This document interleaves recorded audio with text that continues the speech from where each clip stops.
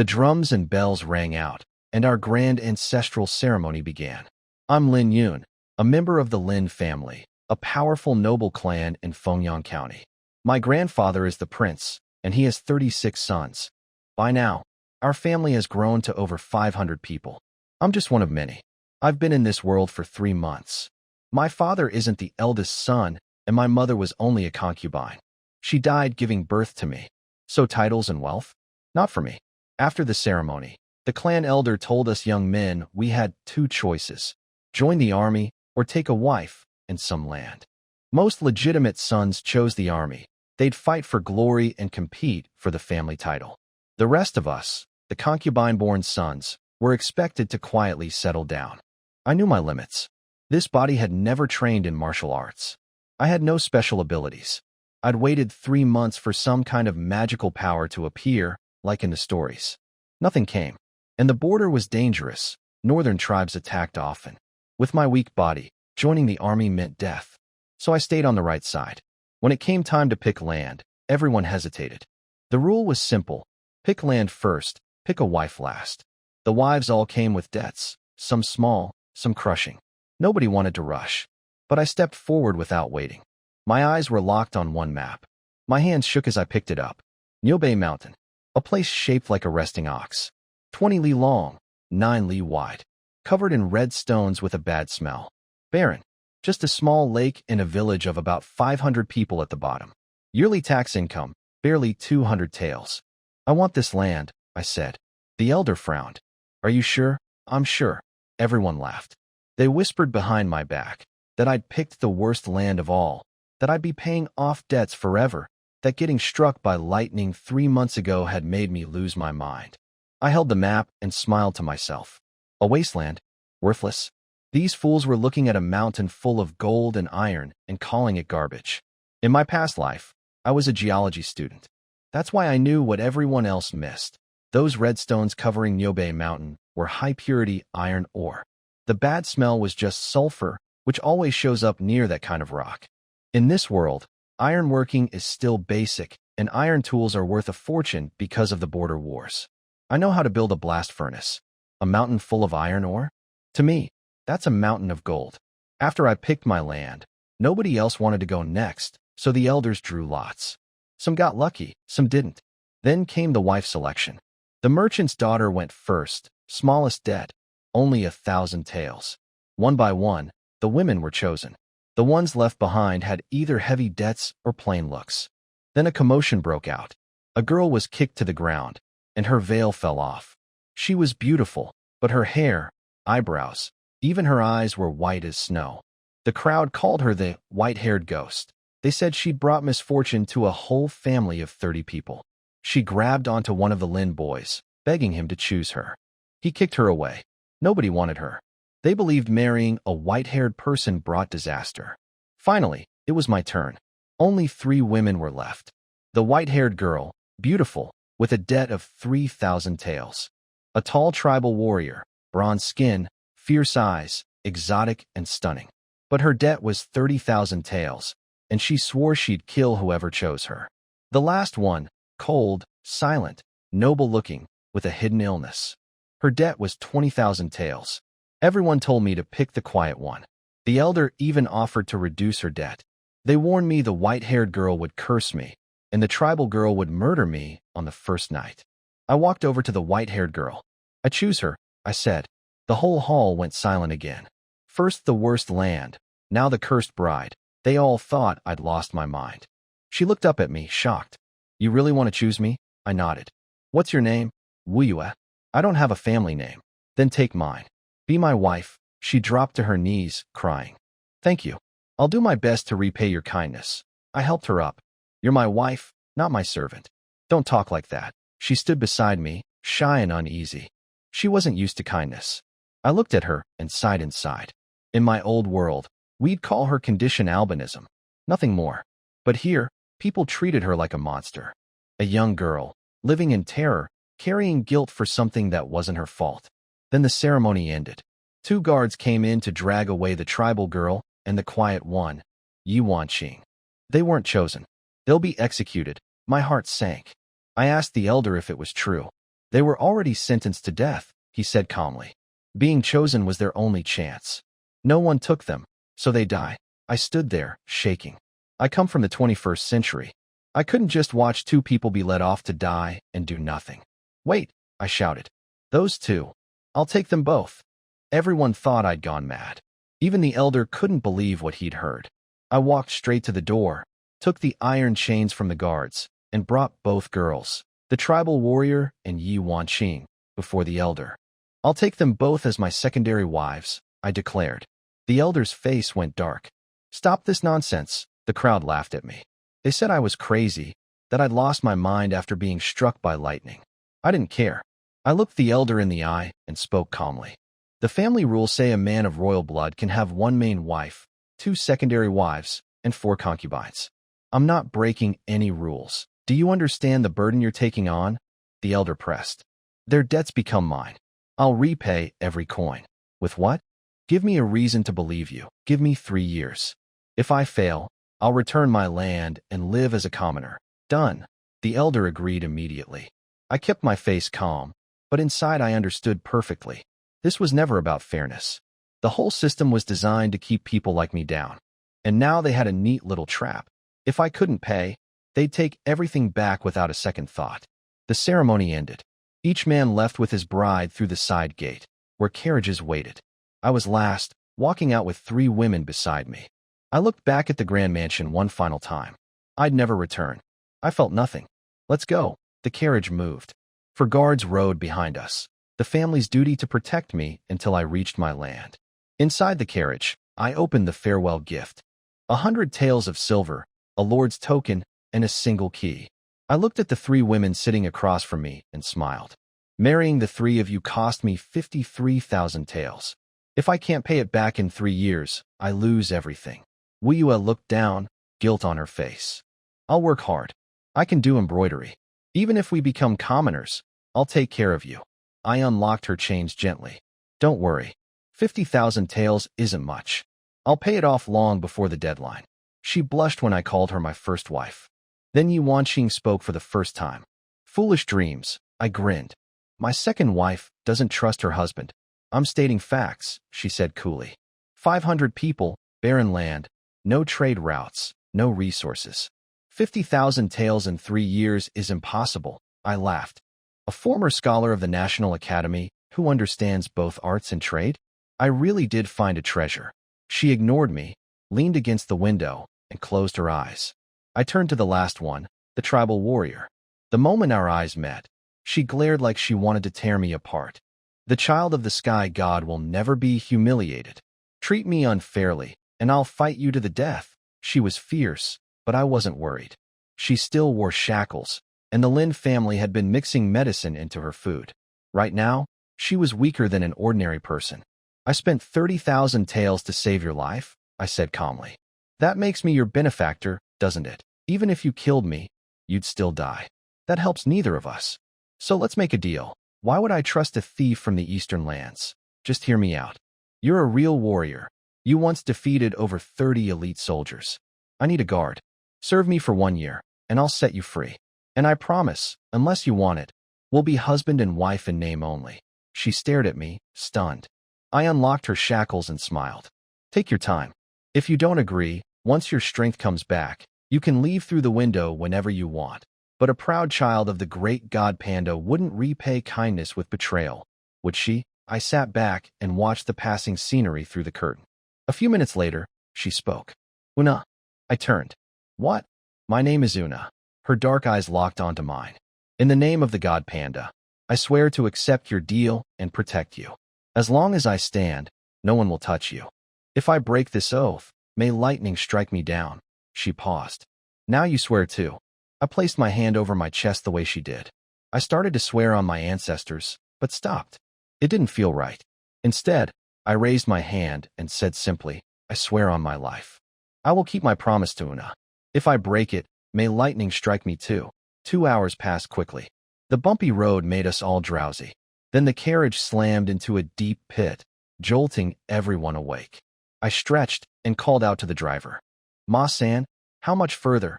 Less than 10 miles, young master. Just then, A group of riders galloped past us on both sides. Bandits, by the look of them. I pulled back the curtain, alarmed. Who are they? One of the escort soldiers sneered at me. Just bandits. No need to be scared. These soldiers despised me. To them, I was a coward who chose land over the army. A concubine's son not worth respecting. I watched the bandits ride off toward Nyobe Mountain and felt uneasy. That road leads to my territory, doesn't it? Yes. Relax, you're still a Lin. We won't let anything happen to you. So stop asking questions. I sat back, quietly cursing their arrogance. Yuanqing studied my face. What's troubling you? She was sharp, a former scholar of the National Academy. Despite her cold manner, she was grateful I'd saved her and wanted to help. I sighed. I didn't expect the area around Nyobe Mountain to be this dangerous. Those bandits might be heading to raid my villages. I already knew the land was poor and unprotected by the Lin family. If bandits came often, my people would be suffering, and they'd blame the Lin family for it. Wanqing understood immediately. Then tell the driver to go faster. Exactly what I was thinking. I pulled back the curtain. Ma-san, I want to reach my territory in half an hour. The driver hesitated, glancing at the soldiers. Before anyone could argue, I held up my lord's token. Any complaints? Take it up with this. The soldiers swallowed their pride. They didn't expect this from me. But I wasn't worried. With Una beside me, none of them were a threat. The whip cracked, and we picked up speed. Meanwhile, at Nyobe village, the small settlement at the foot of my mountain, life went on as usual. Children played in rough clothes. Men prepared fishing boats. Women mended nets and chatted. The land was too poor for farming, so everyone survived on fish from the lake. Hard, but manageable. Then the bandits arrived. A woman spotted them first and screamed. Run! The bandits are coming! Panic broke out. Children cried. People shouted. But it was too late. One bandit shot an arrow from a distance and struck down a villager. The leader roared, anyone who runs dies first. Everyone froze. The bandit leader was a one-eyed man with a scarred face, sitting on a black horse, holding a broad knife. He called out for the village chief. An old man with a bent back limped forward, coughing through the dust. Sir, you came just last week and took everything. Our money, our dried fish. We have nothing left. Please, have mercy. The bandit kicked him in the chest. The old man fell backward, caught by the villagers behind him. Two young men rushed forward with fishing spears. We'll fight you. But they were weak and hungry, no match for the bandits. They were beaten down in seconds. The villagers dropped to their knees, begging. The old chief struck his cane on the ground, crying, Stop, please. The bandit leader finally waved his men off. Then he spoke coldly. Old man, I'm just following orders. Don't blame me. Blame the new lord who's coming to take over. Give me 500 pounds of grain or salted fish, and we'll leave. Otherwise, Nyobe village disappears today. Their plan was simple. Rob the village clean and scare me off before I even arrived. A new lord threatened their way of life, and they wanted me gone. The villagers, hearing that a new lord was coming, felt only bitterness. They paid taxes every year and got nothing in return. No protection, no help. The Lin family had abandoned them, and now this new lord was bringing even more trouble. The old chief shook his head. Wang Wu, we have nothing left. What little food remains, we can't give up, we'll starve. If you take it by force, we'll fight. Your choice, steady gains from a living village, or one last raid on a dead one. At his words, every villager, men, women, even children, picked up whatever they could find. Sticks, tools, stones. They were ready to die fighting. The bandit leader's face went cold. He hadn't expected the villagers to fight back this hard. But he had orders. Drive the new lord away, no matter the cost. Fine. You've made your choice. Attack. The bandits drew their weapons. The villagers braced themselves to die fighting. That's when my carriage arrived. You rebels, stop right there. Everyone turned to look. They saw my black carriage flanked by 4 soldiers in silver armor carrying long spears. The villagers felt a flicker of hope. The bandits looked uneasy. They'd passed us on the road earlier and never expected us to get involved. Wang Wu rode forward and pointed his blade at us.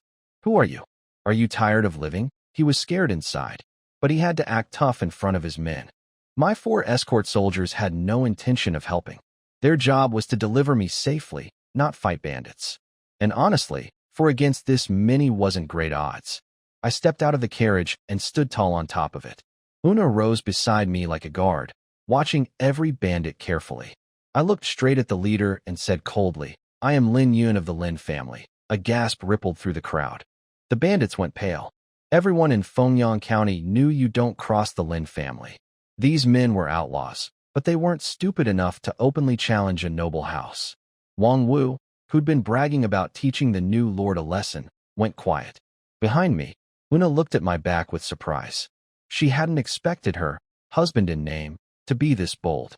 I had no real power, no fighting skill, yet I stood up without flinching. Even the 4 soldiers were impressed. Wang Wu quickly lowered his blade and forced a smile. "So it's the new lord." "My apologies," I smiled thinly. "I've heard the land around Nyobe Mountain is full of brave men.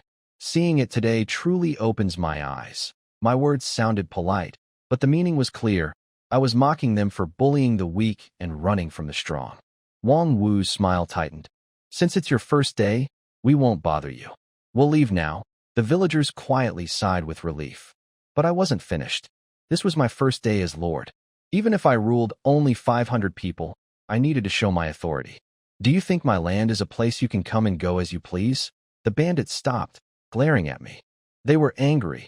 They'd already backed down, and I was still pushing. Wang Wu's eye narrowed. "Don't push your luck, young Master Lin. Anger me, and it'll be bad for you and your village." I ignored him and turned to the old village chief. "Elder, I'm Lin Yun, your new lord. Tell me, what have these men done to your village before?" The villagers stared at me coldly. Not a single person answered. They didn't trust the bandits, but they trusted me even less. The Lin family had ignored them for years. Why would they believe I was any different? I stood there in awkward silence for a long time. Finally, the old chief stepped forward alone and bowed. "Thank you for driving them away, young master. We're grateful." That was all. He was too afraid to say anything against the bandits. Wang Wu laughed loudly. "See, young master, nobody wants your help. Now, can we go?" I felt the frustration rise in my chest. "Fine. If words wouldn't work, actions would." "Una," I called. She stepped forward. "My lord, deal with these men. Leave Wang Wu alive." The bandits froze, then burst out laughing. They weren't afraid of one woman. Their eyes turned ugly as they looked at her. Una stayed calm. She turned to one of my soldiers. "Lend me your spear." The soldier knew what she was capable of. She'd once killed over 30 elite Lin family soldiers on the battlefield. He tossed her the spear without hesitation. Una caught it, looked at the laughing bandits, and smiled coldly. Then she moved. She was fast, terrifyingly fast. The heavy spear struck with brutal power and perfect aim. In seconds, several bandits were on the ground. The rest stumbled back in shock. Wang Wu charged at her, swinging his blade. One clash was all it took. His weapon shattered, and he flew off his horse. The surviving bandits turned and ran. Una moved like a butterfly, fast, graceful, deadly. In just a few breaths, every bandit was on the ground. The village entrance was stained red. Even the 4 soldiers looked shaken. I smiled. Having Una on my side was worth more than 100 guards. I stepped down from the carriage and walked to Wang Wu, pressing my foot on his head. "Do you know why I'm letting you live?" He was shaking. "Please, spare me. Go back. Tell your leader. If he bothers Nyobe village again, next time won't end so kindly." "Yes. I'll deliver the message." I kicked him away. My foot hurt, but I didn't show it. He scrambled onto his horse and rode off. The 4 soldiers looked at each other. I could tell they were seeing me differently now. Before, I was just the unwanted son. Now they weren't so sure. But then the old village chief spoke, and not the way I'd hoped. "Young Master Lin, you've brought disaster on us." I frowned. "What do you mean? You think those bandits won't come back for revenge?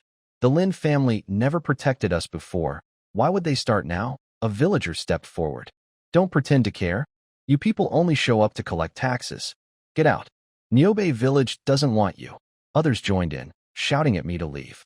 One even accused the Lin family of working with the bandits. It stung, but I'd expected this. One of my escort soldiers rode forward and yelled, "How dare you insult the noble family? You deserve death." The villagers went quiet, stepping back in fear. I turned on the soldier, my voice cold. "Who told you to speak? As long as I'm here, you don't give orders." He was stunned. "But they insulted the Lin family. This is my land now. These are my people. It's not your place to threaten them. I looked at all 4 soldiers. Your escort mission is done. Go back and report. They weren't happy, but they saluted and rode away. Good. Their arrogance would only make things worse. I turned to the villagers. I know you have every reason to hate the Lin family. We failed you. I'm sorry, truly, but I'm asking for a chance.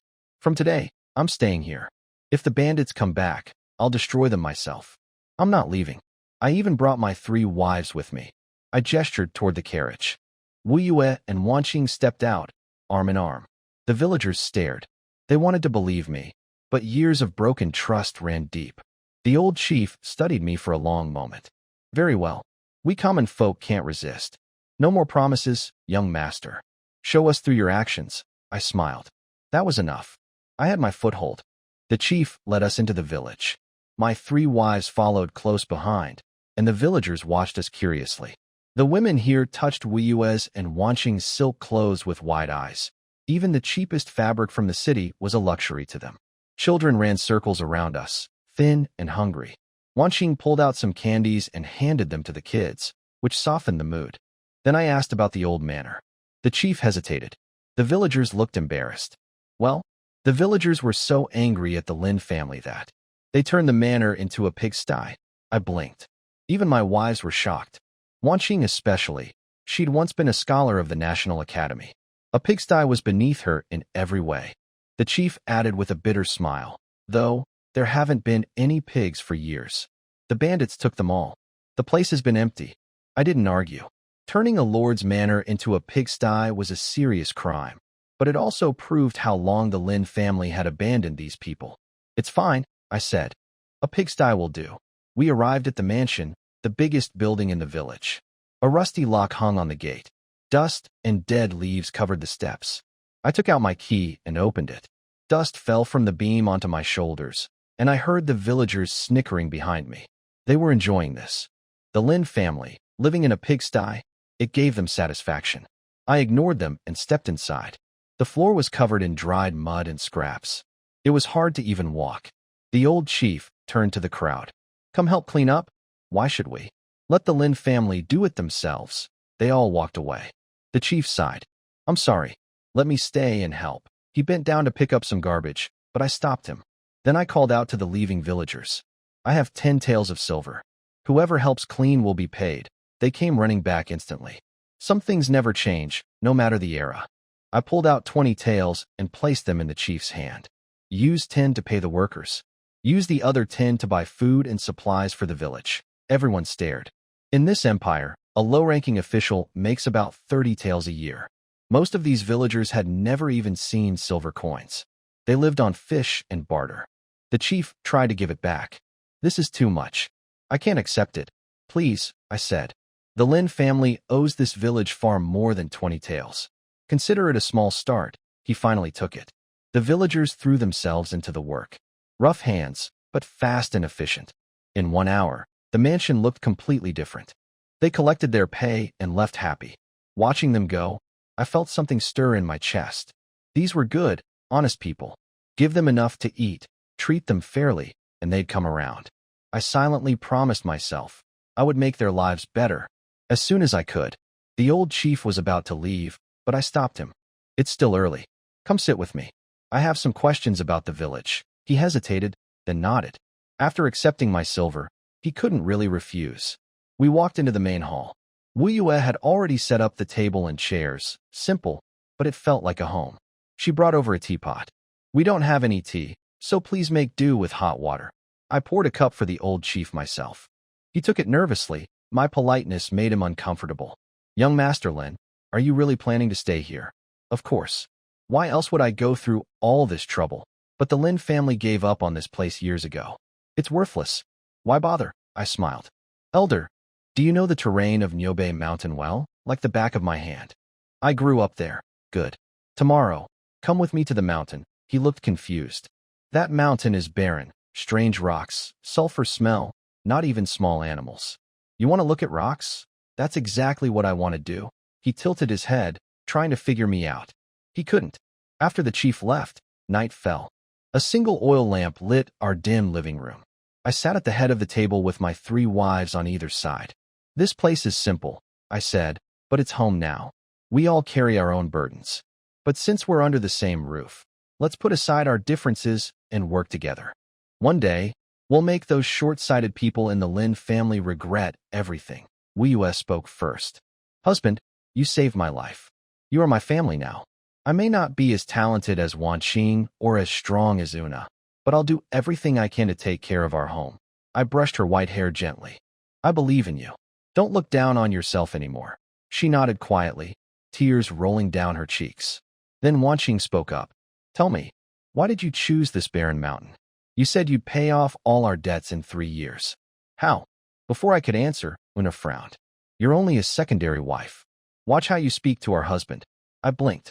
I hadn't expected Una to defend me, but my actions against the bandits had earned her respect. She admired strength and courage. It was in her blood. Wan Qing fired back. Sister Wu Yue is the main wife. You and I are both secondary wives, but my rank is higher than yours. Show some manners. Una stood up, ready to fight. My head started pounding. First night together, and they were already at each other's throats. Too many wives is definitely a problem. Enough, I shouted. Both of you stop. Una, go rest. Una snorted and left. Wan Qing turned back to me. Now answer my question. I sighed. I chose Niubei Mountain for a reason. You don't need to know everything yet. Just wait. This mountain isn't some wasteland. It's full of treasures. Her eyes lit up. Wu Yue's too. And the debt. Wan Qing pressed. I'll pay it off because of this mountain. That's all I can say for now, she pouted. You talked so much and said nothing useful. Then she stood up. I'm going to bed. Sitting in a carriage all day is exhausting. I watched her go, still trying to figure her out. A beautiful, noble woman who'd once been a strategist for the emperor. Why had she joined the rebels? Didn't she know how dangerous that was? Then Wu Yue blushed and said softly, Husband, the room is ready. Let's rest. As the main wife, she was supposed to share a room with me. She wanted to take care of me. It was her way of showing gratitude. I suddenly understood what she meant and scratched my head awkwardly. You go ahead. I'm not tired yet.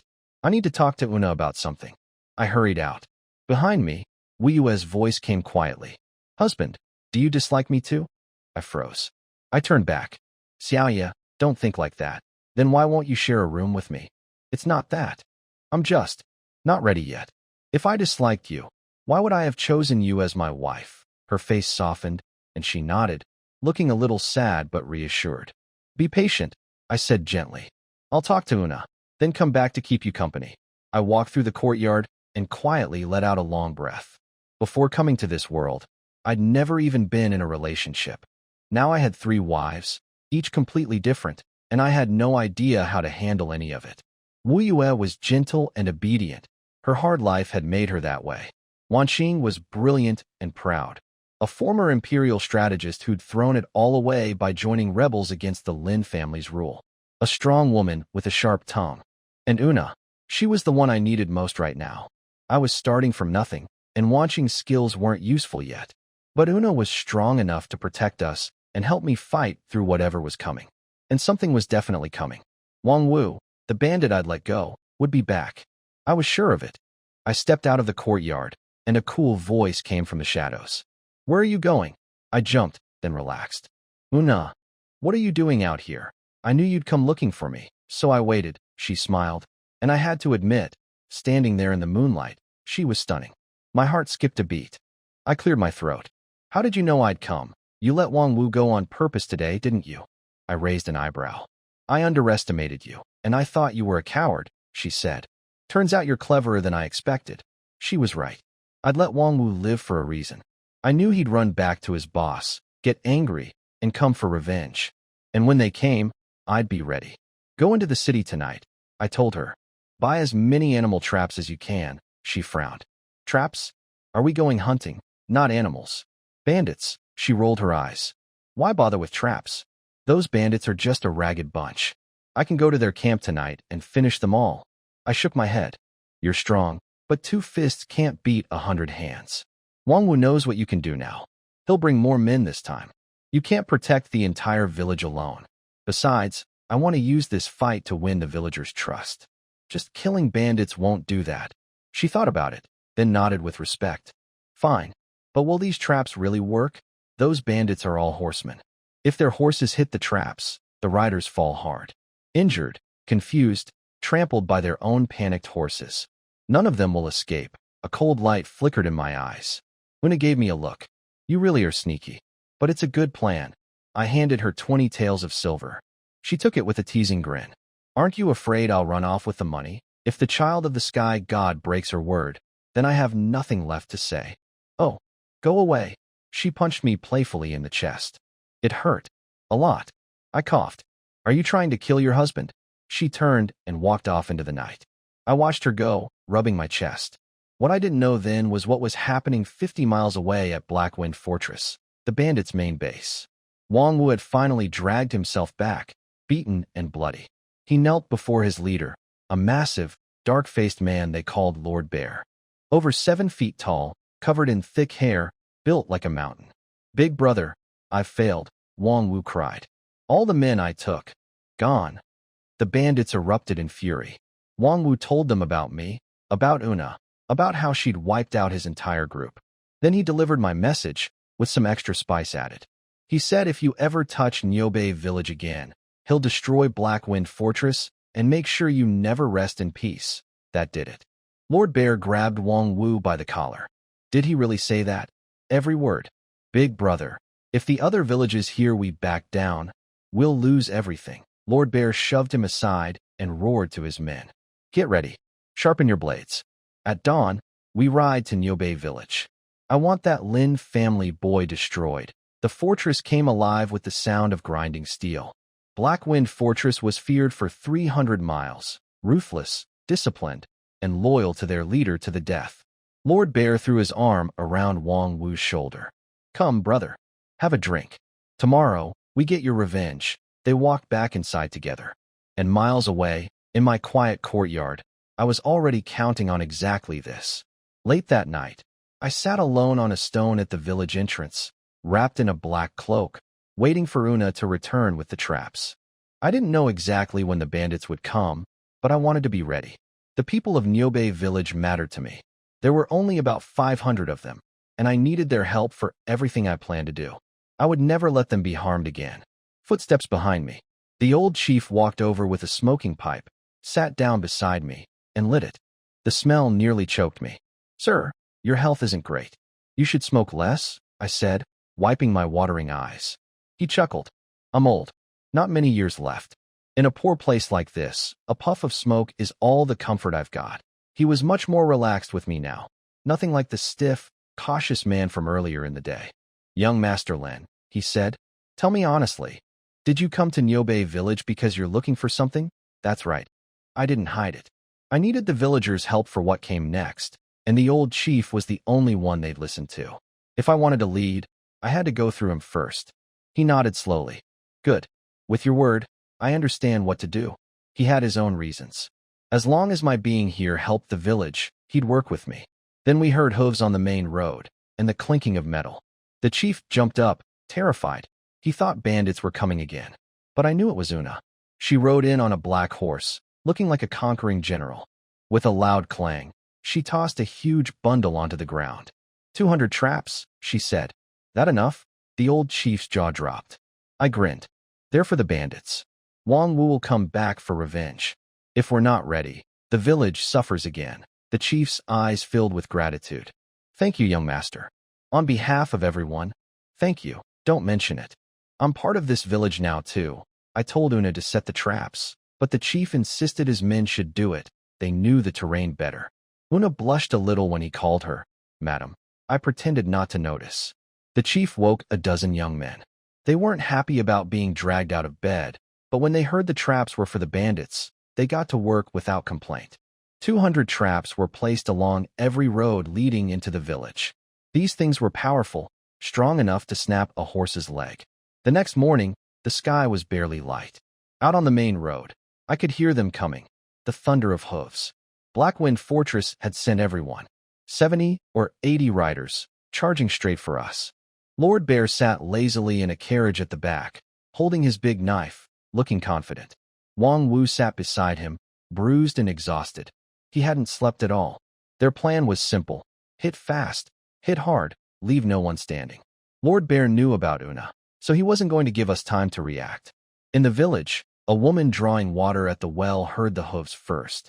She saw the dust cloud and the riders, dropped her bucket, and screamed, "The bandits are coming!" The village woke up in panic.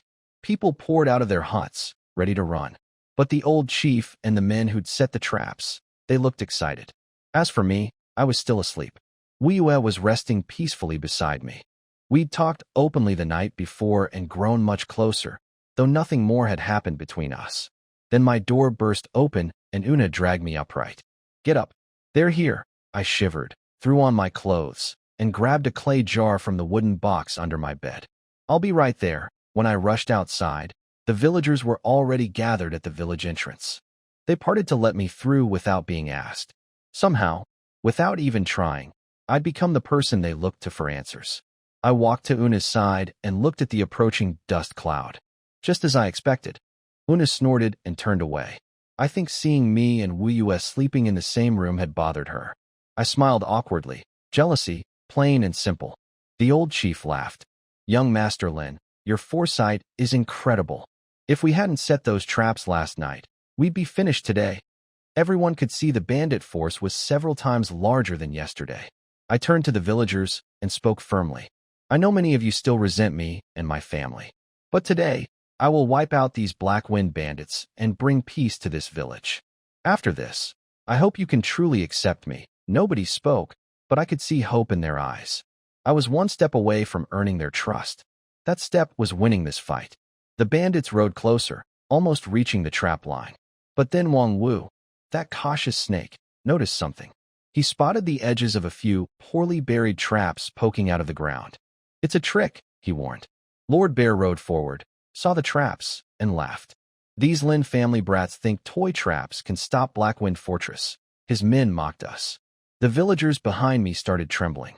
Some looked ready to run. The old chief shouted, "Stand still. Running or fighting, the risk is the same. Show your courage." Everyone turned to me.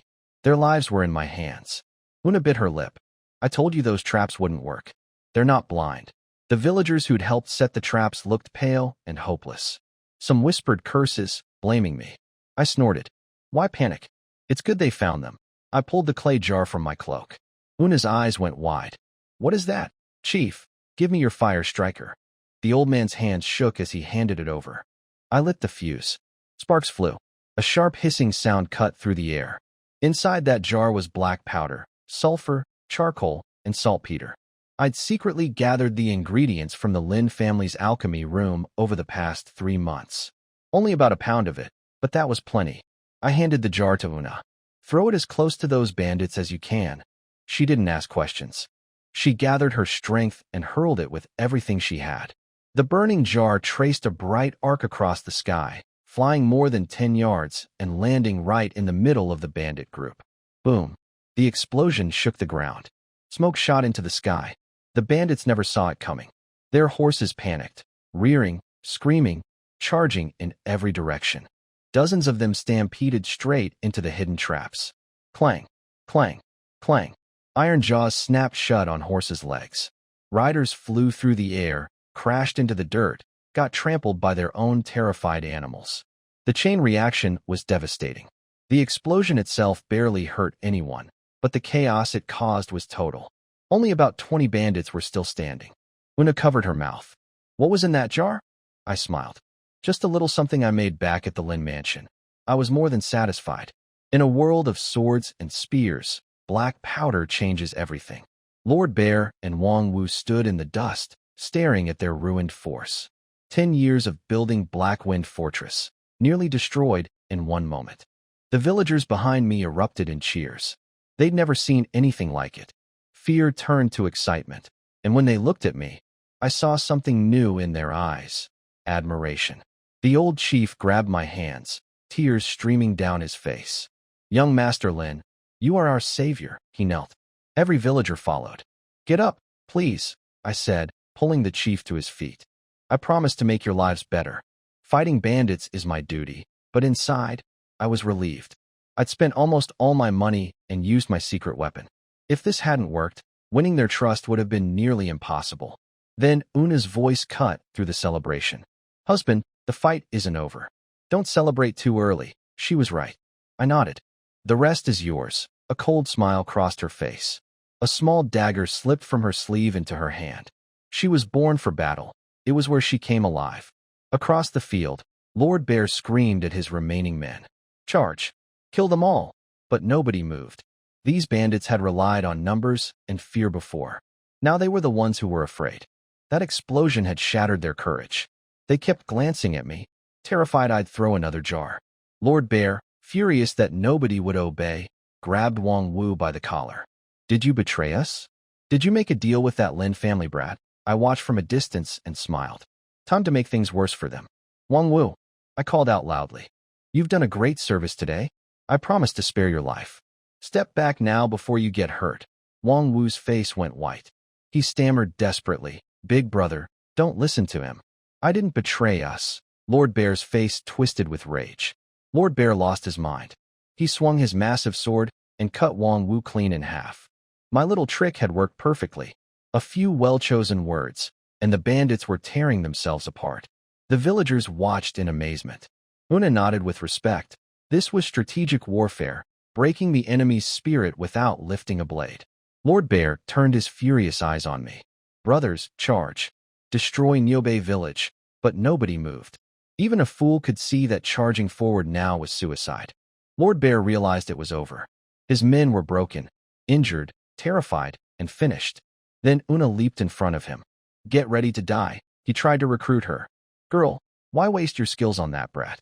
Join me. Together we could control 500 miles. Una licked her dagger and sneered. Big words from a small bandit.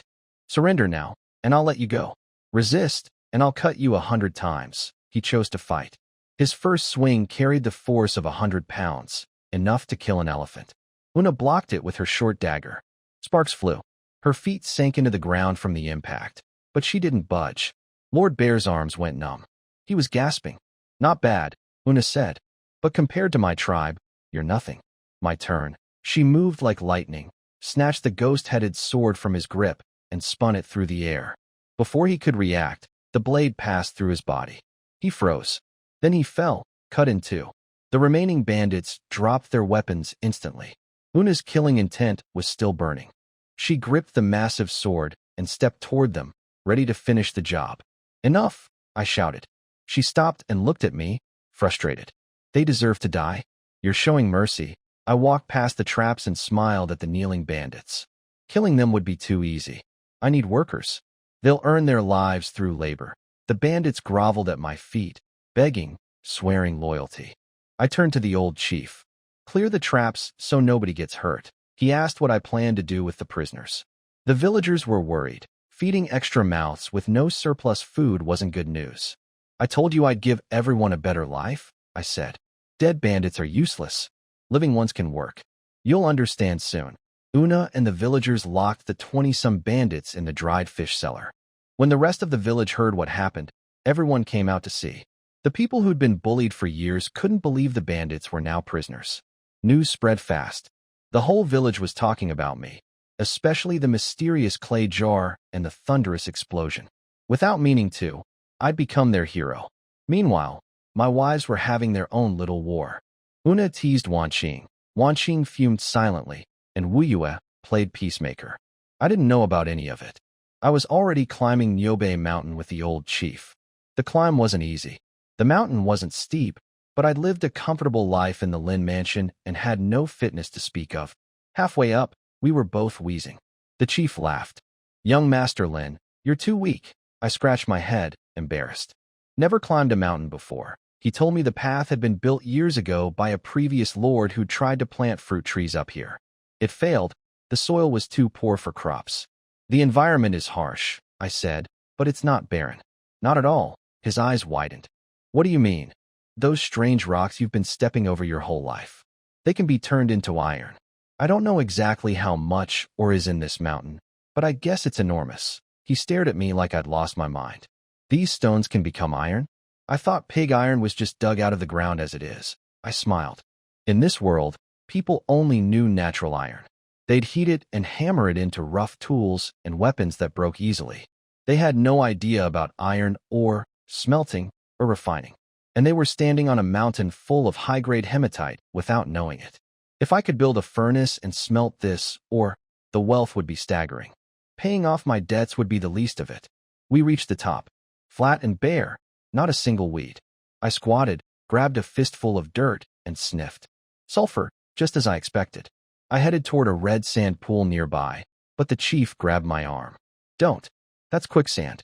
People have died there. I stepped carefully to the edge and looked down at the deep red sand. My heart soared. All of this is red iron sand, I said, grinning.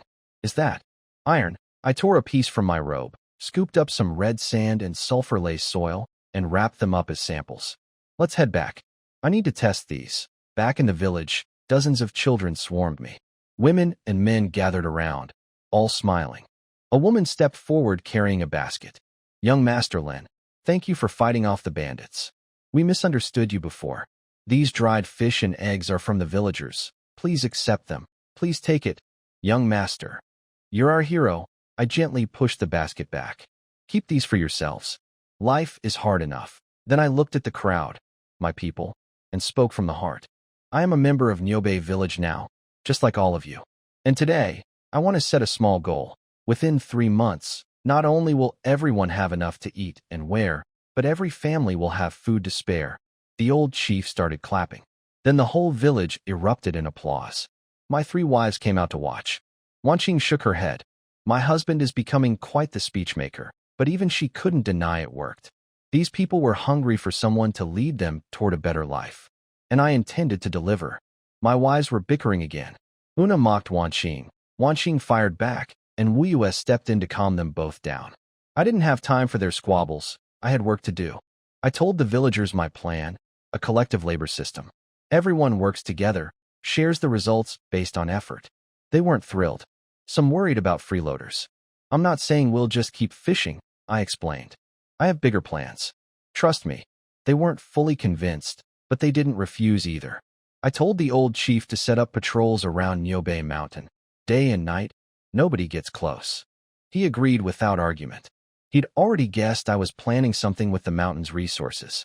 Then I went home, grabbed the sulfur sand samples I'd collected, and headed straight to the firewood shed. The smell was terrible, like rotten eggs, but I didn't care.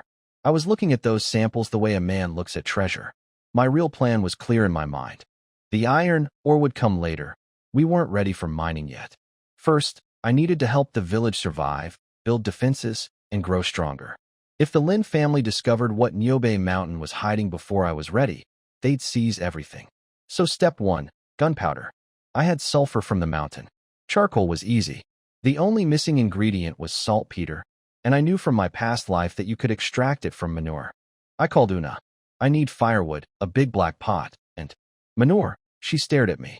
Manure? Are you hungry? Do you want to eat it? Just do as I say. I am Una, a warrior of the northern tribes.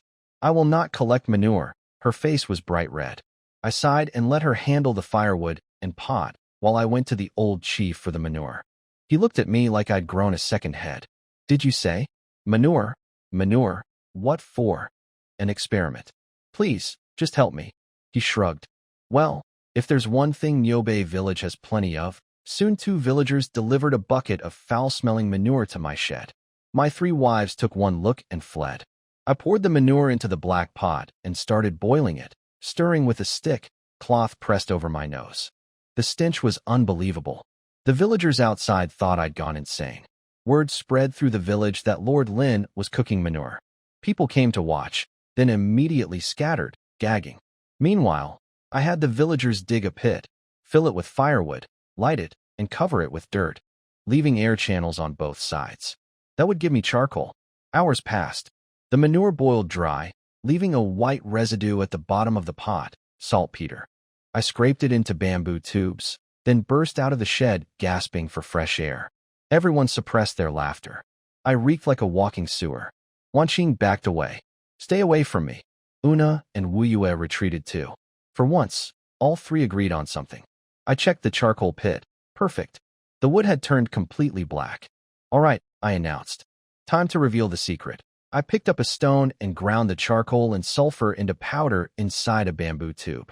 Then I added the saltpeter crystals and packed everything tight, leaving a fuse of dried leaves at the end. Everyone watched, confused. The old chief and the villagers thought I'd wasted an entire afternoon on nonsense. My wives leaned in, fascinated. "Stand back," I warned. Far back, I borrowed the chief's fire striker, lit the fuse, and aimed the bamboo tube at a brick wall 5 meters away. Boom! The explosion shook the whole village. A fiery blast shot out and punched clean through a wall a foot thick. The recoil nearly broke my arm. Blood ran down my wrist, and smoke blackened my face. But I was grinning. The 2 villagers dropped to their knees in terror. The old chief's hands trembled. He'd never seen anything like this in 60 years of life. But my wives, they understood instantly. Una threw herself into my arms. As a battlefield warrior, she knew exactly what this weapon meant for warfare. "Husband, you're amazing. What is this called?" "Ow, let go." My arm. She jumped back, horrified to see blood dripping from my wrist. Wu Yue rushed over with a handkerchief. Even Wanqing moved closer, her eyes wide. "What is this?" Wanqing demanded. "Was that really your invention?" "Black powder," I said. Her sharp mind was already racing. "You were the worst student among all 36 sons of the prince. How could you possibly know how to make this?" I couldn't exactly tell her I was from the 21st century. "Can I bandage my arm first before the interrogation?" Wu Yue scolded her gently, and they helped me inside. But I caught the look in Wanqing's eyes: doubt, curiosity, and something new: excitement. She was a strategist.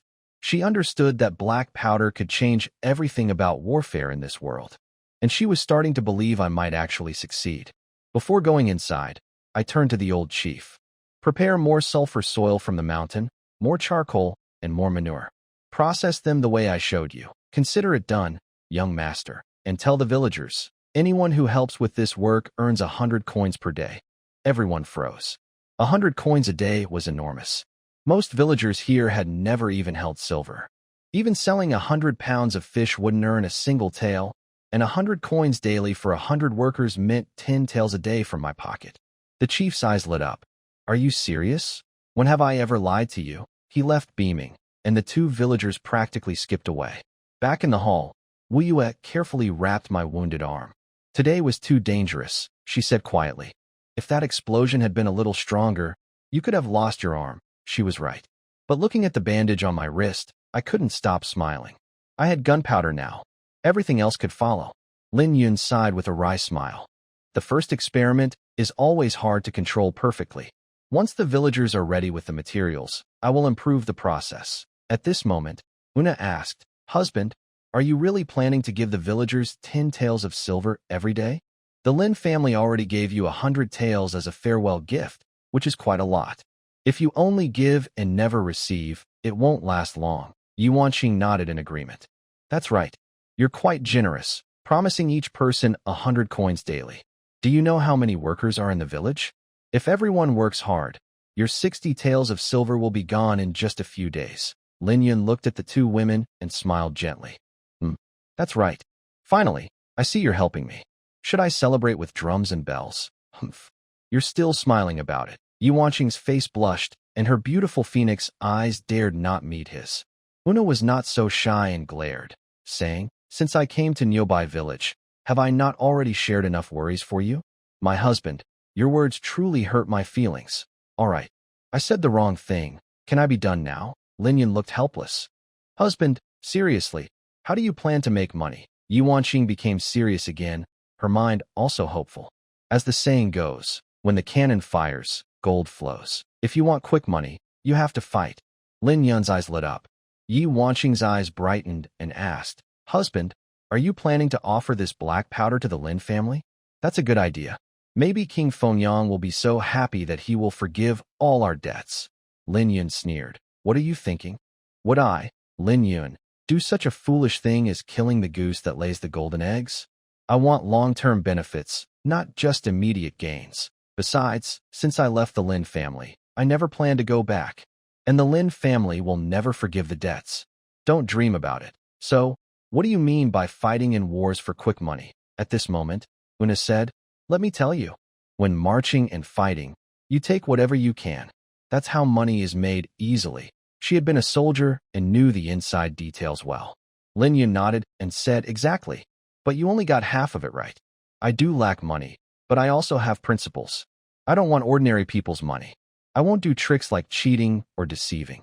Una frowned and asked, then how do you plan to make money? Humph. Around Nyobai Mountain, within 500 miles, there are definitely many bandit dens like Blackwind Village. These bastards have probably plundered a lot of people's wealth over the years. I want to make them pay back what they've taken. Yu Wanqing admired. Husband, your ideas are truly unique. Fighting black for black is indeed a no-lose deal. But have you thought about the future? These bandit dens can't support us forever. They will run out eventually. Meanwhile, Lin Yun's wound had been bandaged. He stood up and moved a bit, saying in a deep voice, once I've eaten my fill, I will have my own power. What do you think my future will look like? This time, he fully revealed his ambition. Both Yu Wanqing and Una were shocked inside. But neither was naive, especially Yu Wanqing, who was a rebel in the National Scholar Institute and had long harbored plans for rebellion. That's why she ended up in her current situation. Una, being from the barbarian tribes, had no real feelings for the great End God dynasty. I never thought I, a person with a criminal record, would meet someone as talented as you. I've really started to fall for you. Yu Wanqing's eyes sparkled, her smile charming and captivating. Lin Yun felt overwhelmed and quickly said, I'm hungry. Wu Yu, what are we eating tonight? Fish. The villagers brought a lot, Wu Yu replied. Lin Wu Yu didn't say much and just worked hard, listening to the conversation between the three of them. She seemed like a kind and caring wife. Lin Yun raised an eyebrow and asked, who told you to take the villagers' food supplies? We're not taking these fish. What else can we eat? Do you want us to go hungry all the time? Wu Yu's words made Lin Yun speechless. He had been thinking about Nyobai Mountain all day and forgot that the family had nothing to eat now. Since yesterday, he hadn't eaten a single bite, so it's no wonder he was suddenly hungry. Sorry, it's my fault. Wuna, go into town and buy some grain now, he said. Got it. I've become a courier now, Wuna replied and turned to leave. Ever since the old village chief relayed Lin Yun's words, the villagers went completely crazy. They earned 100 coins a day, no problem eating a whole barrel of manure if needed. Soon, Nyobai village was bustling with activity, and every household was filled with a foul smell. Some people, under the guidance of the old village chief and the two villagers, went to burn charcoal and gather sulfur sand from the mountains. Everyone was busy but organized, each doing their own work smoothly. Now, the villagers were talking about the explosion from earlier. Thanks to the vivid descriptions from the two villagers, Lin Yun was almost seen as a half-immortal. At first, many doubted that the black powder Lin Yun made could be so powerful. But when they saw the wall with a big hole blown through it, they finally believed. The old village chief told everyone that Lin Yun was doing this to arm Nyobai village, so they wouldn't be bullied by outsiders anymore. The villagers were deeply moved. 2 days passed quickly. Lin Yun followed through on his promise, giving the daily wages to the old village chief, who then distributed them to the villagers. Everyone saw the money, so much of it, and their spirits lifted. Thinking back to Lin Yun's words about improving the villagers' lives, they felt grateful. In the wood storage room, Lin Yun had 3 large wooden buckets in front of him. They contained sulfur, charcoal, and saltpeter powder. Next to them was an even larger bucket. Lin Yun poured all 3 materials into the big bucket, mixed them thoroughly, and then carefully lifted a large stone block to crush the mixture. He wanted the ingredients to fully solidify.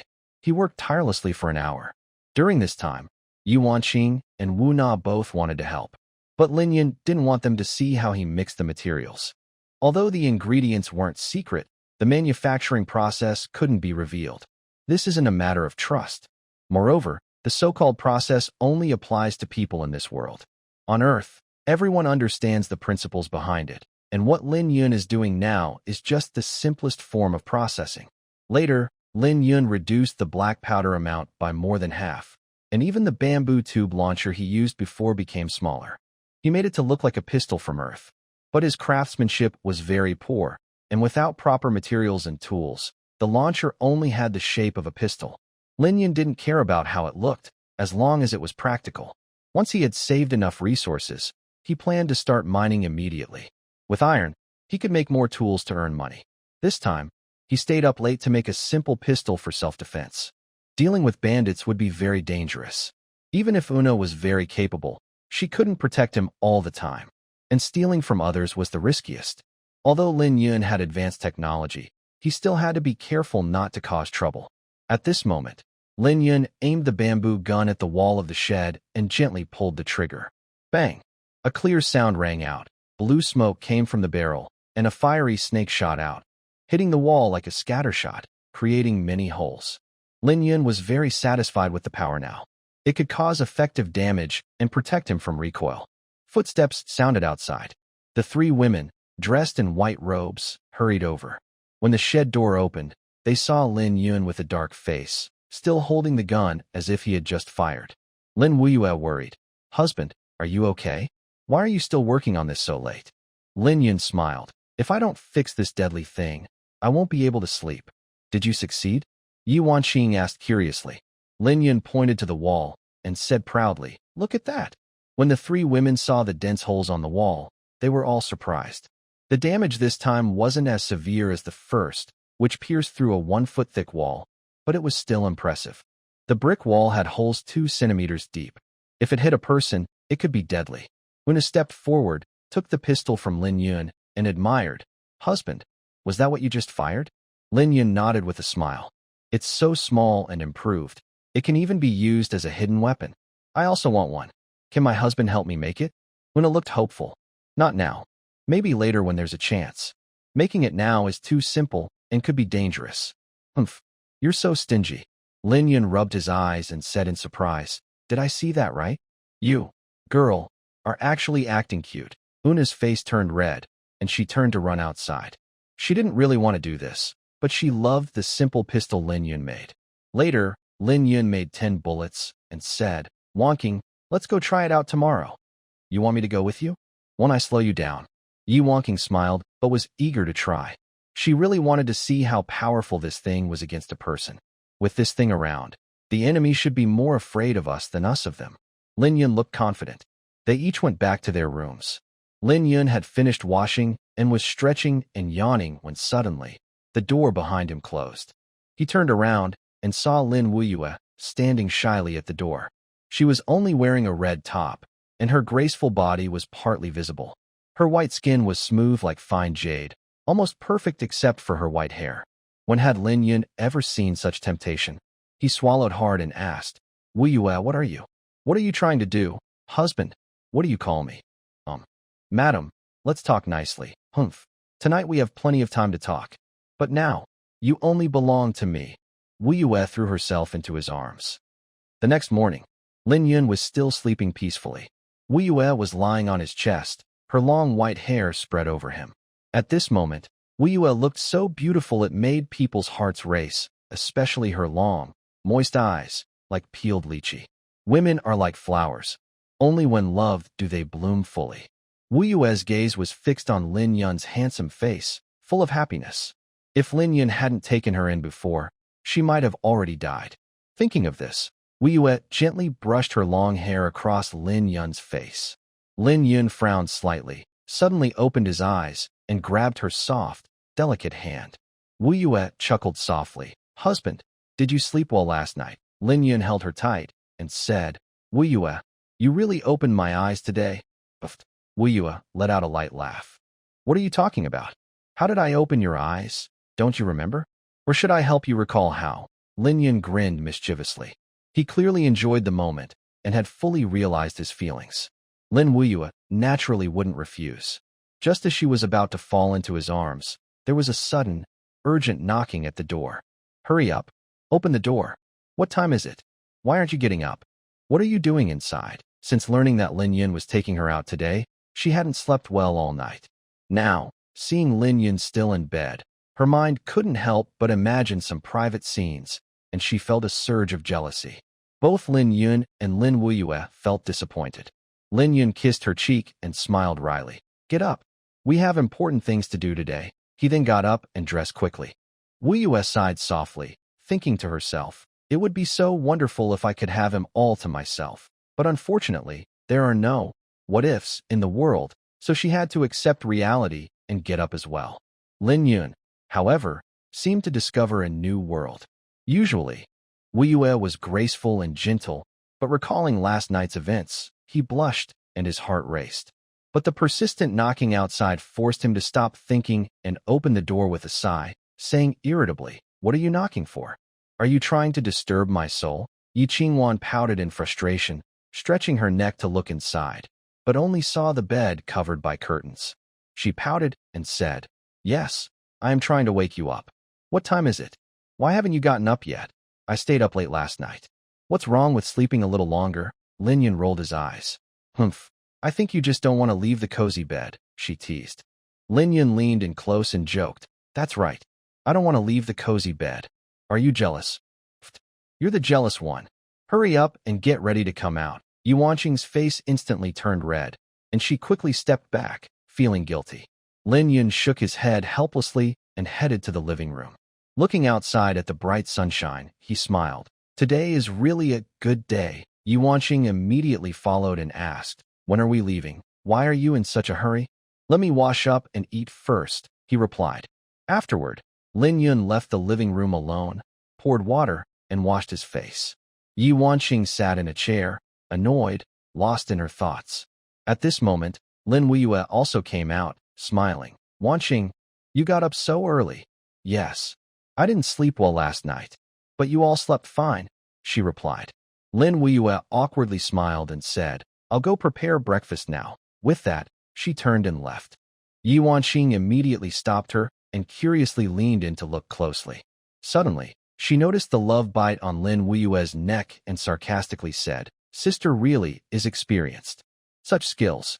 No wonder the husband gets up so late." Lin Wuyue's face flushed with embarrassment, and she quickly left. During the meal, Lin Yun was eating and occasionally smiling foolishly, constantly helping Lin Wuyue with her dishes. This made Yuanqing feel very jealous. Lin Wuyue looked shy and embarrassed. Una, on the other hand, didn't notice any problem and kept talking casually.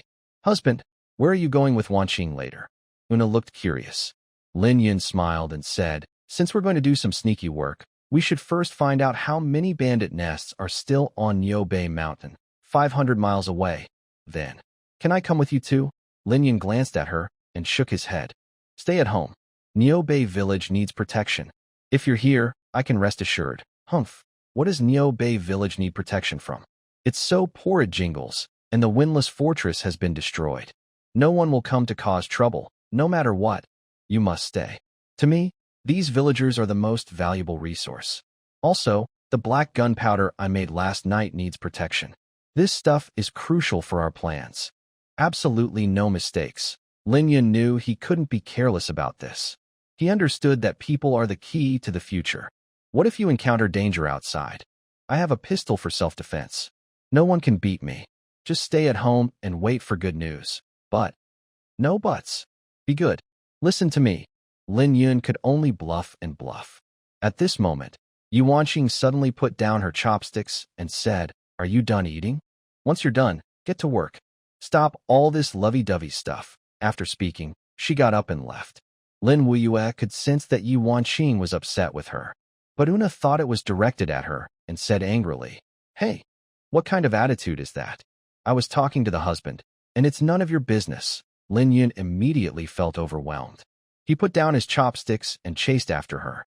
Soon, Lin Yun caught up and said with a smile, "Why are you acting so weird? Are you jealous?" He wasn't a fool and could naturally sense her mood. Yuanqing suddenly stopped and rolled her eyes. "Who's acting weird? Who's jealous? Who do you think you are? I just want to remind you that our situation isn't relaxed enough yet. If you want romance, wait until all our debts are paid off." Lin Yun smiled teasingly and walked in front of her. "So, I was just being overly romantic. That's true.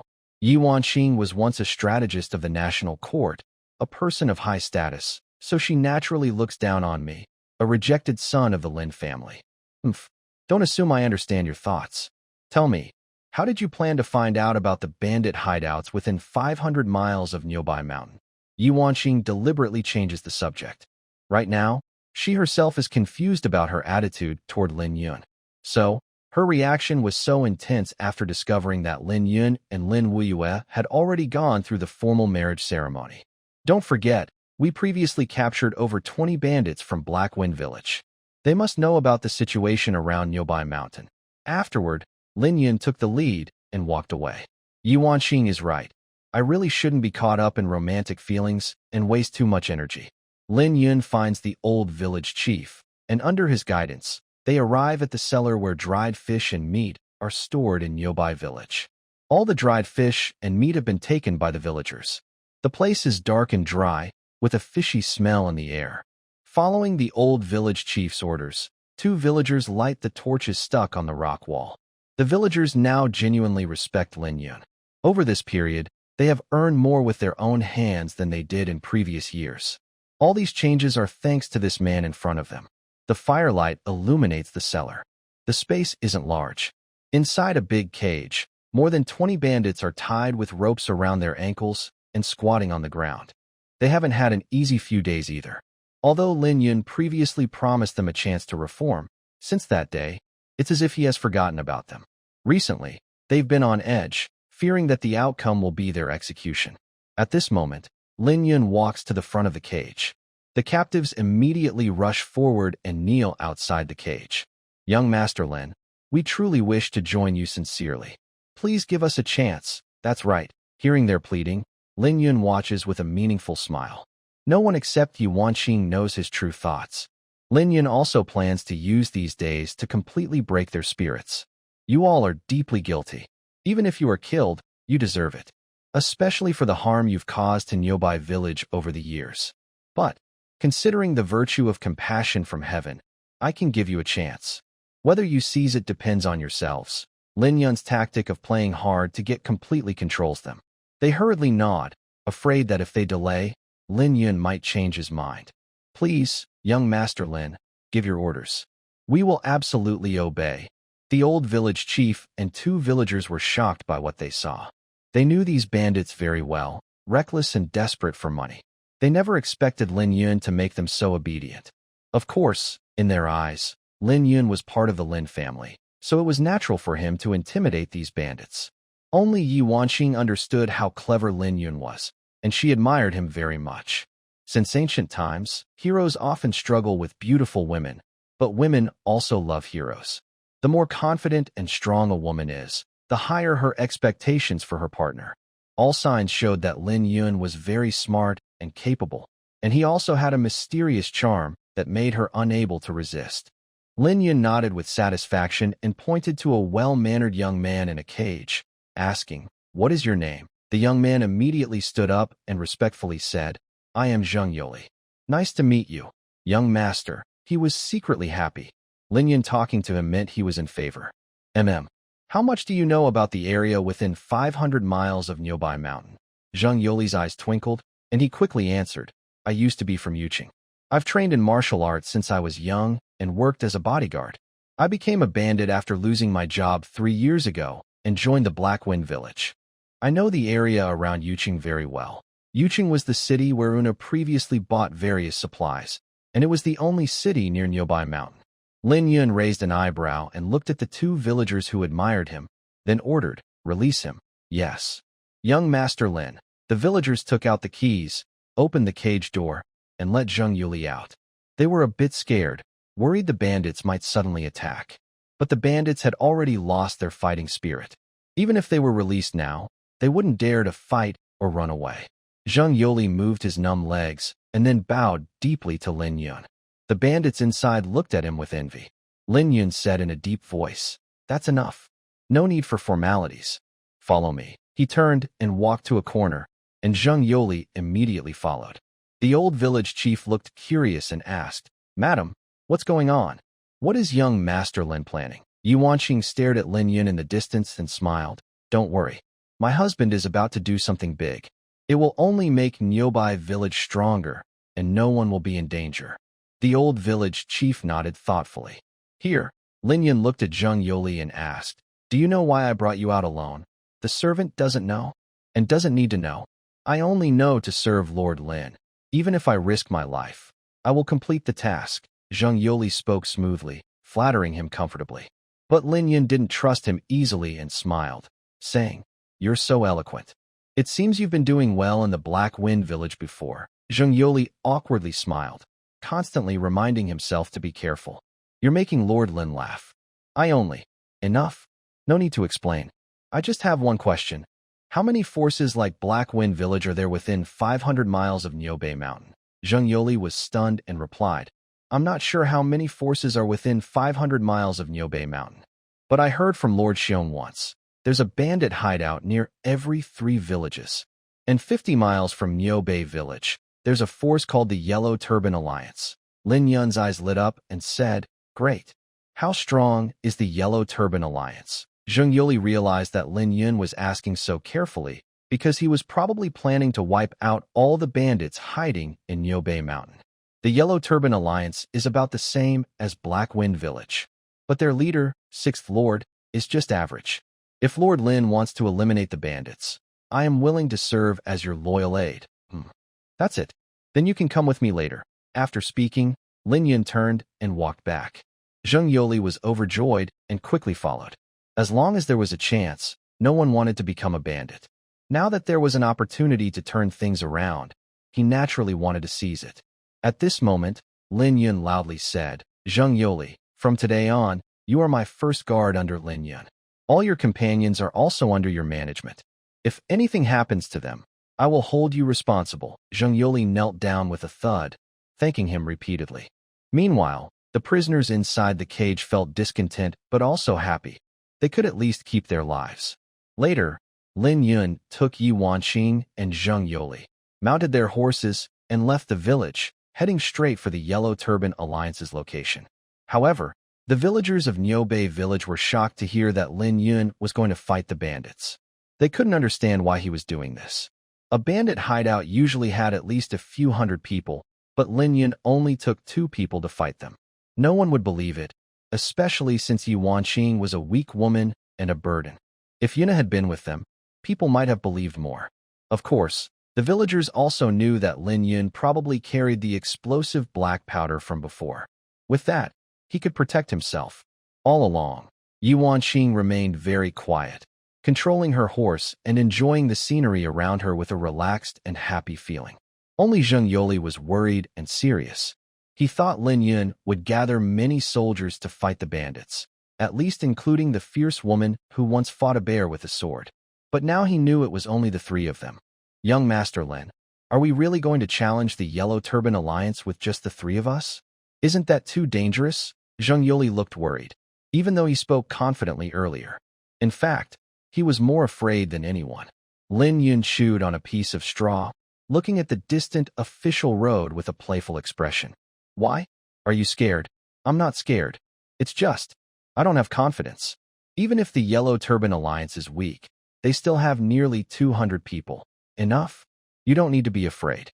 I, Lin Yun, am not foolish enough to risk my life. I brought you along just to be a guide, not to fight to the death. Hearing this, Zheng Yoli was even more confused, not understanding what Lin Yun was planning. At this moment, Yi Wanqing noticed that on both sides of Lin Yun's horse, there were 2 wrapped bundles. She asked curiously, Husband, what are these? She remembered Lin Yun hadn't brought anything, so these bundles must be important. Hearing her, Zheng Yoli also looked at the bundles but couldn't guess what they were.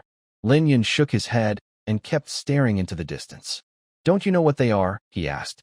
Yi Wanqing's eyes lit up, and she whispered, Could it be? Zheng Yoli was anxious and about to ask, but Lin Yun held his whip and pointed to a mountain valley in the distance. Is this the place you mentioned before? He asked. Zheng Yoli examined the terrain around and nodded. Yes, the Yellow Turban Alliance's hideout is in the center of Jinshan Valley, at the line of heaven. Young Master Lin, you have good eyes. Enough talking. Quickly take me to the line of heaven. Zheng Yoli clearly felt Lin Yun become serious and didn't dare to ask more. He immediately urged his horse forward to lead the way. They were now on a mountain trail. Although the slope wasn't very steep, Lin Yun's horse was struggling a lot. Yi Wanqing said, Husband, are you planning to set off black powder here? She guessed that the bundles on both sides of Lin Yun's horse contained black powder. If they exploded directly, the power would be enormous. Lin Yun nodded. Yes. Later, you stay here and wait for my signal. When you hear the second gunshot, light the fuse. Okay. Husband, are you sure this plan will kill all the bandits? Who said I want to kill all the bandits? Then what are you going to do? As they spoke, the three of them reached the top of the mountain. Lin Yun dismounted, took 2 bundles from his horse, and moved to the edge of a narrow gap in the sky. He looked carefully below. About 100 meters down, a group of strong men wearing yellow headscarves were drinking and eating loudly, the atmosphere very lively. All the bandits didn't notice anyone above them. Lin Yun smiled coldly and placed the 2 bundles on either side of the gap. These 2 packs of explosives were made quickly by him. Although rough, their power was enough, about 100 Jin, to make the bandits very scared. His goal wasn't to kill all the bandits, but to steal their wealth, take it over, and grow his own power. Maybe no one would believe it if he told them, but Lin Yun had the confidence now. After finishing everything, Lin Yun and Zheng Yoli went down the mountain.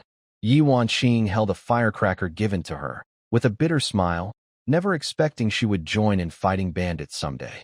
As they approached the entrance of the narrow gap, a yellow scarf guard with a long spear jumped out and shouted, "How dare you?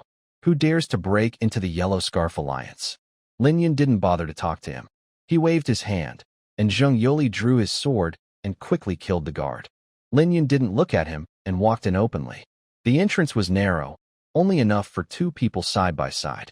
Lin Yun bent down and entered, and inside was a different world. From a distance, he could hear loud, cheerful laughter and women crying. Lin Yun didn't dislike bandits. Willing to become a robber showed they had courage and spirit, which made them interesting. But if they bullied women, that was unforgivable. People can be bad, but they must have a bottom line. Without that, they are just scum. Finally, after passing through the narrow part, he saw hundreds of strong men with bare chests and yellow scarves. Some women, clearly villagers, were dressed in ragged clothes, crying softly, leaning on each other, their eyes full of despair. Obviously, they had been insulted. At that moment, Lin Yun accidentally knocked over an empty wine jar. Crash!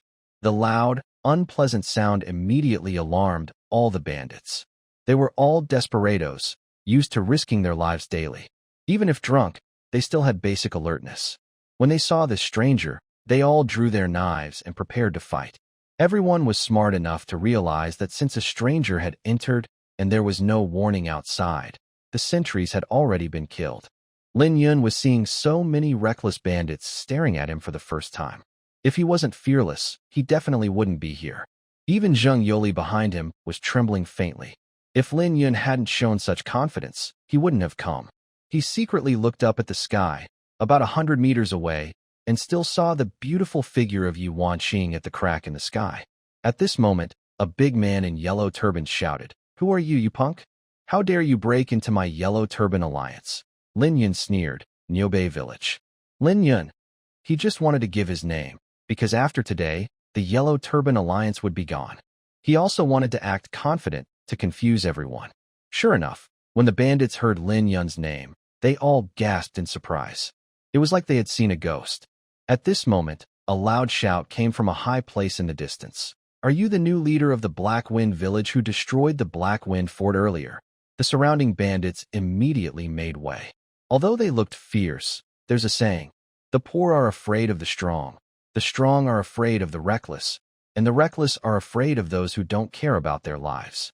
Clearly, in the eyes of these bandits, Lin Yun was the kind of ruthless person who didn't care about his life. The fact that he could destroy the most prestigious Black Wind fort on Niubei Mountain showed his strength. Even though these bandits were reckless, they all feared death, especially the one in front of them, who was famous within 500 miles around Niubei Mountain. A middle-aged man in a tiger skin cloak walked over along the path cleared for him. Lin Yun frowned, then relaxed again, and said contemptuously, "It seems I am quite famous. Are you the leader of the Yellow Turban Alliance, Sixth Lord?" The middle-aged man nodded and said, "Young Master Lin." Clearly, in the eyes of these bandits, Lin Yun was the kind. "May I ask what brings you here?" He wasn't stupid. As a leader, he had sharp eyes and sensed a faint killing intent. But even if Lin Yun was powerful, coming alone into his territory wouldn't get him any benefits, so he wasn't afraid. Lin Yun sneered, "If I say I came to rob, do you believe it, Sixth Lord?"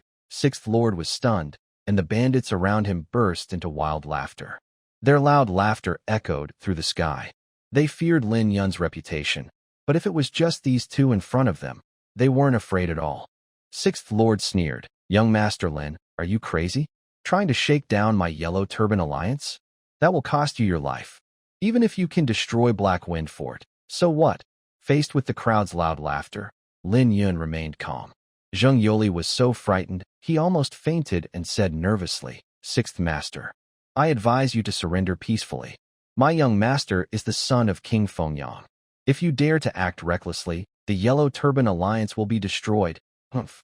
The Marquis of the Lin family is just a joke. I am far from the Emperor, and even if the King of Fengyang personally shows up, I'm not afraid. This was just bravado, but it showed that the leader of the Yellow Turban Alliance planned to kill them both. "You." Zheng Yoli was speechless, but Lin Yun said nothing, his eyes cold and fierce, staring at everyone. At this moment, the sixth master looked around at his men and shouted, "Whoever is willing to make a move and kill this arrogant little Lin family boy will get a silver tail and 2 women. Me." A group of bandits eagerly volunteered. The reward of a silver tail was very tempting to them, but compared to money, the 2 women were even more attractive. In this remote and dangerous place, women were the most scarce resource. Seeing the arguing crowd, Zheng Yuli looked at Lin Yun with a dark face and whispered, "Young Master Lin, if it really comes to it, we should run." Lin Yun sneered and said, "You step back first." Zheng Yuli sighed and could only retreat to the side. At this moment, a rough man charged out of the crowd, wielding a machete and rushing straight at Lin Yun. That old fool Zhou beat us to it again," people whispered among themselves. Although they were unwilling, they dared not continue fighting, showing that this rough man held some respect in the Yellow Turban Alliance. Just when everyone thought Lin Yun was doomed, he suddenly pulled out a bamboo tube gun he had hurriedly made last night. Boom! A loud explosion sounded. The modified gun shot out a stream of fire snakes from its barrel. The rough man was caught completely unprepared and was hit directly. The powerful blast sent him flying backward, crashing heavily to the ground. The surrounding Yellow Turban bandits were terrified and quickly retreated. Upon closer inspection, the rough man was covered in blood, with wounds on his chest and face that looked like honeycomb-shaped bullet holes. He died instantly. Sixth Master was so frightened his face turned pale, trembling slightly. He couldn't understand what that loud bang was just now. Everyone looked back at Lin Yun, who still held his gun in a steady pose, a cold smile on his face. The gun was still faintly smoking, making him look even more impressive. Next to him, Zheng Yoli was so excited he knelt on the ground, eyes full of admiration. He finally understood why Lin Yun was so confident. Although he didn't know what the fire snake was just now, being able to instantly kill a reckless man definitely scared everyone. People are naturally afraid of the unknown, especially since Lin Yun had already gained a fierce reputation after destroying the Black Wind Village. The bandit forces within a 500-mile radius of Niubei Mountain all knew he was not easy to deal with. This time, their fears were confirmed even more, and their panic grew stronger. Lin Yun lowered his bamboo tube gun. His hands trembled slightly. Although the recoil was lessened, it still made him feel tired, but he could endure it. He looked at the group of bandits and said confidently, "Come on, you want to kill me, right? Anyone who charges at me, I will kill them." Every bandit who met Lin Yun's gaze looked down in guilt and said nothing. They were brave enough to fight, but not reckless. Facing such unknown power, who would be foolish enough to attack? At this moment, Sixth Master stepped forward with a grim face and asked, What is that bamboo tube you just used?" Lin Yun beckoned with his finger and said, "Come here, and I'll tell you." "Humph, do you think I'm a fool?" Sixth Master retorted, then looked around at his men and shouted, "Brothers, be brave. Even if that thing in his hand can kill, it can only kill one person. If you all rush him, he will definitely die. Whoever kills him, I'll give 10 taels of silver." The men immediately showed signs of movement. Sixth Master's words made sense, and they all secretly wanted the fiery snake in Lin Yun's hand. Lin Yun took a step back and pointed his bamboo tube gun at everyone, angrily saying, "Do you believe I will shoot and kill all of you? If you dare to bet, I will dare to shoot." He had already set up 100 gene of explosives in the sky above, enough to ensure these guys would have no place to hide. Zheng Yoli also finally understood why Lin Yun had first placed 2 packages on the mountaintop. He couldn't help but feel excited. The bandits were indeed scared. They looked at each other, too afraid to move forward.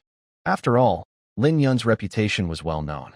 Since he had single-handedly challenged the Yellow Turban Alliance and destroyed Black Wind Village, outsiders saw him as ruthless. He dared to challenge the Yellow Turban Alliance alone, which meant he was well prepared. Everyone present knew this, including Sixth Master. But he wouldn't accept losing easily or being defeated by just one person. If news of this got out, he would be humiliated. For him, dying was unacceptable, and losing face was even worse. Sixth Master clenched his teeth and shouted, "Young Master Lin, our Yellow Turban Alliance truly has no intention of fighting with you. We can talk nicely. Or, if you have any conditions, just say them." He chose to soften his stance because he knew he might not win in a direct fight, and Lin Yun appeared too calm. This calmness made him feel uneasy. As Lin Yun said, he didn't dare to gamble. A wrong move could mean death with no burial place. Lin Yun smiled and said, "All right. Actually, I don't want to turn against you all either. Since Sixth Master trusts me, I won't hold back. I know the Yellow Turban Alliance is the second strongest force within 100 miles, just behind the Black Wind Village. They must be rich. Coincidentally, I'm a bit short on money lately. If Sixth Master can give me 1,000 taels of silver, I'll leave right now." "What? 1,000 taels?" Sixth Master was shocked, and the bandits around him were also stunned. Zheng Yoli was so excited he couldn't speak. He never thought Lin Yun could, on his own, intimidate the mighty Yellow Turban Alliance. "How about it? Are you reluctant? Let me tell you, money is just material things. As long as you're alive, there's still hope. But if you lose your life, everything is gone." Lin Yun was a good talker, and with his identity as a traveler, he was very skilled at understanding people's hearts. Usually, a single sentence could hit the mark. Sixth Master's eyes twitched violently, cold sweat running down his face, full of murderous intent. 1,000 taels? No. Maybe I can consider 100 taels, Lin Yun sneered. "Really willing to risk your life for money? Don't you know? After I destroyed the Black Wind Village, you took the opportunity to raid Old Man Xiong's hideout." Sixth Master trembled all over, surprised that his secret plan had been discovered. "Damn it. How do you know all this?" Of course, Lin Yun didn't really know. He was just guessing. But with a little thinking, he realized that within 100 miles, only the Black Wind Village and the Yellow Turban Alliance were major forces.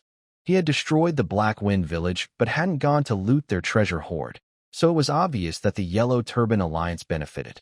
But Lin Yun didn't bother explaining.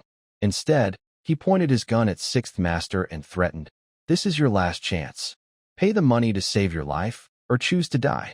Sixth Master cursed angrily, "You're too much. Kid, do you really think I'm scared of you? If you have the guts, just attack." Before he finished speaking, Lin Yun decisively fired his gun. Boom. Another loud explosion.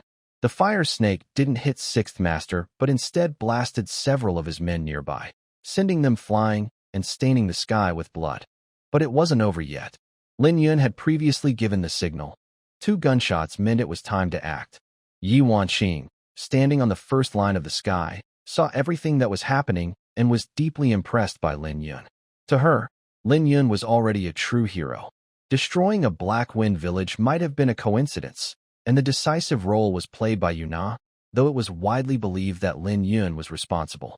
But this time, it was different.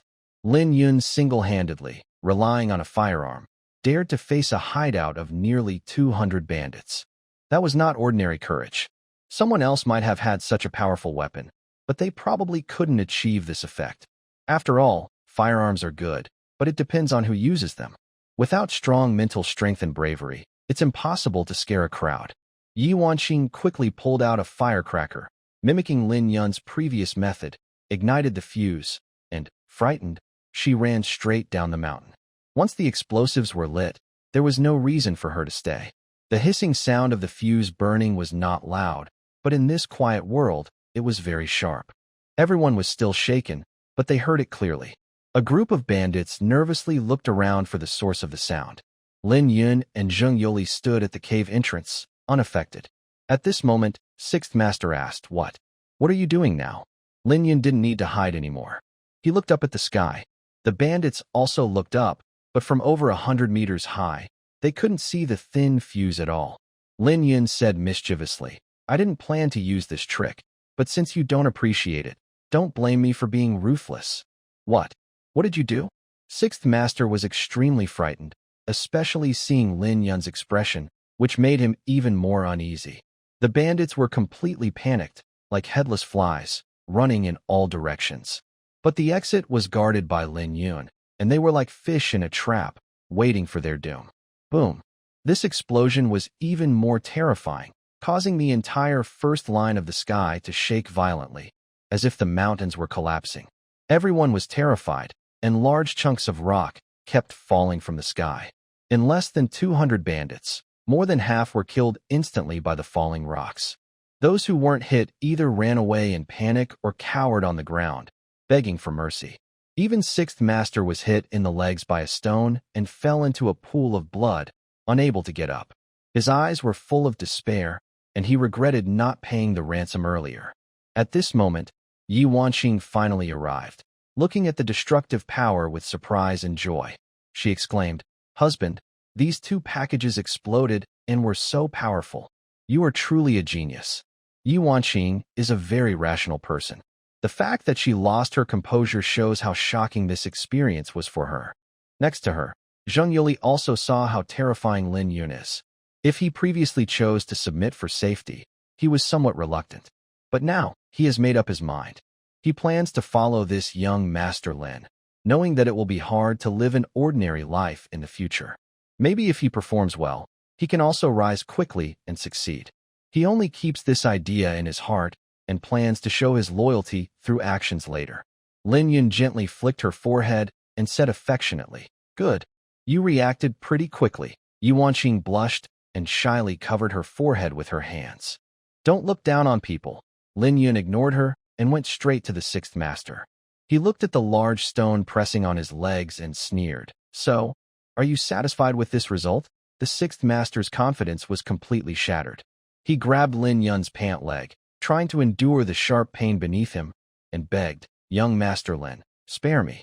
I'm willing to give all my money. Just please spare my life." Lin Yun nodded with satisfaction and said, "All right. Since you're willing to pay for safety, I won't kill you. Tell me where the treasure vault is." The Sixth Master trembled, took out a key from his bosom, and pointed to a cave in the distance, saying, "It's over there." Lin Yun turned his head and threw the key to Zheng Yuli, saying, "Go check it out and report back to me." Zheng Yuli hurriedly nodded and ran off quickly. At this moment, Yi Wanqing looked at the Sixth Master and said, "Husband, this old man can't stay. If he leaks the secret, it will be very bad for us later." The Sixth Master cursed inwardly at the treacherous woman's heart, but he dared not argue now. He could only look longingly at Lin Yun. Lin Yun chuckled playfully. "Silly girl, I always keep my promises. How could I go back on my word?" But Yi Wanqing was suddenly anxious. She was very satisfied with Lin Yun's performance, and her worry showed she had tied her interests to him. She was afraid Lin Yun might get overconfident and lose the good situation. Lin Yun interrupted, "I understand what you're worried about. Don't worry, those things won't happen." After about 5 more minutes, Zheng Yuli finally returned, gasping for breath. He said, "Young Master, the Yellow Turban Alliance is truly a treasure. The treasury contains 1,500 taels of silver. There are countless other supplies and grains. If we bring you back to Niubei village, we won't have to worry about making a living anymore." Although Zheng Yuli was previously imprisoned in a cellar as a captive, as a bandit of the Black Wind village, he knew a lot about Niubei village. Lin Yun nodded in satisfaction. Yi Wanqing's eyes sparkled as she said, "Sir, this black market business really pays off. We only destroyed 1 Yellow Turban Alliance, and already have 1,500 taels of silver. If we eliminate all the bandit dens within a 500-mile radius of Niubei Mountain, maybe we can pay off our debts quickly." "Humph, you're dreaming. Do you think every bandit den is so rich? Besides, this time we've taken all the money from the Black Wind village and the Yellow Turban Alliance." Yi Wanqing nodded thoughtfully, realizing she was being overly optimistic. Meanwhile, the Sixth Master, lying in a pool of blood, heard that Lin Yun had such big plans to wipe out all the bandit dens, and felt both shock and admiration. At this moment, Lin Yun looked at Zheng Yuli with a meaningful gaze. "Young Master Lin, what are your instructions?" Zheng Yoli immediately bowed forward. Lin Yun leaned close and whispered, I'm leaving this to you. Capture all the surviving bandits. Those willing to surrender, bring them back. Those who refuse, kill them directly. Zheng Yoli was startled inside. He could clearly feel Lin Yun's ruthlessness, but he liked this decisive nature. Young master, what about this old man? He glanced at the weak sixth master in the blood pool.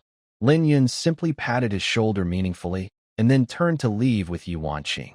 Watching Lin Yun leave, the sixth master looked at Zheng Yoli and said, Zheng Yoli, young master Lin has promised to spare my life. Hurry and help me move this stone. Zheng Yoli sneered. Sixth master, do you still think you're an invincible leader of the mountain stronghold? The sixth master cursed inwardly, but could only smile politely. You're right, Mr. Zheng. I'm just a cripple with a broken leg. Please, have mercy and help me out. The remaining bandits, about 30 or so, all gathered around, watching eagerly but not daring to step forward. It seems you still don't understand the situation. Think about it some more. Kid, come back here. Even young Master Lin agreed to spare me. Do you still dare to disobey his orders? Zheng Yoli sneered. You're really stupid. Young Master Lin agreed not to kill you, but he definitely won't let you go. The sixth master suddenly realized he had been played by Lin Yun. His eyes filled with despair, and he cursed loudly. Lin Yun, you despicable and shameless person, I am so angry with you. Meanwhile, Yuan Qing, who had just left the mountain village, happened to hear his curse and turned to look at Lin Yun. Lin Yun shrugged and said, Now you should be relieved, right? Tsh, you're really quite cruel. You give him hope first, then let him fall into complete despair. Yuan Qing said this aloud, but inside she highly approved of Lin Yun's actions. To achieve great things, one must not be soft-hearted. Keeping such a scum is a disaster. Naturally, he should suffer and die in pain. Later, the two returned to the place where the horses were tied. Yuan Qing asked, Are you really so confident? Leaving the rest of the matter to Zheng Yoli? That's 1,500 taels of silver and other supplies. Such a large amount of money is hard for most people to resist, especially since Zheng Yoli has a criminal record. Lin Yun stroked the horse's forehead and smiled. Trust in the right person, doubt the wrong one. Since I chose to trust him, I must believe in him. Besides, this is also a test for him. If he had bad intentions, do you think he could survive and take away such a large sum of money? Lin Yun was not foolish. 1,500 taels of silver could fill a cart, and the journey would be slow. He could find Zheng Yoli at any time. Moreover, he believed Zheng Yoli wouldn't do such foolish things. Zheng Yoli used to be a bodyguard leader, and he only turned to banditry out of necessity. He was forced into it, and if given a chance to reform, such a person wouldn't willingly continue a dangerous life of robbery. Joining Lin Yun was his only opportunity. Lin Yun's understanding of human nature and psychology was clear. Yuan Qing suddenly realized this and looked at Lin Yun with admiration, saying, It seems my previous worries were unnecessary. I guess you're now full of hope for the future, right? Lin Yun showed a meaningful smile. Yuan Qing immediately nodded. She hadn't spoken earlier because she didn't understand Lin Yun well. But now, she saw through him completely and said, Being chosen by you back then was truly a blessing in my 8 lifetimes. Ha ha. Lin Yun laughed heartily and mounted his horse. The two set off on their journey home. When they returned to nearby village, it was almost dark. The villagers were still busy working, and as Lin Yun approached the village entrance, he could smell a foul odor. Yuan Qing sighed helplessly. Black powder is indeed powerful, but the craftsmanship is really not impressive. Can't they use a different method? I wanted to try a different approach, but I lack the necessary resources, so I can only manage for now. At this moment, villagers saw Lin Yun return and immediately informed the old village chief. The old village chief came out with some villagers to greet him. Everyone was very curious about what Lin Yun had done all day, but since he returned safely, they felt relieved. Even Lin Wuyue and Wu Na hurried over after hearing the news. The old village chief smiled and said, Young Master Lin, you're finally back. Lin Yun raised an eyebrow and asked, What's going on? Did something happen? No. The area around Nyobe Mountain isn't safe. Bandits often appear. I was worried about your safety, replied the old chief. At this moment, Yuan Qing smiled and said, Don't worry. From now on, Nyobe village won't have to fear bandit attacks. My husband also eliminated a bandit hideout today. Everyone gasped in surprise, looking at Lin Yun with disbelief. He only went out with Yi Wanqing and Zheng Yoli, and they managed to destroy a bandit hideout? It sounded unbelievable.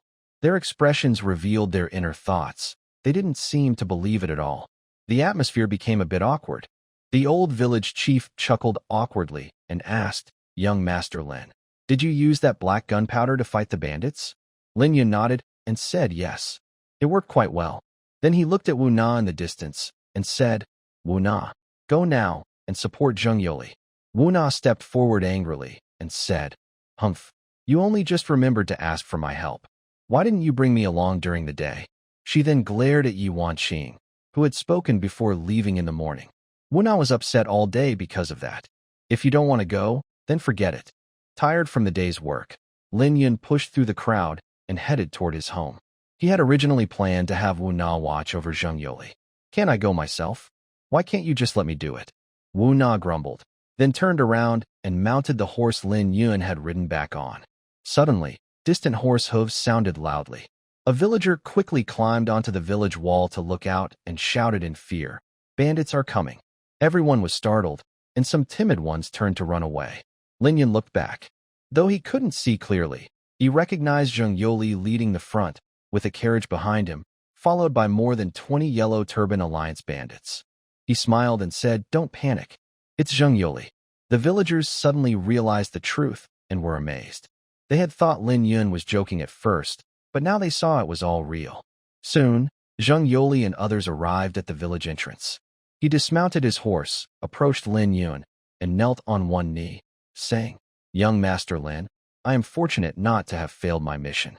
I have brought back 1,500 taels of silver, over 100 warhorses, various grains, vegetables, and meats, totaling more than 200 jin. There are also many silks and brocades that haven't been counted yet."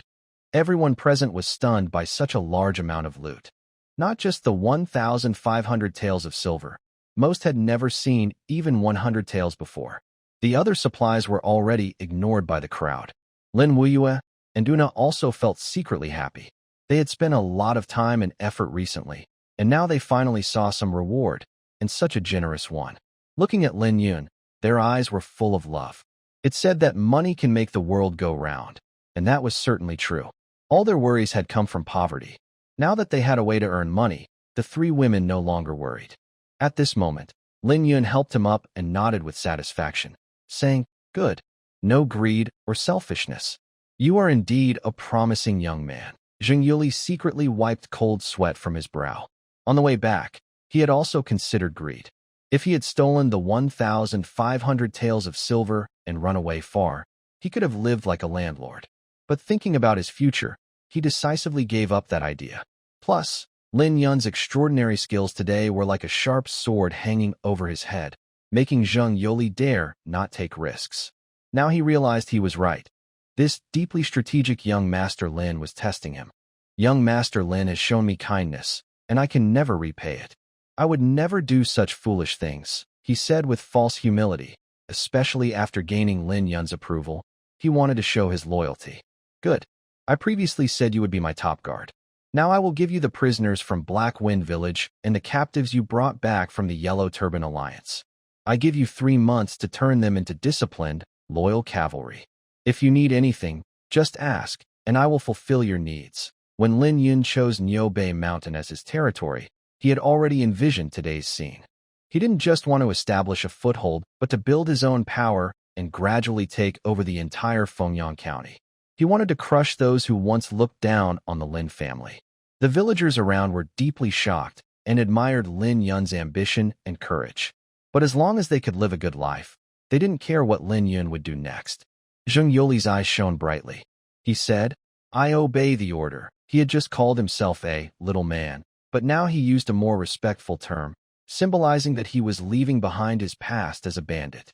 The bandit members of the Yellow Turban Alliance behind him were all very happy. They had seen how powerful Lin Yun was, especially when using the bamboo tube gun, which left a deep impression on them.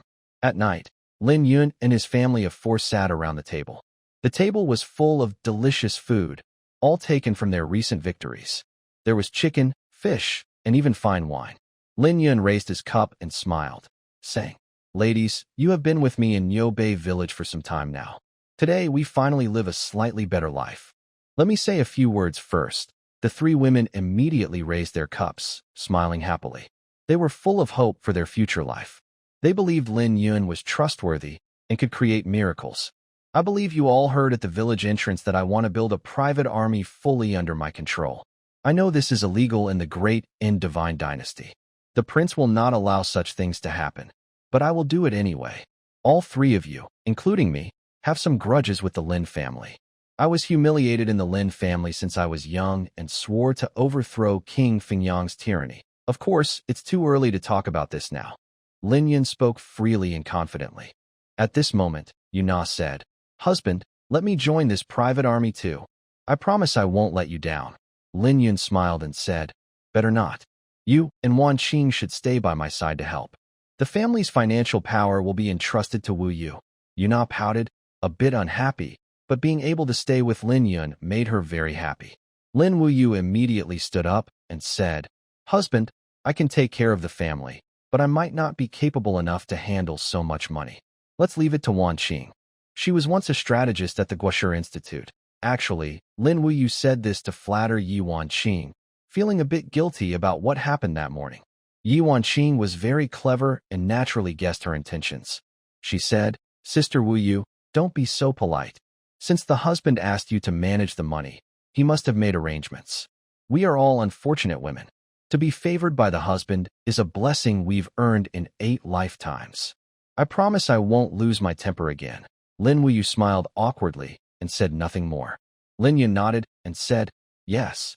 Wan Qing will have more important tasks in the future, and managing money is indeed not suitable for you. Don't refuse. All right. I will do my best. I won't let the husband down." Lin Yun's arrangement was meant to make Yi Wan Qing and Yuna understand that Lin Wei was his rightful wife, with an unshakable status, and both women knew this well. "Come, let's toast." The four of them clinked glasses and drank together. At this moment, Yi Wan Qing asked, "Husband, you formed this private army. Are you planning to equip them with your bamboo tube guns?" "Yes, I do have that plan. But, at this stage, it's not possible to equip everyone systematically." Lin Yun had a clear plan. Zheng Yoli was a trustworthy person, the only one besides his 3 wives he could rely on. Giving Zheng Yoli guns would help manage the private army and resist enemies. It could also serve as a warning against stronger forces. Lin Yun wanted to gradually step back and be the mastermind, no longer fighting directly like he did against the Yellow Turban Alliance. Otherwise, why would he have recruited Zheng Yoli and built a private army? The 3 women looked at each other, finally understanding Lin Yun's true intentions. Honestly, they had underestimated Lin Yun's ambition. They used to think he only wanted to protect Niobei village, but clearing bandits nearby and building a private army meant expansion, something much bigger. After dinner, Lin Yun leaned back in a vine chair in the courtyard, resting his head on his hands, gazing at the bright moon in the night sky. At this moment, Yi Wan Qing approached and thoughtfully covered him with a blanket. Lin Yun smiled and said, "Why are you so kind to me all of a sudden? I'm truly flattered." "Humph. Don't try to fool me. Were those words you said just now true?" Yi Wan Qing sat on a small stool nearby, stretching her legs out straight. "Yes, they are." "Then, what do you plan for me to do in the future?" "You? Since you come from the Imperial Academy, you should naturally be my advisor. Aren't you afraid I might lead you into trouble? I once committed a serious crime of rebellion."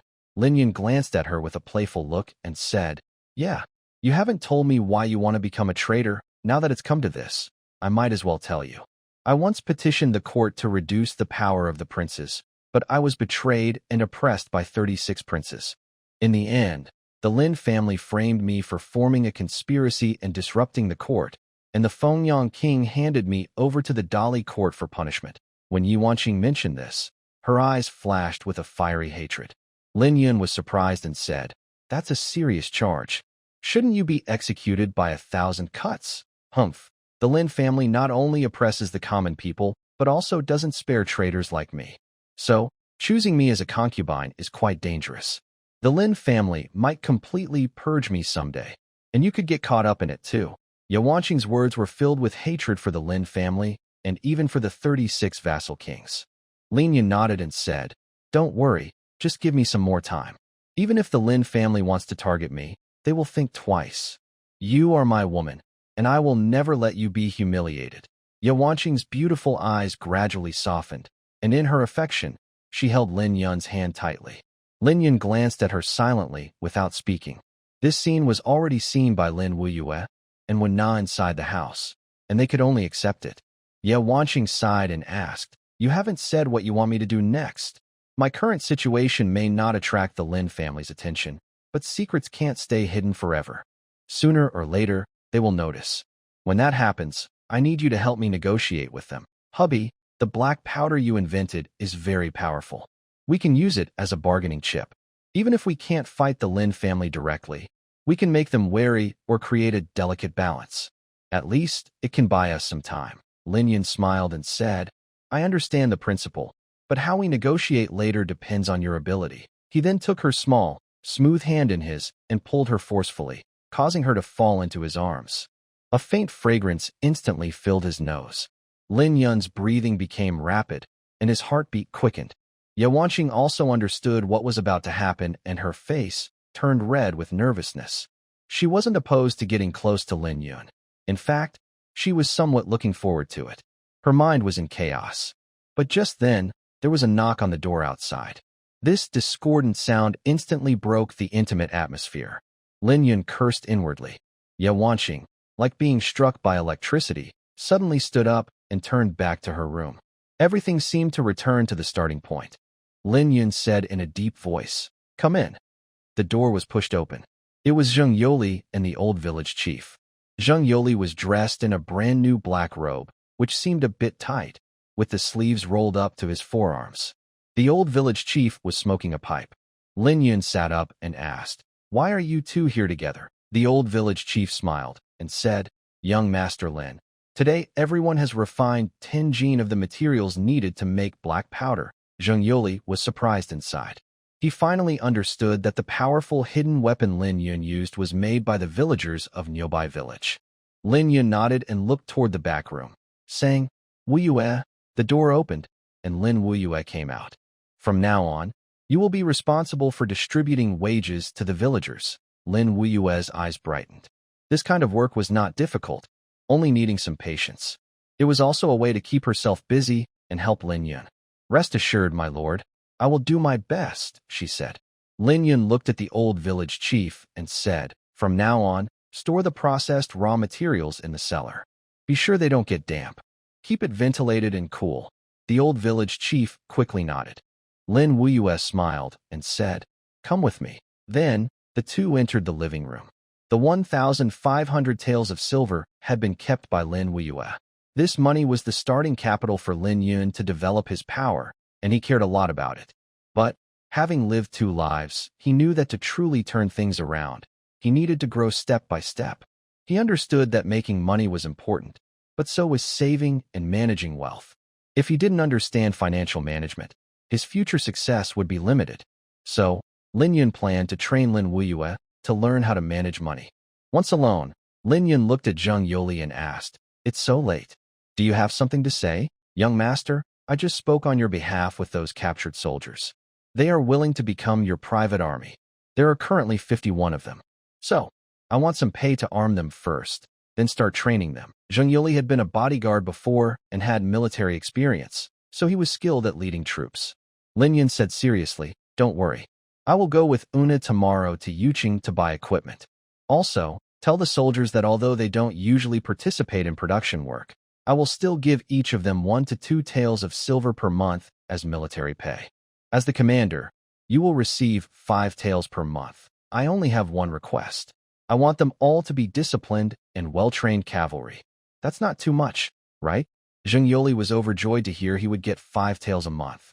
According to the official ranks of the Great Ind God dynasty, a 9th-rank minor official's annual salary was only about 30 taels of silver. But as the leader of a private army, earning 5 taels a month meant 60 taels a year, twice what a 9th-rank official made. Zheng Yoli immediately knelt down. "Thank you, young master. I am confident I can train the private army to meet your standards." If not, I am willing to accept military punishment in 3 months. Lin Yun nodded in satisfaction. Then I will take my leave. He turned to walk away. But after a few steps, Lin Yun suddenly remembered something and said, "Come back." Zheng Yoli was momentarily stunned and said, "Young master." Lin Yun handed him a bamboo tube gun and said, "This gun has 10 bullets inside. Aim and shoot to kill 10 people. As the leader, you must build authority. I'm giving it to you. Remember, don't use it unless absolutely necessary. Once used, everyone who sees it, except us, must die. Do you understand?" Zheng Yoli's eyes lit up, and he quickly took the bamboo tube gun. He had seen how powerful this weapon was. Lin Yun alone had used it to take down nearly 200 members of the Yellow Turban Alliance, showing how formidable it was. "Thank you, young master, but this is for your self-defense. I'll take care of it." "What will you do?" Zheng Yoli was very sensible, showing concern for his leader, which earned Lin Yun's approval. Lin Yun chuckled softly. "Do you think I would lack such a thing?" Zheng Yoli was surprised and said with a bitter smile, "That's true. Young master, you are a genius who invented such a powerful weapon. Surely, you can make even more. Enough. No more flattery. You can go now. I'm tired too." He stood up from the bamboo chair and left. Instead of going back to sleep, Lin Yun went alone to the firewood shed. He had transformed it into his workshop. Inside, there were many bullets and explosive packs he had made, wrapped in oil paper for easy storage and moisture protection. These ammunition are very sensitive to humidity. Unlike the highly advanced technology on Earth, where bullets are metal-cased, here they are different. Later, Lin Yun crafted a brand new bamboo tube gun for himself. After today's practical test, he improved the manufacturing process again, increasing the gun's power while reducing recoil. Lin Yun sighed and shook his head. This is already the limit. To increase power further, relying only on bamboo material is impossible. For him, this bamboo tube gun was a low-quality product. The real peak would be making a steel pistol. He still planned to develop more powerful firearms in the future. All his current work was just building technical experience. Suddenly, he thought about the explosive packs used against the Yellow Turban Alliance. He frowned quietly. During the day, he won because of the 100-gene explosive packs. But honestly, these packs had obvious flaws. First, they were very dangerous. If the user couldn't dodge in time, they could be caught in the blast and even killed. Secondly, this method of igniting the fuse is easily affected by uncontrollable factors. For example, weather conditions or human interference can cause the lit fuse to go out. It also gives the enemy time to react. Thinking back to the day when Yi Wanqing lit the explosive fuse, Lin Yun and all the Yellow Turban bandits present heard the burning sound. This sound is still unfamiliar to most people in this world. But as he gradually gains some fame in the future, others will start to be cautious. It will become harder for him to win so easily. After thinking for a while, Lin Yun casually picked up a small explosive pack weighing only 10 gene from a wooden shelf against the wall. He untied the cloth covering it, revealing black gunpowder. He muttered, "If only I could make a hand grenade. That would be much more convenient. It would also be more powerful against enemies." Just then, footsteps came from outside the door. Lin Yun suddenly looked at the door and asked, "Who is it?" "Sir, when will you be done?" It was Lin Wuyue, dressed in a white wrap, standing at the door of the workshop, her body slightly trembling, showing that the night temperature in Yobei village is still quite cold. Lin Yun smiled and said, "Just a little longer. You should go back and rest now." "Oh, okay then." As Lin Wuyue was about to leave, Lin Yun suddenly said, "Why don't you come in and keep me company?" The young girl's eyes lit up, and she pushed the door open and stepped inside. Last night, the couple had a heated argument, and it was a sweet moment of their relationship. Naturally, she wanted to sleep with Lin Yun. Of course, this was also her only private wish. Because during the day, Lin Yun was often away from home, so only at night did he belong to her. Lin Yun closed the door, just about to embrace her, but then realized his hands were covered in black gunpowder. He smiled bitterly and said, "Sit over there and rest for a bit." Lin Wuyue nodded and curiously looked at the large long table covered with various tools she couldn't understand. Recently, Lin Yun had been showing great skill in making firearms, using tools like screwdrivers, pliers, hammers, and even scissors from her earth toolbox. Of course, These basic tools were all made from bamboo. At this moment, Lin Weiyue picked up an oil lamp on the windowsill and stepped forward, wanting to help light up the workbench. Lin Yun was startled and quickly pushed her away. Lin Weiyue almost fell and angrily said, "Why did you push me? You're really crazy. These black gunpowder can't be exposed to open flames. Do you want us both to get blown up?" Lin Yun smiled bitterly and shook his head. Lin Weiyue remembered the terrifying power of the bamboo tube gun she tested that day in the courtyard. She still felt scared and quickly placed the oil lamp back on the windowsill. "Husband, are you planning to invent something else?" Lin Yun brushed the dust off his palms and sighed. "It's not really an invention. I just want a sturdy and large container. You can use this bamboo tube. Isn't it quite strong?" Lin Weiyue picked up a corner of the bamboo tube used for the gun, smiling happily. Lin Yun shook his head and said, "This bamboo tube isn't strong enough." Just then, he suddenly brightened his eyes and patted the back of his head. He muttered to himself, "That's right. Making a hand grenade isn't feasible, but I can make a grenade instead. As everyone knows, a hand grenade is a development of a grenade. Using this bamboo tube is just right." Lin Yun was very happy and excited, hugging Lin Weiyue tightly and kissing her tender face. "Weiyue, you're so clever." Lin Weiyue blushed shyly, not understanding what Lin Yun meant by hand grenades and grenades. "Husband, I'm not as good as you say." Lin Yun quickly picked up the leftover pieces from making the bamboo tube gun and examined them carefully. The inside of these scraps was narrow, probably only enough to hold a pound or two of black gunpowder. But as long as it was relatively sealed and air inside was reduced, once ignited, it would explode with considerable power. Even if it wasn't as powerful as a bomb, it could definitely cause effective damage within 5 meters. Lin Yun immediately started working, filling the container with black gunpowder, sealing the opening with bamboo strips, and tying it tightly with cloth strips. This seemingly simple device made Lin Yun love it dearly. Curious, Lin Weiyue asked, "Husband, how powerful is this thing?" Lin Yun chuckled softly. "We don't know yet. But once it explodes, anyone within 3 meters will be seriously injured or even killed." "Wow," the young girl gasped, her beautiful eyes wide with disbelief. It's understandable. Earlier that day, the explosive pack was even more powerful. Later, Lin Yun made a few more grenades, and then he and Lin Weiyue went back to rest. Nothing happened overnight. The next morning, Lin Yun got up early. Today, he planned to go to the city with Una to buy some equipment to arm his private army. As he stepped out of the house, he saw Una practicing with a long stick in the courtyard. She was wielding a set of staff techniques with great power, making loud sounds. It was clear that in real combat, enemies within 3 meters wouldn't be able to get close to her. Clap, clap, clap. Upon hearing the applause, Una immediately stopped and turned around, seeing Lin Yun smiling happily. "Humph, why did you get up so early today?" Actually, Una was deliberately practicing spear and stick fighting early in the yard. "Is it because I got up early and you don't like it? Then I'll go back to sleep." Saying that, Lin Yun turned to leave. "Stop. Since you're awake, quickly tidy up. We're going to the city today, remember?" Una's personality had been completely controlled by Lin Yun, who used a tactic of teasing and letting go, making her admit defeat. "I've already finished packing. Let's go. Aren't you going to eat breakfast?" "I'm still hungry now." Una hurriedly caught up. "Don't just think about eating every day. When we get to the city, won't there be plenty to eat?" Lin Yun said impatiently. Una's eyes lit up. "All right, today we're buying equipment for the private army. How much silver do you have?" "I tell you, for over 50 people, it will definitely cost a lot." "Of course I know. 200 taels should be enough, right? To arm a whole army. That amount of silver is barely enough. But for now, simply equipping the private army was enough." After all, the enemies they would face next were just bandits hiding in Niobei Mountain. Then, the two rode away from Niobei village, heading straight for U-City. U-City was the closest city to Niobei Mountain.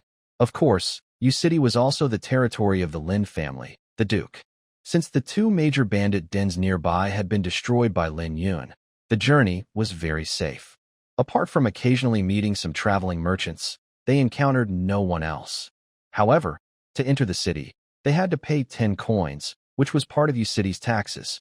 Don't underestimate these 10 coins. Thousands of people come and go daily, and over the years, it adds up to a huge amount. But because Lin Yun was a lord, he didn't need to pay the entry fee. The streets inside the city were lively, filled with the sounds of buying and selling.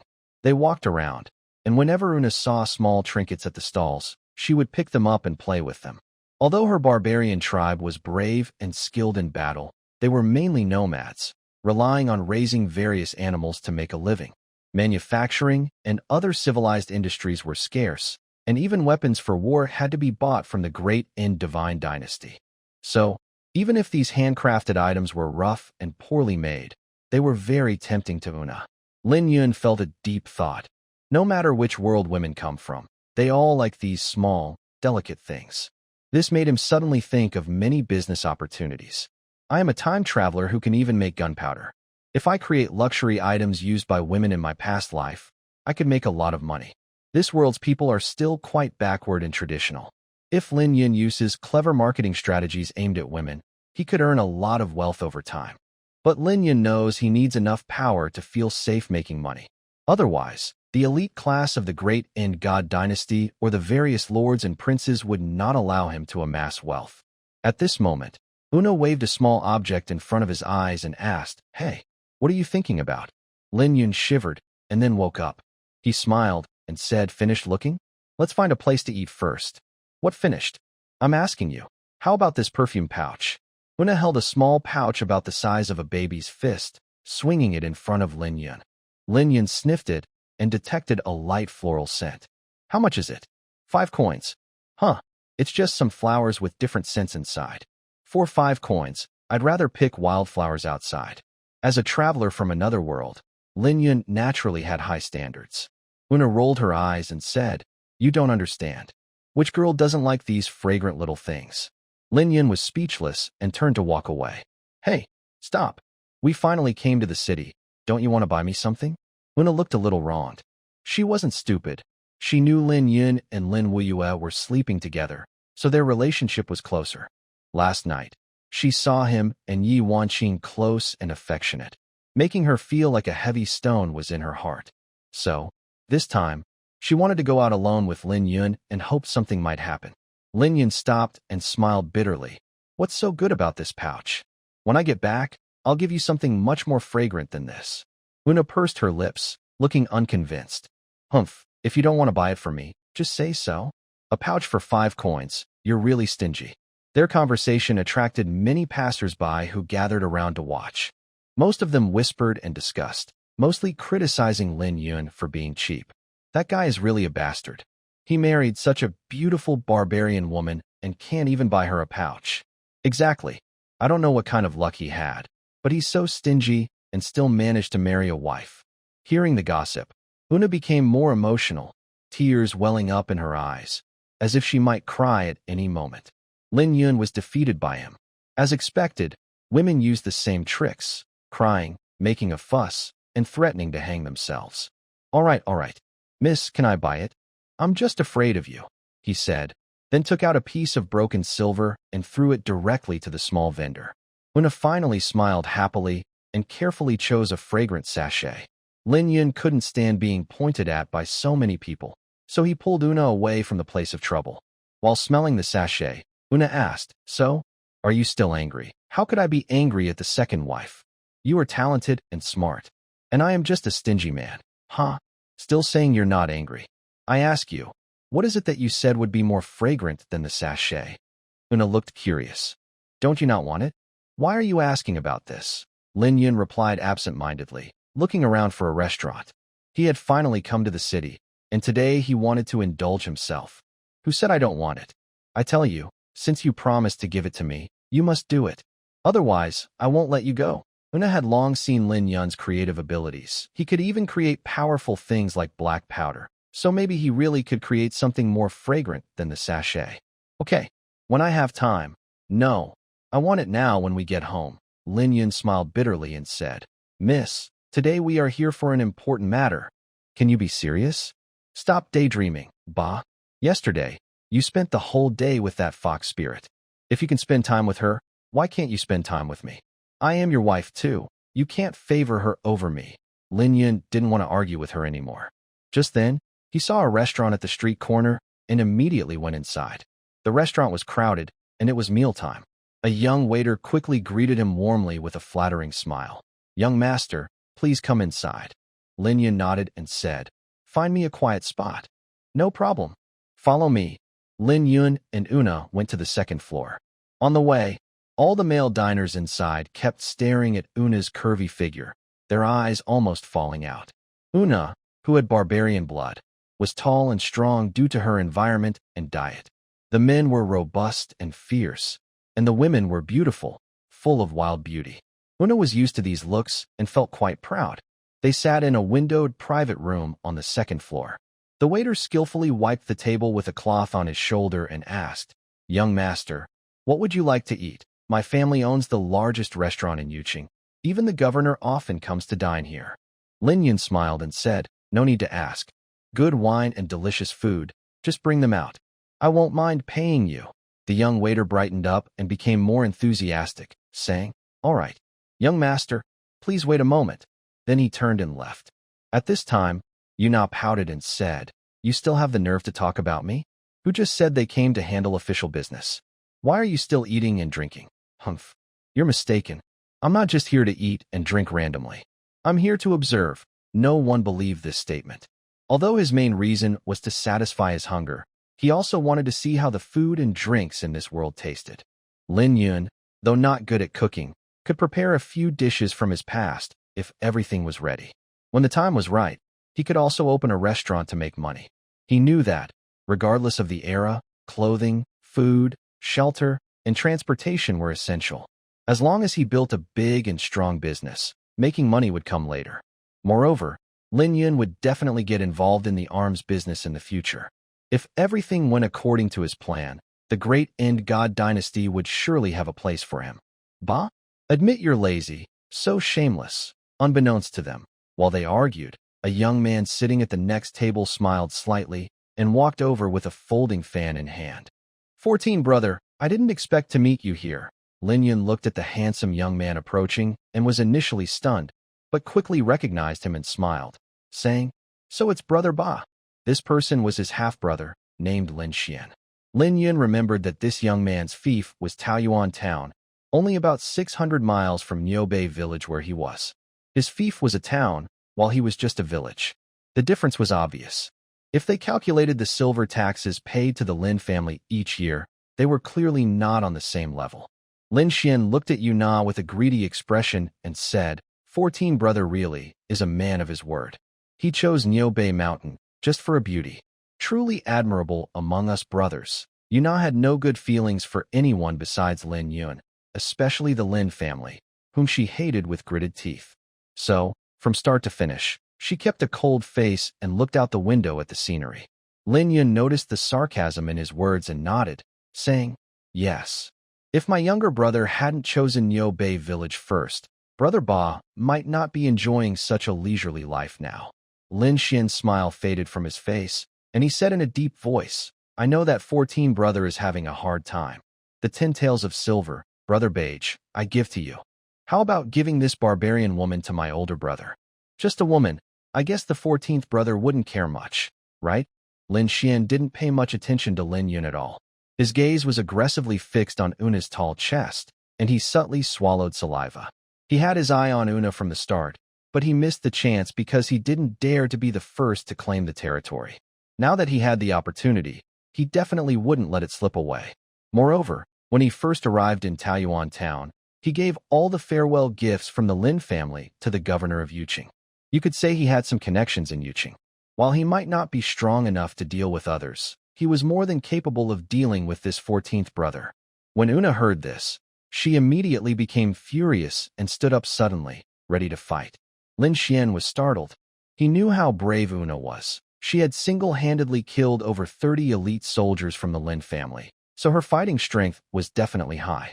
Lin Yun quickly stepped in and said, "Una, don't be unreasonable with Brother Beige." Una bit her lip hard, visibly angry. But her current look strangely added a kind of charm, making Lin Xian even more obsessed. Especially since she didn't dare to provoke him, she puffed up her chest and sneered. "Indeed, a wild little mare. I like conquering women like this. I'll kill you." Una tore off the corner of the table with her bare hands, her strength surprisingly great. But seeing Lin Yun's commanding gaze, she could only hold back her anger and sit down forcefully. At this moment, the unaware shop assistant had already brought 4 dishes and a pot of good wine on a tray. "Enjoy your meal, guests," Lin Yun nodded, picked up his chopsticks to eat, and poured a glass of wine for Una, completely ignoring Lin Xian. When Lin Xian saw he was being ignored, he reached out to snatch Lin Yun's chopsticks. Lin Yun reacted faster, easily avoiding him, then looked up and said, "Brother Beige, you've said what you needed to. There's nothing more, so you can leave now. Don't disturb my meal, why you?" Lin Xian was furious. He never expected that the once obedient 14th brother would chase him away. He also understood what this meant, and, furious, he laughed and said, "Fine. Since the 14th brother doesn't want to, I, as the older brother, won't force it. Eat slowly. Anyway, there won't be many more meals." After saying this, Lin Xian got up and left. At this moment, Una looked unhappy and asked, "Everyone else can ride on your back and do their business, but you still manage to eat? Where's your courage from when you were fighting bandits? Why do you get so timid when it comes to the Lin family?" Lin Yun tilted his head back, drank the wine in his cup, and chuckled. "How much of a threat do you think these people are to us?"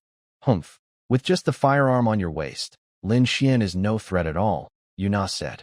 Lin Yun nodded, staring at the empty cup on the table. "Pour more wine." "Why should I pour you wine? Look at how timid you were just now. I, Yuna, am the child of the god of Panta, and I will never associate with cowards." Lin Yun looked serious and repeated, "I told you. Pour the wine." Although annoyed, Yuna picked up the wine jug and poured, but her attitude was bad. She forcefully placed the jug on the table with a loud bang, attracting the attention of nearby diners. Lin Yun smiled. "It seems that children of the god of Panta are all reckless fools who don't use their brains. Who do you call reckless? Am I blaming you? Do you know that your city has an order forbidding anyone from fighting inside the city? Even if you're from the Lin family, if you fight, there is only one outcome, death." I really didn't know that," Yuna said nervously, her voice lowering. "All right, I promise you, all the insults Lin Xian just gave you, I will make him pay back. And I will also make him understand that provoking me, Lin Yun, will come at a heavy price." Yuna suddenly understood and finally grasped Lin Yun's intentions. She exclaimed happily, "Husband, you're not planning to target Taoyuan town, are you?" Lin Yun took a bite of fish and said meaningfully, "What do you think?" "All right, fine, I was wrong about you earlier," Yuna said, completely losing her temper. She realized that her man was not only ruthless, but also very patient.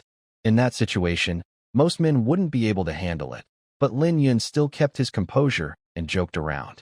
Just in this regard, Lin Xian couldn't compare. Meanwhile, Lin Xian left the restaurant and went straight back to the inn.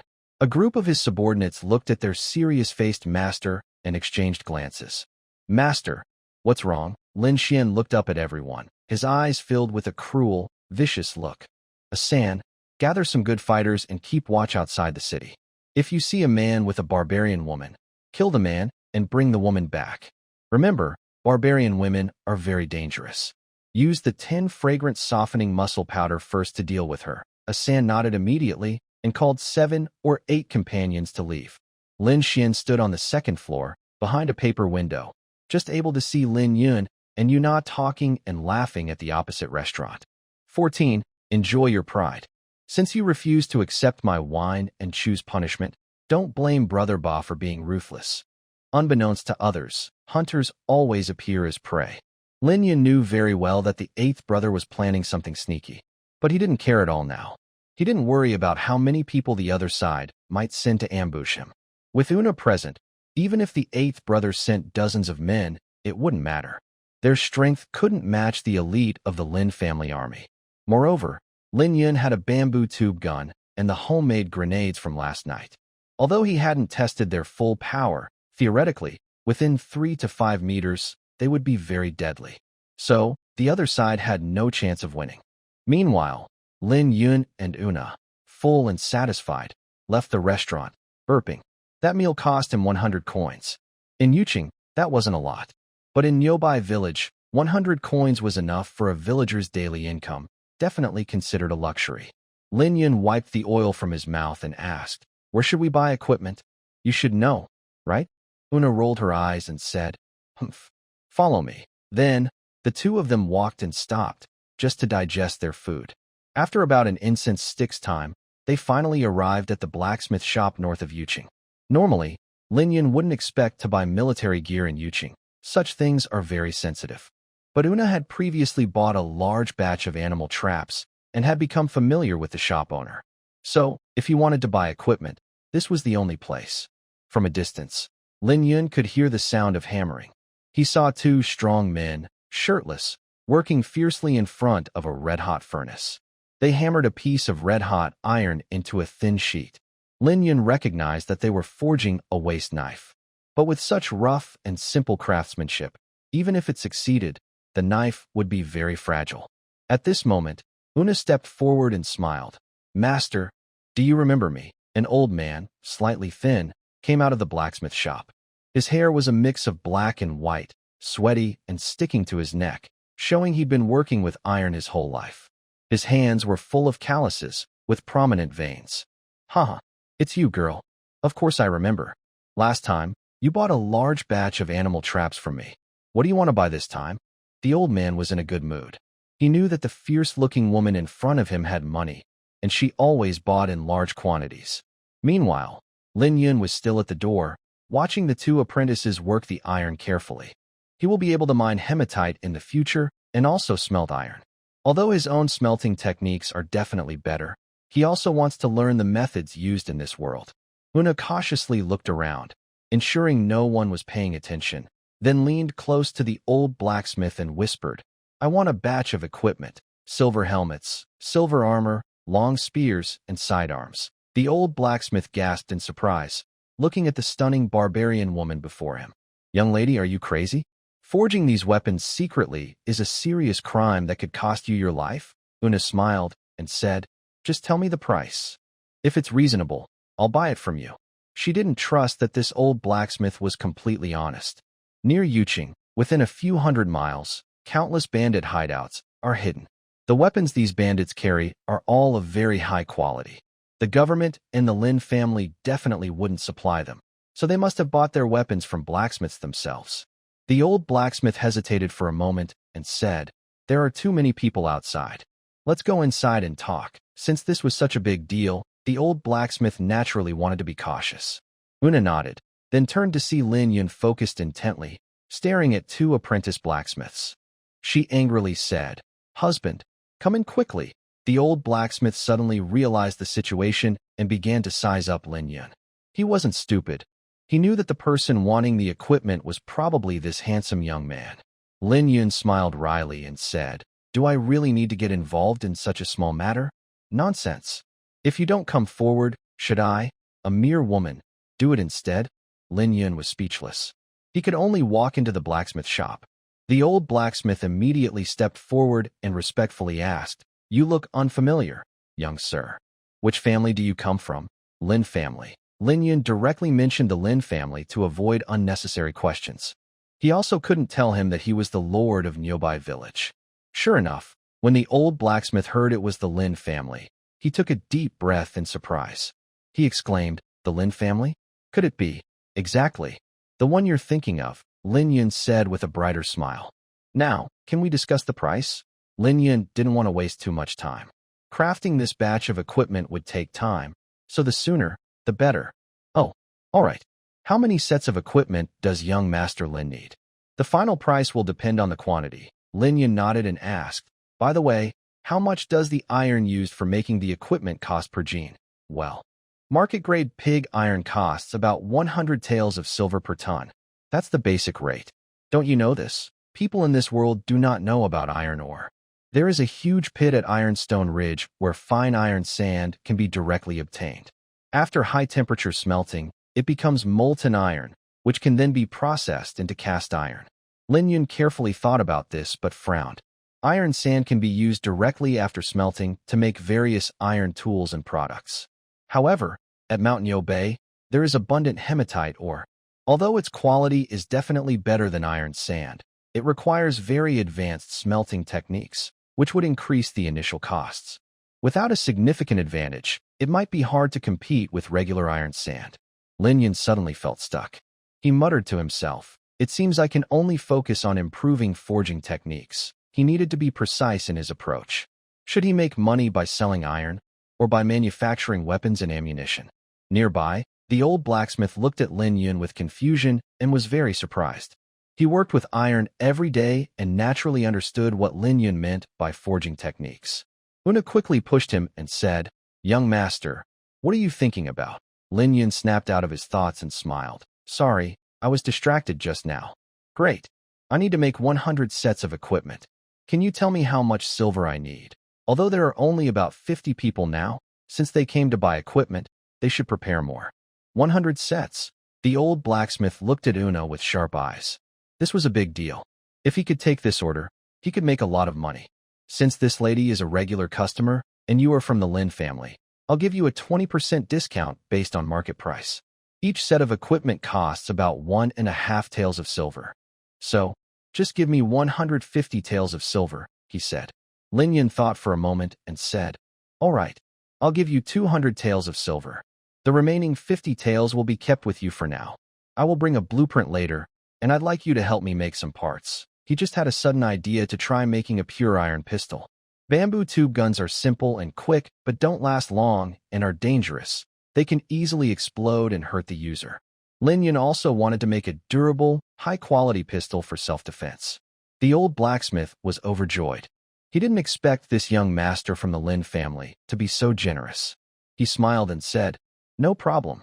You can rest assured, young Master Lin, that the silver is in good hands with me." Lin Yun opened his bag and took out the 200 taels of silver.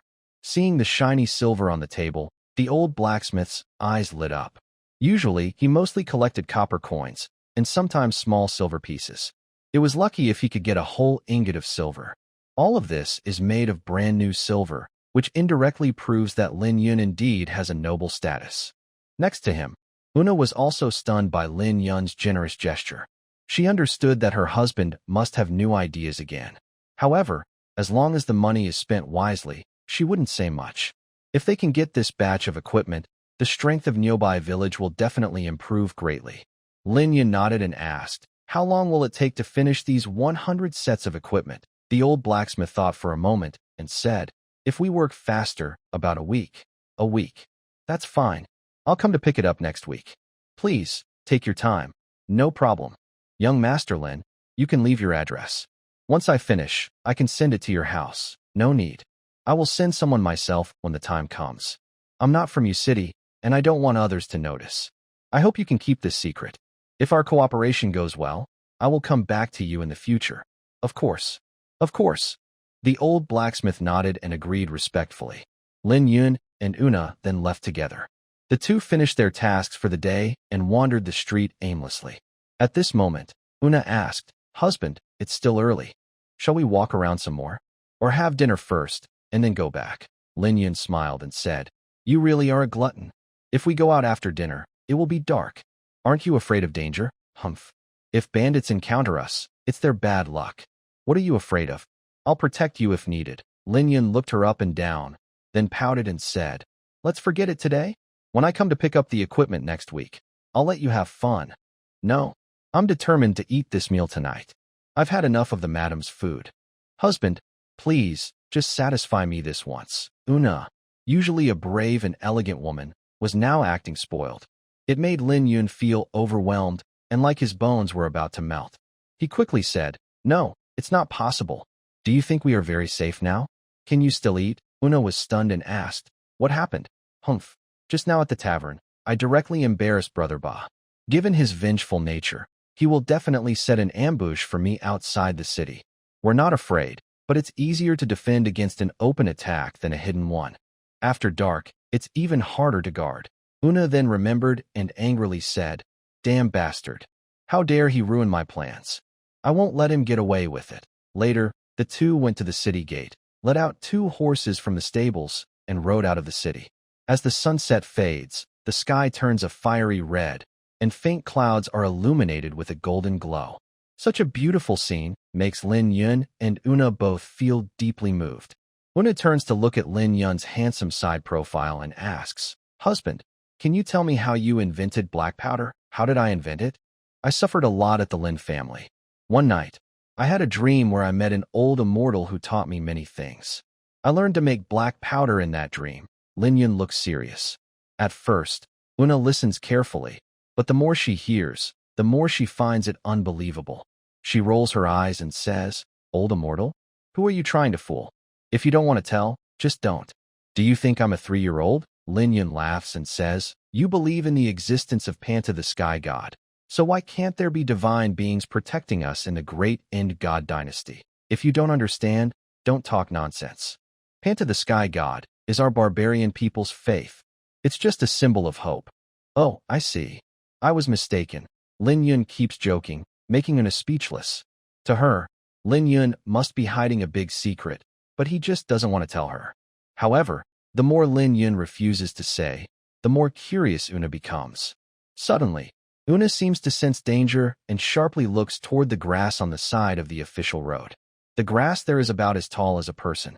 If someone is hiding there, it would be impossible to notice. Moreover, they are already far from Yu City, in a place where bandits and villains often appear. At this moment, Lin Yun notices she is silent and thinks she's sulking. He is about to speak to comfort her. Una quickly whispers, "Husband, there's danger." Lin Yun suddenly realizes the situation, immediately becomes serious, and stares straight ahead at the road, saying, "Don't look around. Since they've set an ambush, let's wait for them to appear." Una nods and says, "Husband, they might have sent many people. Be prepared." Although she's not afraid, she worries about not being able to protect Lin Yun in time and doesn't want him to get hurt. Even though they are married, Una is also Lin Yun's personal guard and doesn't want him to suffer any harm. On this road, only the sound of 2 horses' hooves can be heard, and the surroundings are eerily quiet. At this moment, neither Una nor Lin Yun can ignore the sense of danger. Normally, even if there are no people around, some small animals would make sounds. But now, everything is so silent it's suffocating, as if a powerful killing aura has enveloped the area. Not far away, in tall grass about a person's height, a group of black-clad people held waist knives and watched Lin Yun and the others carefully. They would attack if the two moved 10 more steps forward. One of the black-clad people suddenly took out a silver needle from his pocket, coated with a mild poison called 10 fragrant soft tendon powder. This poison isn't deadly, but it can make limbs feel weak. Even a strong martial artist, once poisoned, would lose their fighting ability and become easy to control. The black-clad person placed the silver needle into a bamboo tube and pinched the other end with his lips. Only by sneaking attack could they catch Lin Yun and the others off guard. They wouldn't dare face Una directly in a fight, especially when she was furious. Soon, Lin Yun and the others entered the attack range. One of the black-clad leaders waved his hand, giving the order to attack. That black-clad person aimed at Una and blew out the silver needle. Whoosh! The needle shot through the air and hit Una's neck. Una frowned, reflexively pulled out the needle, and then leapt forward toward where the needle was flying. But after just a few breaths, she felt her head heavy, her limbs weak, and her whole body soft and powerless. Thud! Una fell straight to the ground. Lin Yun secretly cursed and was about to rush forward to help her, but suddenly, a group of black-clad people rushed out and surrounded them tightly. "Ha ha! Lin Yun, this is where you will meet your end." The black-clad leader laughed loudly. In their view, as long as they dealt with Una, they could easily kill Lin Yun. At this moment, Una cursed loudly, "You despicable and shameless villains." Using such low tricks, she was very familiar with this feeling. Back when she was at the Lin family, she had also been poisoned with 10 fragrant soft tendon powder. At this time, several black-clad people worked together and moved quickly to lift the weak and soft Una. The black-clad leader shouted, "Take her back first. Don't let the master worry." Yes, 2 black-clad people responded and were about to leave. Lin Yun tightened the reins with one hand, while the other hand rested on his waist. He shouted, "Stop right there." The 2 black-clad people turned to look at Lin Yun. The black-clad leader sneered and said, "Lin Yun, you just a minor son of the Lin family, still dreaming of heroically saving the beauty? This is the result of offending my master." Lin Yun said calmly, Did Brother Boss say what to do with me? He asked this mainly to understand Lin Xin's attitude. If he still showed mercy, Lin Yun might leave some room. But if they wanted to kill him completely, Lin Yun wouldn't hold back. At this moment, Una shouted, "Husband, why bother talking to them? Just kill these bastards." The group of black-clad men looked at each other in confusion, not understanding what was meant. To them, Lin Yun was just a powerless young man, almost impossible to kill experienced assassins like themselves. The leader of the black-clad men didn't believe it. He stared straight at Lin Yun and said, "I wasn't planning to say much, but since you ask, I will tell you. Although the master is your half-brother, there is no brotherly bond. This time, we are here to take your life." The black leader's eyes flashed with killing intent, and he gripped his waist knife tighter.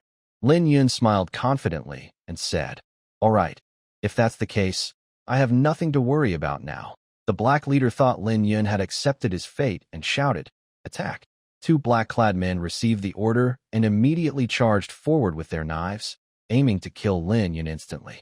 But just then, Lin Yun pulled out a bamboo tube gun from his back waist and aimed at the two rushing men, firing directly. Bang! Bang! Two deafening shots rang out, sparks flying everywhere. The two black-clad men were instantly hit by the bullets and turned into shreds, dying immediately. This shocking turn of events stunned everyone present. People in this world had never seen such tactics before, especially the black leader, who was so frightened he trembled. Lin Yun blew away the smoke from the gun's barrel and sneered, "Brother Ba, do you think I, Lin Yun, am easy to mess with? We've grown up together, so who knows each other better?" The black leader, terrified, asked, What kind of hidden weapon do you have? It's so powerful." At that moment, he finally realized that his group had been under Lin Yun's plan all along, making him feel uneasy. He was already thinking about how to escape later. Today's discovery was not just shocking for him, but for everyone, hitting their very souls.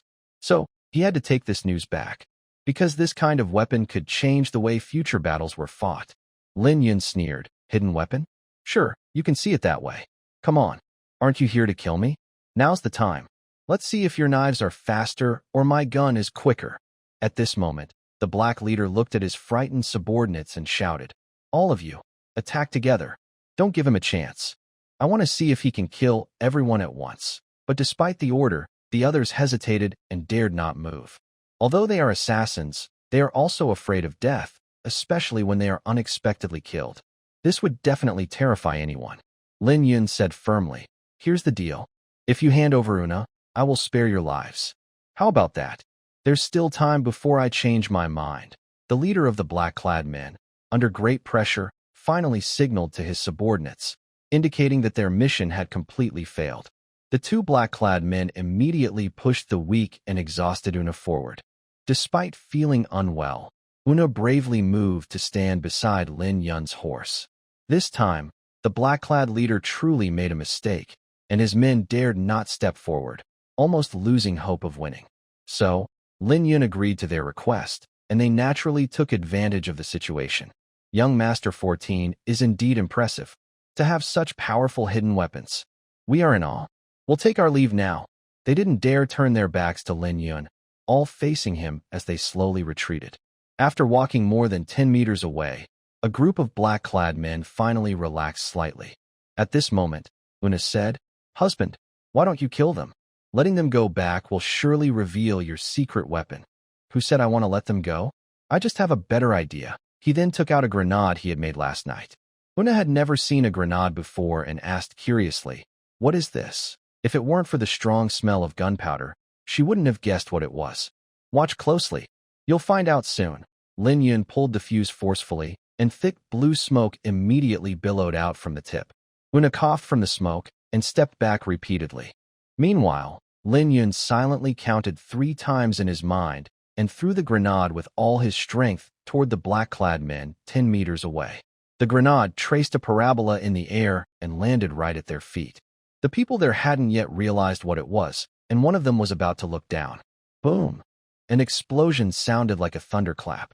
The terrifying energy blasted the black-clad men into the air, and they fell heavily to the ground. The closest ones died instantly.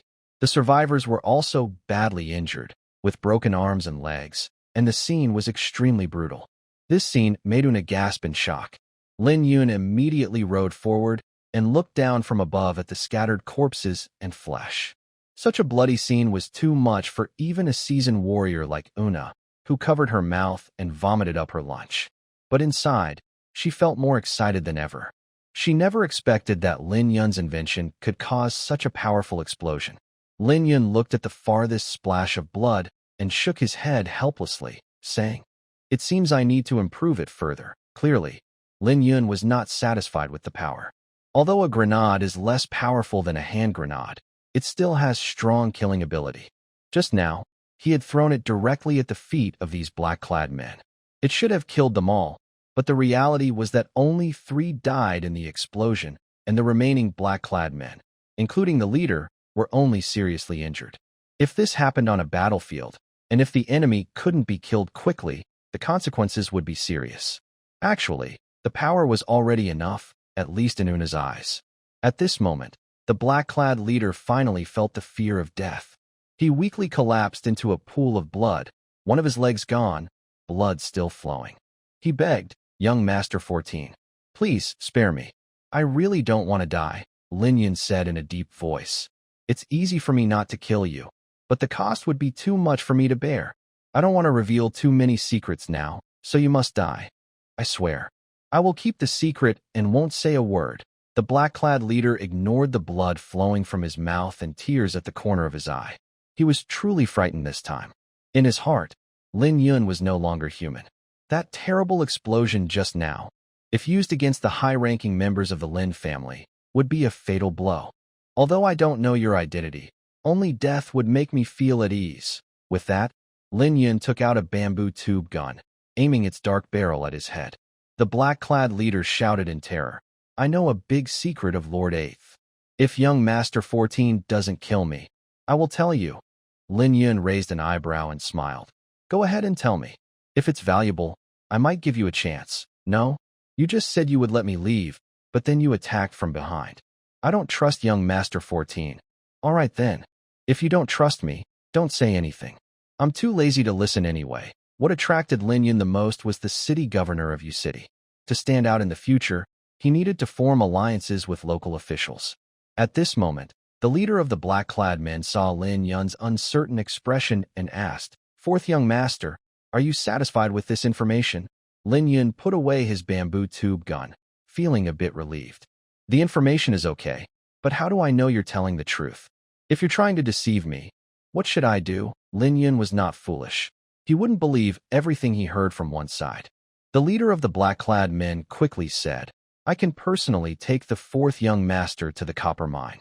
My men are guarding it now." Lin Yun smiled thoughtfully and said, "You wouldn't be trying to use this as a token of loyalty, would you?" "Exactly. I fear death, but I am not a traitor. I only see a future with the 4th young master. If you spare my life, I will serve you wholeheartedly." At this moment, Yuna, looking weak, stepped forward and warned, "Sir, be careful. There might be a trap." Lin Yun nodded and looked around at the remaining black-clad men. Without hesitation, he fired several shots, killing them all. This ruthless scene made the leader of the black-clad men sweat all over. He was truly impressed. He saw how fierce Lin Yun could be and was also terrified by the powerful firearm. Lin Yun smiled and said, "Congratulations, you've just survived." Then he threw the leader onto Yuna's horse, while Lin Yun helped Yuna onto his own horse. The 3 of them disappeared into the dark night. About an hour later, urgent horse hooves sounded from Yu City. A dozen people arrived, holding torches, and among them was Lin Xian. Seeing that all his men who had been sent to assassinate Lin Yun had been killed, Lin Xian's face turned pale. One of his men checked the fatal wounds of the black-clad men and reported, "Master, it seems they were killed by some kind of hidden weapon. There's a strong foul smell here. Could it be some kind of magic?" Lin Xian was furious. He sat on his horse and kicked one of his men away, shouting, "Damn it! If you keep talking nonsense, I'll kill you right now. Please spare me, master." The man quickly knelt and begged. The others around him looked scared too. The deaths of these black-clad men were too strange. They didn't know what kind of hidden weapon could kill so many at once. Especially Lin Xian, who felt even more troubled. This younger brother, who had been bullied by him since childhood, had such powerful skills, it made him tremble with fear. Fourth brother. It seems the Lin family has underestimated you. He suddenly remembered that Lin Yun had chosen the remote place on Niubei Mountain in front of everyone from the Lin family. At that time, everyone thought he was a fool and believed he had given up. But now, Lin Xian realized that everyone had underestimated Lin Yun. Perhaps the answer he was looking for was on Niubei Mountain. Just then, the young man in white who had been walking at the back stepped forward and said, "Brother Lin, this matter seems suspicious. It's better not to act impulsively. Let me go back and ask my father to send someone to Niubei village to investigate, then we'll know the truth." This young man in white was none other than Xiao Yi, the son of the deputy governor of Yuqing. But Lin Xian was not foolish. He knew his 14th brother might have found something valuable, and he didn't want Yuqing's officials to get involved. He smiled and said, "Thank you for your kindness, young Master Qiao. My 14th brother is just a small person. I wouldn't want your father to worry. Leave it to me." Xiao Yi grinned and didn't say more, clearly understanding that Lin Xian wanted to keep the treasure for himself. Meanwhile, Lin Yun was rushing toward Niubei village with the weak and exhausted Yuna and the severely injured leader of the black-clad men. Yuna leaned against his chest, looking drowsy but feeling safe, a faint smile on her lips. She said, "Husband, thank you for saving me this time. If I had fallen into Lin Xian's hands, I would have suffered terribly." Lin Yun sighed and said, "Don't talk like that. You are my wife, and no one in this world can bully you but me." Yuna remembered last night's close moment with Yu Wanqing and Lin Yun, and she grasped his hand tightly. Feeling her changing emotions, Lin Yun smiled and asked, "Little girl, what are you thinking?" Red-faced and weak, she replied, "Your servant also wants to be like Sister Wu Yu and be your wife." Her personality was fiery. If she didn't want to, no man could get close to her. But Lin Yun kept surprising and inspiring her, gradually turning her admiration into dependence, even wanting to give herself completely to him. Lin Yun glanced back at the severely injured black-clad leader, cleared his throat, and changed the subject. "I originally didn't want to cause trouble, but trouble came looking for us. It's really a headache." Yuna looked up and saw Lin Yun's sharp, chiseled face. She asked, "Husband, what are you worried about? Although we've dealt with these black-clad men, we've also exposed our strength. Brother Ba will definitely send people to retaliate, or even watch us in Niubei village." Yuna frowned and asked, "What should we do? Should I wait until tomorrow and then rush into Taoyuan town? What are you thinking? Do you think Taoyuan town is the same as Niubei village? There are officials in the town, and Beige has definitely raised a group of thugs there. I don't feel comfortable with you going. You can't just wait to be attacked. Instead of letting trouble come to us, it's better to take action first. At least it will show the other side that my husband is not someone to be messed with." Lin Yun then looked at the black-clad leader on the horse behind him and asked, "Do you have anything to say?" The black-clad leader's broken leg was simply bandaged by Lin Yun. Although it no longer bled, he looked weaker. Instead of attacking Taoyuan town, fourth young master should try to make friends with the prefect. With his skills, he can definitely persuade the prefect. Lin Yun nodded and asked, "What is the name of the prefect of Yuqing?" "He, Qiao Guangri. Master Qiao is a corrupt official. As long as fourth young master is willing to pay him, he will see you. Besides, fourth young master is from the third generation of the Lin family, so you should show some face. When the time comes, if you show some strength, Master Qiao will be tempted." Lin Yun smiled and said, "I didn't expect you to have such a clever mind. No wonder Beige trusts you so much. You flatter me, young master." What is your name?" "I am nameless. Just call me Asan." "Good. Although I hurt you badly this time, I won't let you die because you've been honest. Help me with this, and I'll consider it your contribution." "Thank you. Thank you, young master." Asan thanked him and then fainted. He had endured so far thanks to his incredible willpower. He was afraid that if he closed his eyes, he might never wake up again. Una spoke in a deep voice. "Husband, are you really planning to listen to him?" "Yes. The prefect of Yuqing will help me with my next plan. I can't miss this chance."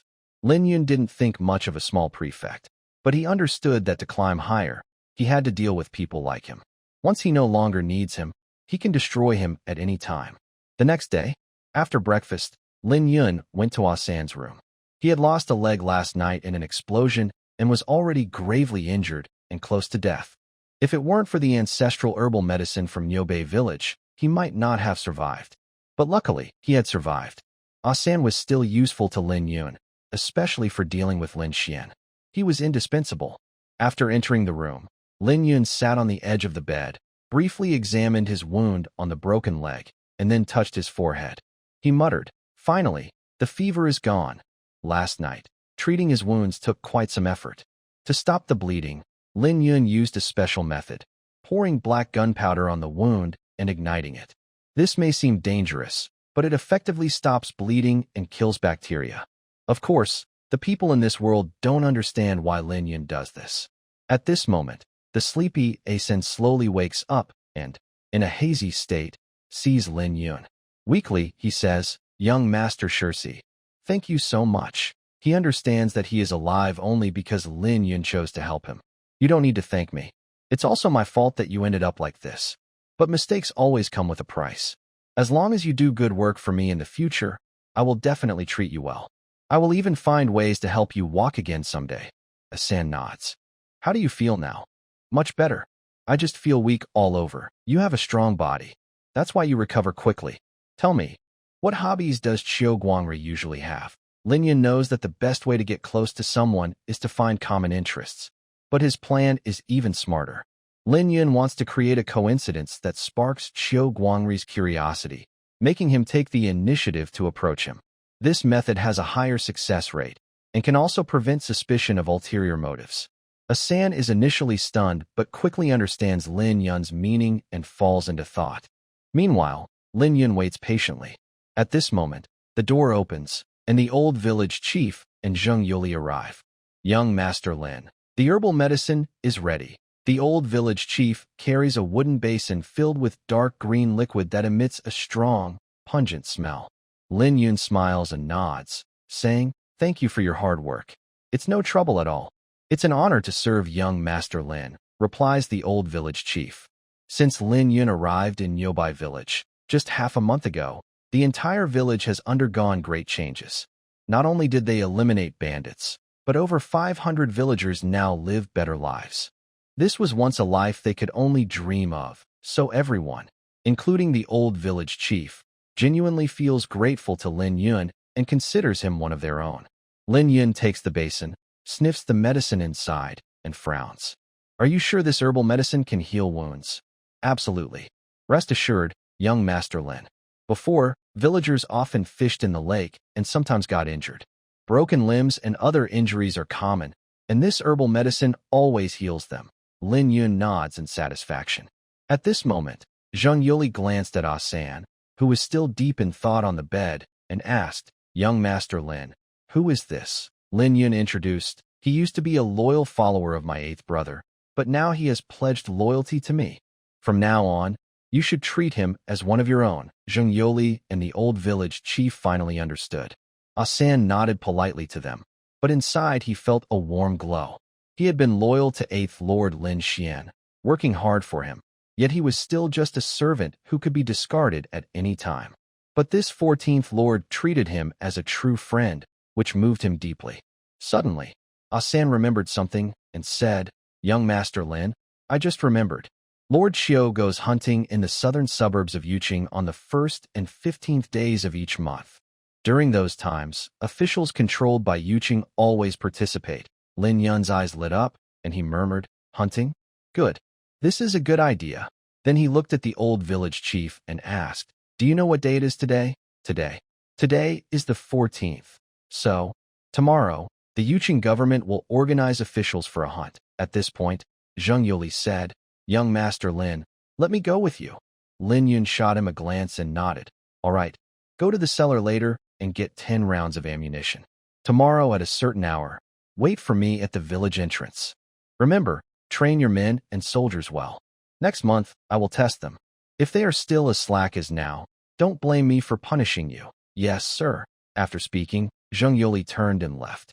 The old village chief, used to this, didn't react much. But Asan was stunned, staring in amazement. He knew he was now in Niubei village. He thought Lin Yun was just a promising lord, maybe with a little money, nothing more. But he never expected Lin Yun's men to include a group of soldiers. This was a serious crime, not only in Taoyuan town, where 8th Lord was, but even in Yuqing Prefecture. The soldiers under the command of the Lin family were under their control. This shows how sensitive private armies are in the Great End God dynasty. And this 14th Lord was just a younger son of the Lin family. Such a status, and he dared to form a private army. If the Lin family found out, they would surely destroy him immediately. Asan swallowed hard and asked, 14th Lord, have you formed a private army? As a fierce general under 8th Lord, he knew a lot about this kind of thing. From just a few words from Lin Yun and Zheng Yoli, he had already guessed the truth. Lin Yun didn't hide it. He nodded and smiled. Exactly. Wow. Is the 14th Lord crazy? You are a descendant of the Lin family and should know that secretly forming a private army is a serious crime that could cost you your head. The old village chief's heart skipped a beat.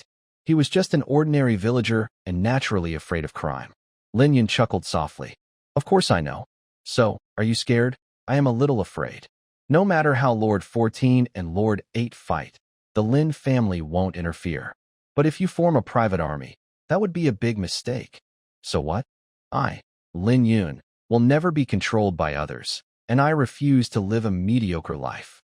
Also, I'll be honest with you. I have weapons meant for fighting. If you're scared, I can let you go, and I won't drag you into this. Although Lin Yun spoke confidently, if this servant really dared to disobey him, his fate would be death. The servant's heart trembled. He understood this well, and quickly said, I have pledged loyalty to Lord 14. I am his man in life and his ghost in death. The old village chief secretly sneered. Though old, he could tell how fake those words sounded. Lin Yun didn't expose him. He smiled and said, Good. I believe you. Rest and recover well. From now on, someone will take care of your meals. If you need anything, just ask. Lin Yun asked the old village chief to choose a clever girl in the village to serve as a maid. She would work at his private residence daily and receive a monthly payment, which made her very happy. Later, Lin Yun stood up to leave, and the maid carefully applied medicine to the servant. As he left the guest room, the old village chief asked, Young master, I feel that this servant isn't very trustworthy. Lin Yun looked back at the door and teased, Don't worry. Have this maid keep an eye on him. If anything happens, tell Lady Third directly. Una was still weak from last night's overdose of the 10 fragrant softening powder, which left her body sore and unable to move properly. She would need at least 12 hours to recover. I understand. Lin Yun watched the old village chief leave and went to another small courtyard, which was Una's private chamber. Just as he was about to open the door, Yuanqing suddenly approached, looking jealous. I saw how close you two were last night. Coming to see this old tiger in broad daylight. Husband, you should focus on more important things. Don't spend all your thoughts on women. Lin Yun rolled his eyes in frustration and felt a bit guilty. You're talking nonsense. Una was poisoned last night, so I naturally came to check on her. Humph. I think you're just after her. Don't you want to take advantage of her weakness and do something bad? Lin Yun was immediately amused and laughed out loud. He stepped forward and faced Yuanqing, leaning in close and teasing. How about I do something naughty to you first? As your man, I should share the joy equally. Pfft. What? What are you trying to do? Yuanqing felt shy and a little nervous. She instinctively took a few steps back, her eyes showing a mix of longing and fear. Her timid attitude was very effective in affecting Lin Yun, as men often like to conquer women, especially strong-willed women like Yuanqing. At that moment, the door behind them creaked open. Una, looking pale, leaned against the door. Her narrow eyes showed exhaustion, but also stubbornness. She said in a firm voice, You fox spirit, my husband is here to see me. None of your business. Yuanqing bypassed Lin Yun and stepped forward, smiling. Even a tigress has moments of weakness. TSK. I must say, you look quite feminine now. No wonder the husband is so captivated. Lin Yun immediately felt overwhelmed and quickly stepped in to stop her. Enough. Yuanqing, stop talking. Una, with a fiery temper, even in her weakened state, was not one to be easily defeated. She sneered and said, Yes, I am naturally beautiful. I don't have to do anything, and I can still attract the husband. Unlike you, full of bad intentions. The husband marrying you is his misfortune. What did you say? Say that again. Yi Wanqing was furious. Lin Yun, feeling a bit angry, scolded. Una, what are you talking about? Apologized to Wanqing. Una snorted coldly, turned around, and went into the house. She said, "Thank you, husband, for your concern. You should go and keep the fox spirit company." The door finally closed. Lin Yun cursed inwardly, wondering who he had offended. Most of the men in the village envied him for enjoying the company of 3 women. But they didn't know the hardships involved. It's often said that honest officials find it hard to settle family matters, and that's very true. As the husband of 3 women, Lin Yun couldn't favor one over the others. He sighed softly and turned to look at the second wife. Yi Wanqing also realized she had gone too far this time and was a bit afraid to meet Lin Yun's gaze. Lin Yun stepped forward, brushed past her, and finally grabbed her delicate wrist before leaving. Yi Wanqing was pulled along and almost fell, but she still followed happily inside. Meanwhile, inside the room, Una, through a paper window, saw Lin Yun and Yi Wanqing leave. She was so angry she pushed a porcelain bowl off the table onto the ground. "Damn fox spirit, I will make you pay." On the other side, Lin Yun took Yi Wanqing to the study. This mansion originally did not have a study room, but Lin Weiyue transformed it while tidying up the house recently. Because the villagers need to produce materials for black powder every day, keeping accounts when paying wages is necessary. Having a study room makes this much easier. Since that night when Lin Yun and Yi Wanqing shared a flirtatious moment, her attitude toward Lin Yun has been unpredictable, sometimes cold, sometimes warm. She hopes Lin Yun will continue the good thing that was interrupted that night. But as a noble lady, she must also stay reserved. This conflicting personality makes Lin Yun unsure of her true feelings. Yi Wanqing sat on a nearby chair and asked, "Husband, why did you bring me here?" Lin Yun sat in the main seat and asked, "How much do you know about Yu City Prefecture?" "Yu City Prefecture?" Yi Wanqing frowned and repeated, then shook her head. The prefect of Yu City should be a 4th-rank official, a court-appointed officer. But because the Great End Divine Dynasty's vassal kings are dividing the land, these officials who should obey the court have become tools for the vassal kings to oppress the people. As far as I know, Yu City is just a small subordinate under King Fengyang. It's not very prestigious. Lin Yun nodded and said, "Do you know Qiu Guangri?" "Him? I heard King Fengyang mention him once during the court meeting. That guy is a scoundrel, greedy for wealth and lustful, yet afraid of death." Lin Yun's eyes lit up and said, "He's exactly the best candidate we want to win over." Yi Wanqing was curious and asked, "Win him over? Husband, are you planning to get involved in Yu City?" "Qiu Guangri is a corrupt official, and I'm afraid the money in your household isn't enough to bribe him." "I know. That's why I plan to use sweet words and a big stick. As for who gives money to whom in the end, it's not certain yet." Lin Yun smiled playfully and explained the plan he and Asan had discussed. Yi Wanqing was delighted and said, "This is truly a once-in-a-lifetime opportunity. If we can use black powder to win over that old guy, we might have a real chance to take Taoyuan town. It's much richer than Niu Bei Mountain." "Good. Tomorrow is the 15th. Come with me to see Qiu Guangri. If he doesn't listen, I hope Madam can help teach him a lesson. No matter if it works or not." Lin Yun was prepared. Yi Wanqing, however, started to get excited. She had long wanted to vent her anger but hadn't found the right opportunity to show her skills. She didn't expect it would come so soon. "Husband, don't worry. If Qiu Guangri dares to play tricks, I will make sure he pays the price." You should go back and rest now." Lin Yun took out a copy of the record of the Great End Divine Dynasty from a drawer. As the saying goes, know yourself and know your enemy, and you will never be defeated in 100 battles. In the future, Lin Yun will need to interact with high society and officials, so he must understand some rules and internal affairs. He opened the first page and saw 4 large characters: scholars, farmers, artisans, merchants. Lin Yun, having received higher education in his previous life, naturally understood what they meant. Scholars refer to officials. This group plays a vital role in the healthy development of a country, otherwise the royal family could not survive. And princes would not exist either. So, it makes sense that they are listed first. Farmers are those who grow food. In ancient times, food was the foundation of everything. But today, with corrupt officials and the division among princes, farmers, who should be honored by the court, have become the most exploited and weakest group. Yi Wanqing, a strategist from the National Academy, saw this clearly. That's why she wanted to reduce the power of the princes, which threatened the interests of the powerful. She was bound to face opposition.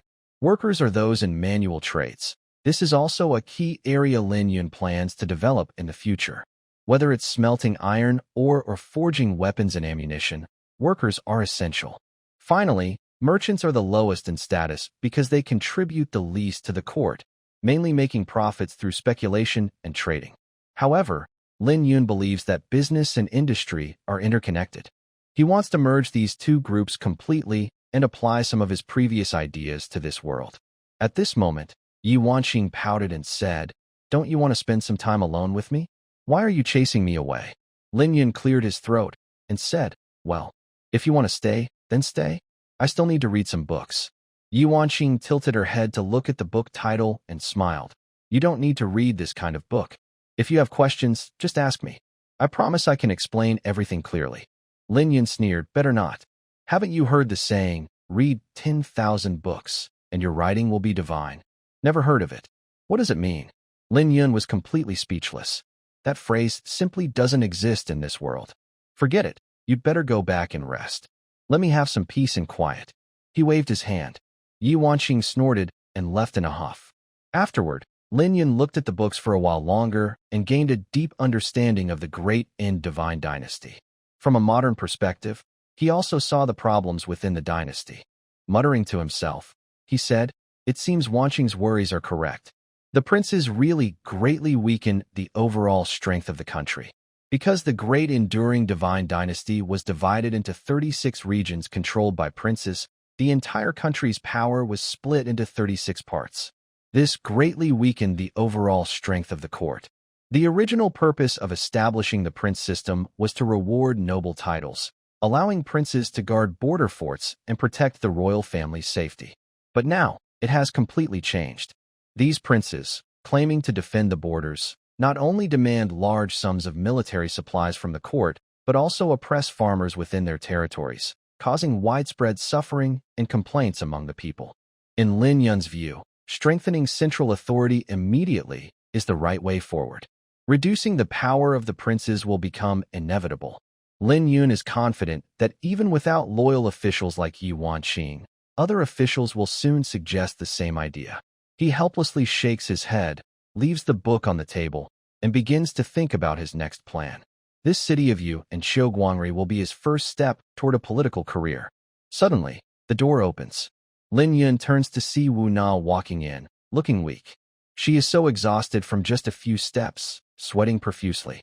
Lin Yun quickly stands to greet her and smiles. "Madam San, why are you here? I was planning to come find you later." Wu Na directly hugs Lin Yun's waist and says, "Husband, I heard you're taking that fox spirit to Yu City tomorrow. Why didn't you take me?" It turns out Yi Wanqing had just gone to show off to her earlier, or Wu Na wouldn't have come looking for him. "Foolish girl, what's your condition now?" "I've taken 10 flavor softening and relaxing powder. In 12 hours, I'll be fully recovered." Lin Yun looks out the window and says, "In 12 hours, that's the same time tomorrow. It's too late. We must leave at dawn tomorrow." "Humph, then there's only one last option." Lin Yun is surprised and asks, "What option?" Wu Na's face flushes red as she leans close to Lin Yun's ear and whispers a few words. Lin Yun is shocked and asks, "Are you sure about doing that?" It turns out that to quickly detoxify from the 10 flavor softening powder, they need to be intimate. Even though Wu Na is usually bold and fiery, she finds it hard to say such words. "Yes, I've decided on you. I want to have many children with you." Lin Yun smiles bitterly and says, "Didn't we agree that after a year, I would set you free? The agreement is void. If you dare to leave me, I will bite your and crush your." Wu Na grits her teeth, looking fierce like a tigress. Lin Yun feels a cold sensation between his legs and says, "Fine, since you've said that. Let's cancel the agreement. But don't participate tomorrow. I, Lin Yun, won't do anything underhanded." Una was furious and bit down hard on Lin Yun's arm. "Ah." Lin Yun winced in pain, but said nothing. Una felt a bittersweet taste in her mouth and finally let go. Looking down, she saw 2 bloodied bite marks on Lin Yun's sleeve. She immediately felt sorry and asked, Why didn't you dodge? Why should I? Letting my woman vent a little is fine, Lin Yun replied with sweet words, not backing down. Hearing this, Una felt as if her heart was filled with honey and a gentle smile appeared on her face. That's more like it. Then Lin Yun took the chance to kiss her on the lips. They tangled together. Just as Una was about to make a move further, Lin Yun pushed her away. Husband. Why? She asked. Lin Yun smiled and said, All right, let's go back to your room and rest. Una understood that Lin Yun was respecting her, so she nodded in agreement. In her heart, she knew that whether she went tomorrow or not didn't matter much. She mainly wanted a promise and a sense of security, nothing more. Lin Yun took Una back to her private room, then left the estate and walked out of nearby village. Thinking back, he remembered promising Una to create something more fragrant than a sachet. Suddenly, he had an idea. That was to make perfume. People in this world still used simple sachets for scenting, whether to repel insects or hide body odor, but the effect wasn't very good. If he could create a luxury perfume, it would become popular throughout the Great End God dynasty. This perfume would target high-end customers, noble ladies from wealthy families, or members of the royal family. He planned to develop the perfume for diplomatic use, with noble women helping to promote it. Making perfume wasn't very complicated, unlike making black powder, which was dangerous and difficult. But creating perfume required patience and the right ingredients, like floral or fruity scents. Lin Yun found a smooth green stone slab, which he polished until it was very smooth. Then he took some fat from pork and spread it evenly on the stone.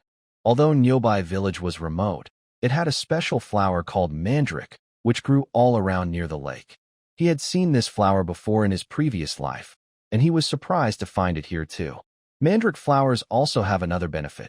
They can help improve sleep.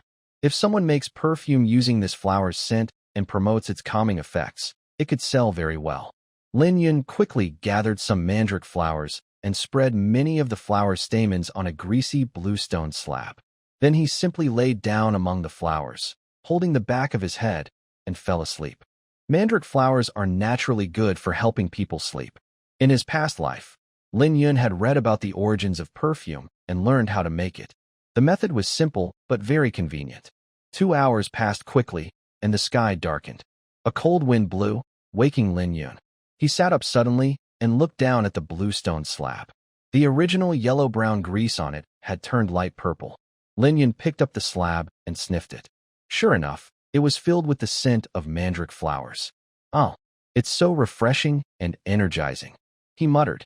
Suddenly, a voice called out behind him. Sir, why are you hiding here? Lin Yun turned around and saw Yi Wanqing.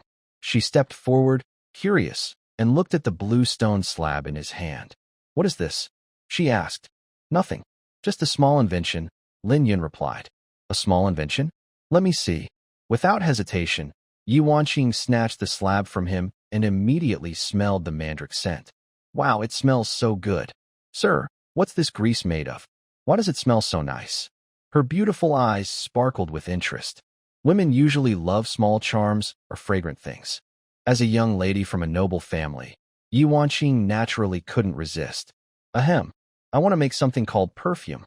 It's much better than a sachet. I got the idea when I was in Yu City with Una, Lin Yun explained. Perfume? Just the name sounds wonderful. Are you planning to give it to me? Yi Wanqing was clever.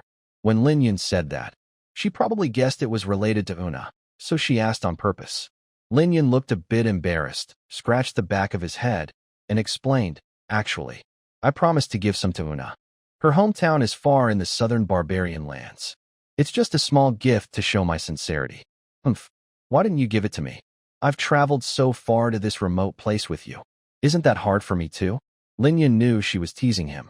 He took back the blue stone slab and shook his head helplessly. Next time I'll give some to you. This time was just an experiment. If it works, I can produce lots of this kind of perfume in the future. Yi Wanqing glared and said, No, Shiuna has things I must also have. As our husband, you can't favor one over the other. Lin Yun felt a headache coming on. In his view, Lin Weiyue was the type with no desires or demands, which he liked. Una seemed fierce on the outside but was very gentle inside, giving Lin Yun a different feeling. Only Yi Wanqing, who appeared to have the gentle charm of a woman from Jiangnan, was actually strong inside, with a wild nature. She was brave and fierce, which was her personality. In the court, this kind of personality could be successful. But if she were a wife, a woman too strong might not be happy. Which man would want to find a tough wife to mistreat himself? Lin Yun said helplessly, all right. I won't favor one over the other. I'll make this perfume 3 parts and share it among you 3. Is that okay? That's more like it. Yuan Xing smiled slyly, thinking her little cleverness and slight bossiness would be liked by men. But in fact, it was just her wishful thinking. Lin Yun stretched and said, let's go back. I need to move on to the next step. Seeing his back, Yuan Xing felt proud and immediately followed, affectionately holding Lin Yun's arm. Their close appearance really looked like a deeply loving couple. Now, Niubei village was no longer as poor as before. Since the villagers started making black powder materials for Lin Yun, they had been living well. Almost every household had at least 1 or 2 people involved in making it.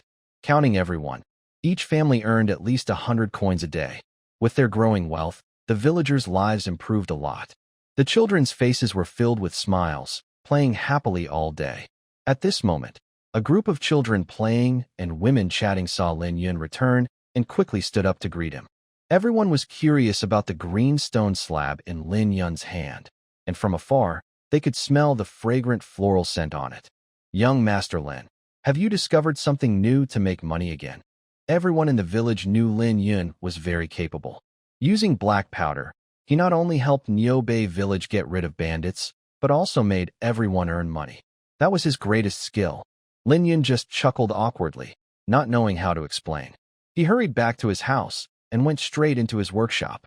He poured the fragrant oil with the scent of mandrake flowers from the green stone slab into a wooden container.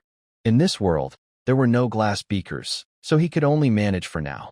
Later, when he prepared to smelt iron ore, he would also collect sand to make glass containers. Yuan Xing also came in and stood at the door, watching his back. Hubby, do you need help? Lin Yun glanced at her and said, go get me a pot of wine. Why? It's not dark yet. Why drink wine? Plus, drinking isn't good for health. Yuan Xing kept talking nonstop. Lin Yun immediately waved his hand to stop her and said, I didn't say I want to drink. I need the wine to make perfume. Hurry up, don't delay. Humph. Yuan Xing then turned and left. Soon, she brought back a pot of wine. Hubby, are you really capable? Such good wine would be wasted on you. Yuan Xing crossed her arms and pouted, looking at him critically. Lin Yun walked seriously to her, face to face, teasingly said, if I can do it or not, you'll see if you try. You rascal.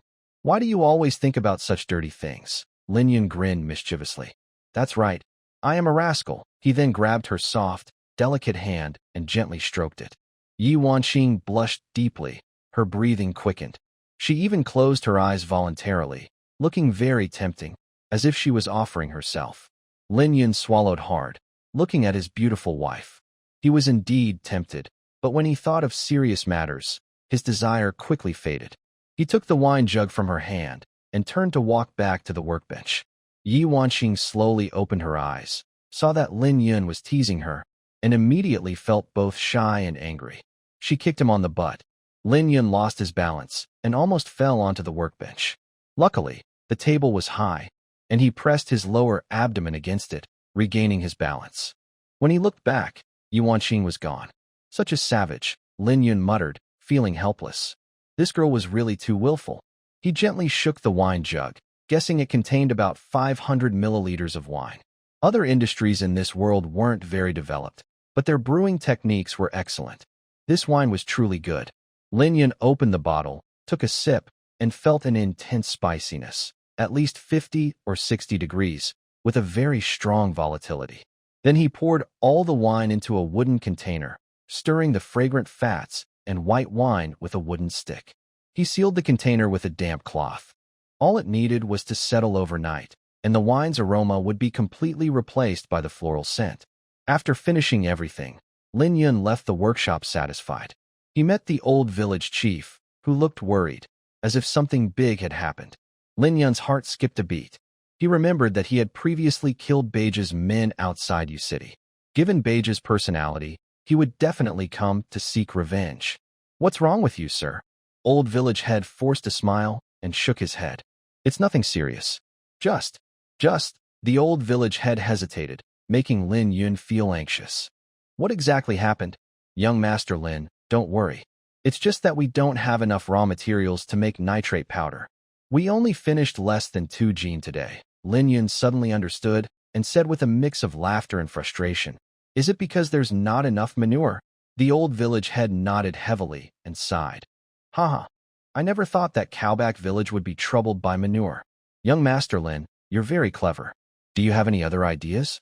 Or, if it's really impossible, I can send someone to the neighboring village to collect manure. I don't have a better solution right now, or I wouldn't resort to such a disgusting method to get nitrate powder. All right, as you suggested, starting tomorrow, send people to the neighboring village to collect manure. Bring more people if you can. The expenses will be covered by the madam. The old village head could only agree. Before coming, he had already discussed this matter with the villagers. Everyone was somewhat reluctant to go out and collect manure, feeling it was embarrassing. But he didn't dare to tell Lin Yun about these feelings. All right, let's do it that way. I'll take my leave now. He turned to leave. Suddenly, Lin Yun called out, Wait a moment. Young Master Lin, do you have any instructions? The old village head looked curious. Tell me about Zheng Yoli. Although Lin Yun trusted him, he still wanted to observe carefully. People's hearts are hard to read. He's quite normal. Recently, he's been training with the prisoners. Lin Yun nodded. And what about Asan? How is he doing? Asan was actually at Lin Yun's house, but as the head of his family, he couldn't just go see him freely, especially since today was only the first day. The old village head hesitated for a moment and said, His condition doesn't seem very good. The maid said he's been muttering all day in his room. It might be because of his broken leg, and he's not in a good mood. I understand. Would you like to stay for dinner? Lin Yun already smelled the aroma of food, probably prepared by Lin Weiyue. Never mind. Young Master Lin, you should stay and dine with the 3 ladies. Afterward, he turned to leave. Lin Yun could sense that the old village head kept a certain distance from him. But he wasn't angry. Instead, he thought the old man was very clever. Maintaining distance and knowing one's place shows he always knows who he is. Such a mindset is rare and admirable. When they arrived at the main hall, there were 5 dishes and a large bowl of soup on the table, along with steaming rice nearby. Smells so good. With a wife like this, what more could a husband ask for? Lin Yun suddenly hugged Lin Weiyue from behind, who was still arranging the dishes. Startled, Lin Weiyue gasped, then relaxed when she saw it was Lin Yun, and lightly scolded, Husband, wait until we get back to the room. Don't let Wan Qing and Una see. Why be afraid? You're the lady of the house. They both need to serve you, Lin Yun said with a smile, very pleased with Lin Weiyue's kindness. I've already seen it. Suddenly, behind them, Yi Wanqing's voice rang out. Lin Weiyue quickly broke free from his embrace, her face turning red. Yi Wanqing snorted softly and sat directly at the dining table. Weiyue, don't be fooled by your husband's sweet words. He's been busy all day making something that smells even better than a sachet. What was it called? Oh, right. Perfume. He made it especially for Una's mother. See, your husband is clearly biased. Lin Yun's forehead twitched with 3 black lines, annoyed. What are you talking about? I said I'd give each of you a share later. Humph. I just scolded you a bit. Are you really turning over a new leaf? Husband, that tiger lady can be quite charming. I advise you to be careful, or one day she might just steal your heart without you knowing, Yi Wanqing said casually, not noticing that Una was already standing at the door, her fair hand gripping the door frame. Crack! The door frame broke with a loud sound. Suddenly, the 3 people in the hall were startled. Seeing the situation, Lin Weiyue turned and ran into the kitchen. Lin Yun forced a smile and stepped forward, asking, Una, how are you feeling? Una, with a cold expression, pushed Lin Yun aside and walked straight to Yi Wanqing. It turned out that Una, trained in martial arts since childhood, had been practicing internal energy, which made her physically very strong. The afternoon's healing exercises had helped her recover to normal. Although she hadn't completely expelled the poison from the 10 fragrant soft tendon powder, she was no longer in serious trouble. Seeing Una approaching with a commanding presence, Yi Wanqing felt guilty and stood up. She knew that gossiping behind someone's back was petty. She forced a smile and said, Una, I was just joking earlier. Don't take it seriously. Una stopped in front of her and warned. Yuan Qing, I warn you. The people of Panta Heaven are flexible, but they also repay their enemies. If I hear you gossiping about me again behind my back, don't blame me for losing face in front of my husband. Lin Yun quickly pulled her away and said, Una, Wan Qing was just joking. Yuan Qing also felt embarrassed and clenched her teeth, saying, Una, I have a word for you too. When the sky is wild, it rains. When a person is reckless, trouble follows. If you hadn't started trouble with me first and always opposed me, I wouldn't have to argue with you now. Fine. From today on, you go your way, and I go mine. Una said, turning to leave. Lin Yun quickly stopped her and said annoyed, Are you done talking? Yes, you both have tempers. And each one is worse than the other. But don't forget, you are both guilty now. Since the day you moved into this house, I said we must stay united to change our fate. And what about you two? One fights openly, the other schemes secretly. Are you going to fight physically next? Lin Yun pointed first at Una's nose, then at Yuan Qing. Both women lowered their heads, silent under Lin Yun's scolding. At this moment, Lin Wuyue softly said, Husband, let's eat first. Lin Yun nodded and said, Everyone sit down to eat. I warn you both, if you keep fighting secretly or openly, get out. I, Lin Yun, refuse to accept my fate, but if anyone becomes a stumbling block for me, I won't tolerate it. Both women were stunned. They had never seen Lin Yun so angry before.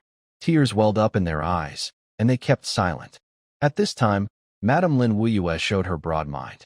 She stepped forward and, one on each side, pulled the two women to sit at the table. Both women obediently sat down. If it had been before, they wouldn't have tolerated such scolding from Lin Yun. Una's fiery temper might even have led her to attack Lin Yun. But after understanding each other over this time, both women clearly saw that Lin Yun was a person capable of great things. Not only was he clever and deep, but he also often came up with surprising ideas and inventions. With these qualities alone, it was clear Lin Yun was destined for greatness and would rise to the top sooner or later. Especially Yuan Qing, who was once a strategist of the great Yin Divine Dynasty's court, knew a lot about the court and the world. Lin Yun was definitely a person who could change the history of the great Yin Divine Dynasty. Such a person as her husband, she wouldn't want to leave him for anything.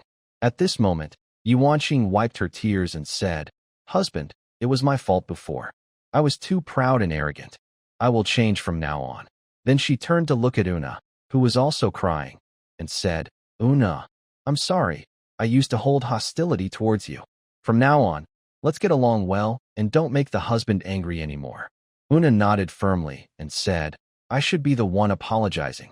I was the one who caused trouble first. Lin Yun's expression softened slightly. Lin Wuyue smiled and said, That's right. We are family. All of us are the husband's women, so we should stick together. Let's eat now. The food will get cold later. Only then did Lin Yun sit down, pick up his chopsticks, and say, All right, since we've cleared the air, let's put everything behind us. You three are very important to me. As the main wife, Wuyue, you work hard managing the household. And you too are my trusted helpers. I hope you can help me change our current situation. The three women nodded silently. Let's eat now, Lin Yun said. He picked a piece of juicy fish and praised, so delicious. My main wife is really skilled. Wuyue smiled and said, This is all from our nearby mountain special grass carp. After that, the three women started eating as well. Although the meal was a bit awkward, overall, the atmosphere was quite friendly. After dinner, all three women eagerly went to wash the dishes. Lin Yun enjoyed a moment of leisure and went straight to visit Asan. The perfume made in the workshop still needed some time to settle. When he pushed open the door, he saw Asan leaning against the bed, drinking millet porridge alone. His injuries were just beginning to heal, so he couldn't eat spicy or heavy foods yet.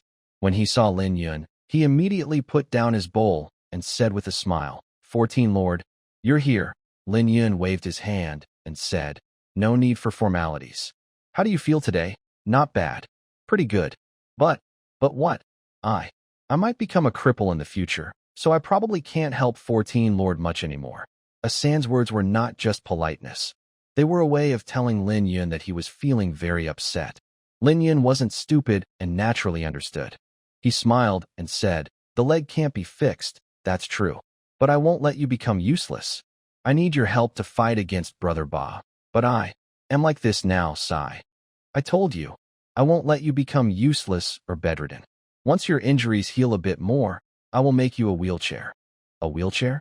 What's that? Well, it's a tool that lets you sit and move around normally. Lin Yun could only explain it like that. He came so late mainly because he heard the old village chief's report. If he didn't help a San open his heart, something bad might happen. After all, people live with hope and strive for a better life. If life has no hope, it's almost the same as being dead. Indeed, Asan's eyes lit up, and he said happily, 14 Lord, are you telling the truth? Why would I lie to you? Rest assured, as long as you stay loyal to me, I won't let you down. Thank you, 14 Lord. All right, that's enough for now. Keep eating. If you need anything, just ask. If anyone tries to upset you, tell me immediately. I won't let them get away with it. Then, Lin Yun left. Don't underestimate these few words. They show how well Lin Yun understands people's minds. Back in the workshop, Lin Yun quickly picked up a piece of charcoal and roughly sketched a wheelchair on a board, then drew some parts. He couldn't make these parts himself, so he asked Old Village Head to give orders for the villagers to make them. Although the villagers are uneducated, they are very skilled with their hands. Making these simple parts isn't complicated. It just requires patience. The next morning, before dawn, Lin Yun got up early. After soaking overnight, the perfume was finally ready. Of course, this was just the basic process. It still needed further refinement to make the perfume more delicate and fragrant. But stabilizers require various organic compounds, which he couldn't produce in his simple workshop now. He could only wait until conditions improve in the future to refine it further, laying the groundwork for future sales. After all, people love beautiful things, especially when it comes to product quality, which is highly valued. Lin Yun took out the prepared wooden bottles and evenly poured mandrake perfume into 4 of them. Because the alcohol kept evaporating, the scent of mandrake flowers was very strong. Of course, this wasn't a very strong scent, but a fresh and elegant aroma that made people feel relaxed and happy. Being surrounded by this fragrance, Lin Yun felt calm and peaceful, very comfortable. Later, Lin Yun gave the perfume to Wu Yu and Una. Coincidentally, he also met Yuan Qing, who had just woken up.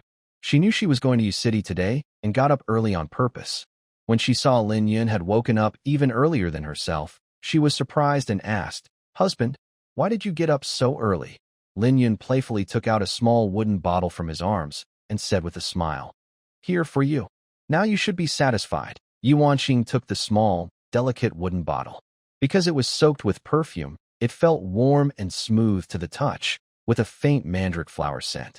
"Wow, it smells so good. Is this perfume?" Seeing her satisfied expression, Lin Yun felt proud and said, "Yes, it is. I love it so much." Yuan Qing held it in her hands, happily jumping up. She carefully opened the cork and gently poured the perfume into her palm, then applied it to her body. "How does it smell? Is this scent 100 times better than a sachet?" "Yes." Yuan Qing nodded vigorously, then suddenly thought of something and looked at him sharply.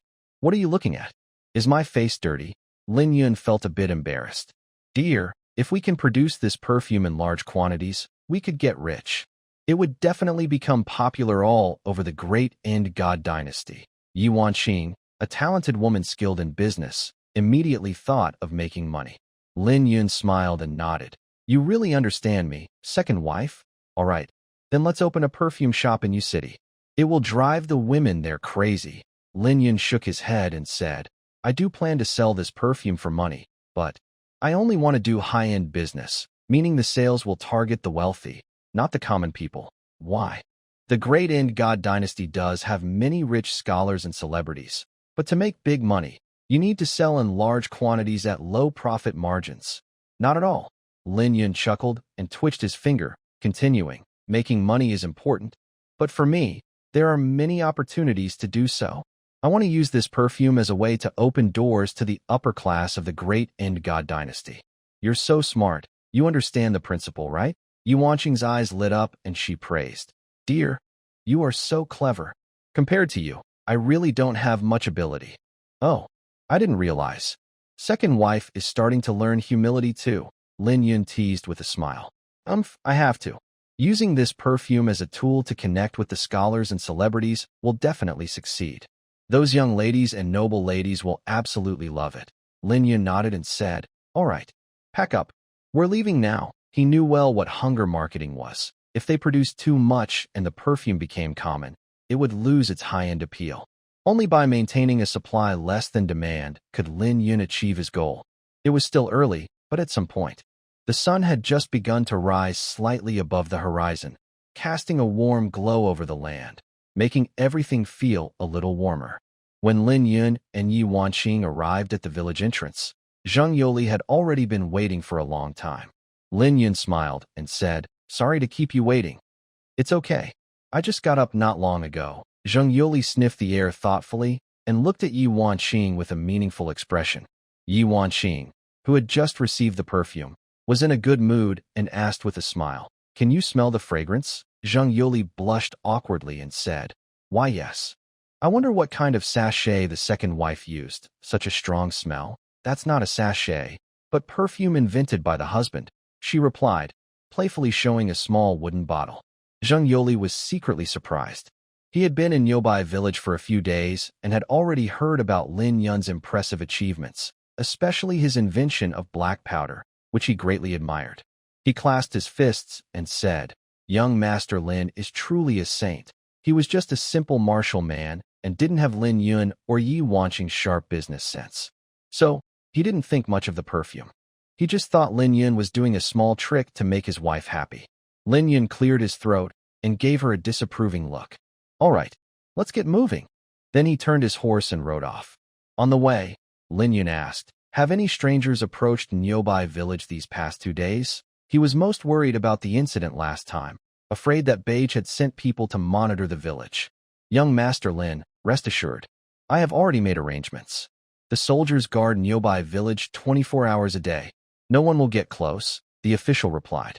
Lin Yun nodded in satisfaction. Outside the south gate of Yuqing, today was another hunting day. Officials from nearby towns had come from all over. They didn't enter the city but waited outside the southern suburbs, all dressed in battle armor, riding war horses. They carried swords at their waists and bows and arrows on their backs, all prepared. But, no matter how they dressed, they looked out of place. It's no wonder. Normally, they were lazy officials who enjoyed comfort and luxury. They wouldn't be able to fight if they went to war. They only wore such heavy gear to please the governor. Among them was Lin Xian. However, since he was new and unfamiliar with his colleagues, he didn't stand out much.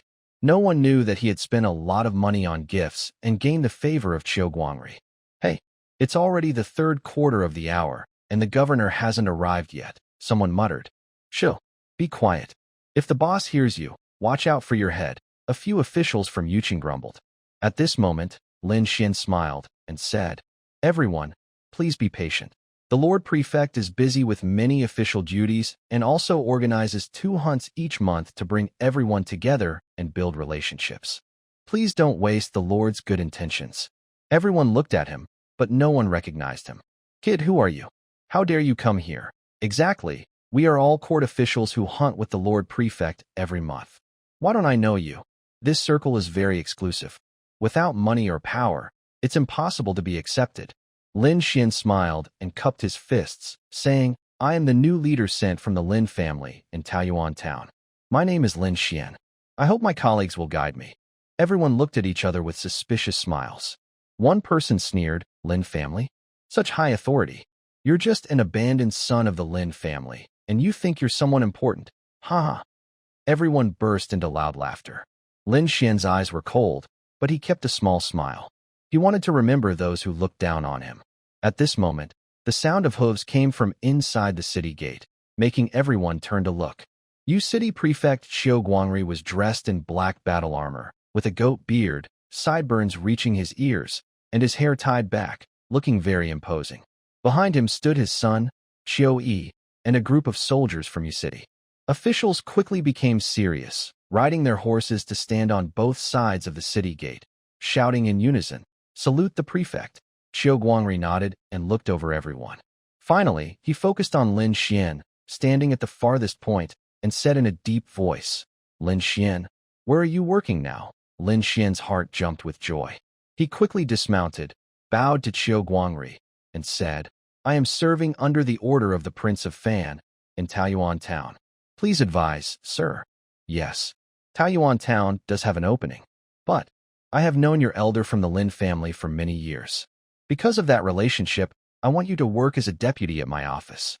How do you feel about that? The officials around were surprised, especially those who had just mocked Lin Xian. They broke out in cold sweat.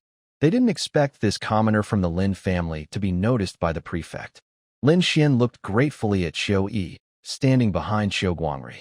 It turned out that, given Lin Xian's status, he couldn't normally contact a fourth-rank prefect like Qiu Guangri, so he took the opportunity to flatter Qiu Yi, leading to this scene. Qiu Yi nodded secretly at him and said in a deep voice, Lin Xian, you should thank the prefect now. Lin Xian finally understood, quickly bowed, and said, Thank you, prefect, for your support. I will do my best. Do not underestimate the deputy officer as just a minor official. After all, he has entered the ranks of officials. This is exactly what Lin Xian desires. As long as he can blend into the system, he can continue to send gifts in the future. He chose to become the Lord of Taoyuan Town because this land is very wealthy. Recently, he also discovered a copper mine, which gave him great confidence. When the time is right, he can use the copper to bribe the official in charge and get promoted easily. Qiu Guangri nodded happily and waved his hand. All right, it's about time. Let's go. Everyone immediately cheered and followed Qiu Guangri, riding straight to the southern outskirts. This forest had long been turned into a hunting ground by Qiu Guangri. It was home to various wild animals, like deer and rabbits, and even some fierce predators that often appeared. Last summer, Qiu Guangri shot and killed a tiger. Because of the tiger's skin, he built a hall at his residence for discussing military affairs. But in reality, these military discussions were mainly about how to fight bandits. The area around Yuqing was full of bandits. Although everyone went hunting together, only Qiu Guangri was really showing off. No one dared to compete with him. Even shooting a rabbit required a lot of flattery. Unbeknownst to them, in a hidden spot, Lin Yun and two others had been waiting for a long time. They could find the official's hunting location so precisely thanks to Zheng Youli's knowledge of the outdoor environment. At this moment, Yi Wanqing whispered, Husband, how should we approach the official later? Lin Yun smiled slightly and turned to Zheng Youli, asking, How is your shooting lately?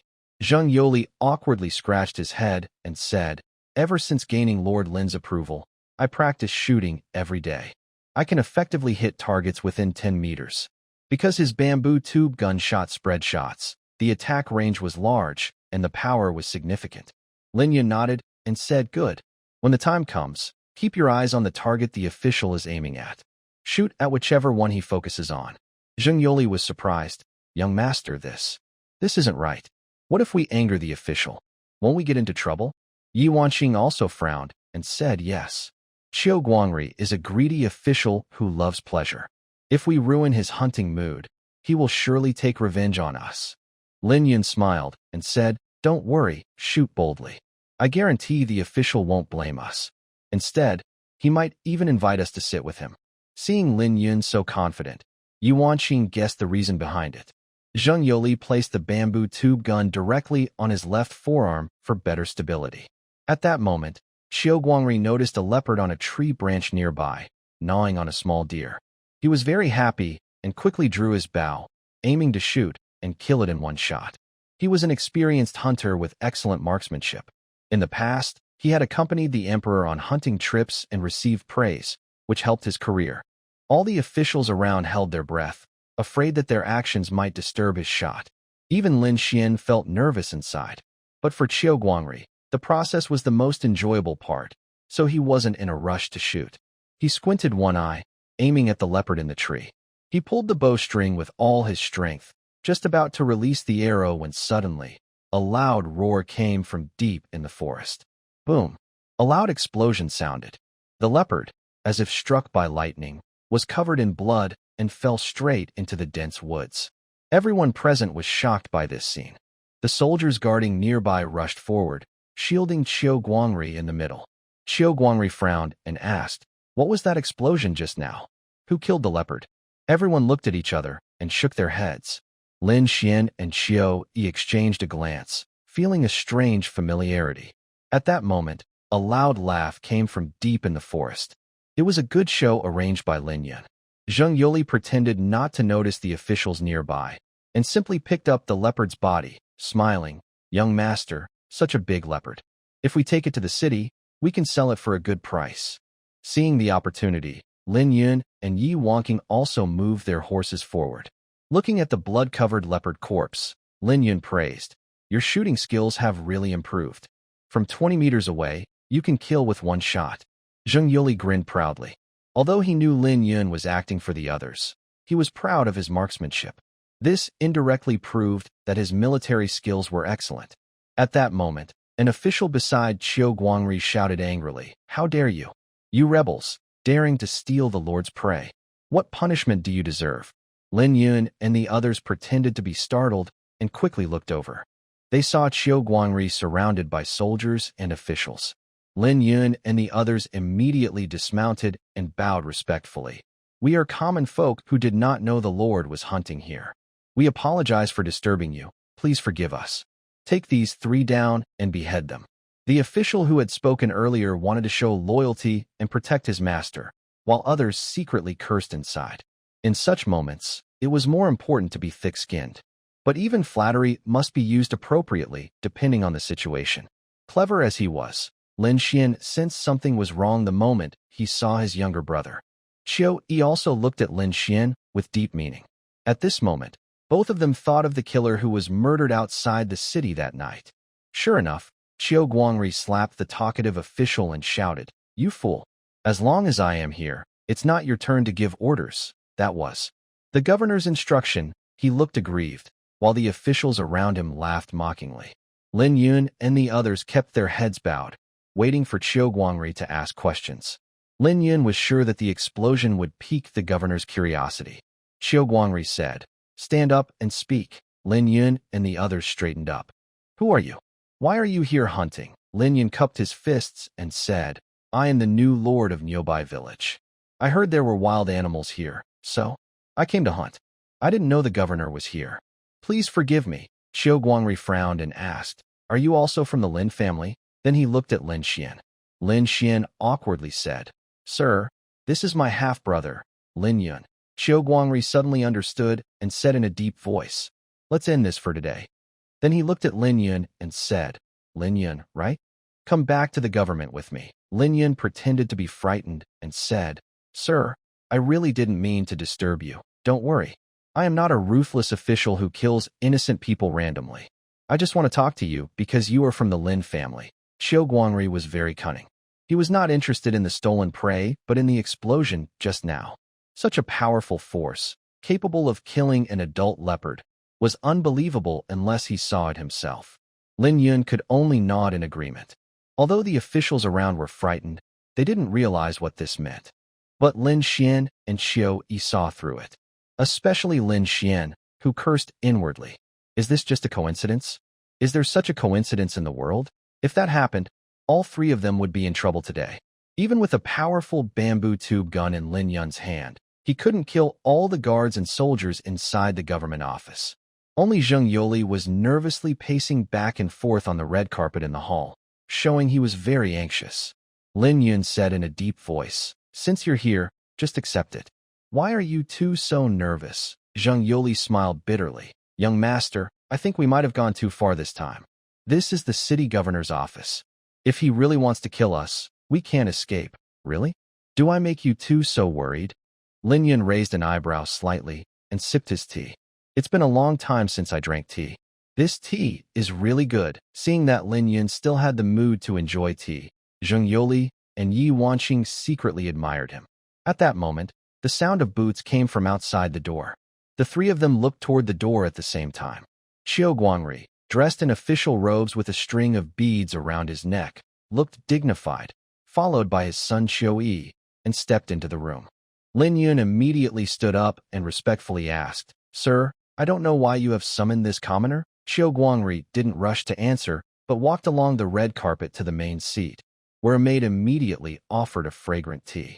"How dare you break into my hunting ground without knowing why I summoned you?" Qiu Guangri took a sip of hot tea, looking confident in his judgment of Lin Yun. Zheng Yoli was so nervous he could hardly control himself.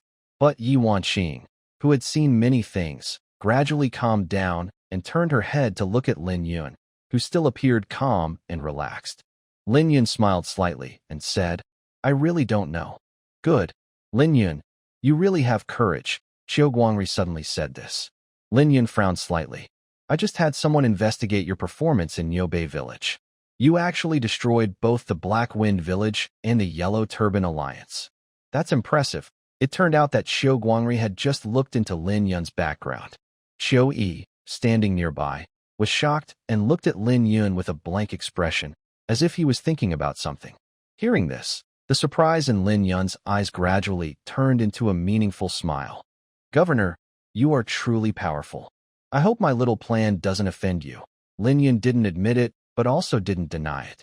Qiu Guangri asked, all right, now you should tell me, how did you kill that leopard? Li. Lin Yun turned to look at him. Zheng Yoli immediately understood and quickly took out the bamboo tube gun without bullets. Qiu Yi stepped forward to take it, looking at its intricate design, clearly amazed. Qiu Guangri frowned and asked, was that what you just used? This is clearly a broken bamboo tube, and it has already been blackened by fire. It doesn't look special at all. Lin Yun teased, that's right. You don't know, sir. This is just a launching device. To have the power to kill a leopard like this, I need a special black powder I made myself. He then took out a dark bullet from his waist, casually took the bamboo tube gun, and loaded the bullet into it. At the same time, he aimed outside the door and pulled the trigger. Boom. A loud explosion shook the house. Everyone inside was startled. Qiu Guangri's teacup fell to the ground with a clatter. Qiu Yi looked at this scene in shock and was speechless. Lin Yun retracted the bamboo tube gun, blew away the blue smoke from the barrel, and smiled. Are you satisfied now, sir? Qiu Guangri's eyes lit up with joy. Such a small bullet has such great power? If used in battle, it would be even more deadly. Lin Yun nodded. Yes, the power is indeed impressive, but the cost is very high. If used in war, even the mighty divine dynasty couldn't afford it. He was just talking nonsense, trying to make Qiu Guangri give up this idea. Lin Yun planned to sell weapons in the future and promote black powder widely. But not now. Qiu Guangri looked at Lin Yun with a completely different expression. He asked, Lin Yun, you went to great lengths to get close to me. What do you want? Seeing that Lin Yun had spoken openly, he decided not to hide anymore. He took out 200 taels of silver from his bosom and said, Sir, I know this silver might not impress you, but as the saying goes, a small gift from afar shows sincerity. If you are willing to accept me as a friend, I hope you will kindly accept this. Qiu Guangri stared at the silver on the table, but remained indifferent. He thought to himself, this little amount of money was really not worth his attention. Earlier, Lin Xian gave a gift of 500 taels of silver and promised to send 100 taels annually. Only then did he get the position of a deputy.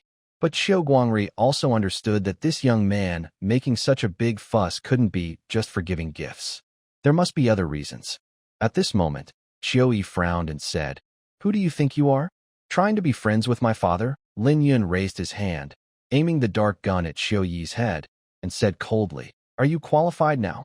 Qiu Yi was startled and quickly stood up. The power of the explosion was still vivid in his mind, and he didn't dare face that gun. You? I warn you. Don't mess around. Qiu Yi was completely frightened by Lin Yun. At that moment, Qiu Guangri finally understood that Lin Yun was not trying to flatter him, but truly had other plans. He raised his hand and pressed down the bamboo tube gun in Lin Yun's hand, smiling. It seems the Lin family made a mistake this time. They actually abandoned a talented young man like Lin Gongzi, truly blind. Lin Yun smiled and said, I think so too. So, what does Lord Xiu mean? Lin Gongzi is brave and clever, with great courage. You also control such powerful hidden weapons. I am not only impressed, but even more respectful. As he spoke, Qiu Guangri took 200 taels of silver from the table in front of everyone, as a sign of friendship with Lin Yun. This was a completely different attitude from how he treated Lin Xian before. Although Qiu Guangri took 500 taels of silver from Lin Xian, he never really paid attention to him.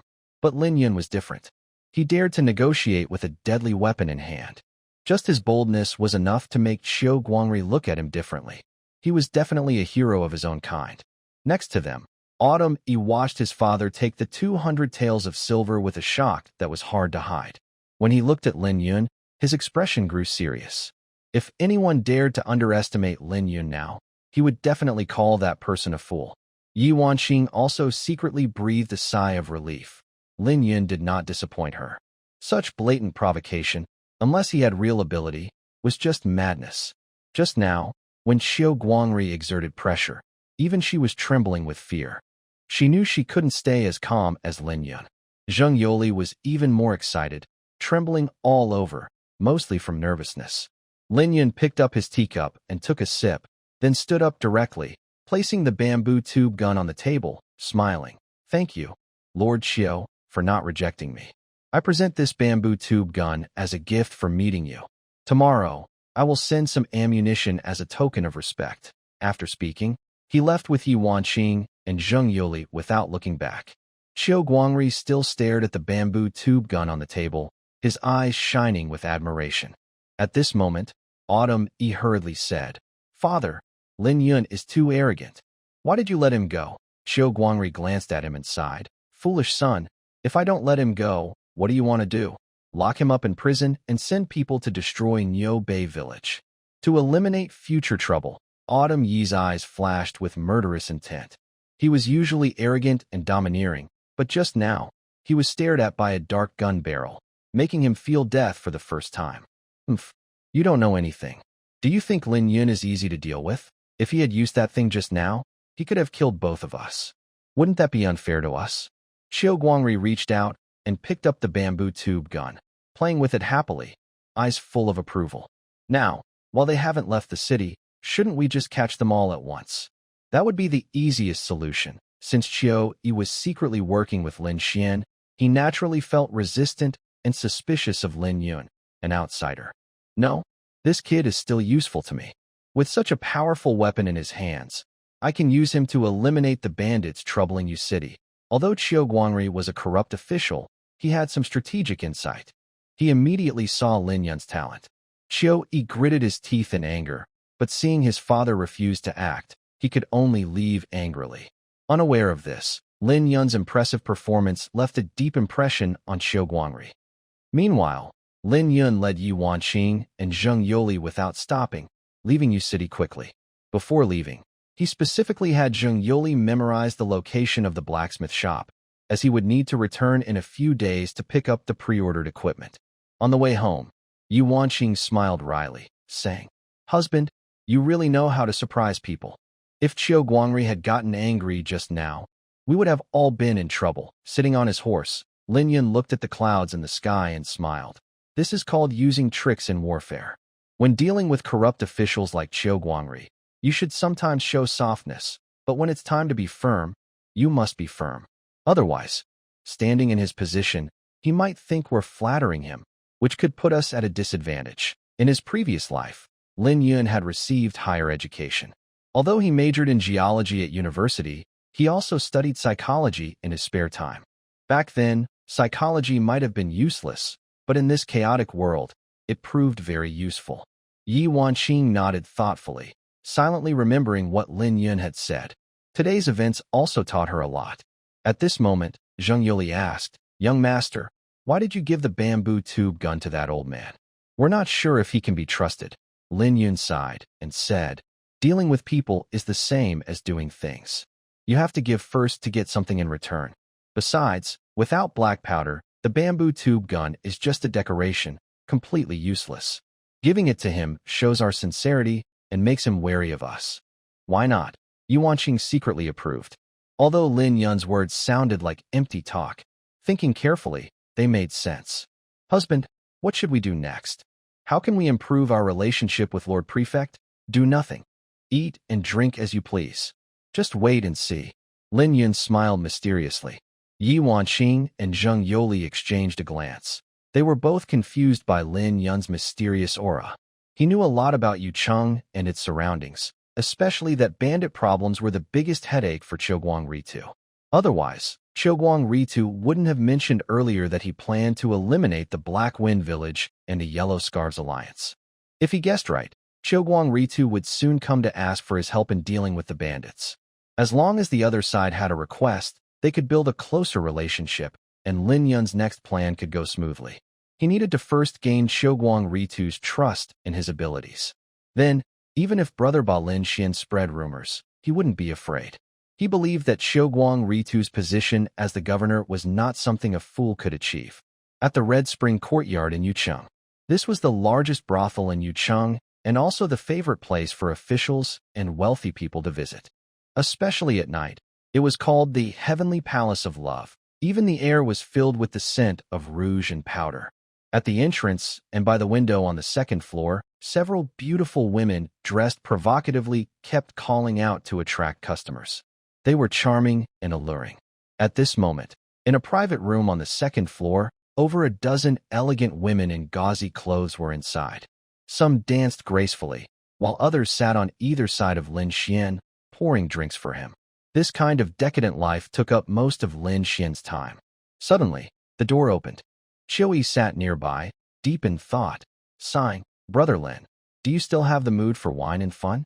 Aren't you worried at all?" Lin Xian glanced at him and chuckled softly. "With Brother Qi and Lord Qi supporting me, how could I sleep on the street?" As he spoke, he picked up a small wine cup and personally fed a woman.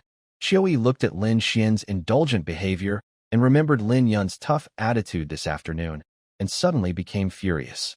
He kicked over the large round table in front of him, causing exquisite dishes and fine wine to crash to the ground with a loud noise. The women were startled and screamed, quickly hiding aside. Qiuyi shouted angrily, "Everyone, get out!"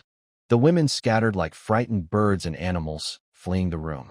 Qiuyi was also a regular at the Red Spring Courtyard and knew he was the son of a high-ranking official, so he dared not offend him. Only then did Lin Xian realize how serious the situation was. He immediately stood up and asked, "Young Master Qi, don't be angry. What exactly happened?" Qiuyi looked at him expressionlessly and recounted the conversation he had with Lin Yun earlier that afternoon. Lin Xian's heart trembled wildly, and he exclaimed, This can't be true. I can't believe my 14th brother could say such things." To him, Lin Yun is very weak in the Lin family, a complete pushover. Even the servants can easily control him. So he's still a bit surprised. Qiuyi sneered and said, "You still don't believe? Is this what you called no threat before?" Lin Xian's face turned pale and said, "Is that bamboo tube gun really that powerful? Didn't you see it today? One shot killed a leopard. If that shot hit you, do you think you'd survive or die?" Lin Xian broke out in cold sweat and remembered how he humiliated Lin Yun at the restaurant last time, which made him shiver. He realized that his 14th brother must be eliminated, or he would become a big problem. "Young Master Qiu, what do you suggest we do?" "What do I suggest? Do I need to tell you?" No need. "All right, I'll go handle it now." After speaking, Lin Xian stood up and left. Qiuyi washed his back and said in a deep voice, "Be thorough, and bring more people. Lin Yun's got some serious weapons, not to be underestimated." "I understand." Lin Xian hurried out. Qiuyi muttered to himself, "Lin Yun, if I wish you a long life, will there still be a place for me in your city?" He raised a glass of wine and drank it all. Although he was the son of Qiu Guangri, they usually kept to themselves and didn't interfere with each other.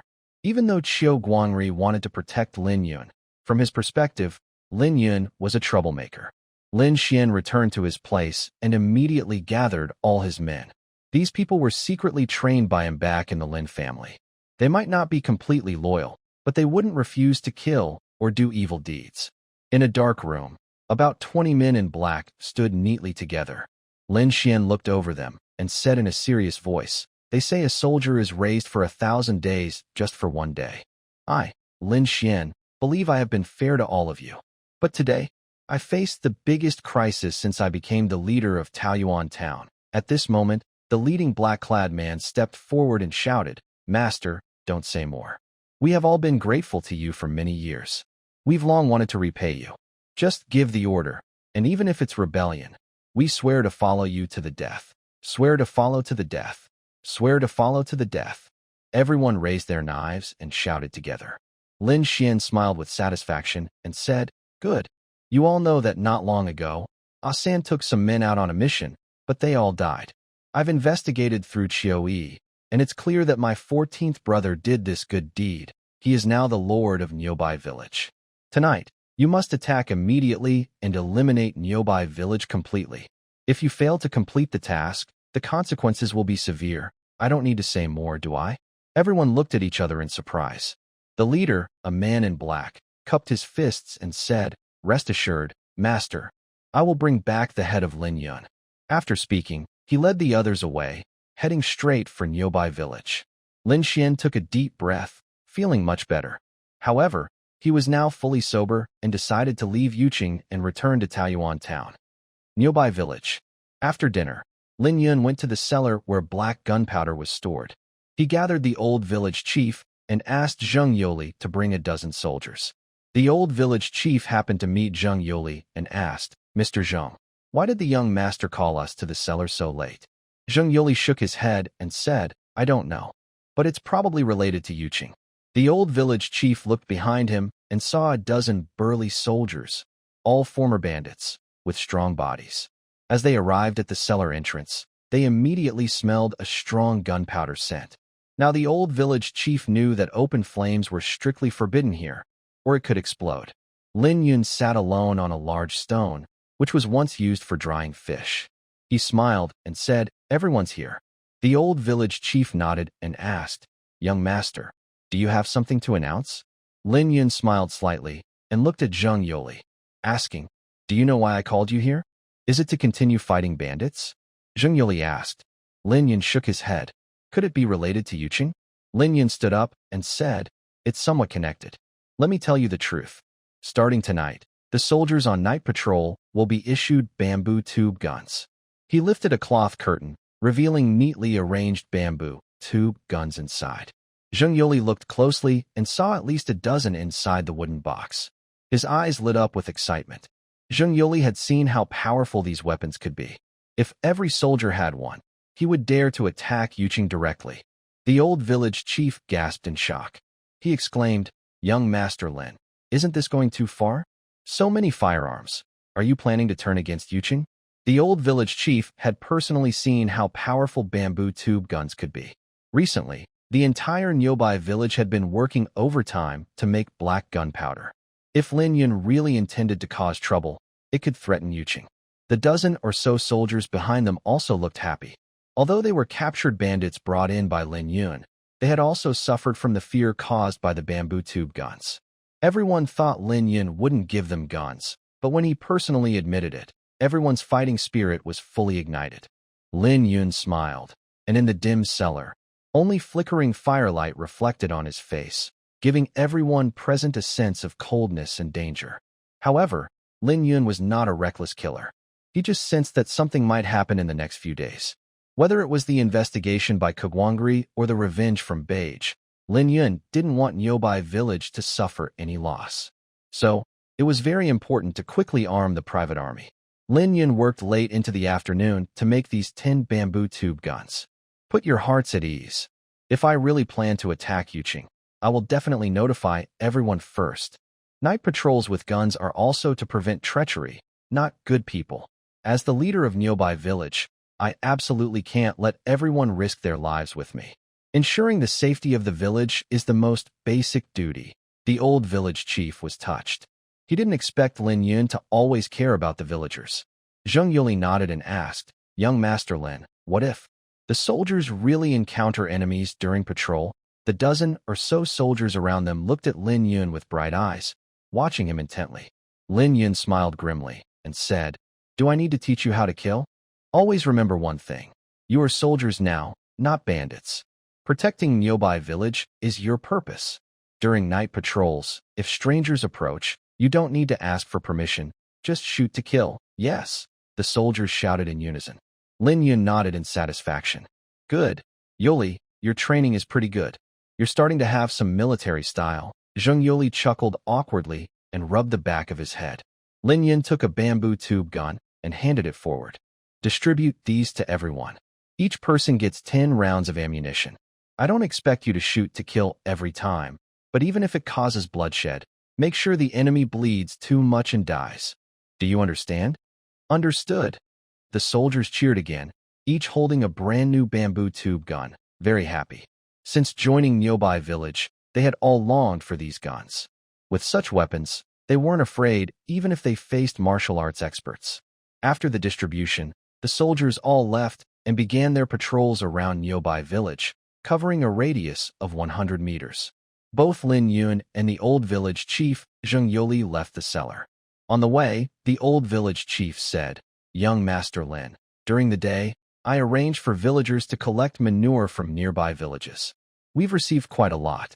But the villagers are working so hard and efficiently that they produce even more. If this continues, the manure from neighboring villages might not be enough soon." Zheng Yoli looked confused, not understanding the link between manure collection and making black powder. Lin Yun wanted to keep production and private armies separate. Even if villagers knew how to make black powder, it was okay because they were simple-minded and mainly wanted to earn money and live well. But private armies were different. Once they had weapons, they needed strict management. If they learned how to make black powder, it would be too risky. Lin Yun thought for a moment and said, "Let's train a few villagers to check the quality. They will supervise and weed out any substandard products. I care more about quality than speed. If the quality isn't good, we can deduct their wages." The old village chief hesitated, feeling this plan was a bit harsh. "Young Master Lin, this might not be right. It could discourage everyone's enthusiasm. It's okay. Villagers should earn at least 100 coins a day. If they want to earn more, they need to improve quality. Please, old sir, don't worry too much." Lin Yun didn't want to exploit the villagers, but he also couldn't let them fool him. He wanted to care for the people, but also needed a clear boundary that no one could cross. Afterward, the old village chief left with Lin Yun's orders. Zheng Yoli asked curiously, "Young Master Lin, what are the villagers collecting manure for?" Lin Yun shot him a glance and said, "I've told you what you need to know. If I didn't say it, then you shouldn't ask. Understand?" Zheng Yoli was startled inside, realizing he had crossed a line. He quickly lowered his voice. "Yes, I will remember that." Lin Yun nodded and said, "The bamboo tube guns are also ready. We must manage internal affairs well while defending against enemies, especially the soldiers' morale. If these gunmen have issues or try to rebel, I will hold you accountable. Rest assured, young Master Lin. I won't let that happen." "Good. You may go now." "Yes." Zheng Yoli turned and left. When Lin Yun returned home, he heard the three women chatting happily from a distance. They say 3 women make a show, and that's true. "Moon sister, the perfume you made is really wonderful." Yi Wanqing smiled gently, holding her small wooden bottle tightly. Lin Wuyue nodded and said, "Yes, my husband is really talented. How did he make this perfume? It smells so good." "I know. When my husband was making the perfume that day, I was there too. It was made from mandrake flowers outside the village, and also white wine." Una was surprised and said, "I didn't expect white wine could be turned into perfume." Cough cough.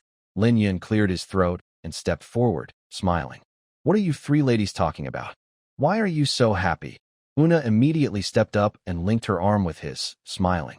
"Husband, can this perfume have different scents?" Lin Yun poked her forehead affectionately. "Why? Don't you like the smell of mandrake flowers?" "No. I'm just asking for Sister Wuyue.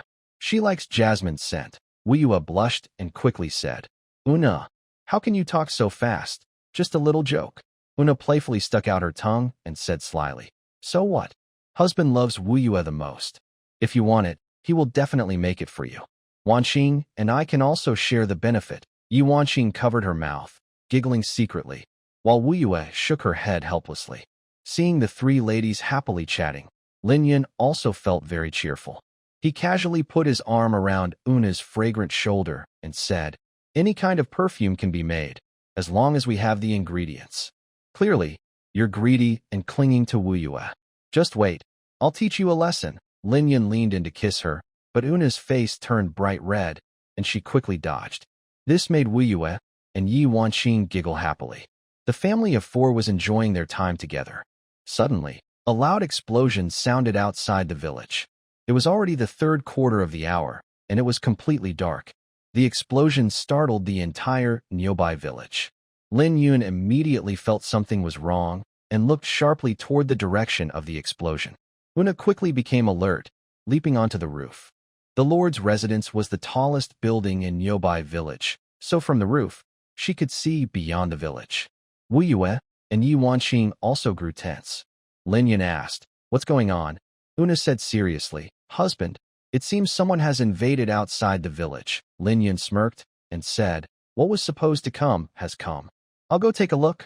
With that, Lin Yun turned to leave. I'm going too. Una immediately followed, leaving Wu Yue and Yi Wanqing at home. The two women weren't good at fighting, so going out might be dangerous.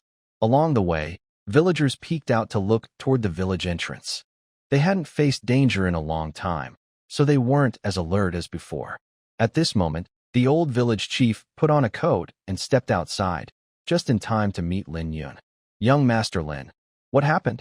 Lin Yun replied calmly. It seems someone has invaded. Everyone, go home and rest. No need to worry, the villagers whispered among themselves, knowing that the current Niu Bei village was no longer the same as before. It was protected by private soldiers, so there was no real danger. They all went home and closed their doors. Only the old village chief followed Lin Yun to the village entrance. Outside the village, Zheng Yoli, the leader of the private soldiers, stood on a large rock at the entrance, holding a bamboo tube gun, alert and watching the surroundings. He was worried that someone might take advantage of the chaos to break into the village. Earlier, more than 10 soldiers with guns had rushed into the darkness to fight the enemies. When Lin Yun and his group arrived, they heard loud noises and screams of pain. Zheng Yoli quickly stepped forward and said, Young Master Lin, the attackers are a group of people in black clothes. Lin Yun's eyes lit up, and he sneered. Baga really can't stop thinking about it. Una frowned and asked, People in black? Are they the ones who attacked us that day? Lin Yun nodded. Zheng Yoli asked, Did Lin Xian send them? He had heard Lin Yun mention the attack outside Yuqing before, so he knew that Baga was Lin Xian. The old village chief, though not afraid, was still a bit nervous and trembling. They came at the right time. This time, I must take revenge. Before Lin Yun could speak, Una had already rushed out. Come back, Lin Yun shouted loudly, but Una was already gone. This girl is really reckless. Lin Yun didn't want her to take risks. Zheng Yoli quickly said, Young Master Lin, don't worry. I will do my best to protect Madame San. Then Zheng Yoli also rushed out. In the darkness, more than 20 of Lin Xian's men had planned to sneak quietly into Niu Bei village. But they never expected to run into the private soldiers sent by Lin Yun. These private soldiers, guarding Niu Bei village for the first time, wanted to show their worth.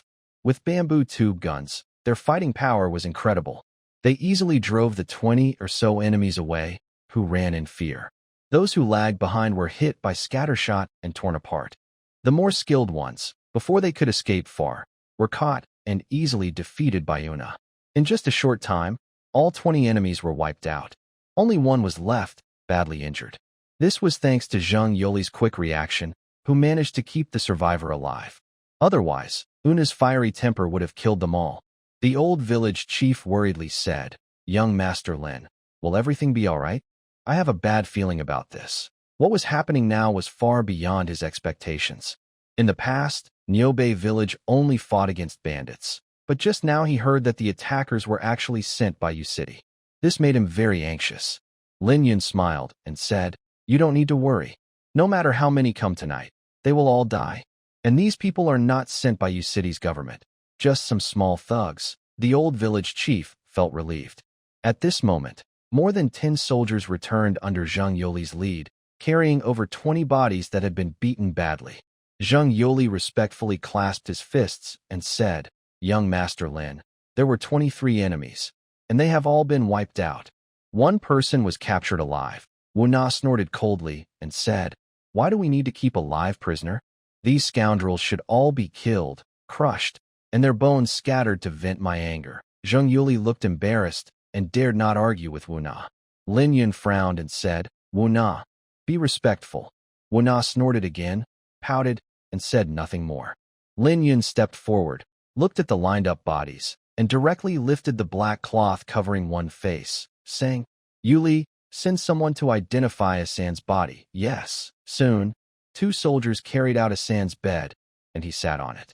Lin Yun smiled and asked, Asan, do you recognize any of these people? Asan looked at the many bodies on the ground, feeling surprised.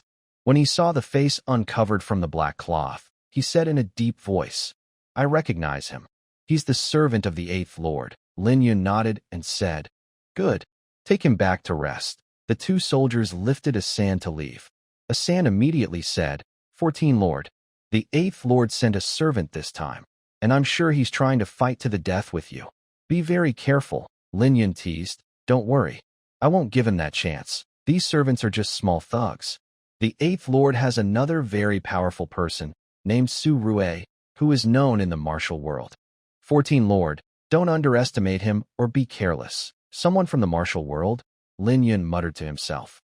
Since arriving in this world, this was the first time he had heard of people from the martial world.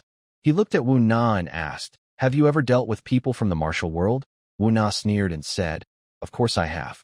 While those who roam the martial world are skilled, their strength varies greatly. When facing real experts, I'm not their match. But the weaker ones are just a bunch of rabble. Even the bandits my husband previously dealt with are considered part of the martial world. Lin Yun suddenly realized and finally understood. As a traveler from another world, he had his own definition and understanding of the so-called martial world. The martial world doesn't refer to a specific power or person. It's about navigating human relationships. People in the martial world value loyalty and have their own rules, which are very different from the scheming of the court. At this moment, Zheng Yoli said, young Master Lin, there's still one survivor. Lin Yun stepped forward and saw a person covered in blood lying on the ground. He spoke seriously, did Brother Ba send you? The severely injured man slowly opened his eyes, looking weak but recognizing Lin Yun. You, Lin Yun, the master, will not let you go. He was so weak that speaking a full sentence was difficult, but he cursed Lin Yun as soon as he opened his mouth. Lin Yun mocked. Brother Ba is indeed powerful, training such an obedient servant. I'm a bit jealous. Zheng Yoli awkwardly smiled and said, I will definitely serve the young master loyally. All right, you don't need to say anything. I believe you. Lin Yun looked at the injured man and asked, one last question. Tell me, how can I set you free? The injured man nodded slowly. He knew his injuries were severe and he wouldn't survive, so dying was actually a form of release for him. Where's Brother Ba? Yuqing. Finally, the injured man passed away. Lin Yun looked serious, and everyone silently waited for his next command. However, after this battle, whether it was Zheng Yoli or the dozen soldiers patrolling, they all regarded Lin Yun as a saint. If Lin Yun hadn't prepared everything in advance and given them guns, tonight's fight would have been a bloody war. Having fought on the edge of life and death for many years, they could naturally sense that these 20 or so enemies were very strong. If it weren't for firearms like the bamboo tube guns that changed the way battles were fought, they would have suffered heavy losses tonight. Una saw everyone silent and said, Sir, let me lead them to directly take down Taoyuan town. Maybe after destroying Lin Xian's many followers, we can succeed this time. Zheng Yoli and the soldiers were excited. They loved this kind of one-sided slaughter and could also make achievements. Lin Yun slowly shook his head and said, for now, let's forget it. Una frowned and asked, Sir, are you feeling compassionate? What compassion? Do I look like someone soft-hearted? Then why don't you agree? If we act now, we can destroy Taoyuan town, but we will also attract the suspicion of the Yuqing prefect. This does not align with long-term interests. Lin Yun clearly understood that his display of strength during the day was just right. If he showed too much power, he would definitely arouse Autumn Sun's suspicion. If Autumn Sun got scared and refused to cooperate, he might report Lin Yun's situation to the Lin family, which would be bad. Lin Yun couldn't be short-sighted like Una and Zheng Yoli, who are talented but reckless. As a leader, he must think long-term and consider things from Autumn Sun's perspective. Only then could he control the situation properly. Husband, you're good at everything, but you're too cautious. It's frustrating. Una stomped her foot in anger. To her, rushing into Taoyuan town and fully absorbing its resources would make Niu Bei village much stronger. Why wouldn't Lin Yun agree to such a good idea? At this moment, Zheng Yoli also spoke. Young master, third madam has a point. Besides, we really need a victory. As long as we build our reputation, our private army can expand. Lin Yun smiled wryly. Things are not as simple as you think. Here's what we'll do. You, Yoli, arrange for 2 clever soldiers to watch Taoyuan town, especially Lin Xian and his people. Don't miss a single move. Zheng Yoli nodded and said, Understood. Then he turned to start making arrangements. Lin Yun looked at the old village chief and said, "It's getting late. You should go home and rest." The old village chief nodded and left. He realized that Lin Yun was truly a man capable of big things. But whenever he thought about Nyo Bay village getting better and better, a faint smile appeared on his face. Later, Lin Yun took Una home. On the way, Una was still sulking. Lin Yun tried to comfort her for a long time, but she was still a bit upset. Lin Yun could understand. Una, once a warrior of the barbarian tribe, loved bold and fierce battles. She could have fought her way through hundreds of miles. Back at home in the living room, Lin Wuyue and Yi Wanqing were chatting. When they saw Lin Yun and Una return, they immediately stood up to greet them. "How is the situation?" Yi Wanqing asked. "Humph." Brother Ba couldn't hold back. "The more than 20 assassins he sent this time have all been wiped out," Lin Yun said with a smile. Yi Wanqing and Lin Wuyue let out a sigh of relief. "That's good. Coming to attack so late at night, husband's brother Ba is really sneaky." At this moment, Una said, "Wanqing, you should judge fairly. The other side wants to deal a deadly blow to us. This time, we have the advantage. I want my husband to send troops directly to Taoyuan town to eliminate Lin Xian and his followers. However, he stubbornly refuses, which makes me so angry." Saying this, Una plopped down on a chair, resting her delicate chin on her hand. Her annoyed expression had a unique charm. Lin Yun looked at Yi Wanqing and sighed. "Wanqing, please be fair. Do you think I should send troops?" Yi Wanqing shook her head and said, "No. My husband just made friends with Lord Xiao. If we rush to send soldiers now, it will only reveal our strength and make him wary of us. If Lord Xiao can't handle the pressure and reports our situation to the Lin family, that would be bad. Yes. I like the second wife's way of thinking. Una, you should understand now, right?" Lin Yun nodded approvingly, very satisfied with Yi Wanqing's answer. In his view, as a strategist from the National Scholar Court, if Yi Wanqing lacked this kind of strategic insight, she would be just a name without real skill. After hearing the reasons, Una finally nodded and said, "Got it. You all have a point. I don't understand these things anyway. Why didn't my husband just tell me the reason directly? It made me look foolish." Lin Yun smiled and said, "How could I explain in front of so many outsiders? Remember this in the future. Zheng Yoli and the soldiers are all warriors. Some things can't be said openly. It's not about hiding anything. The main goal of our private army is loyalty. No matter what decisions I make, they must obey unconditionally, even if it means risking their lives. So, don't argue with me in public again, understand?" Silly girl. Lin Yun didn't bother to get angry with her. He thought Una was just straightforward and stubborn, but her heart was good. Yi Wanqing asked, "Husband, even if we temporarily hold back, how should we deal with Lin Xian from now on? He suffered such a big loss this time. Even if we stay low-key, the news will probably reach Lord Xiaoguanri's ears." Lin Yun nodded and said, "It's okay. As long as they don't see the strength of our private army with their own eyes, we don't need to worry.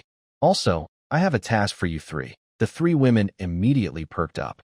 "Starting tomorrow, help me gather scents from nearby village. Anything with a fragrance, plants, herbs, trees, whatever you find, as much as possible." The three women's eyes lit up. Lin Wuyue asked excitedly, "Husband, are you going to make us different kinds of perfume?" "Exactly. But these perfumes aren't for you." "Humph. If not for us, who are you going to give them to?" Yi Wanqing rolled her eyes. "Are there other women outside?" Una grabbed Lin Yun's collar, showing her fiery temper clearly. Lin Yun gently flicked her forehead and said, "What nonsense? What nonsense? I make perfume, of course, to bribe the officials and noble families of your city." "Bribe them?" Una looked incredulous. Yi Wanqing finally understood and smiled. "Husband, aren't you rushing too much?" In her view, Lin Yun needs to build some reputation before he can connect with the powerful people of your city. Yi Wanqing had been part of that circle before and knew well that those officials and nobles were very snobbish. If you have ability, they might even treat you like a respected ancestor, but if your status is low, even their dogs look down on you. I understand what you mean. It's just about reputation. Trust me, tomorrow, the whole of your city and even the nearby towns will know about tonight's event. When the right opportunity comes, I will send out the perfume." Yi Wanqing nodded approvingly. "Good. Husband's plan is really well thought out. I'm starting to look forward to it. On the day I send out the perfume, You and I will go to Yu City. Lin Yun knew this kind of occasion needed the second wife, and only she could handle it properly. Yes, Yuan Qing was naturally very happy. Una looked at them sadly, pouting, "What about Sister Wu Yu and me? Don't argue about this. I already said before. The three of you have clear roles. Just do your part. I won't deliberately neglect you." Lin Wuyue smiled and said, "Husband, don't worry. No matter what, I will support you with all my heart." Una saw her say this and could only nod in agreement. The next day, dawn was just breaking. Xiao Yi was still sleeping soundly in the red spring courtyard, with a beautiful woman lying in his arms, sleeping peacefully. Suddenly, there was a loud knocking at the door. Knock, knock, knock.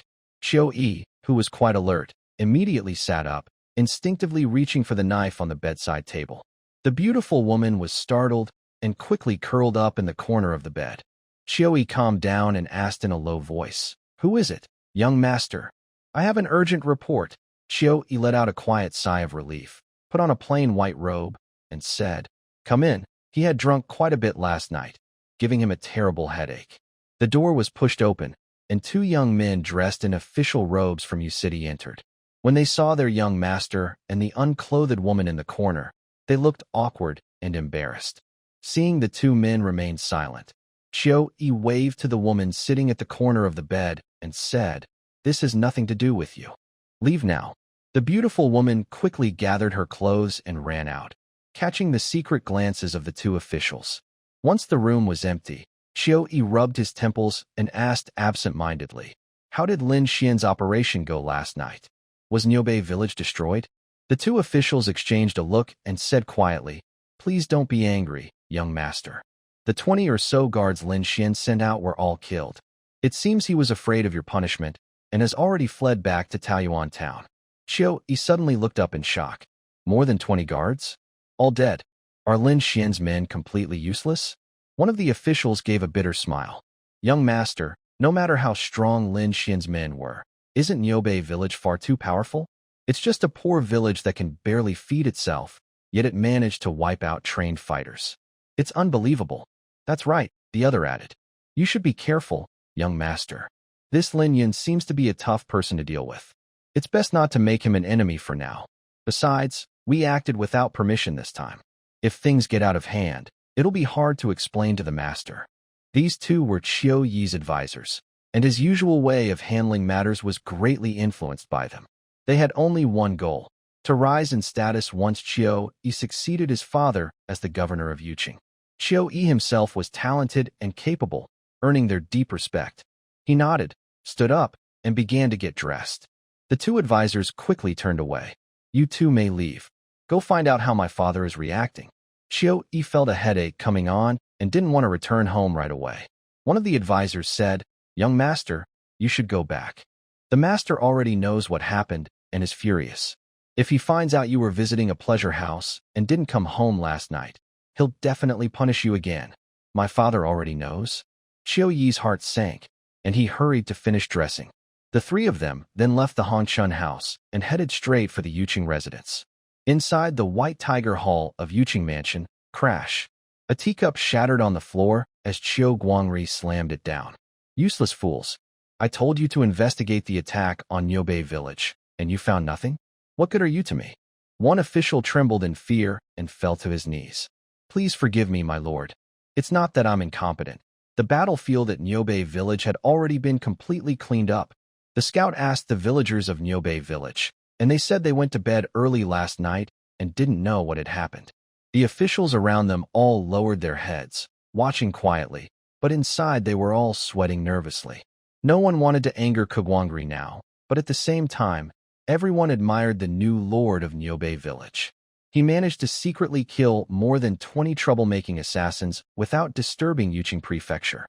This was not something an ordinary person could do. The official still knelt on the ground, straightened his back, and clasped his fists, saying, "Sir, forgive me for speaking frankly. If it weren't for a nearby villager hearing loud thunder last night, this matter might not have been known to outsiders." Lin Yun is truly impressive. The officials immediately started whispering among themselves. The name Lin Yun was both unfamiliar and familiar to them. Unfamiliar because he came from the remote Niubei village, a place with little activity, and familiar because last time Lin Yun stole Kagwangri's prey, and he was also a son of the Lin family who was sent away. Normally, a small lord of Nyobe village was no match for Lin Xian, but this time, Lin Yun did something astonishing, which made everyone admire him greatly. These officials might not be very capable, but they were very good at flattering others and favoring relatives. Especially after Lin Yun stole the prey from the governor. He was not punished, but was said to have become a guest at the governor's table. They all had their own ways of getting information. So, based on what they knew, Kagwangri was angry mainly because assassins were causing trouble right under his nose and making a big fuss, which embarrassed him. But Lin Yun's performance this time made him very pleased.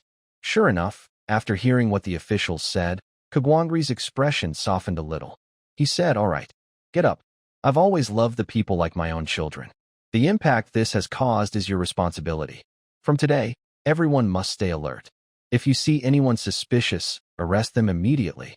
"Yes, Lord Xiaoguang." Everyone responded in unison. At this moment, a thin middle-aged man wearing a black cap came into the back hall and whispered to Kagwangri, "Sir, the eldest son has returned."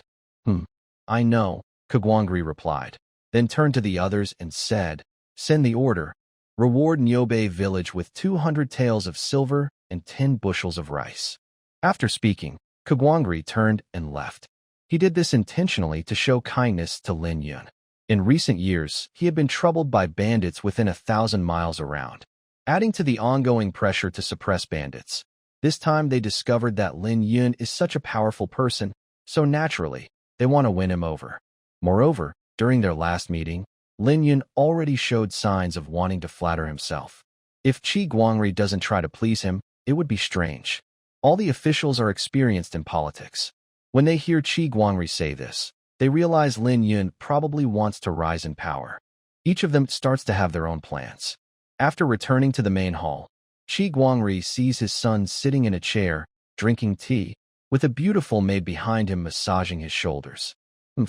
Where did you go last night messing around again?" Qi was startled and quickly opened his eyes and stood up.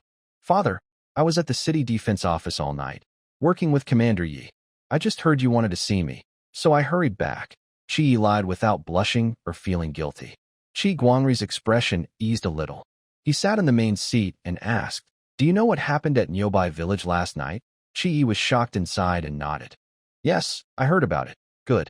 What do you think?" "Father, Lin Yun can handle a group of trained killers all by himself, just with Nyobai village. He's really impressive. But such a person is right under our noses. Isn't that too dangerous? Maybe. We should report this to the Lin family." Clap. Qi Guangri forcefully placed his teacup on the table. "Nonsense." Qi was startled and forced a smile. "Father, I'm thinking for your sake. Last time, Lin Yun didn't take us seriously. If he gets bolder in the future, he might do anything he wants. Is that what you really think?" Qi Guangri squinted his eyes. Though he was greedy, he was very clever. He always kept a clear mind. If Lin Yun ever threatened him, he would respond immediately without needing anyone to tell him. "Yes, don't think I don't know. You're upset because Lin Yun threatened you last time, so you want to get back at him, right? It's often said that a son is like his father. This is true." Qi Guangri saw through his little scheme immediately. "Father, you're wronging me." Qi looked helpless. "Wronging you? Kid, all those shady tricks you're playing now are leftovers from my old days. Don't think I don't know you're secretly colluding with Lin Xian. I can turn a blind eye to that. But I warn you, don't go provoking Lin Yun." Qi Guangri's words made Qi Yi's face turn pale. "Father, I am your son. Why are you being so kind to Lin Yun?" Qi looked unconvinced. Autumn Guangri stood up, walked around him, and said, "You are my son, no doubt, but don't do anything wrong. As for Lin Yun's performance, I have long seen and remembered it. He is still useful to me now, and if you ruin my plans, even if you are my son, I will punish you severely." At this point, Xiui could only nod in agreement, feeling very unhappy inside. Although Autumn Guangri suspected his son was up to something, he didn't plan to investigate further. "All right, you can leave now." Autumn Guangri dismissed him. Xiui immediately bowed and turned to leave. Once the outsiders were gone, the middle-aged man with a mustache and a straw hat approached quietly and said, "Master, did you find out? Yes. Was it this brat's people? As the city governor of Yuqing, Autumn Guangri's influence spread across the entire territory. Wherever there were people, there were his spies. Exactly. It was arranged by the eldest son last night, involving Lin Xian. Autumn Guangri sat back in his chair, and his assistant quickly stepped forward to pour tea. That Lin Xian is really ruthless. He even resorted to violence against his own brother. Autumn Guangri looked out the door and muttered to himself. Sir, should we send someone to teach Lin Xian a lesson? No need. I want to see how Lin Yun will retaliate next. Autumn Guangri had long seen that Lin Yun was not someone who would suffer losses easily. Although he had eliminated many assassins this time, he was still the one who had been harmed. If he didn't seek revenge, that would be strange. Niubei Village. Lin Yun's family of 4 woke up early. Lin Yun went straight into his workshop to make more bamboo tube guns to keep, and he also prepared more raw materials for making perfume. Meanwhile, Lin Wuyue and the 3 girls had already gone outside the village to pick flowers, taking a break and enjoying a walk. Suddenly, there was a knock at the door. Lin Yun had no choice but to go out and open it, asking, "Who is it, young Master Lin?" "It's me." Zheng Yoli. Lin Yun opened the door and saw him looking worried, smiling and saying, "Why do you look so glum?" Then, Lin Yun turned and walked back inside. Zheng Yoli quickly caught up and said, "Please, young master, forgive me." Lin Yun turned back and asked, "What happened?" "Well, the 2 soldiers I sent last night to investigate Taoyuan town. They are dead. Their bodies have been brought back." Lin Yun raised an eyebrow and asked, "Did you give them guns?" "Of course not. They were only there to scout. It wasn't a fight." "I can clearly see that." Lin Yun's expression eased slightly and said, "That's good. Was it my 8th brother who did it?" "Yes. Young master, it seems that Taoyuan town really has some strength." Lin Yun nodded and said, "Yes. My 8th brother has been hiding his talents while in the Lin family, training capable people just for this moment. Then, should we send someone to scout?" "No need. This matter won't have a quick result. We killed over 20 of them, and they only killed 2 of us. We still came out ahead. Could they continue to seek revenge? That's why, from today, you must stay alert. I only give you one rule. Never let the enemy attack Niubei Village.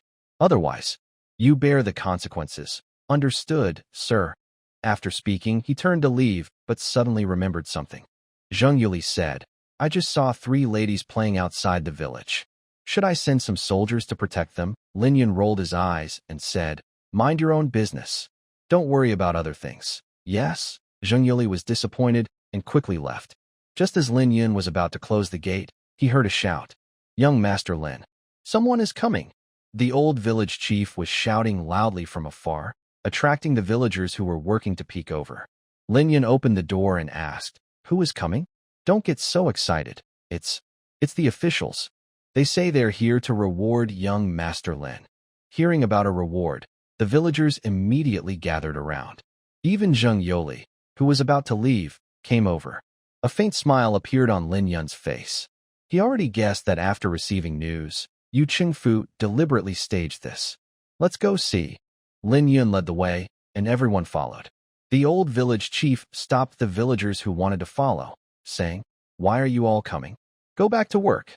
"Old village chief, just let us see what's happening." The villagers usually liked to gather and chat, but now, after days of making black powder materials, they were feeling restless. "No, don't start trouble just because you've had a few good days." Hearing this, everyone reluctantly returned home. Meanwhile, Lin Yun and Zheng Yoli arrived at the village entrance. The 3 young women, Lin Wuyue and her friends, had been waiting for a while. They saw a team of over 30 soldiers lined up at the village entrance, in front of a red sedan chair. Sitting on a white horse was a fat, pale-faced man with a big smile, his small eyes constantly staring at the 3 beautiful ladies. However, when he saw Lin Yun approaching, he immediately became serious. He cleared his throat and said, "Young master, are you Lin Yun?" "Yes, I am." "May I ask how to address you, sir?" "I am Ma Ji, the chief steward of Yuqing Prefecture." The prefect, upon learning that young Master Lin successfully fought off the bandits last night and protected the villagers of Niubei Village, has rewarded you with 200 taels of silver and 10 loads of rice. Nearby, the old village chief and Zheng Yoli were both surprised. They didn't expect to receive any reward. Instead, Lin Yun's 3 wives seemed to smile, but in fact, they were secretly criticizing the Yuqing prefecture for being stingy. After all, Lin Yun had sent 200 taels of silver that day, and now it was returned intact. The 10 loads of rice seemed like a lot, but Nyobai village has over 500 people. This small amount of rice was only a drop in the bucket. Lin Yun immediately bowed and said, "Thank you, Lord Prefect." He understood that Xiao Guangri's actions seemed to be a deliberate response to his previous small gift of goose feathers, showing that the gesture was more important than the value. Returning the 200 taels of silver in full was a way of saying that true friendship is as light as water. And the 10 loads of rice were a personal gift from Xiao Guangri to Lin Yun. From Xiao Guangri's perspective, he probably wouldn't care about the people's feelings. So, combining these two gifts, Lin Yun knew that Xiao Guangri wanted to build a good relationship with him. "Master Ma, please come in quickly. It's over 500 miles from Yuqing to Nyobai village. Come inside and rest a bit." Ma Ji had already heard about Lin Yun's heroic deeds, especially knowing that Xiao Guangri wanted to make friends with him. He didn't dare to take advantage of the situation and quickly said politely, "No need. Young Master Lin is busy with many affairs.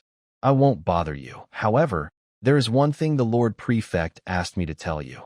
Lin Yun's eyes lit up, understanding that the main point was coming. He asked, "Please, Master Ma, tell me." The Lord Prefect said that young Master Lin loves the people as if they were his children and has made great contributions by guarding Nyobai Mountain. Therefore, he would like to invite you to his residence tomorrow for a gathering. A celebration banquet will be prepared for you. Lin Yun was secretly pleased, but to appear sincere, he pretended to decline, saying, "I am just the leader of Nyobai village. Protecting the villagers is my duty, and I dare not let the Lord celebrate for me." "Ah, young Master Lin, don't be so modest. Don't make it difficult for me. Otherwise, I won't be able to report back." Ma Ji secretly cursed Lin Yun for being hypocritical, but smiled brightly, almost showing his teeth. Just from these few words, he realized that this humble son of the Lin family was not simple. He was talented in both literature and martial arts, and capable of handling affairs. In the future, he might gain the favor of his superior. Lin Yun pretended to hesitate, but finally agreed. "All right then, since Lord Fu Yin was so gracious, I, a humble person, will respectfully accept your kindness." After speaking, I bow again. Ma Ji nods and rides away, followed by a large group of government soldiers. Only the bright red sedan remains, carrying 10 loads of rice and 200 taels of silver. At this moment, the 3 women step forward. Wu Na smiles and says, "Sir, you really have a good eye? The autumn light day really did send someone." Yuan Qing agrees, "Yes. But that old man is really stingy. Using our silver as rewards, 10 loads of rice aren't even enough for Nyobai village." Lin Yun sighs and says, "Don't be so ungrateful. When have you ever seen the Yuqing Fu Yin give gifts?" Everyone looks at each other, realizing this is the first time they've encountered such a thing. Lin Yun turns to the old village chief and says, "Village chief, please distribute these 10 loads of rice to the villagers." "Oh no. Young Master Lin has done so much for Nyobai village. You can keep these 10 loads of rice for yourself. Everyone has enough food at home now, so it's not a big deal." The old village chief is wise and knows how to behave. They rely on Lin Yun to live well.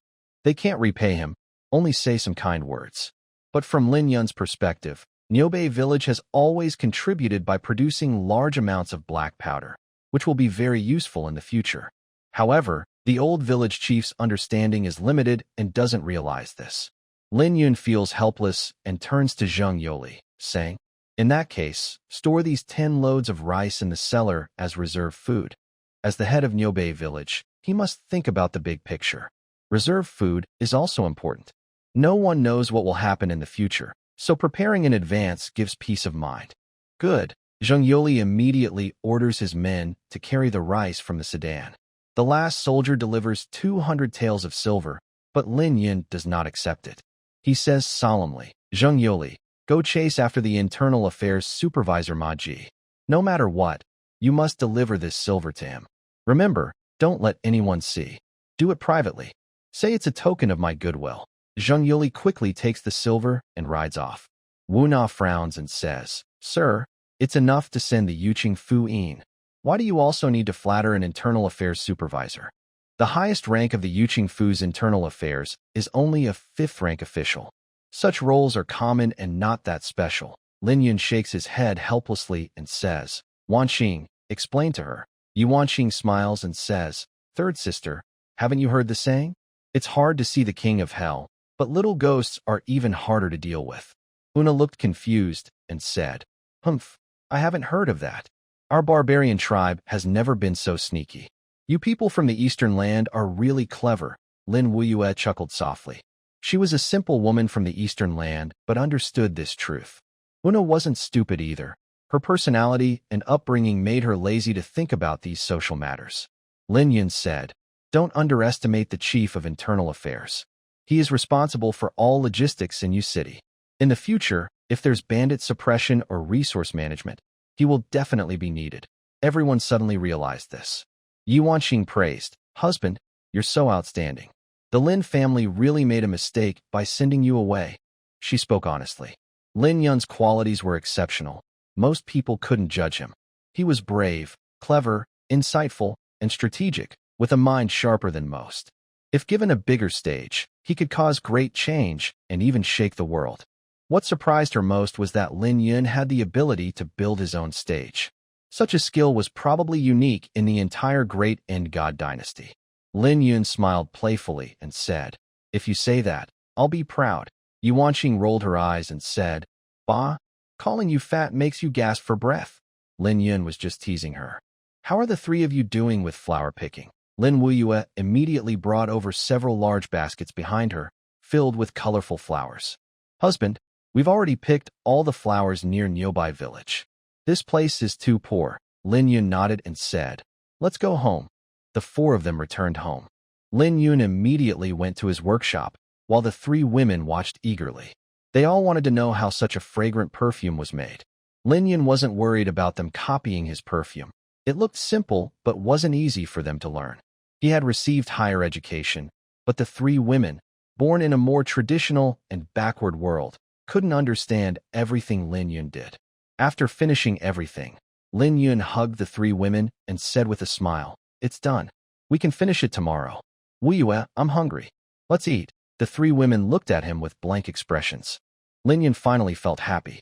With a wife like this, what more could he ask for? Although he didn't know what it was like to be an emperor, having 3 wives who loved him wholeheartedly was definitely his blessing. Here, Zheng Yoli galloped wildly, covering 100 miles, and finally caught up with the soldiers who had just delivered the gifts. At this moment, a group of soldiers was sitting under a tree, cooling off. It was now the hour of evening, and although the sun was about to set, the temperature was still very high. The chief of the household department was fine, as he could ride a horse to save energy, but the soldiers below had to walk the entire way. From Yuqing to Nyobai village, it was over 50 miles, quite a long journey. They had to run and bounce along the way, and it was uncertain whether they could return before dark to report. To complete the task assigned by Lin Yun, Zheng Yoli had found some big watermelons and hurriedly brought them along. At this moment, a soldier leaned against a tree, fanning himself with his hat, and looked at the golden land, cursing, Damn weather. It's so hot. Lin Yun is really stingy. He won't let us rest, and he doesn't even give us water to drink. Another soldier whispered, Keep your voice down. It's Lord Ma who doesn't want us to stop. The soldiers could only sigh in frustration. Suddenly, distant horse hooves sounded, and a soldier immediately stood up to look. When he saw Zheng Yoli carrying several large watermelons, his eyes lit up. Sir, look. It's the guard who was with Lord Lin earlier. Ma Ji lazily looked into the distance, a faint smile on his face. Soon, Zheng Yoli arrived, skillfully jumped off his horse, and loudly declared, Greetings, Lord Ma. Ma Ji nodded and said, You are one of Lord Lin's men. I saw you just now. Exactly. My master asked me to bring some watermelons to help everyone cool off, as a small gesture of kindness. The soldiers immediately smiled happily. Ma Ji praised, Lord Lin is thoughtful. Please thank him for me when you go back. With a wave of his hand, several soldiers stepped forward to take the watermelons. The other soldiers, eager to get some relief, gathered around and started sharing the watermelons to cool down. Without outsiders present, Zheng Yoli quickly stepped forward and directly handed 200 taels of silver to Ma Ji. He whispered, "Lord Ma, my master said not to let you make a wasted trip. Please accept this silver as a token of respect." Ma Ji was surprised, looked at the silver, and quietly put it into his bosom, smiling warmly. "Lord Lin is too kind. I don't deserve such courtesy," he said. "Oh, Lord Ma, please don't be so formal. My master said he is now the lord of Nyobai village and hopes you will look after him in the future," Zheng Yuli added. Ma Ji nodded and replied, Of course, of course. Master Lin is so loyal and noble. I am truly honored to have the chance to meet him." Then, he quietly said, "Go back and tell your young master that if he needs anything in the future, he can just ask me, as long as I can do it." Zheng Yuli nodded with a smile, but inwardly cursed that the Yu city officials were all corrupt from top to bottom, with no good people among them. However, he understood that Lin Yun's arrangements must have a reason, so he could only follow orders. "I will remember Lord Ma's words. I will pass them on exactly as told to my young master.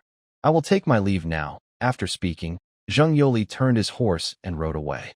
He was just a simple martial artist and disliked these hypocritical and greedy officials.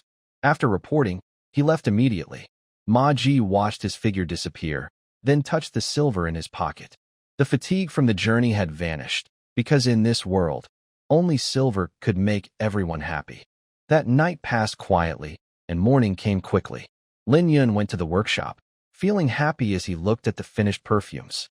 He took out small wooden bottles he had prepared the day before, filled them evenly with the fragrant perfume made from mandrake flowers, and placed them in a carved silver box. Since he planned to sell the perfume as a luxury item, he wanted it to be beautifully packaged. He had specially prepared this silver box with intricate patterns, waiting to give it as a gift at the celebration banquet in Yu City today. For Lin Yun, these perfumes were just samples to prepare for future sales. Then, he took out a blueprint for making a pistol from a nearby drawer. It showed various small parts. These parts seemed unrelated, but when assembled, they could form a pistol. Although blacksmiths in this world couldn't craft delicate components, Lin Yun could shape and refine the rough parts into a complete pistol through later processing. He had already decided that once the pistol was made, he couldn't use such rough ammunition anymore. Moreover, the pistol wouldn't be usable. So he set his sights on Taoyuan town. He learned from Asan that Bega Lin Xian controlled a copper mine. Everyone knew that bullets were made by melting copper and iron. So as long as he could get copper, he could make real bullets. The more Lin Yun thought about it, the more excited he became, and a faint smile appeared on his face. A gun made of iron would greatly improve accuracy, durability, and safety, and its power would also increase. The bamboo tube gun is now like a shotgun, only useful for close-range shooting. When shooting at longer distances, its power and accuracy both decrease significantly. When he used the bamboo tube gun, he could clearly feel that the bullets were affected by the wind. This was because the manufacturing process of the ammunition was too simple. At this moment, Yu Wanqing's voice came from outside the door. "Hubby, when are we leaving?" Lin Yun just snapped out of his thoughts, rolled up the blueprint, and put it into his chest. He stepped outside and saw the three women standing at the door. Lin Yun rubbed the back of his head and asked, "Wu Yu, Una, why are you up so early?" "Humph, don't worry, I won't cause trouble. Wu Yu and I have agreed. We're going flower picking today.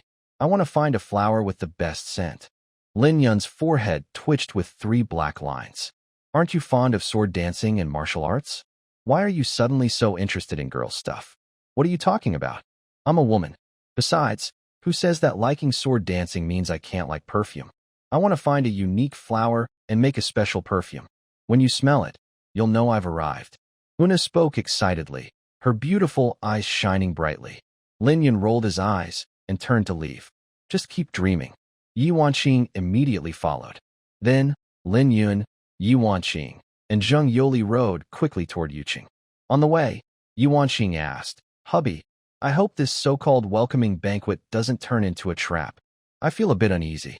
Lin Yun smiled and said, "Relax your mind. First, Kagwangri wouldn't dare. Second, your husband isn't that easy to deal with." As he spoke, he lifted his robe, revealing a row of hand grenades hanging from his inner garment. Yi Wanqing and Zheng Yoli, who had seen the power of hand grenades before, were both shocked. Zheng Yoli sighed and said, "Young master, you're being too harsh. Dealing with the government, you have to be fully prepared. No matter what, we can't leave our fate in their hands. Especially since we don't know enough about Kagwangri yet." Yi Wanqing nodded and said, "They saw the power of the bamboo tube gun last time. When we go into the government office this time, we might get searched. It'll be hard to hide these grenades." Lin Yun took out a small pure silver box containing perfume and smiled. "Do you know what's inside? Could it all be grenades?" Zheng Yuli guessed. Lin Yun shook his head slowly and said, "Of course, not all of it." As he spoke, he opened the box, which was neatly filled with 10 bottles of perfume, and a strong fragrance immediately filled the air. Yi Wanqing's eyes lit up and said, "So many. Husband, you probably won't give all of these to them, will you? That's such a waste. Don't be so short-sighted. What I give them now, I will get back 10 or 100 times more in the future. Besides, doing business naturally requires some capital." Li Xiaoshan smiled brightly. "That's true." At this moment, Lin Yun turned the pure silver box over, revealing a hidden compartment on the back. When opened, it contained 3 hand grenades. Zheng Yoli nodded in approval and said, "Young master, you are really clever and resourceful, huh?" Yi Wanqing couldn't hold back and burst out laughing. Lin Yun rolled his eyes and said, "Can you speak properly? This is not cleverness. It's being prepared for any situation."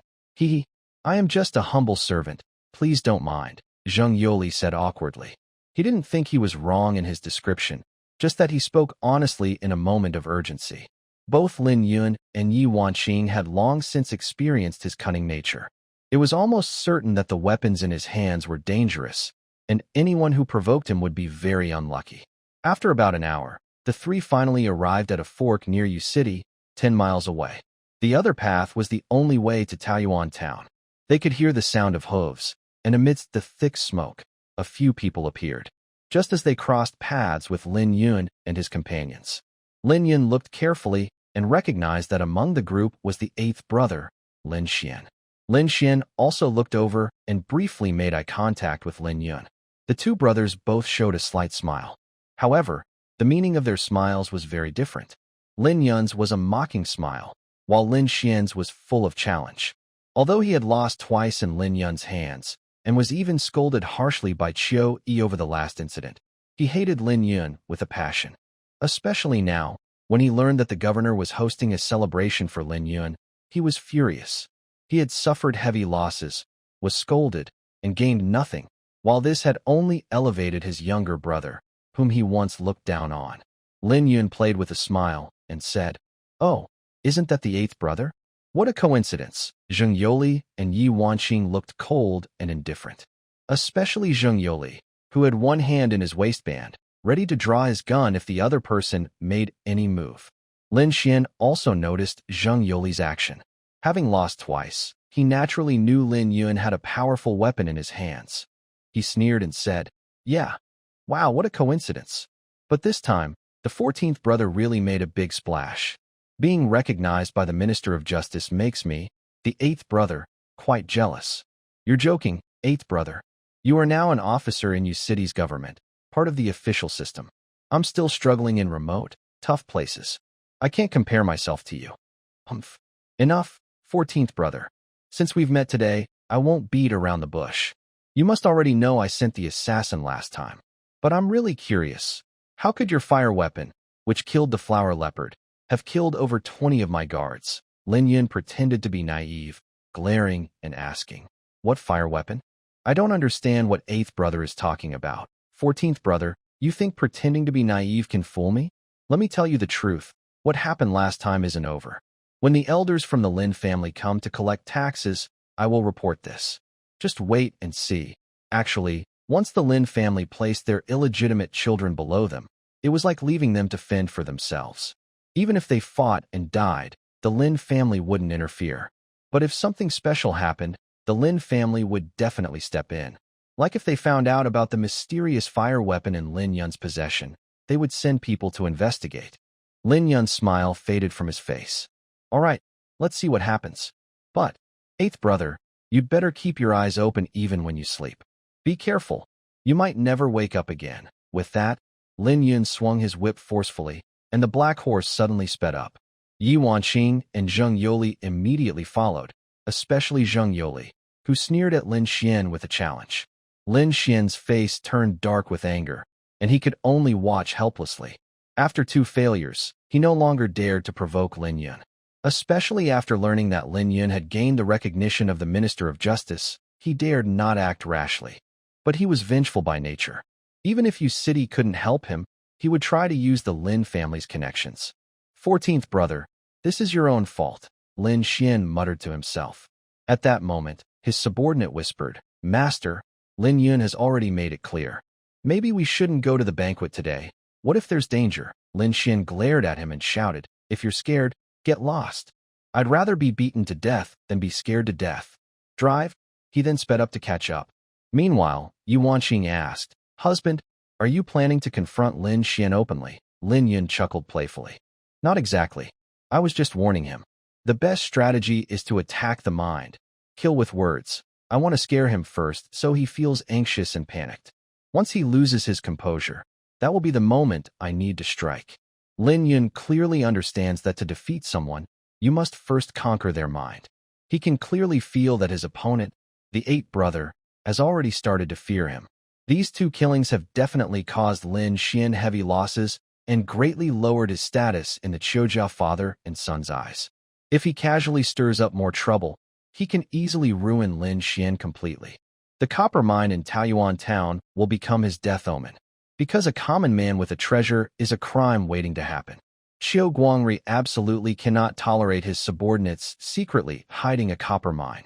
With such wealth, he wouldn't be greedy, he'd be suspicious. Later, the 3 of them went ahead into the city, not directly to the government office, but straight to the blacksmith shop in the north of the city. From far away, they could hear the sound of hammering and clanging. Yi Wanqing asked curiously, Husband, what are we doing here? Lin Yun smiled and said, You 2 wait here. I'll be right back. Then, he crossed past the blacksmiths and pushed open the shop's door. The small workshop was very simple and smelled strongly of burnt iron. When the old blacksmith saw Lin Yun, his eyes lit up. Oh, isn't that young Master Lin? Why are you here in person? Lin Yun smiled and asked, How is the equipment I ordered coming along? It's finished. The old man was just thinking about when you'd send someone to pick it up. I didn't expect you to come yourself. The old blacksmith was kind-hearted and enthusiastic, and because of Lin Yun's special status in his heart, he showed great respect. Lin Yun nodded and said, Good. I need to go to the government office later, so I'll send someone to pick it up later. Please prepare it in advance. No problem. But, young master, you gave me 200 taels of silver last time. There are only 50 taels left now. Do you want to? The old blacksmith had a good memory and certainly wouldn't dare to secretly keep the money for himself. I came here personally today to discuss this matter with you, Lin Yun said. He then took out a set of blueprints from his pocket and spread them out on the dirty table, smiling. Can you help me make the parts shown on these drawings? The old blacksmith looked carefully and sighed this. This is too small. Young Master Lin, these parts look very precise. I'm afraid I might not be able to handle it. Lin Yun smiled and said, Study it carefully. Just make them according to the sizes on the drawings. If you can make them, and I'm satisfied, I'll reward you with the 50 taels of silver again. And I'll give you another 50 taels. As long as he can make a pistol, spending more money is worth it. Making a pistol was very meaningful for Lin Yun. The small pistol was easy to hide and more powerful. He could use it for self-defense without enemies noticing. Most importantly, if he could successfully forge it, he could try making more advanced weapons next. The old blacksmith was surprised and confused about why Lin Yun was so generous. Such small parts didn't require much raw iron. Before, making equipment for 100 people only cost 150 taels of silver. But for these small parts, Lin Yun was willing to spend 100 taels, which puzzled the blacksmith. Young master, are you joking? Lin Yun looked outside calmly and said in a deep voice, Do you think I came all this way to joke with you? The blacksmith quickly bowed and said, My apologies, young master. I spoke out of turn. Lin Yun helped him up and said, Follow the design drawings carefully. Try your best to make it. If I am satisfied, money is no problem. I might even hire you as my personal blacksmith at my estate. The blacksmith was stunned but saw that Lin Yun wasn't joking. He nodded and said, Yes. I understand what Lord Lin means. Lin Yun would soon deal with iron and steel. The blacksmith was familiar and trustworthy, so it was natural for him to want to bring him into his team. Lin Yun smiled and said, "Then keep working. I'll go ahead first. I'll come back to see you later." After speaking, Lin Yun pushed open the door curtain and left. Yi Wanqing and Zheng Yoli immediately stepped forward and asked, "Sir, what was that you gave the blacksmith just now?" Lin Yun put his arm around her shoulders and smiled. "Just a little gadget I was working on. I need his help. Let's go." It was already the third quarter of the hour, almost noon. The three of them wandered around, looking at various stalls and vendors. Lin Yun was very patient this time. He wanted to find new business opportunities through these vendors. Like last time when Una saw the sachets, it made him think of perfume. After wandering around, they finally arrived at the government office. When two guards saw Lin Yun, their eyes lit up and they warmly greeted him. "Ah, Lord Lin, you're finally here." Lin Yun was surprised. He didn't expect to be so well known now. He had never seen these guards before, but they seemed to recognize him. He nodded and asked, "Where is Lord Xiao?" "Don't ask too much, young master. I'll take you there," said the guard. With a gesture, they signaled him to follow, and the three of them quickly went after him. Last time he visited the government office, Lin Yun was attracted by the elegant scenery there. Compared to the Yuqing government office, his own residence in Nyobai village was truly a pigsty. Soon, led by the guards, Lin Yun and his companions walked along a corridor and arrived at a room. There were two guards with swords standing in front of the door. Just as Lin Yun was about to enter, the guard stopped him and said, "Young Master Lin, please wait. We need to conduct a routine search. Please cooperate." Lin Yun knew that Qi Guangri would come up with this kind of request. Last time, when he pressed the bamboo tube gun against Qi's forehead, it must have shocked Qi Guangri greatly and made him realize how dangerous the bamboo tube gun was. Lin Yun spread his arms, and the two guards immediately checked him. They didn't find the bamboo tube gun, but discovered a grenade. However, neither of them knew what a grenade was or what it was used for. Even the bamboo tube gun was only recognized because Qi Guangri had specifically used the one Lin Yun gave him as a reference. One guard asked, "Young Master Lin, what are these 3 bamboo segments?" Lin Yun suddenly understood. They didn't recognize the grenade at all. He smiled and said, "I had a backache before, and these bamboo segments are used to support the waist. Surely that's not forbidden." The guards exchanged glances and nodded, allowing him to pass. They didn't dare offend Lin Yun too much. As long as there was no bamboo tube gun, they considered their task complete. Zheng Yoli, however, was not so lucky. Not only was his bamboo tube gun confiscated, but also the silver box containing perfume was taken away. Lin Yun immediately said, "The items inside are my gift to the government official. They are not dangerous objects." The guard opened the box and immediately sniffed a strange fragrance, which made his and his companions' eyes light up. Out of respect for Lin Yun, the guards did not search Yi Wanqing. The three of them finally entered smoothly. After passing through this room and a small courtyard, they finally reached the banquet hall. Before entering, Qi Guangri greeted them with a smile and personally came out to welcome them. The officials around also hurriedly followed. Lin Yun cupped his fists and said, "Commoner Lin Yun greets Lord Qi." "Ah, young Master Lin, no need to be so formal. Didn't we agree to be friends last time? Why are you still so polite?" Qi Guangri looked very pleased and friendly. Lin Yun nodded and said, "Different matters, different rules. You are the government official. There are still rules to follow." He wouldn't be arrogant just because of his favor, and he understood that all of this was just a show. If he took it seriously, he would truly be fooled. Autumn Guangri nodded approvingly, patted Lin Yun's shoulder, and said, "Everyone here has seen it, right? Young Master Lin may be an illegitimate son of the Lin family, but he is also a wise man. From today on, you are not allowed to treat young Master Lin unfairly. Do you understand?" A group of chubby officials quickly stood up, enthusiastically clasped their fists in greeting, and exchanged polite words. However, Lin Yun didn't hear a single word. They were just going through the motions. Autumn Guangri also acted as if he hadn't heard anything. Lin Yun looked around at the officials inside the room and saw Lin Xian and Xiao Yi behind the crowd. They were just watching coldly. When their eyes met, Lin Xian's eyes flashed with hostility and clear disgust.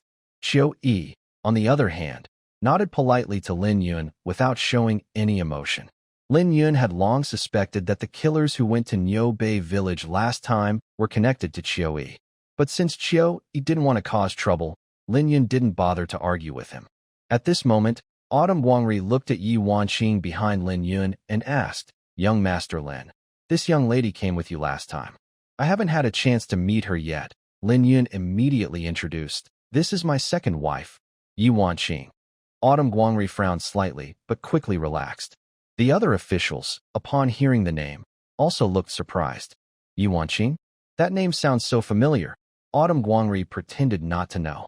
Yi Wanqing smiled slightly, truly stunningly beautiful, causing everyone present to be momentarily stunned.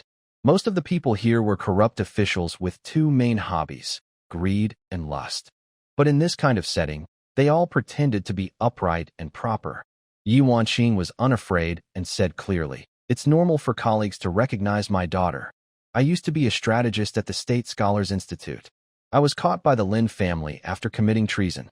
To save my life, I married into this family." Hearing this, all the officials gasped in shock. Their gazes on Yi Wanqing showed a hint of fear. Because Yi Wanqing's original position at the State Scholars Institute was at least a fourth-grade official, and as a strategist, she was definitely a fourth-grade official, higher in rank than everyone present, even lower than Autumn Guangri by half a level. But what everyone feared most was her role as a strategist, specifically a censor. Censors, or imperial censors, were officials responsible for supervising and inspecting officials at all levels. Therefore, they were not well liked by the other officials. Autumn Guangri forced a laugh and said, "I see. I didn't expect the second wife to have such a high status. No wonder young Master Lin is so calm and steady in his work. It turns out he has a powerful backing." The first remark helped to ease the awkwardness. However, the officials present no longer made any sound. Although they knew that Yi Wanqing was no longer an official speaker, they still felt a bit guilty. Lin Yun saw this and found it somewhat amusing. At this moment, Chiu Yi took the initiative to speak. "Father, please don't stand there. Quickly invite Lord Lin to take a seat." "Yes, yes. Lord Lin, please sit down." Only then did Lin Yun and Yi Wanqing follow and sit down, while Zhang Yoli was ignored by everyone. Everyone knew he was just a guard beside Lin Yun. Lin Yun and Yi Wanqing sat down, and Xiu Guangri immediately raised a cup of wine, smiling. "Come on, everyone, let's toast Lord Lin." Everyone immediately raised their cups. Lin Yun could only pick up his cup as well.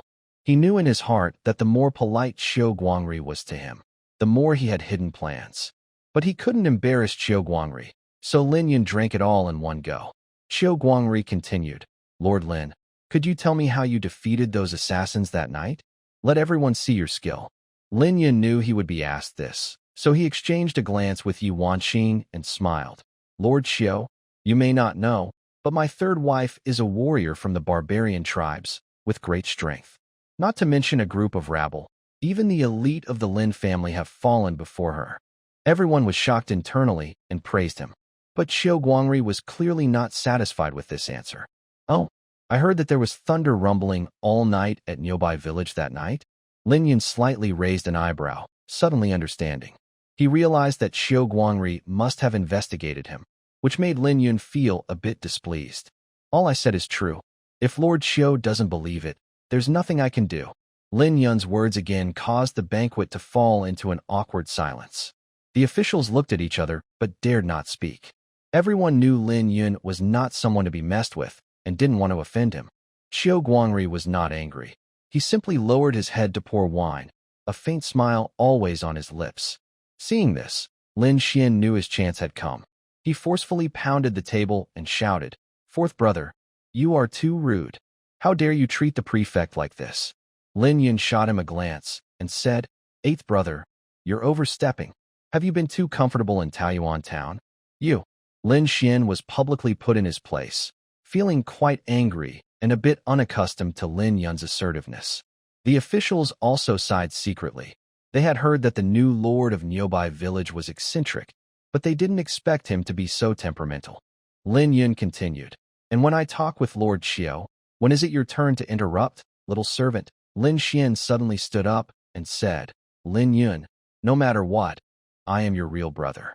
Your rude behavior makes outsiders think our Lin family raises unrespectful people. He said this to flatter Qiu Guangri.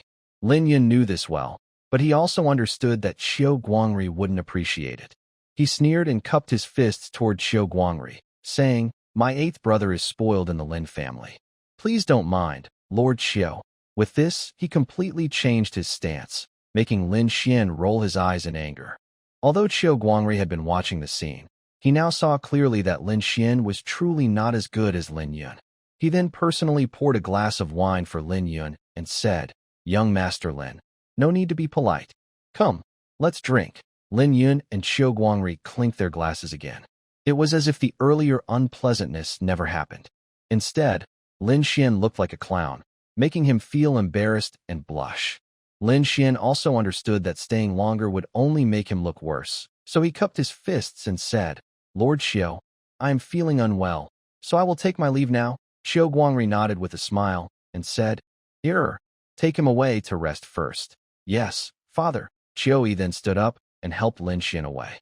Sitting nearby, Ye Wanqing looked at Lin Xian with disdain and whispered, "Husband, don't forget the main matter." Her voice was very quiet, but everyone present still heard her. Lin Yun pretended to react suddenly and quickly placed the pure silver box in Zheng Yolie's hand on the table.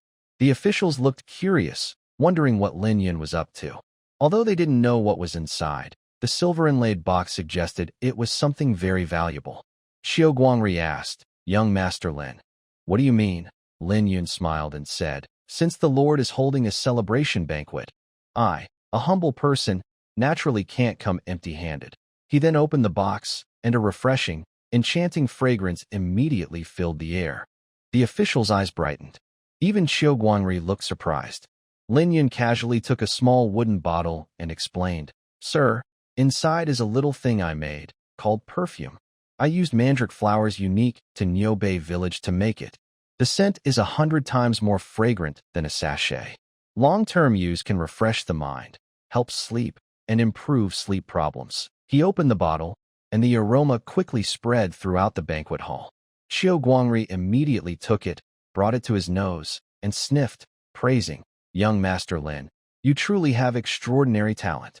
How did you make such a fragrant thing?" Lin Yun smiled and said, "The process of making perfume is a secret. It cannot be shared. However, this box of perfume brought by the commoner is a gift for the Lord and all the officials.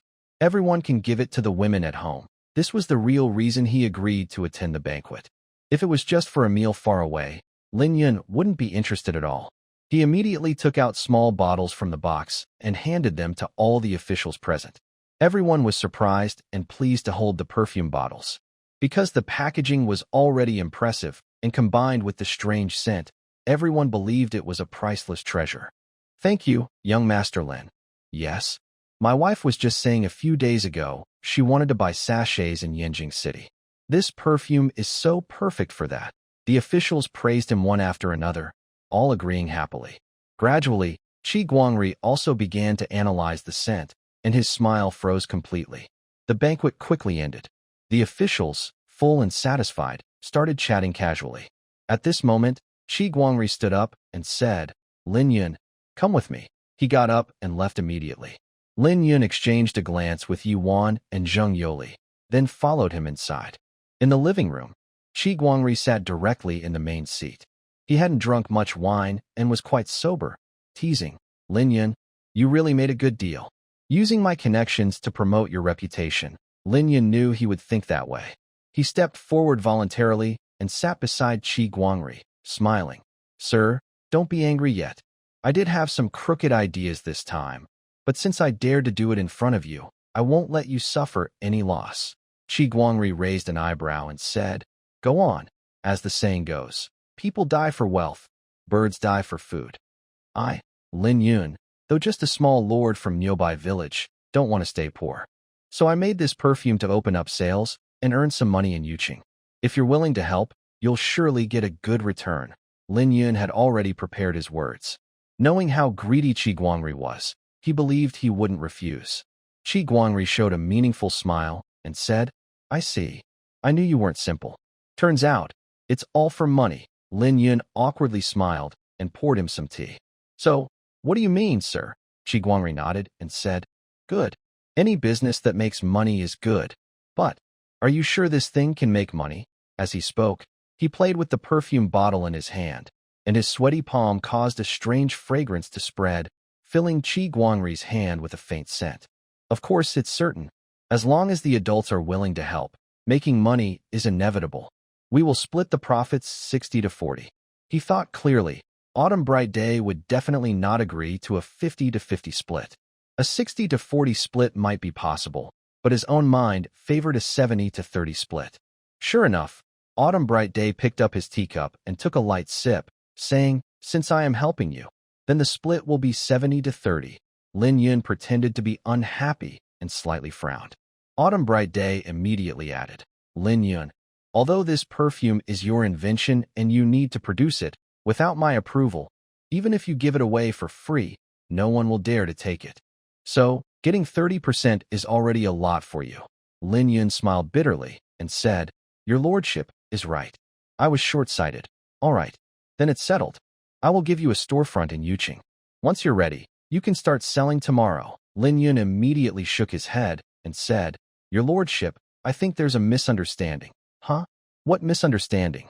Aren't you planning to sell perfume in Yuqing? I do want to sell perfume, but I will only sell it to the gentry and celebrities, not to ordinary people.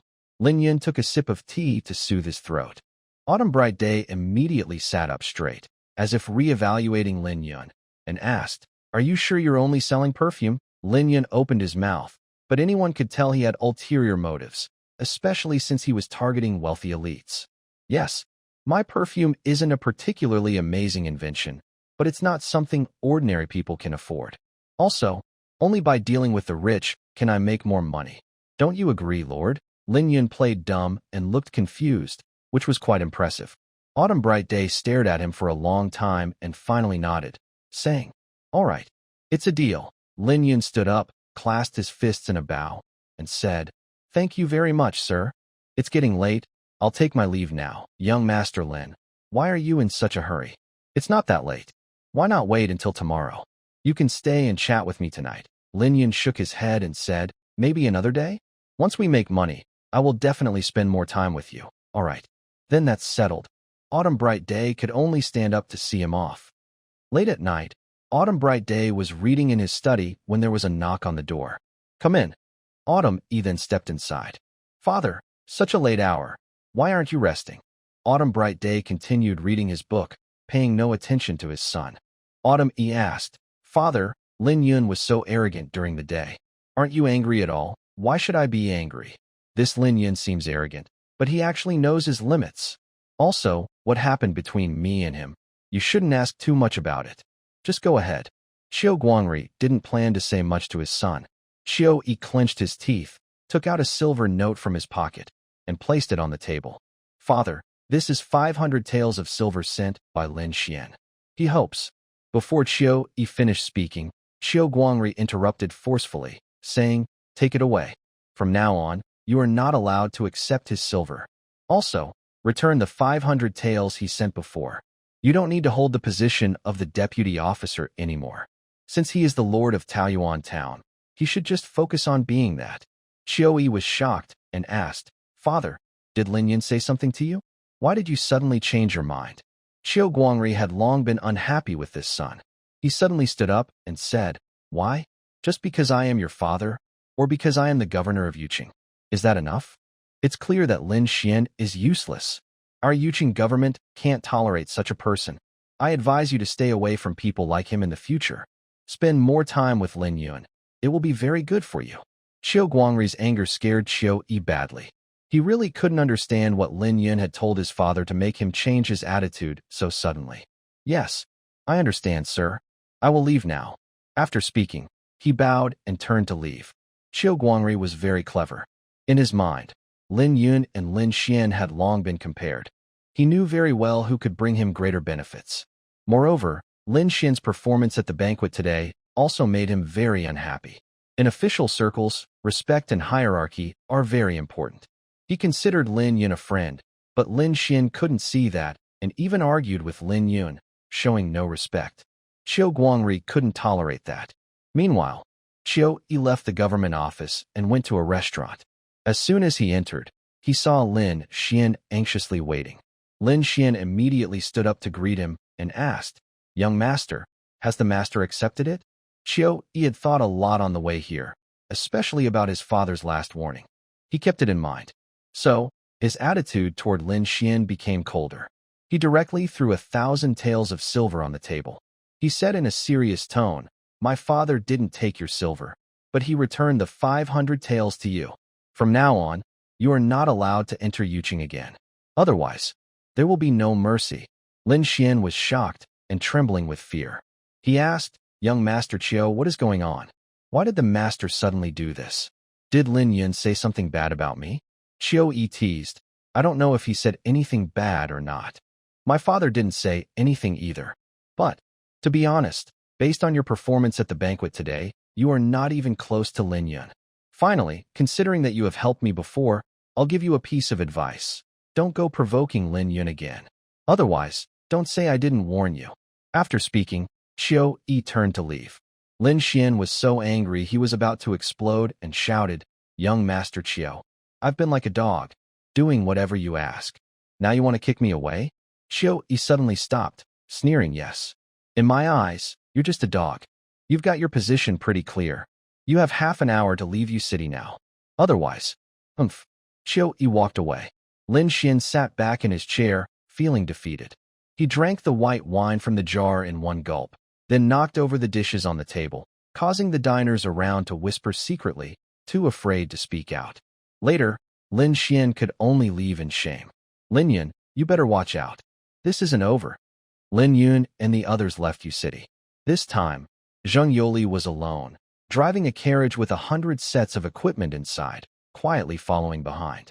Meanwhile, Lin Yun and Yi Wanqing rode quickly, heading straight for Niubei village to return. Yi Wanqing asked, "Husband, you've been smiling all along. Looks like the negotiation was very successful." "It's okay, mainly because we prepared well this time. What should we do next?" "Of course, farm the land." Lin Yun had already thought it through. Food was always the most important resource. Now is spring and summer. If we don't plant crops now, by winter, when heavy snow blocks the roads, even if we have money, it will be hard to buy food. So, he had to put this plan into action. Yi Wanqing was surprised and asked, "Are you serious? Shouldn't we focus on preparing more perfume first?" Lin Yun smirked and said, "Do you know what hunger marketing is?" Yi Wanqing shook her head slowly, looking confused. She considered herself skilled in business, but facing the versatile Lin Yun, she couldn't be confident. She could only look modest. "Today, we'll give those perfumes to officials under U City. They're all big shots, and they probably won't use perfume themselves. When they go home, they'll give it to women they like. After some time, these women will fully understand how good the perfume is, and they'll come to buy it willingly. Then, word of mouth will spread, 1 to 10, 10 to 100. We won't even need to advertise. The perfume's name will spread naturally." Yi Wanqing thought for a moment and said, "It seems that the husband is truly a genius at business and trade." Lin Yun felt happy and smiled. "Also, last time you all already harvested the mandrake flowers near Niubei village. It will take some time for new flowers to grow." Only then did Yi Wanqing realize that she had been focusing on making money and had overlooked the fact that there were no raw materials now. When they returned to Niubei village, it was already very late at night. Apart from the oil lamps lit in each household, there was no other light visible. Lin Yun ordered, "Zheng Yoli, arrange for a few soldiers to store all these supplies in the cellar. Young master, why not distribute the supplies directly to the soldiers? There's no need to show off right now. Recently, officials will definitely send people here. It wouldn't look good if they see these supplies. Just continue your normal training." "Yes, young master." Zheng Yoli then turned and hurried to the soldiers' dormitory. At this moment, the old village chief heard that Lin Yun had returned and immediately came out to greet him. "Young master, you're finally back. I thought you would stay overnight in Yuqing tonight." Lin Yun smiled. "Come with me. I have some tasks to assign." The old village chief was surprised but followed quickly. Back in his own living room, Lin Wuyue immediately offered fragrant tea. Life had become more comfortable now, and they had prepared some good tea. The old village chief was flattered. He hadn't drunk tea in many years. He took a sip and asked, "Young Master Lin, has something changed?" Lin Yun shook his head and said, "Here's the situation. How many people in our village can work every day now?" "About 230 or so." Lin Yun nodded. The village had only about 500 people, and more than half were elderly or weak. The aging problem was quite serious. "Here's the plan. Since it's spring and summer now, I want to mobilize the villagers to plant crops. That way, when winter snow blocks the roads, we will still have food to eat." Lin Yun knew very well that food was the most important resource in any situation. Next to him, Lin Wuyue and Yuna were both surprised. Farming was not as easy as making black powder. It required working in the fields every day, putting in a lot of effort, and the harvest was never guaranteed. In this world, farmers relied on the weather to grow crops. Only if the weather was good could they have a good harvest. The old village chief said bitterly, "Young Master Lin, you should also know the environment of Nyobe village. The land around here is poor and can't grow any crops. If we could farm, how could the villagers leave the land fallow? Moreover, Nyobe village has been dry for many years, with very few rainy days throughout the year, so there's no need for you to worry about it." Lin Yun took a sip of hot tea and deliberately made a hissing sound, saying, "You don't need to worry. Just because others can't do it doesn't mean I can't. You should start preparing for this. When we go to the fields tomorrow, you'll see for yourself." The old village chief nodded in agreement, though he still doubted it. But since he knew Lin Yun was capable of creating miracles, he felt hopeful and happily left. With no outsiders around, Lin Wuyue immediately asked, "Husband, are you really planning to farm?" The old village chief is right. The land in Nyobe village is really poor. Wuyue's family used to be big grain farmers. She hadn't farmed herself, but she knew some basic facts. Lin Yun smiled and asked, "Why do you say that?"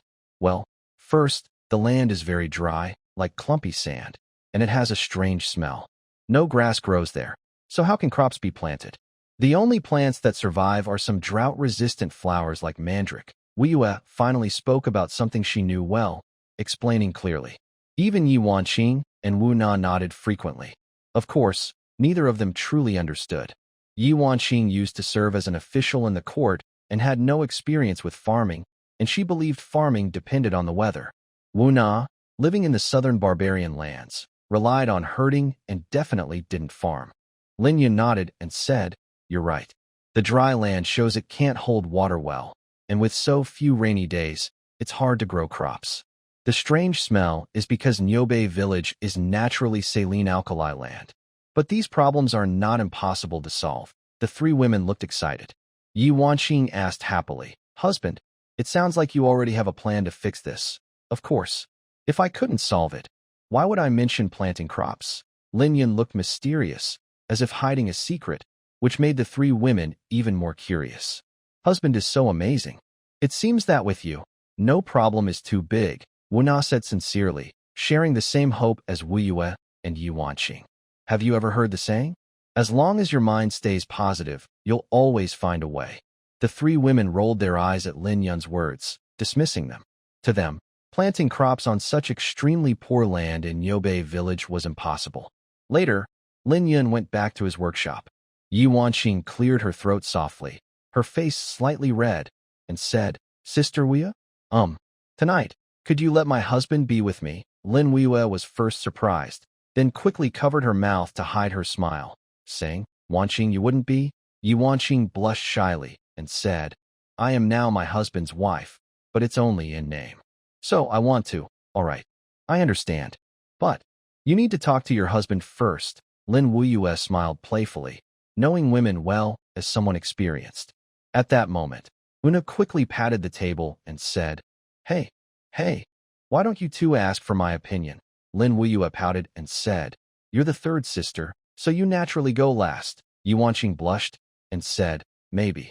Tonight, third sister." Una instinctively opened her mouth to speak, but didn't really want to argue. She quickly felt embarrassed and said, "Wanqing, you misunderstood. I didn't mean that. I mean, if we discuss this, your husband might not be happy if he finds out." Lin Wuyue pushed Yi Wanqing's arm and said, "Silly girl, you better go wait outside. If your husband comes back, dare you still say anything?" Okay. Yi Wanqing finally understood and got up to leave. Meanwhile, Lin Yun had no idea what the three women were thinking. He was filling a small wooden bottle with remaining perfume and tidying up the clutter on his work table. He stepped out of the workshop, planning to go back to his room to rest, when suddenly a hand grabbed him. Lin Yun was startled and shivered, turning around quickly. "Well, who's there?" He only saw a woman dressed in a long white dress in the darkness. Looking closer, he finally recognized her as Yi Wanqing. Lin Yun smiled wryly and said, "What are you doing, girl? Don't you know you're scaring people to death?" Yi Wanqing's face was flushed, but because of the darkness, Lin Yun hadn't noticed. However, she was feeling very hot and uncomfortable. Husband, can you come to my room? I need to talk to you about something." Lin Yun didn't notice her change and said with a smile, "What? You have something to say? Just tell me. No one else is around." "Oh, it's not a good place to talk here. Come with me." She grabbed Lin Yun and ran toward her room. Lin Yun was confused but followed her inside. The room was already lit by an oil lamp, a bit old but arranged with care by Yi Wanqing, making it quite cozy. When Lin Yun entered and turned around, he saw Yi Wanqing close the door behind him and undo the buttons on her dress. Lin Yun was instantly stunned. "Wanqing, what are you? What are you trying to do?" Yi Wanqing blushed deeply, stunningly beautiful, while her white dress had slipped down, revealing her delicate figure. Lin Yun swallowed hard, his body trembling slightly. "Wanqing, don't make things difficult for yourself. I really won't force you to do anything against your will. Did Wu say something to you just now? I'll go find her right now." As he spoke, Lin Yun reached for the door. Yi Wanqing suddenly threw herself into Lin Yun's arms, biting her lips softly, looking up at his sharp, chiseled face, and whispered, "Don't go. It's not Wu Yu, it's my own choice. Husband, let me be your woman. Accept me." Faced with such temptation, any man would find it hard to resist. Lin Yun, in his early 20s and full of youthful energy, was even more unable to resist this temptation. Finally, he trembled and wrapped his arms around Yi Wanqing's slender waist. Their bodies, hot and close, ignited their hormones. They spent the night silently together. The next morning, Lin Yun woke up early. Through the faint light outside the window, he saw Yi Wanqing lying in his arms, her black hair spread over her shoulders, sleeping peacefully like a baby. Recalling what had happened last night, a faint smile appeared on Lin Yun's face. Her willingness to be with him proved she had fully accepted him. He reached out to gently touch Yi Wanqing's graceful body, but was afraid of waking her. In the end, Lin Yun had to give up and carefully got out of bed, dressing quietly to leave. But the sound of his movements woke Yi Wanqing. She hugged the quilt tightly, sat up, and looked at Lin Yun, saying, "Why are you in such a hurry to get up? Don't you want to stay with me a little longer?" Lin Yun was still pulling up his pants when her words startled him. He staggered and fell to the ground. "Ouch!" Yi Wanqing chuckled softly, pouting her lips, and said, "Are you really that afraid of me?" "I'm not a fierce tiger that eats people." Lin Yun looked embarrassed and annoyed, saying, "Are you deliberately trying to embarrass me?" Yi Wanqing tilted her chin playfully and said, "Yes. You left without saying goodbye. I just lost my innocence to you last night, and you didn't even show a bit of concern."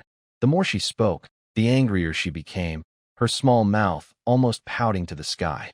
It's said that women in love lose their IQ, and that's certainly true. Moreover, Yi Wanqing's anxious and uncertain look was far from the confident woman who once ruled the court. Now she looked more like a little woman, making Lin Yun stare blankly. Yi Wanqing shifted slightly, patting the bed and saying, "I know you're busy, but no matter how busy you are, you still need to give me peace of mind today." Lin Yun felt helpless and had to sit back on the bed. Yi Wanqing was like a clingy little fairy, immediately jumping into his arms. She playfully nudged his chest with her small head and then looked up with a smile, saying, "Husband, am I beautiful?" Lin Yun was already stunned. From his angle, he could clearly see her lovely figure, making his face turn red and his heart race. He looked like a wooden puppet, mechanically nodding and saying, "Beautiful. You are the most beautiful." "Humph, you're lying. You must think Sister Wu Yue is the most beautiful. Otherwise, why would you insist I make the first move? Don't you know she's a woman?" Yi Wanqing looked innocent and playful, making Lin Yun feel overwhelmed. But he finally regained his composure and cleared his throat, saying, "We made a promise before. Without the approval of the second wife, I wouldn't dare have improper thoughts about you. Even if I had 100 guts, she's already yours, and you still say such things? You unfaithful man. Big bad guy. Yi Wanqing suddenly changed her tone, acting like a delicate woman, and surprisingly started to cry. Lin Yun looked like a ruthless villain and quickly comforted her, saying, Wanqing, don't cry. How could I be unfaithful? Then tell me, how will you treat me in the future? Yi Wanqing covered her face with her small hand, making soft crying sounds, but secretly giggling. You, Wu Yue, and Una are all the same. You are all my wives, destined to bear my children. I will treat you well, just as I should, or I'd be a bad son. Lin Yun didn't realize she was acting. That's more like it. Yi Wanqing saw her chance and stopped pretending, opening her arms to hug his waist. Lin Yun immediately responded, sitting up quickly. He affectionately touched her nose with his finger and said, Little glutton, I've already discussed farming plans with the village elder. Next time, I'll definitely give you a good scolding. Yi Wanqing smiled charmingly, full of allure. They say once you taste something, you crave more. Lin Yun was experienced, but Yi Wanqing's transformation was truly remarkable. It was understandable, after all. Lin Yun hurriedly left her room, feeling relieved, but before he could breathe easy, he bumped into Una at the door. The girl had been eavesdropping secretly. Seeing Lin Yun, she immediately gave a flirtatious smile. Husband, you're really enjoying the best of both worlds. Wanqing's taste is quite good, isn't it? She even nudged his shoulder playfully. Lin Yun cleared his throat and said, What are you saying? You're just a girl. How can you act like an old rogue? Who do you call a rogue? Una's eyebrows furrowed, looking ready to scold Lin Yun. Lin Yun's mouth twitched as he said, You're not a rogue. I am. I'm just walking away. Okay? Then he angrily adjusted his collar and turned to leave. Una immediately chased after him, saying, Hey, stop. Speak clearly. What do you really mean? In her eyes, Lin Yun was very gentle to Lin Wuyue and Yi Wanqing, but he was different to her, which made her very upset. Meanwhile, Lin Yun ignored her completely. As soon as he entered the hall, he saw Lin Wuyue had already prepared a rich breakfast and was waiting for him. Lin Yun smiled happily and rubbed his hands, saying, The lady who knows me must know I was hungry. She prepared breakfast so early, he reached out to grab a fried dough stick. Snap! Lin Wuyue immediately hit his hand with chopsticks and said, Go wash up. That's so unhygienic. Lin Yun looked helpless and could only go to the yard to wash up. Lin Wuyue prepared breakfast early because she cared about Lin Yun, worried that he might not be able to handle it. But Lin Yun only liked Lin Wuyue, not for anything else, but because she knew how to take care of people, and her actions deeply touched his heart. Although Lin Wuyue was not as capable as Yi Wanqing and Una, just this one good trait made Lin Yun love her dearly. No matter what, they could never replace her. Lin Wuyue was also very sensible. She knew that to win a man's heart, she had to start from small details. This was something Yi Wanqing and Una would never learn. Soon, Lin Yun finished washing up and picked up a fried dough stick to eat. There was also rice porridge and a few delicate side dishes on the table, beautiful and exquisite. Lin Yun ate happily. At this moment, Lin Wuyue suddenly leaned over and whispered, So, who do you think is better, me or Wanqing? Lin Yun almost choked and coughed violently, asking strangely, Wuyue, why are you asking such a boring question? Humph, you're asking. Did Wanqing ask you that? Lin Wuyue grabbed Lin Yun's hand. Lin Yun shivered and quickly pulled his hand away, laughing awkwardly. Can I just eat my meal in peace? Wuyue could only give up. But seeing her unhappy face, Lin Yun felt a bit emotional inside. To outsiders, enjoying the love of two wives was a dream many men wished for. But now, Lin Yun had a bad feeling. When Lin Wuyue grabbed his hand, he clearly dodged. Even with a strong body, he couldn't withstand the torment from two wives. He could still manage for now, but if Una was added, he was afraid he wouldn't be able to share everything equally. Especially since Una is very skilled, her physical strength is definitely exceptional. Thinking of this, Lin Yun suddenly felt that the fried dough stick in his mouth was no longer tasty. He said, then threw the remaining half of the fried dough stick into the bowl, stood up, and said, I'll go out first. Lin Wuyue immediately stood up and said, Husband. Before she could finish, Lin Yun had already disappeared. Meanwhile, the old village chief, who learned of Lin Yun's orders last night, had already told the villagers about the upcoming planting. Everyone now trusts Lin Yun very much. Although they are a bit doubtful about farming, they do not oppose it. After all, Lin Yun has helped them live better lives. At this moment, the old village chief stands outside the village on a piece of wasteland. This was once where the villagers tried to farm. Careful observation shows there are several furrows left from past planting. However, over time, these marks have become less clear. Such a large piece of land. It's a shame to waste it. If Lord Lin really has a way, it would be a great deed. The old village chief mutters to himself, takes a puff from his pipe, and exhales blue smoke.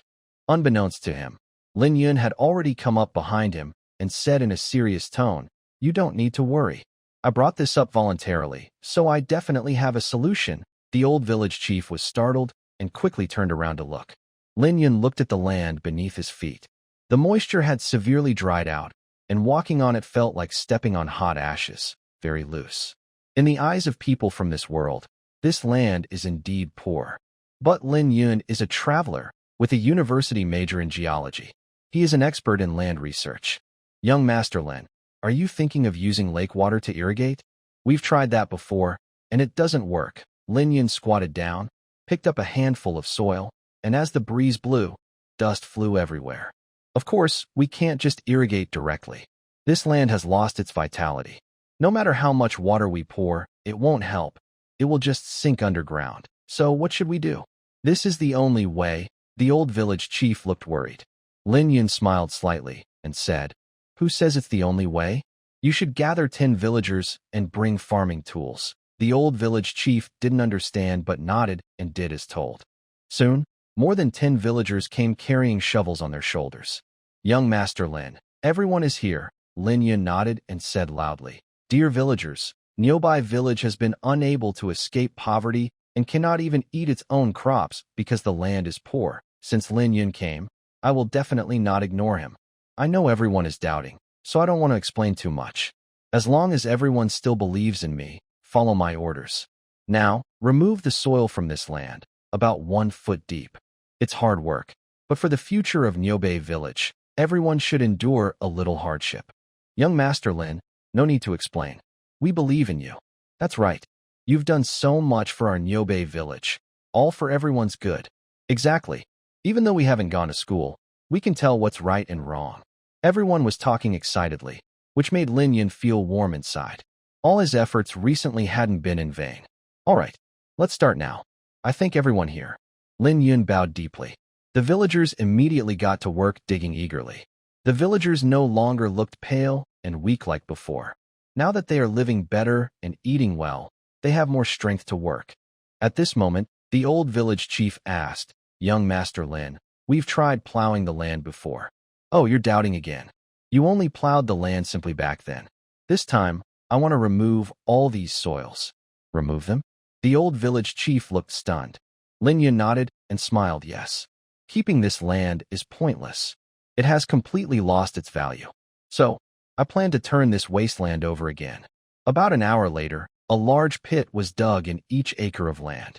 The villagers were exhausted and sweating all over, but they had dug up moist soil. The old village chief saw this and clapped his forehead in surprise. "Mr. Li is really clever. Why didn't we think of this method? The moist soil shows it can be used to grow crops." Lin Yun jumped into the pit, picked up a handful of mud, sniffed it, then clenched his fist. The soil formed a ball and looked pretty good. The villagers also looked happy, some even cheering happily. Seeing this, everyone finally saw hope for farming and planting crops. "Great! With land, we can finally grow grains." In the past, villagers only plowed about 10 inches deep and never thought of removing these sandy soils. The old village chief nodded and smiled. But Lin Yun looked expressionless and said to everyone, "You're all too happy too early.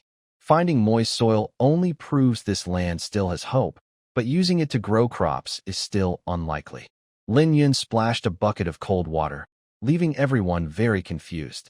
The old village chief asked curiously, "Young Master Lin, the land is moist, dark, and sticky.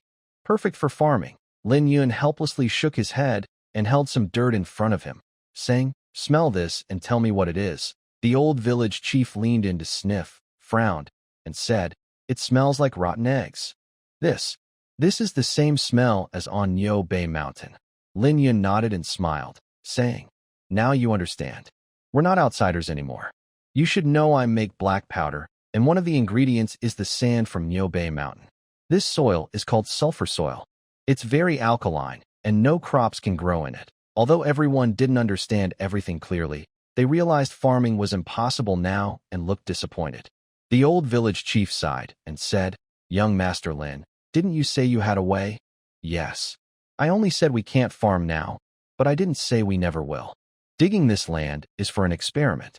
I want to improve this land and make Nyo Bay Village's soil fertile again." Seeing Lin Yun speak like this, everyone understood that it was a long-term goal, but everyone was used to it.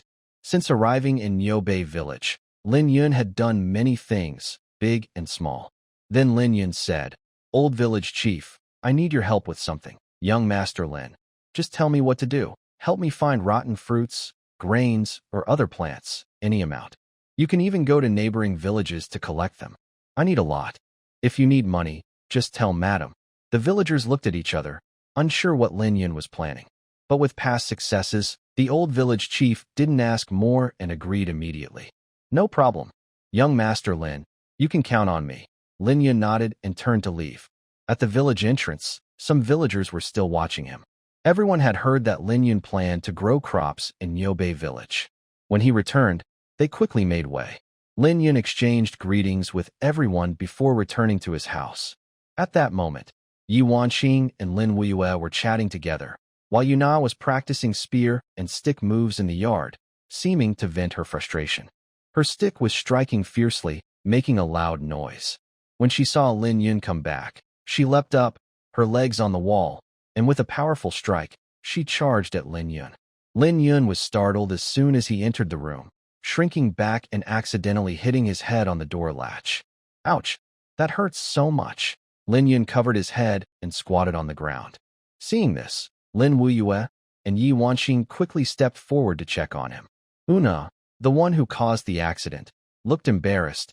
She only wanted to play a joke. She didn't expect Lin Yun to react so quickly and make such a big movement. Lin Wuyue pushed aside Lin Yun's hand and saw a blood mark on his forehead. Although it wasn't bleeding heavily, Lin Yun still grimaced from the pain. "Hubby, I'm sorry. I didn't mean to." Una looked pitiful. Lin Yun angrily threw the stick she was holding onto the ground and said, "Are you trying to hurt your husband?" Most of Lin Yun's injuries were related to Una, so he had mixed feelings of love and hate for her. "I didn't do it on purpose," Una muttered softly, tears falling down her face. Lin Wuyue immediately held her arm and comforted her. "Una, don't cry. Just be more careful next time. It was so dangerous just now. If anything had happened to your husband, you'd regret it forever." Una nodded, her head hanging even lower. Lin Yun sighed and said, "All right, I'm fine anyway. Let's forget about it this time. Come here and give me a massage. It hurts so much." It wasn't that Lin Yun was delicate, but the bump was really sudden. He also wanted to give the girl a lesson. Una wiped her tears and then reached out her small hand to massage the blood mark on his forehead. It didn't hurt when not touched, but as soon as she massaged it, Lin Yun winced in pain. "Ow, ow. Stop. Just leave it be." He said this and then went straight into the hall. Lin Wuyue immediately poured tea, and Yi Wanqing proactively massaged Lin Yun's shoulders. Only Una stood there pitifully, unsure of what to do. Since Lin Yun and the two women had become a real couple, their relationship had clearly deepened. "Hubby, I really know I was wrong." Lin Yun had long stopped being angry, but he just wanted to tease her, since he was free today anyway. "No, you're wrong. Come here and give me a foot massage." Una immediately stepped forward and obediently massaged his foot.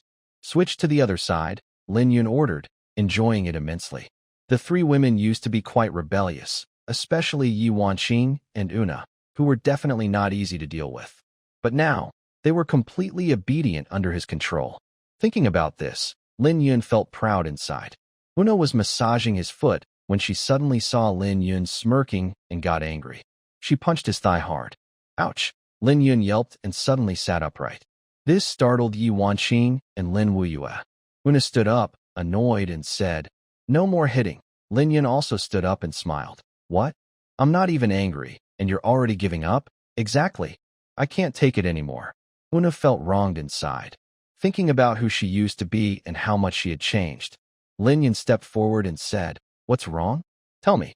If I did something wrong, I'll fix it. Humph, isn't that obvious? You're just deliberately bullying me. Do you think I don't know? Before, you took Sister Wanqing to Yuqing, but you didn't take me. Of course, I'm not angry with Sister Wuyue and Sister Wanqing. Lin Yun looked speechless and said, That's not a big deal. Why are you angry? I ask you, are you planning to attack Taiyuan Town next? Yi Wanqing kept her lips sealed. Lin Yun hadn't told everyone about the matter in public, so she wouldn't say anything. Lin Yun looked at her and nodded. Yes, that's bound to happen sooner or later. Then why didn't you take me with you? What? Take you? I was just planning to go. I haven't gone yet. So, when you go, will you take me? Let's talk about it when we go. Anyway, we can't act now. Lin Yun was getting a bit impatient. You. What? You. Have you forgotten how I divided the tasks among you three last time? Una snorted softly, pouting her lips almost to the sky, then turned her head away. Lin Yun said, I think you're too energetic. Once I improve the land, you can be a gardener. From now on, the flowers used for making perfume will be all yours. Why? Are you bullying me? Exactly. I'm bullying you.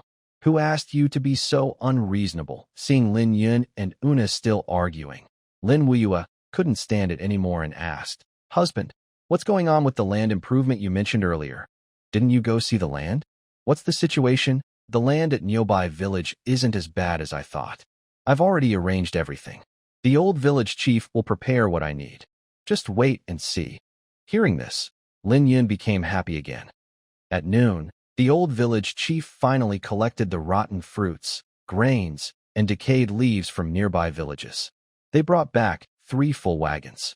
In the end, it was Zheng Yoli who sent soldiers to help gather all the materials into the yard. Yi Wanqing and Lin Wuyue covered their noses, looking speechless. Husband, your plan is all about stinky stuff. Isn't there anything normal? Yi Wanqing rolled her eyes. You don't know, these rotten, smelly things are actually treasures. They can help make the land fertile again. Then, under everyone's disbelief, Lin Yun personally took action.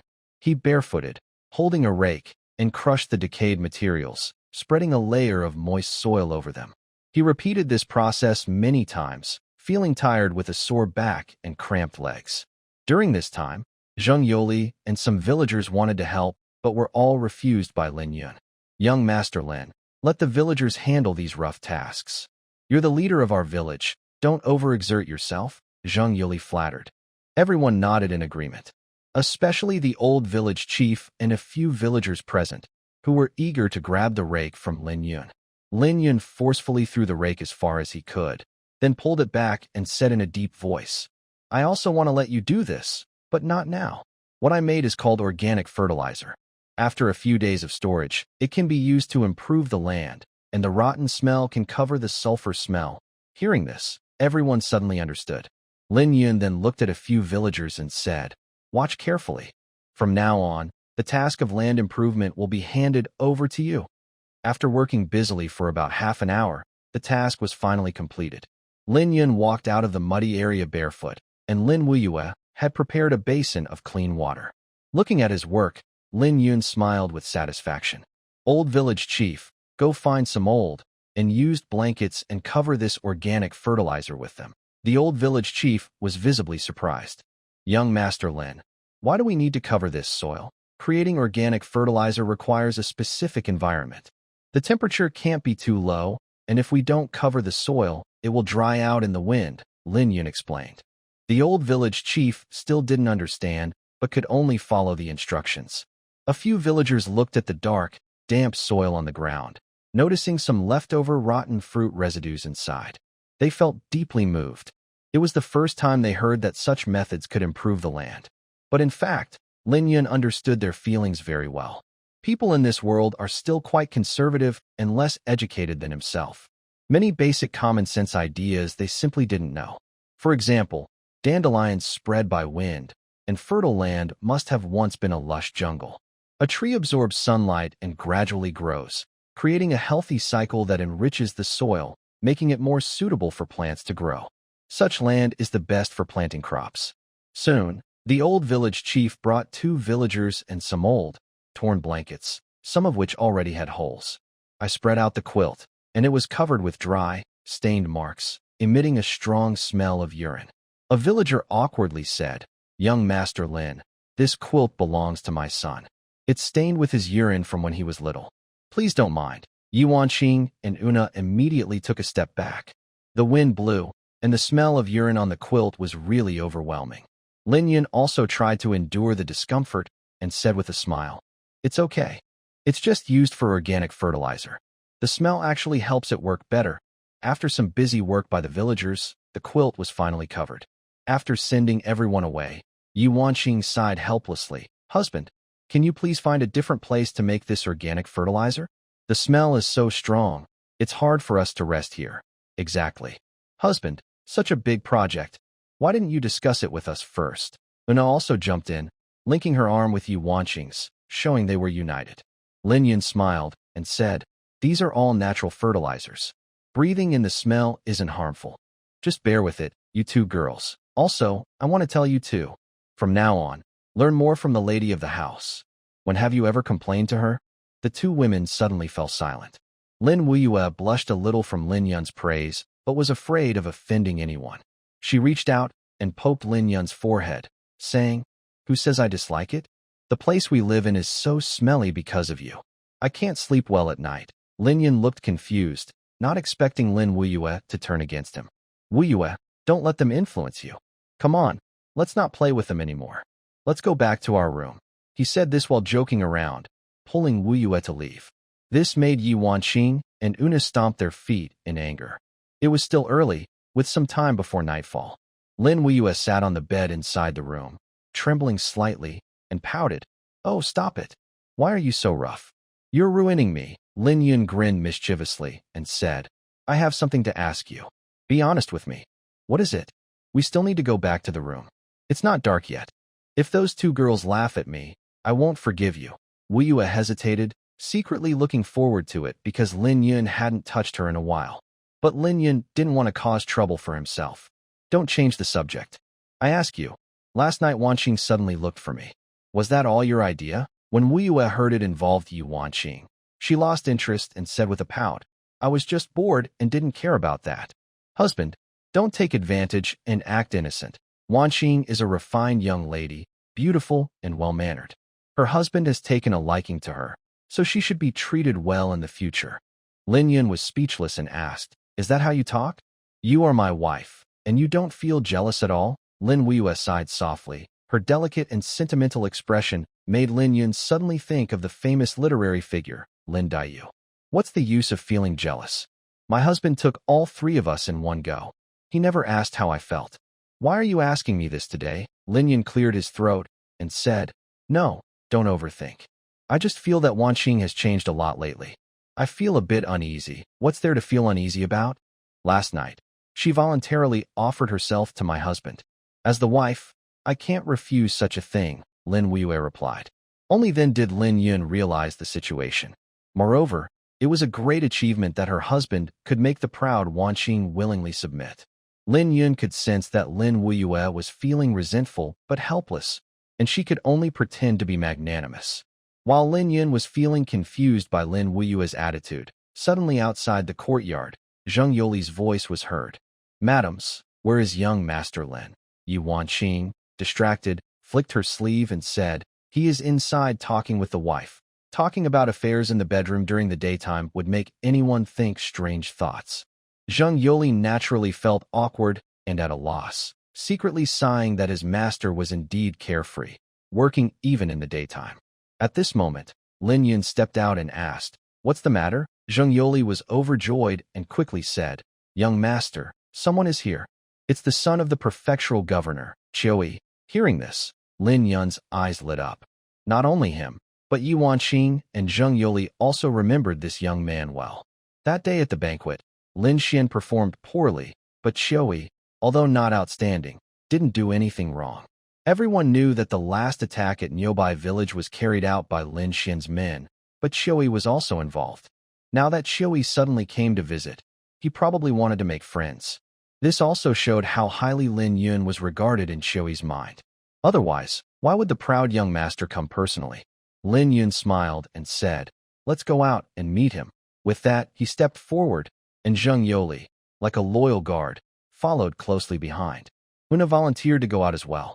Only Yi Wanqing did not go. Instead, she turned to look at Lin Wuyue, who was walking out. She is now curious about what Lin Yun and the lady talked about just now. Meanwhile, Lin Yun quickly walks toward the village entrance. Yuna says, "Husband, this Chio Yi suddenly visits. Could there be some scheme behind it?" Lin Yun ignores her and just smiles as he looks toward the village entrance. Zheng Yoli sees this and says, "Third madam, please rest assured. The young master previously showed great power in Yuqing Prefecture and has already intimidated those corrupt officials. Even the prefect treats him as a guest of honor. This small Chio Yi dares not cause trouble." Yuna nods thoughtfully.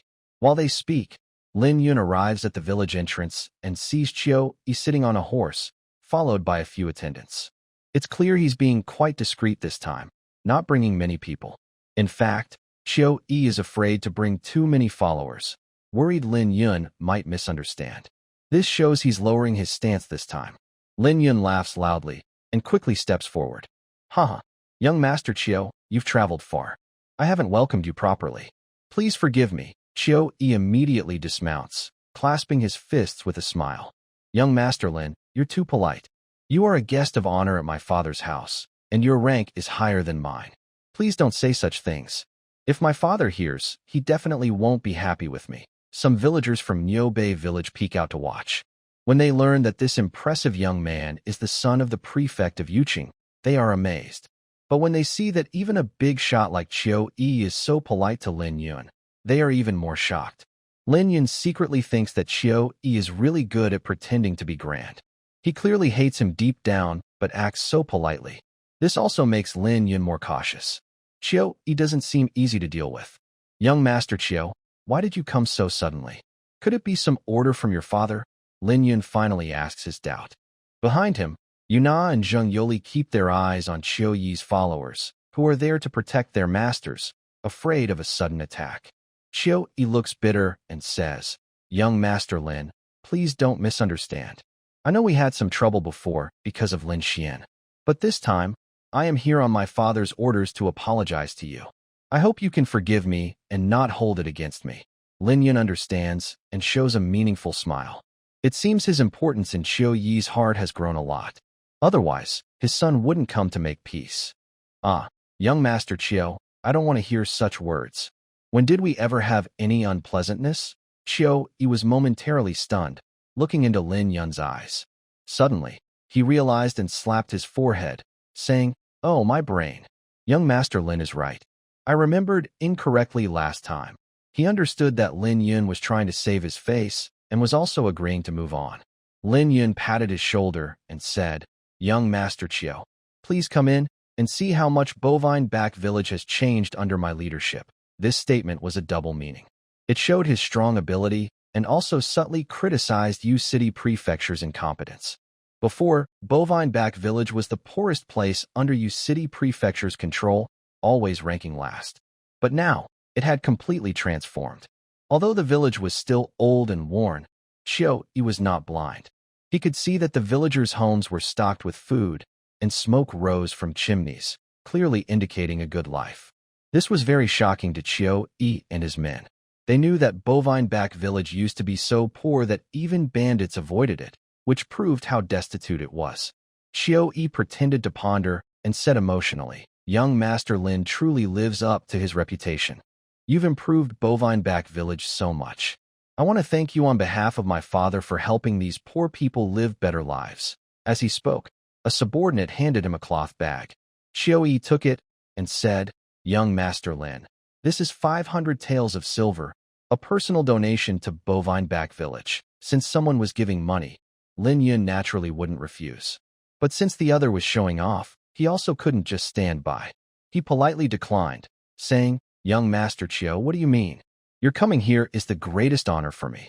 Giving silver again would be too much, young Master Lin. This silver isn't for you. I know you don't lack this small amount of money." Chio Yi was very good at talking. His father was a fourth-rank official, and he had grown up hearing lies, so his speaking skills were excellent. Lin Yun nodded, and Zheng Yoli immediately took the silver. All right, then I'll thank the villagers on behalf of young Master Chiu, he said. While talking, everyone arrived at Lin Yun's private residence. As soon as they entered the inner courtyard, they saw several large quilts spread on the ground. Chiu Yi asked curiously, "Young Master Lin, what is this?" Lin Yun smiled and said, "Nothing special. Just some small gadgets I was working on earlier." Chiu Yi's eyes lit up and whispered, "Could this be the materials for making black powder?" He had heard his father mention black powder many times and was especially shocked by Lin Yun's earlier act of killing a group of professional assassins. So, this time he came with a purpose, to buy the black powder from Lin Yun. Lin Yun was momentarily stunned but quickly understood that this young man hadn't been holding back his fart. He laughed and said, "No, the cover in the quilt is just ordinary dirt." As he spoke, Lin Yun deliberately lifted the quilt, and a strong, foul smell hit his face. Chiu Yi and a few of his men were unprepared and nearly vomited from the stench. This funny scene made Zheng Yoli and Una both laugh uncontrollably. However, Zheng Yoli was only Lin Yun's subordinate, so he didn't dare to laugh out loud. Una, on the other hand, covered her mouth and kept giggling. Lin Yun looked at her awkwardly and explained, "Sorry for making young Master Chiu laugh.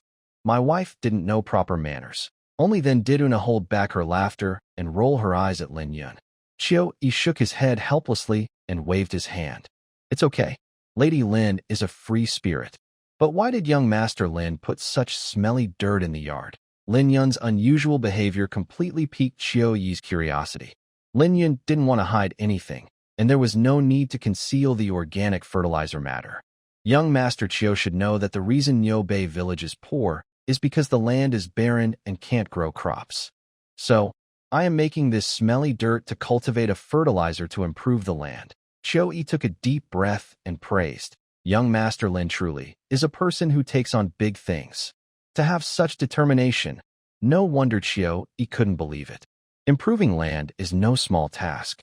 Probably no one in the entire Dun Divine Empire could find someone like him. And it was the first time he heard that barren land could be improved." Lin Yun chuckled softly. "What? Young Master Chiu doesn't believe it? It's not that I don't believe, just that I find it a bit unbelievable," Chiu Yi replied. "He came here to make friends, not enemies. So, even if he truly thought it might not succeed, he still had to speak kindly. How about this? Let's make a bet, young Master Chiu." Lin Yun smiled playfully, knowing that Chiu Yi wouldn't dare offend him this time. So he was trying to make this noble from Yuqing pay a price. "A bet? What are we betting?" Chiu Yi looked slightly nervous. He knew Lin Yun was cunning and treacherous. If he wasn't careful, he might fall into a trap. "Just whether I can grow crops on the land in Niu Bei village." Chiu Yi frowned and looked at the smelly dirt on the ground, then smiled. "All right, since young Master Lin is interested, I accept your challenge." "Good. It's settled. If I manage to grow crops in Niu Bei village, I won't take your silver. Instead, you have to agree to do one thing for me." Lin Yun always plans carefully before acting. Since Chiu Yi took the initiative to come to him, he wouldn't miss this chance. He had thought it over and decided to be cautious, avoiding direct action. He knew the danger of making a big move, as news would surely reach the Lin family if he acted too boldly. Although he now has a good relationship with the Yuqing government, it was only because he used some psychology to trick the Chiu family father and son. Chiu Yi asked, "What are you planning?" Young Master Chiu, no need to ask. I won't do anything against morality. And this is a great opportunity. Just wait and see." With this, Lin Yun spoke confidently, and Chiu Yi could only nod. Then everyone entered the main hall. Lin Wuyue had already prepared hot tea. After the host and guests took their seats, Chiu Yi looked at the three ladies sitting beside Lin Yun and said enviously, "Young Master Lin, you are so lucky. You have 3 beautiful wives." He was a spoiled young man and often played with women, so he had high standards. If he praised their beauty, they must be very pretty. Lin Wuyue felt a bit embarrassed, while Yu Wanqing, who had been an official in the court, remained calm and composed. Only Yuna looked provocative, seeming unimpressed by the flashy Chiu Yi. But today, Chiu Yi was acting perfectly, leaving her no chance to cause trouble. At this moment, Lin Yun glanced at everyone and said, "Everyone, please go out first. I want to talk privately with young Master Chiu." The three women stood up, and Zheng Yoli was the first to leave the hall. Chiu Yi also signaled to his men, and a few left the room. They confirmed there was no other danger in the hall. Finally, Zheng Yoli closed the door, leaving only the two of them in the large room. The smiles on Lin Yun and Chiu Yi's faces faded. Lin Yun said seriously, "Young Master Chiu, is there something important you came to discuss? Feel free to say it directly." Chiu Yi lowered his head, took a sip of tea, and sighed. "Young Master Lin, you are very clever. Yes, I came for two reasons. First, to follow my father's orders and build a good relationship with you. Second, I want some black gunpowder. You wouldn't be stingy and refuse, right?" Lin Yun had already guessed this, but he stayed silent. He took another sip of tea, then put down his cup and said, "Young Master Chiu, you are smart. You should know that black gunpowder is not an ordinary thing. It can't be given away easily. Does that mean I can't have it? It's not that I can't, but the magistrate probably wouldn't want to give away the black gunpowder for nothing." Chiu Yi immediately smiled and said, "Of course not. I understand that the value of this black powder must be very high. Young Master Lin, please make an offer." Lin Yun hesitated for a moment, then suddenly said, 100 bullets for 100 taels of silver." Chiu Yi's eyes widened, and he said, That's too expensive. Young Master Lin, I came here with sincerity. If you ask for an unreasonable price, I won't be able to explain to my family. Besides, it might not be good for you either." His words carried a hint of threat. Lin Yun naturally understood this. He paused, and then burst out laughing. "Young Master Chiu, why do you say that? Do you know how difficult it is to make this black powder? Each pill costs about 1 tael of silver, but that's a special price because I am friends with the prefect. If it were someone else, even if they had money, they might not be able to buy it. Moreover, since young Master Chiu wants these bullets, you should know that they can change the game. Some things cannot be bought no matter how much money you have. I hope you understand this." Lin Yun spoke confidently, not showing any fear despite the threat, and even gained the upper hand. Chiu Yi gritted his teeth secretly and sighed. "Young Master Lin, you make a good point, but this price is still too high. How about we lower it by 20%? Lin Yun shook his head with a smile, then stood up, walking to the window, and said in a deep voice, "Young Master Chiu, you must understand one thing. I am not desperate for you to buy this black powder. It's you who came to buy it voluntarily. If you don't meet my conditions, I won't sell it. In fact, I never planned to sell it at all." Chiu Yi fell silent. He was good at negotiations, which was why Chiu Guangri sent him here. But this time, he realized what it truly meant, that there are always better players outside the mountain and more talented people outside the world. Lin Yun's performance left him with no options, or rather, he didn't have any bargaining chips at all. He was also afraid of offending Lin Yun. At this moment, Lin Yun smiled and said, "All right, let's end this matter here. If young Master Chiu can't decide, just go back and report to the prefect." His words were quite sharp and sneaky, discrediting Chiu Yi as not being the decision-maker, only a messenger. Chiu Yi was so angry he clenched his teeth but couldn't lose his temper. Finally, he gritted his teeth, stomped his foot, and suddenly stood up. "Fine. 100 taels it is. I want 1,000 bullets now."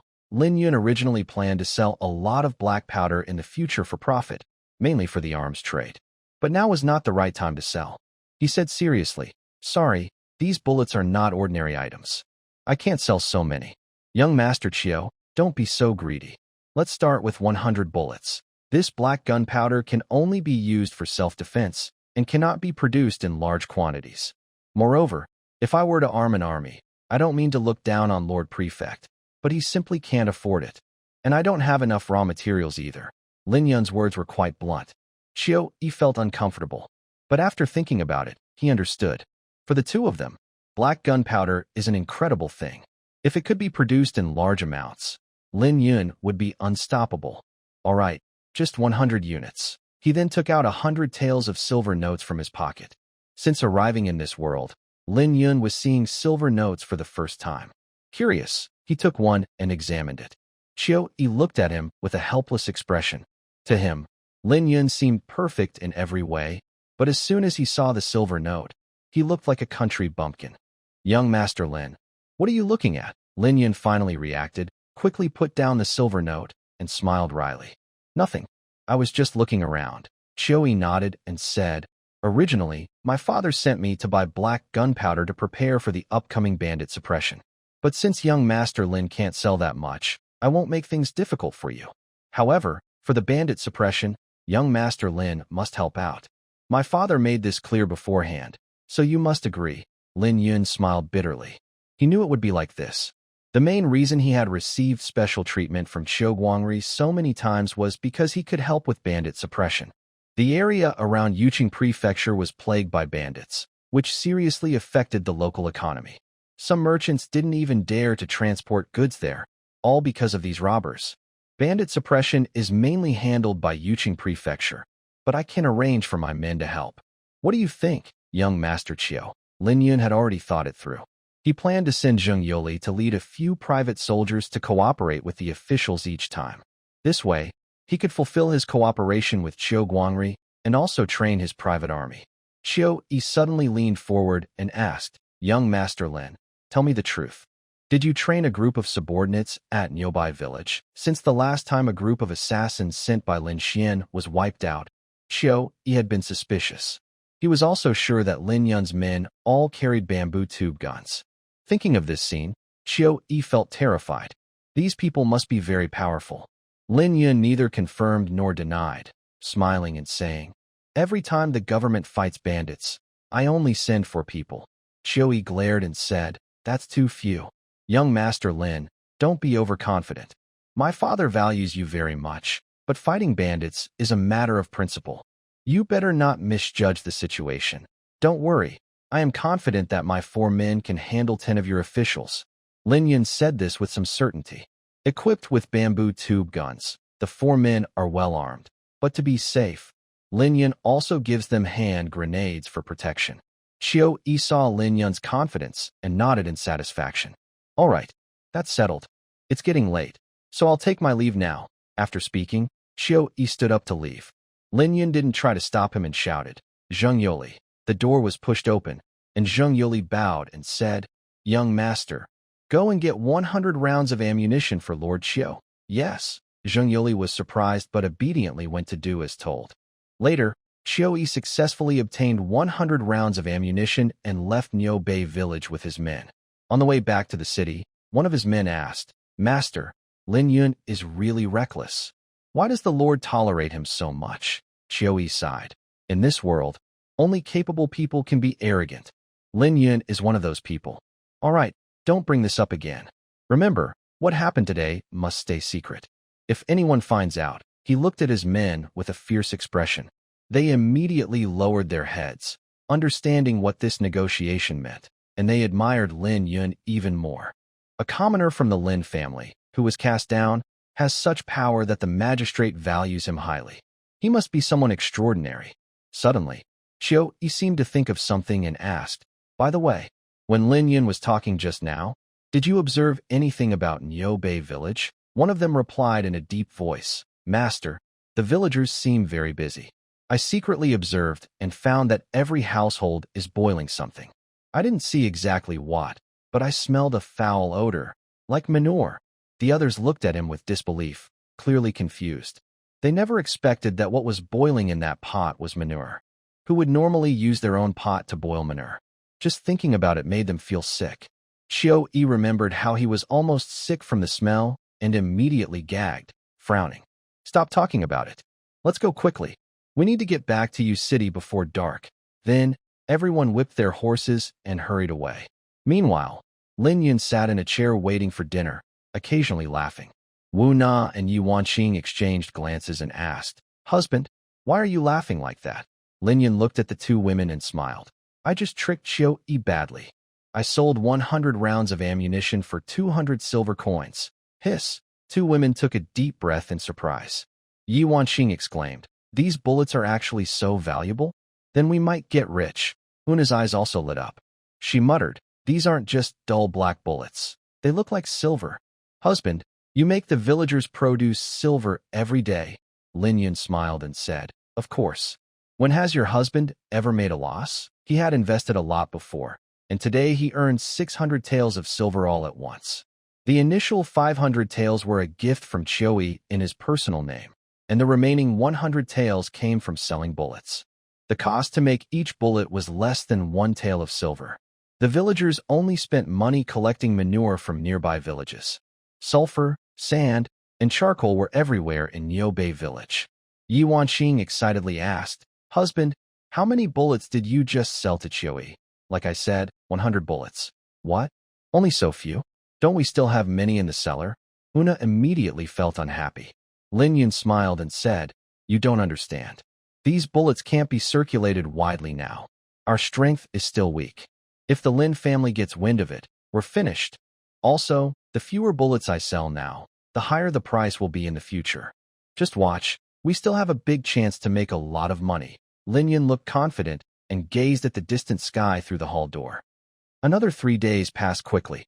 That day, Lin Yun once again lifted a corner of the cotton quilt in the yard and used a wooden stick to dig into the soil. The rotten fruits, grains, and decayed leaves inside had perfectly merged, emitting a foul smell that masked the smell of rotten eggs from the land. It was the best fertilizer. He smiled with satisfaction. After waiting so many days, it's finally ready. At this moment, Yi Wanqing came over, hands on her hips, and asked, "Can we start planting now?" Lin Yun nodded and said, "The time is right. Go, call Zheng Yoli and bring a few soldiers." This time, he planned to test the soil, so he temporarily didn't let the villagers participate. Yi Wanqing nodded and then left. At this moment, the door of a room in the inner courtyard opened. Asan's injuries were almost healed, and he walked out with a crutch. Looking at Lin Yun's back, he asked, 14 Lord, what are you doing?" Lin Yun turned to look at him and smiled. "No need to ask. You'll know very soon." Lin Yun lifted the quilts and carefully raked the organic fertilizer with a hoe. His expression and movements were as gentle as caring for his own child, leaving Asan stunned. He also couldn't understand why Lin Yun was so focused on the smelly dirt. Soon, Zheng Yoli led a few soldiers to arrive. "Young Master Lin, are you looking for me?" Lin Yun waved his hand and said, "Arrange it so that these fertilizers are transported to the pit outside the village." Zheng Yoli immediately agreed and instructed the soldiers around him. Everyone was busy working enthusiastically, quickly moving the organic fertilizer away. However, the foul smell lingered for a long time, making the soldiers dizzy and lightheaded. This caused Yi Wanqing and Una to secretly laugh. Lin Yun followed behind the crowd and arrived at the village entrance.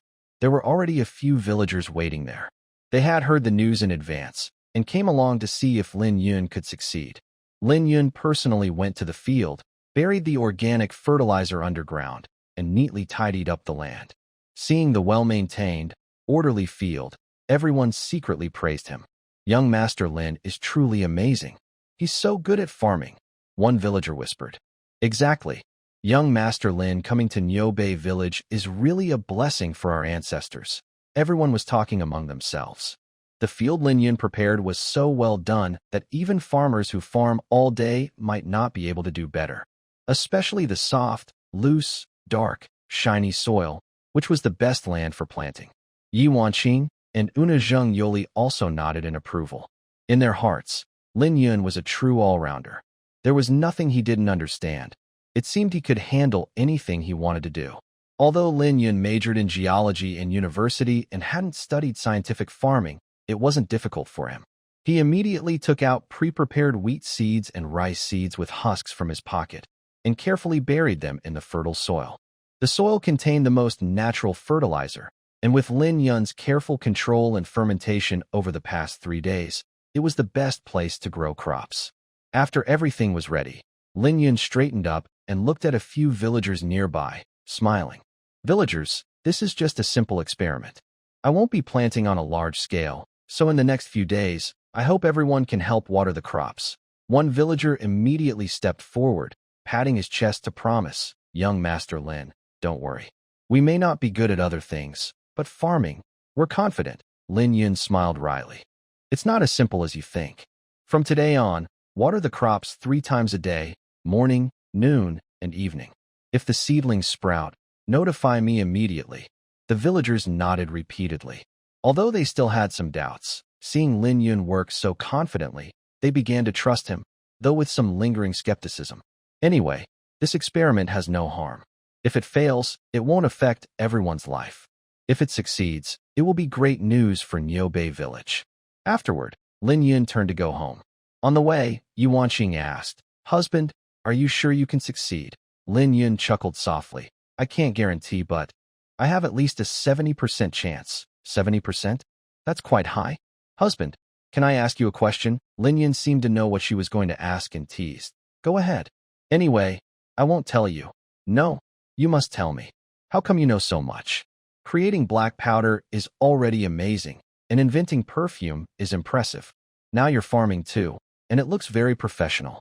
Are you sure you spent all those years in the Lin family just being a spoiled rich kid?" Spoiled rich kids are usually looked down upon in any world, often seen as a negative image of wealthy children. But it's true. People say wealth doesn't last beyond 3 generations. Thinking about it, it makes sense. Usually, the first generation works hard and achieves success. But by the second generation, things often start to decline. Most parents focus on training their heirs to inherit the family business. However, with better living conditions, people tend to become lazy, especially those who haven't experienced hardship. So, although the first generation is often frustrated by a lack of successors, they accept it. By the third generation, people tend to be even more irresponsible, becoming spoiled children. The Lin family, as the noble family of Fengyang County, is very powerful and trusted by the court. Their strength is so great that describing it as glorious would still be an understatement. This caused the Lin family to decline overall starting from the second generation. But luckily, the Lin family is a hereditary noble family under the Great End God dynasty. As long as the dynasty remains strong, the Lin family can exist forever. This is also the only thing that makes King Fengyang feel reassured. Lin Yun gave her a meaningful smile and said, "If I say I am a genius who learned everything on my own, the madam would probably not believe it. But it's true." Lin Yun quickened his pace. Yuan Xing pouted and immediately caught up, asking, "All right, then I'll ask you. When your strength reaches a certain level in the future, what will you do? Wouldn't it be better to live easily and freely? Why put so much pressure on yourself? Besides, I've never thought about the future. I only focus on the present." Lin Yun's mysterious attitude made Yuan Xing very frustrated.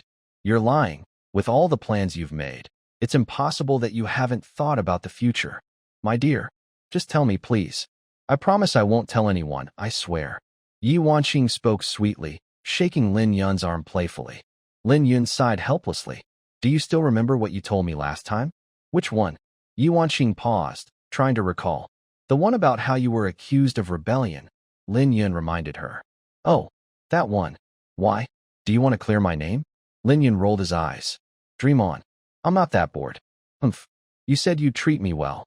Now that you've won my heart, you're already being irresponsible." Yuan Xing pouted, clearly unhappy. Lin Yun smiled bitterly. "If I tried to clear your name, your old political enemies would come after us. Why would I do something so foolish?" "So, you mean, to take another path?" Yuan Xing's eyes lit up. Lin Yun nodded. "Something like that. About what you said before, reducing the power of the feudal lords, I've thought about it carefully. From the perspective of the empire's stability, it's truly necessary. Those lords were useful when the founding emperor was uniting the land, but now, in peaceful times, they've become a burden. If nothing changes, the Great Duan dynasty might not last a few decades." Back in college, Lin Yun had read many historical records. In truth, the fall of the strongest dynasties was rarely caused by outside threats. It was always internal decay. Yuan Xing hugged his arm with a bright smile. "My dear, I didn't expect our political views to match so well. I really admire you." She leaned over and kissed him lightly on the cheek. Lin Yun could smell the faint fragrance from her, which was quite charming. He smiled mischievously. "Come on, let's go sit in your room for a while." Yuan Xing's face turned red. She poked his forehead with her finger and said shyly, "Don't always think about mischief. You haven't finished. What exactly do you mean by taking another path?" Lin Yun released her and became serious again. "The Lin family has treated me unfairly. When I gain power, they'll be the first I deal with." "Wonderful. I'll fully support you this time." Ever since they had become truly close, Yuan Xing's personality had changed, though only when she was with Lin Yun. Lin Yun directly lifted her into his arms and entered the courtyard, heading straight to her room. At this moment, Lin Wuyue and Una were chatting casually in the yard when they saw this scene. Both women were stunned. Even though Lin Wuyue was usually generous, she still showed a hint of anger and turned back into her room. Una casually walked forward, pointing at Lin Yun and Yi Wanqing, scolding, "You two are getting bolder and bolder." Yi Wanqing blushed and hid in his arms, not daring to show her face. Lin Yun was annoyed and said, "I am the head of the family. What do you mean by getting bolder?" Una whispered, "Hubby, don't argue with me. Now the main wife is upset. You better handle it yourself." At this moment, Yi Wanqing managed to break free from his arms and whispered, "Hubby, you should go comfort Sister Wuyue." Yi Wanqing was a clever woman and knew her place in Lin Yun's heart. She understood she was not as important as Lin Wuyue. Although Lin Wuyue lacked her own skills, she was the official wife and had been recognized in the Lin family. Just this point made Yi Wanqing feel she had no right to criticize. Lin Yun sighed and could only walk toward Lin Wuyue's room. Women's hearts are like deep waters. Ancient people truly did not deceive me. Looking at Lin Yun's back, Una frowned and asked, "Hubby, what are you muttering about? She was just a martial artist, good at wielding weapons, but not good at reading or writing. She could recognize a few characters, which was already impressive." Yi Wanqing, however, was a talented woman, and a faint bitter smile appeared on her lips. She naturally understood what "women's hearts are like deep waters" meant, but this phrase also seemed to be meant for her to hear. Meanwhile, Lin Yun returned to his room and saw Lin Wuyue sitting on a chair, her back facing him, embroidering on a white silk scarf. This kind of activity was common among women of noble families in the Great and Divine Dynasty. Ladies of high officials, even royal women, and poor women from common families all engaged in it. It was one of the biggest entertainment activities for women. Lin Wuyue had already noticed Lin Yun with her peripheral vision, but pretended not to see him. It was her first time losing her temper. However, she was secretly pleased that Lin Yun came to find her, even as she absent-mindedly embroidered. Lin Yun stood behind her, curious, watching her. Perhaps because Lin Wuyue was too nervous, the silver needle in her hand pricked her finger, causing blood to flow. Seeing an opportunity, Lin Yun immediately stepped forward, caring, and put her delicate finger into his mouth to suck the blood. He looked very caring and distressed. Lin Wuyue looked at him and finally smiled, pouting her lips and asking, "Why are you back?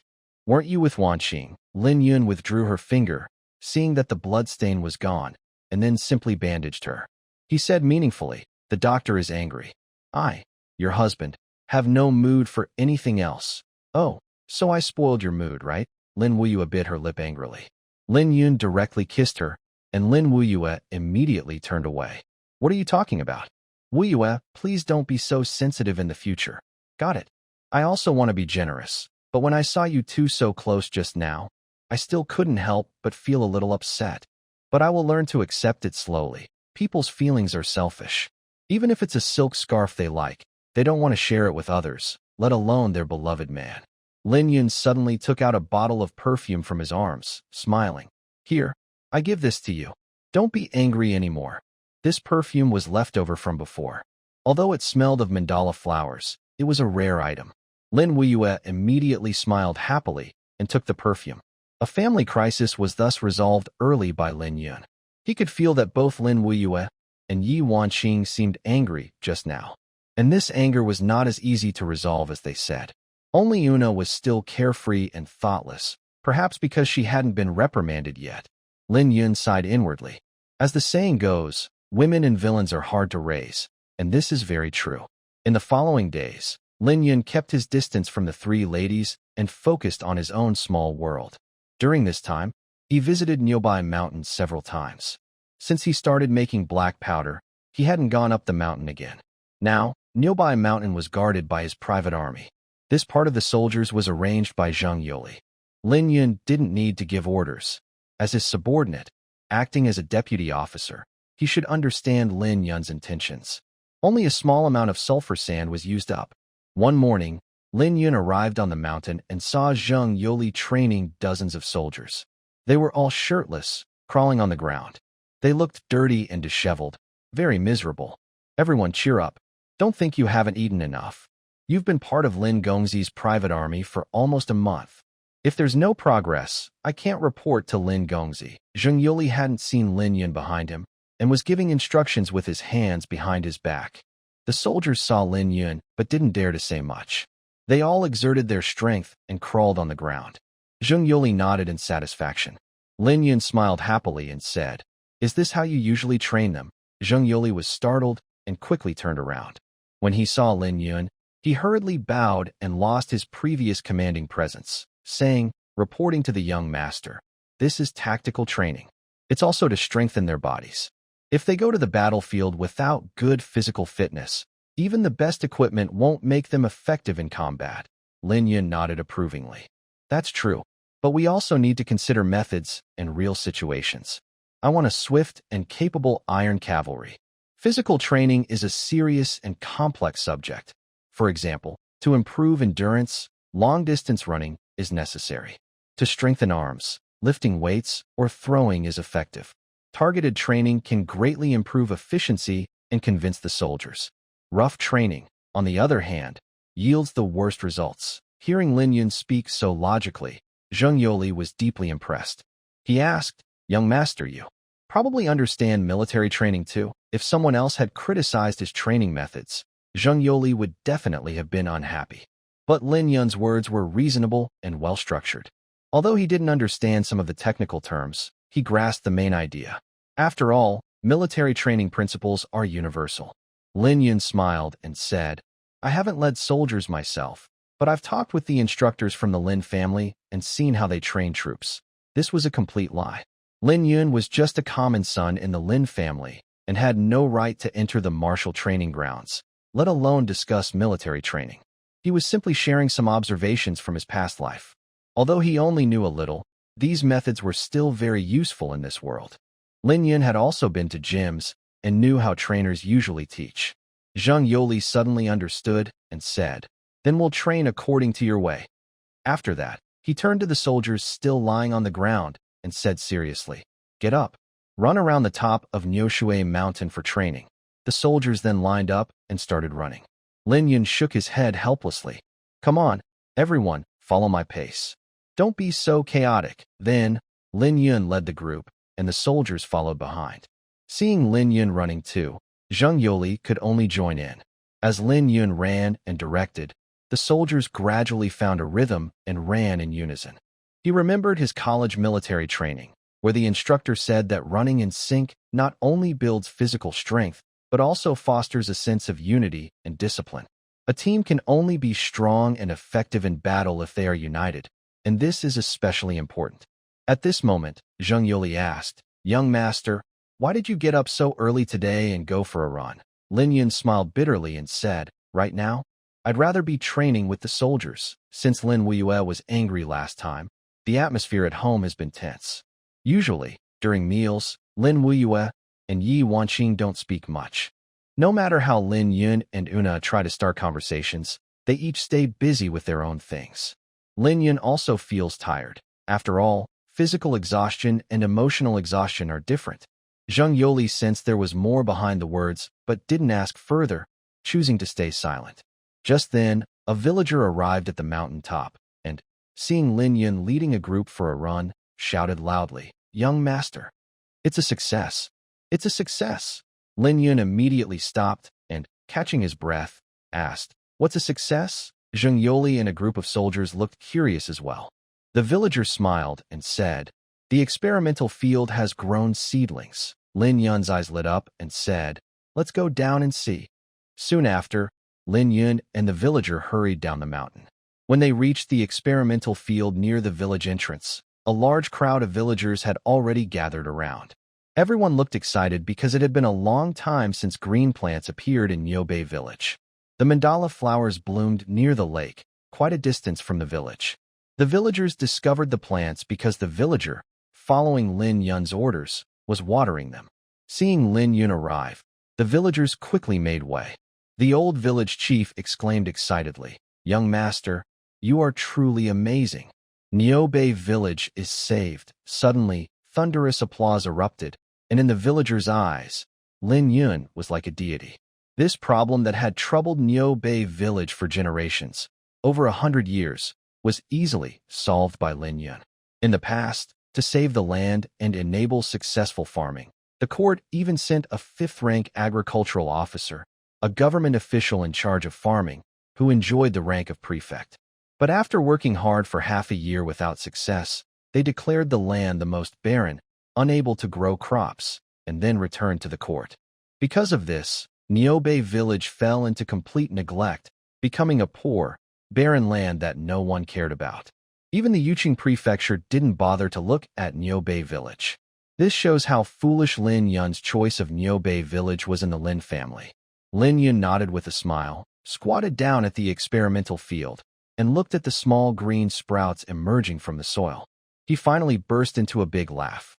The villagers around him also burst into laughter, even happier than Lin Yun, probably 100 times more. However, when he saw that the soil in the farthest area showed no response at all, he frowned and asked, "Why haven't any seedlings grown there?" Everyone looked at each other in confusion. Now, everyone truly believed in Lin Yun's ability, that he could make Nio Bay village farm well, so no one dared to speak carelessly. At this moment, the old village chief shouted, "Speak up! Who planted the seeds that day?" A villager awkwardly raised his hand and said, "It was me." Lin Yun smiled and said, "Don't be nervous. Tell me exactly what happened. What did you plant there?" "Respectful sir, I planted the rice you gave me last time," replied the villager, scratching his head. Lin Yun suddenly realized something, slapped his forehead, and smiled wryly. "I was so foolish. To grow rice, you need paddy fields. Growing rice and wheat are completely different methods. Wheat can be planted normally, but rice cannot. Rice needs to be grown into seedlings first, then transplanted into water-filled fields. This is for easier weed control and to improve the taste of the rice. The land requirements are also very strict." Lin Yun sighed helplessly, saying, "It seems that to grow rice, we will have to wait until the land is fully improved in the future." The old village chief and the villagers nodded in agreement. They were farmers themselves and naturally understood what Lin Yun meant. After all, rice cultivation has higher requirements. The old village chief smiled and said, "That's okay. Being able to grow wheat is already a blessing from heaven for Niobei village." Lin Yun nodded and stood up, saying, "All right. Starting today, everyone should follow the method I mentioned that day. First, mass-produce organic fertilizer to improve the land, then start planting comprehensively." Seeing Lin Yun take charge, the villagers cheered in unison. The upcoming tasks no longer required Lin Yun to do everything himself, because his experiment with organic fertilizer had already become well known in Niobei village. Moreover, making organic fertilizer was not complicated. Once everyone saw it once, they would understand. The villagers around went back home to prepare for making organic fertilizer, leaving only Lin Yun and the old village chief. The old village chief smiled and said, "Young master, you are truly a blessing for Niobei village. Since you arrived, life here has improved. Now we can even grow crops. You are much better than those corrupt officials sent by the court who only eat and do nothing." Lin Yun teased, "Don't celebrate too early. This is just a preliminary success. The small field can barely be irrigated with lake water, but if we fully develop the land for farming, have you thought about how to water the fields?" The old village chief suddenly fell silent. He truly hadn't thought of that. He asked, "Has young Master Lin mentioned this before? Do you already have a plan?" Lin Yun nodded and said, "I only have a rough idea. Whether it will succeed depends on fate." After speaking, Lin Yun turned and went home. To water a large farm, given the dry and special location of Niobei village, it would be more difficult than climbing to the sky. But Lin Yun was not discouraged. He had previously suggested planting crops in Niobei village and thought about using artificial intervention to cause rain, specifically rain-making bombs. With his current skill in handling black powder, making rain-making bombs fly into the sky was not difficult. Just increase the concentration and amount of black powder. The only challenge was extracting and making the main ingredients for the rain-making bombs. That was the part Lin Yun was unsure about. Thinking about making rain-making bombs also dampened his previously happy mood. Lin Yun returned home feeling gloomy. He saw Yi Wanqing chatting with Una, while Lin Wuyue was lighting a fire to cook. Una stepped forward and asked, "Husband, Why are you so gloomy early in the morning? Did someone make you angry? Farming annoyed me. Lin Yun, feeling upset, blurted out. Huh? Una was stunned, not understanding clearly, tilting her head and thinking for a while. At this moment, Yi Wanqing asked, Husband, what about farming upset you? Did the experimental field fail? If it did, so be it. It's not your fault. The land in Yobai village is just too poor. Yi Wanqing assumed the worst and tried to comfort Lin Yun this way. Lin Yun forced a smile and said, What are you talking about? Who said the experimental field failed? I just want to check. And there are already tinder sprouts growing. Una and Yi Wanqing's eyes lit up. Isn't that good news? Why are you worried, husband? You two don't know. The experiment was indeed successful. The next step is to clear a large area for farming, which involves irrigation. The lake near Nyobai Mountain isn't suitable. Its sulfur levels are too high, and crops can't grow there. Even if they do, people might get poisoned after eating. So now I'm worried about how to irrigate the fields. Yi Wanqing chuckled and said, Husband, didn't you already think of a solution? I did think of a plan. But whether it will work is still uncertain. Even if Lin Yun had great skills, he couldn't guarantee he could make rain-making bombs. And even if he did, whether the sky would actually rain was another matter. This wasn't like making black powder or perfume, which he could fully control. In their previous lives, artificial rain was quite common and not a big deal. However, in this world, Lin Yun faces great difficulty in creating rain bombs without any conditions. Yi Wanqing immediately took Lin Yun's arm and smiled, saying, Husband, you must believe in yourself, just as we all believe in you. Is there anything I can do to help? Lin Yun smiled as he gently pinched her soft face, then looked at Yuna. Yuna pouted and said, What do you want me to do now? Just tell me directly. Lin Yun laughed and said, Please, Madam San, go to Yuqing and buy some seaweed for me. Is that okay? Seaweed? Isn't that just seagrass? Why do you need it? Oh, Madam San is so knowledgeable. You even know that seaweed is just seagrass. Lin Yun teased her on purpose. Of course, don't look down on me. Although I grew up on the plains, I've also been lucky enough to visit the seaside once. Yuna didn't realize Lin Yun was teasing her and looked proud. Meanwhile, Yi Wanqing chuckled softly. Yuna frowned and said, It doesn't sound like you're praising me. Hey, are you asking for my help with a good attitude? Lin Yun cleared his throat and said, All right, I kindly ask Madam San to forgive past grievances and help me buy some seaweed in Yuqing. Humph, that's more like it. Yuna smirked proudly and turned to leave. Suddenly, she turned back and asked, You haven't said how much to buy yet. Lin Yun smiled and said, I don't know the exact amount. Just buy as much as you can. The more, the better. He knew that rain bombs contained a special chemical called silver iodide. This substance is easy to find on Earth, but in this world, Lin Yun would have to go through some trouble. Whether he could succeed was still uncertain. Lin Yun planned to extract iodine from the seaweed, and to produce enough rain bombs, he would need a very large amount. Yuna looked at him strangely, then turned and left. Soon after, Lin Yun gathered a mixture of yellow earth and water to make mud. He also lit a bonfire in the courtyard. Next to him, Yi Wanqing asked, Husband, what are you doing? Are you trying to burn down our house? I'll burn you instead. Lin Yun poked her forehead. Just stay and watch quietly, he said. Then, Lin Yun started the fire, built a stove around it with mud, and kept adding dry firewood. Unbeknownst to him, inside the main hall, Lin Wuyue silently watched Lin Yun and Yi Wanqing, who were squatting with their backs turned to her in the courtyard. From her perspective, Lin Yun and Yi Wanqing are so close that their foreheads touch, like they are sitting by a campfire sharing sweet words. Lin Wuyue bites her lips silently and can only turn around and go back to the kitchen to continue cooking. Actually, Lin Wuyue knows well that they didn't mean to make her angry, but as a woman, she still feels jealous. Meanwhile, Lin Yun is focused on carefully fixing the stove. Yi Wanqing praises, It's amazing. I didn't know making a stove could be so simple. She hasn't lived such a hard life herself, but she understands that making a stove is definitely not easy. But Lin Yun's hands seem like magic, able to craft anything effortlessly. Lin Yun smiles and says, That's just one of many tools. Don't take it too seriously. Making rain-making bombs requires iodine and silver. Iodine can be extracted from seaweed, and silver is easier to obtain.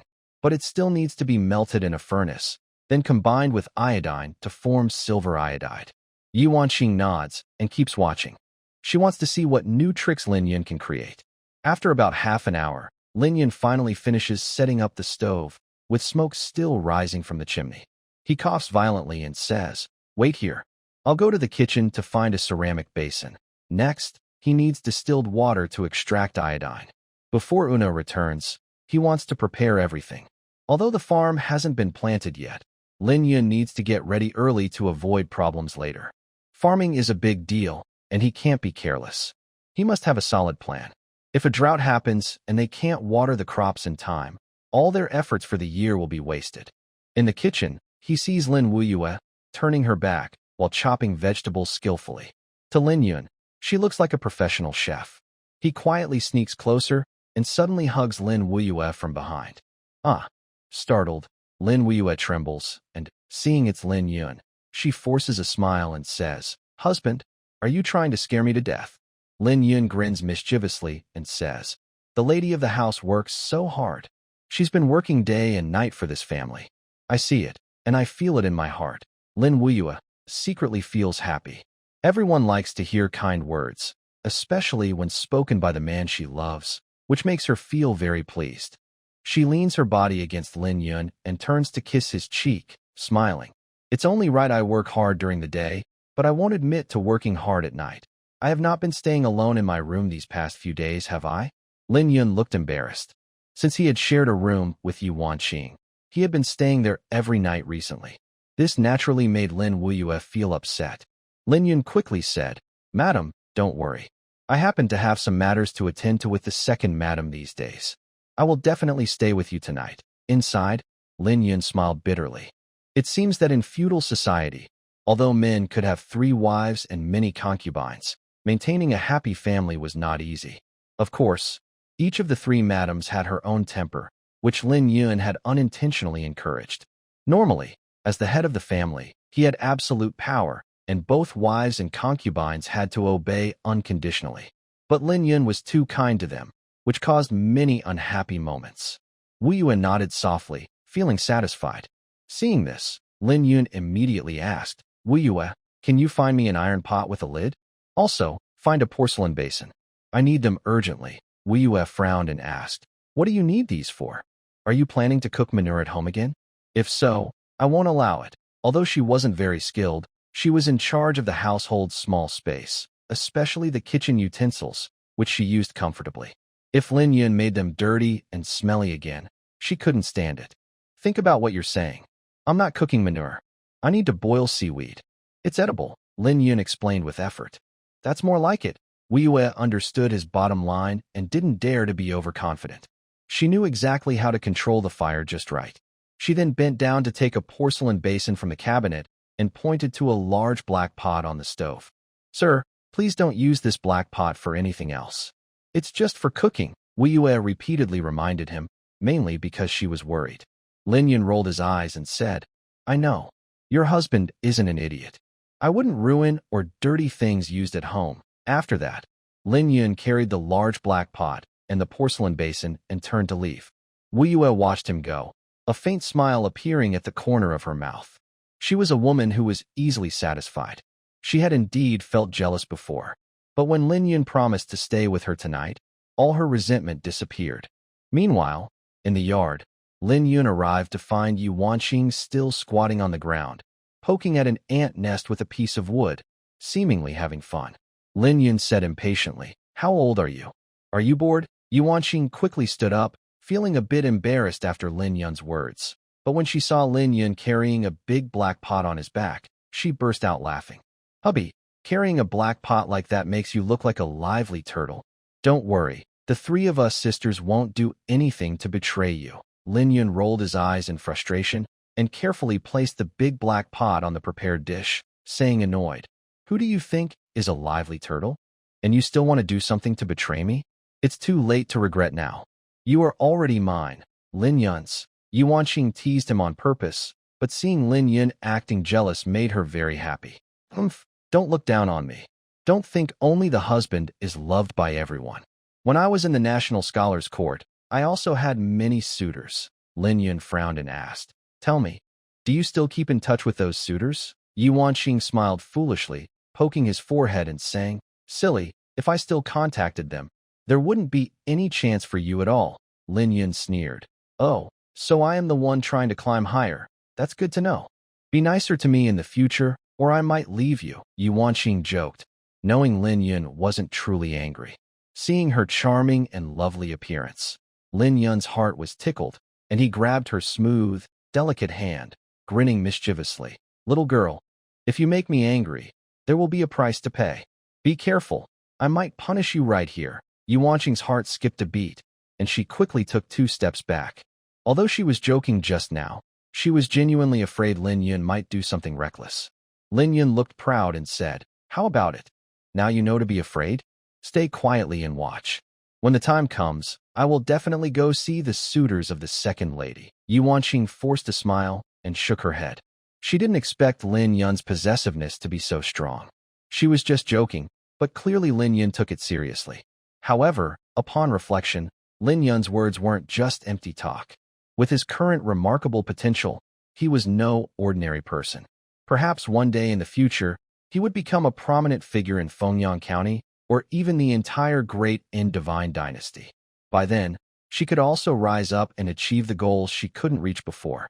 Thinking of this, Yu Wanqing slightly raised her head, her eyes sometimes misty and water-like, and other times showing a strong, determined spirit that refused to be outdone by men. But Lin Yun didn't see this scene at all. He was crouching by the fire, adding a large scoop of water to the pot. Finally, he submerged a porcelain basin into the water, preventing water from spilling into it. He was doing a simple experiment to extract distilled water. Distilled water is pure water, free of minerals and impurities, perfect for scientific experiments. It won't react with other substances and mix as well. Lin Yun needed distilled water to extract iodine from seaweed. Next to him, Yu Wanqing watched curiously and asked, "Husband, what are you doing?" "I don't understand." Lin Yun glanced at her and smiled. "That's right. You don't understand. I'm trying to get pure water." "Humph, isn't all this water in the pot? What else could I be extracting? Is there a difference between waters?" Lin Yun looked up at her and said, "Of course there is a difference. And it's a big one. The water used in daily life is drawn from the village well. I accept that this water is harmless to people, but it contains many trace elements, and there might be some parasites and bacteria. Both are harmful to the human body. Moreover, the underground water in nearby village probably has excessive sulfur." Lin Yun spoke confidently, explaining a lot, but Yu Wanqing listened in confusion, unable to understand. "What are bacteria? What are parasites? Husband, where did you learn all this knowledge?" Yu Wanqing kept doubting Lin Yun. She came from a scholarly family, read many books since childhood, and at her age, she could be called highly educated. She even held a position as an advisor in the National Academy. But Lin Yun's actions were completely beyond her understanding. Not only that, but he could also prove that his knowledge was practical and feasible, which shook her worldview. Could it be that her husband's reading was different from hers? Yu Wanqing's mind was almost a mess, but she just couldn't figure it out. Lin Yun smiled slightly and said, "How should I explain it to you? Parasites and bacteria are just parts of the world, like ants on the ground or sows in a pigsty. They are just too tiny for ordinary people to see, and besides, the world is full of wonders. If you haven't seen something, it just proves you're uninformed, not that it doesn't exist." Lin Yun's words deeply shocked Yu Wanqing, leaving her stunned. This speech was very arrogant. If her teachers at Hanlin Academy heard it, they would definitely argue with Lin Yun. The scholars at the National Academy and Hanlin Academy all think highly of themselves. They believe they have read all the books in the world and are the most knowledgeable scholars. Then, Lin Yun placed a lid on the big black pot and waited quietly. At that moment, there was a knock on the door. Lin Yun gave Yu Wanqing a look, and she immediately went to open the door. The door opened, revealing the old village chief and Chiyu. Yu Wanqing was surprised. She didn't expect Chiyu to visit again and asked, "Young Master Chi, why are you here?" The old village chief smiled and said, "Madam, young Master Chi is here to see Lord Lin." Yu Wanqing quickly nodded and made way. Chiyu stepped inside and said playfully, "Madam, is Lord Lin here?" "He's in the yard, busy working," she replied. "Busy working?" Chi Yu looked confused. He didn't understand. With Lin Yun's level, did he still need to do manual work? What is he busy with? You should ask my husband directly, Yi Wanqing said, not wanting to say too much. She was worried that Chi Yu's sudden visit might be for a purpose. If he was trying to gather information, she must be careful not to say anything wrong. Soon, the three of them entered the yard and saw Lin Yun with his back to them, squatting on the ground, fanning the fire in the stove with a large fan. Both Chi Yu and the old village chief were seeing this outdoor stove for the first time and looked surprised. But seeing how tired Lin Yun looked, it was clear he was exhausted. At that moment, the old village chief said in a deep voice, "Young Master Lin, young Master Chi is here."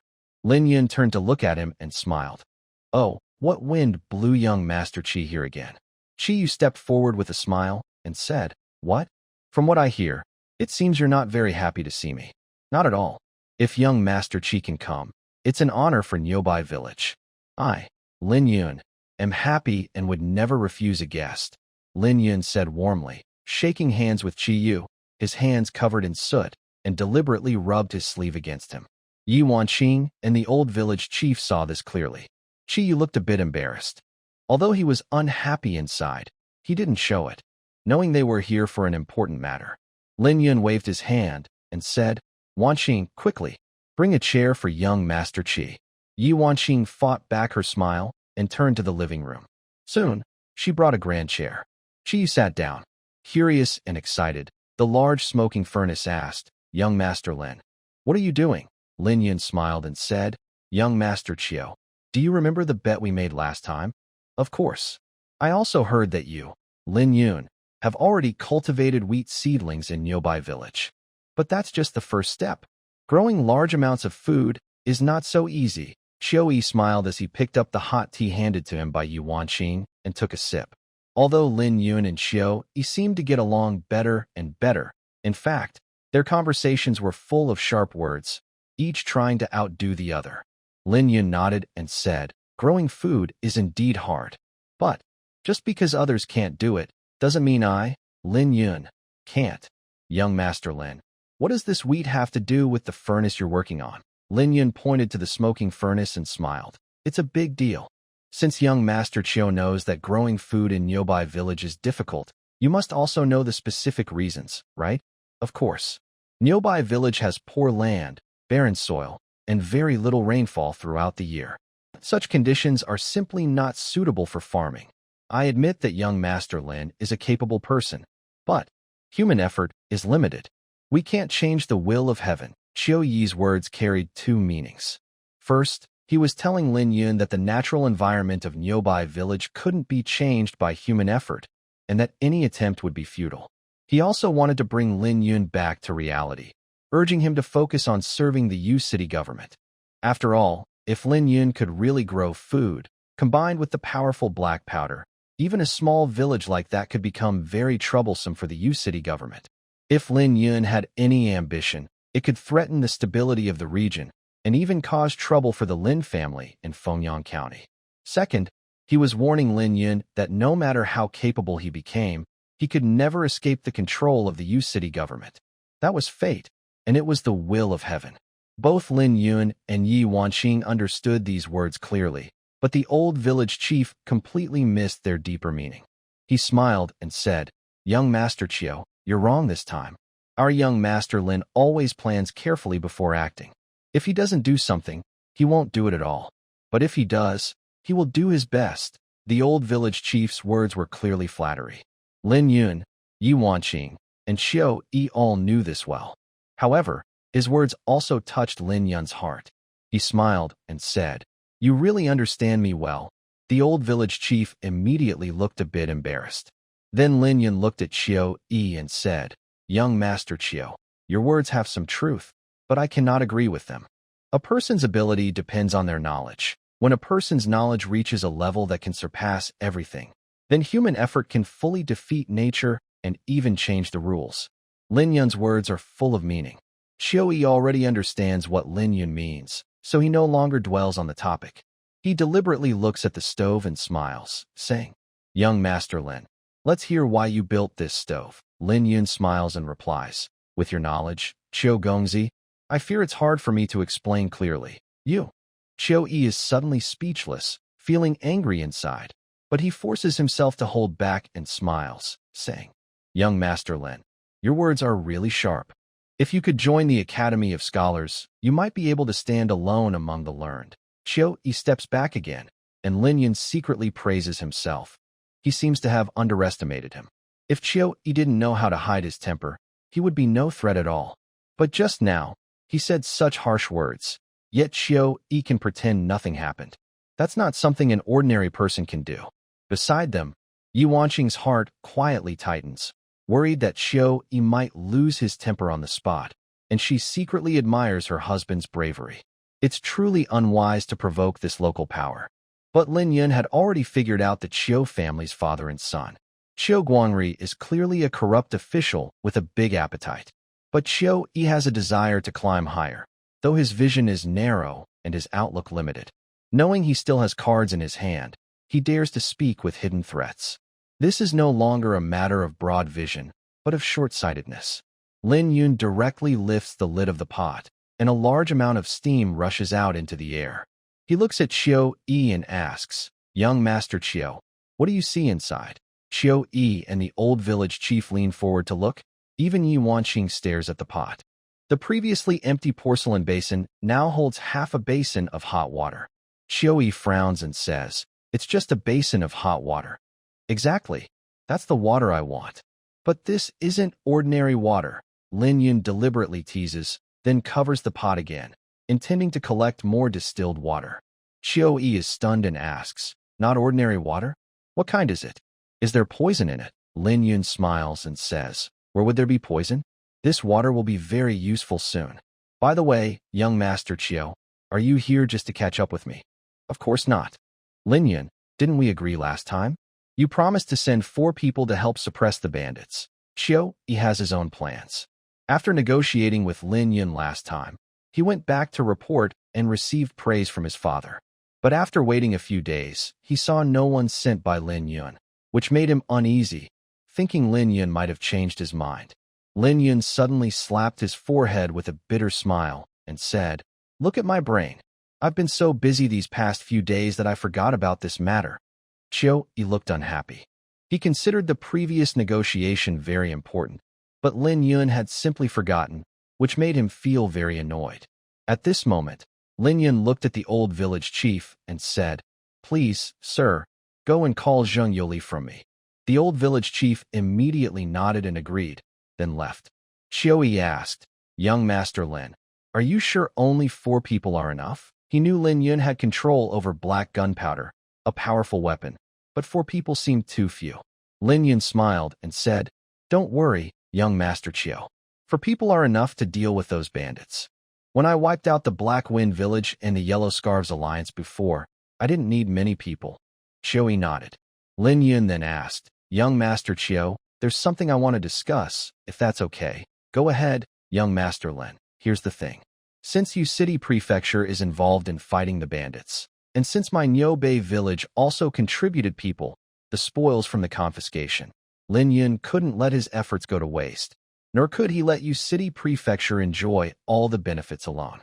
He had previously destroyed the Black Wind Village and the Yellow Scarves Alliance, and the silver and supplies seized were worth nearly 2,000 taels of silver. Such a large sum of wealth, Lin Yun couldn't afford to miss out on. Chiu-yi cursed inwardly but smiled brightly and said, Young Master Lin, don't worry. My father once said that the profits from fighting bandits are split 3-7. We get 30%, and Yu City Prefecture gets 70%. Since Yu City Prefecture contributed people and effort, they should take the larger share. Niubei Village getting 30% is fine, right? Lin Yun thought for a moment and nodded with satisfaction. That works. He had already considered that within 1,000 miles of Yu City, there were dozens of bandit dens.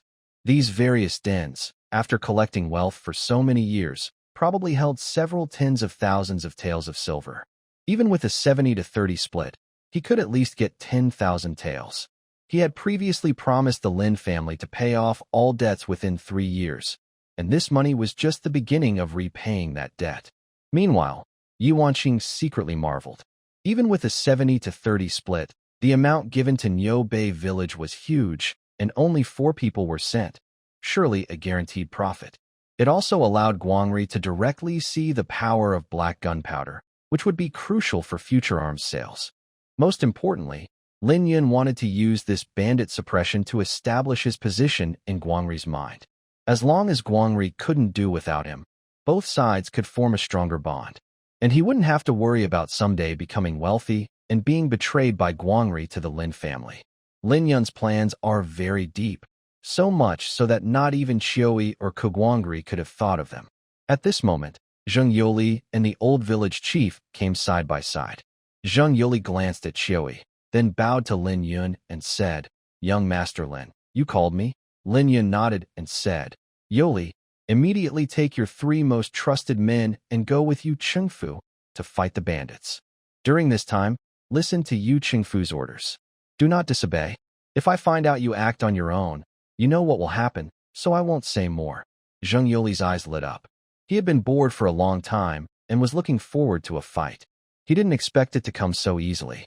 As Lin Yun's military officer, he needed battles to improve his status and influence. If he just stayed in Nyobai village, eating and waiting, he would feel uncomfortable. Zheng Yoli clasped his fists and said, "Young master, rest assured, I will not let Nyobai village down." "Good. Go pick your men," Lin Yun said contentedly. This was deliberately meant to give Zheng Yoli a warning. He wanted him to have a clear measure in his mind, cooperate with Yu Chengfu's actions, warn him not to act recklessly outside, and not to entertain any crooked ideas. Nearby, Qiui had been watching coldly. At first, he didn't pay much attention, but when he heard Lin Yun say he was going to pick people, he felt a twinge of unease. "Young Master Lin, you just asked Zheng Yoli to pick people?" Lin Yun cursed inwardly for revealing too much. But he kept a calm face and said with a smile, "What's wrong? Does young Master Qiui have objections?" "No, it's not that. Young Master Lin, are you building your own private army in Nyobai village?" Qiui's words carried a hidden meaning. Lin Yun sneered and said, "Young Master Qiui, you are full of suspicion." "Ah, young Master Lin, please don't misunderstand. I was just asking casually. Whether or not there is a private army doesn't affect our relationship." Qiui realized he had been too abrupt and quickly tried to make amends. Lin Yun sighed and said, "At this point, I won't hide it anymore. I do have a group of followers, just like my 8th brother, but we are still far from having a private army.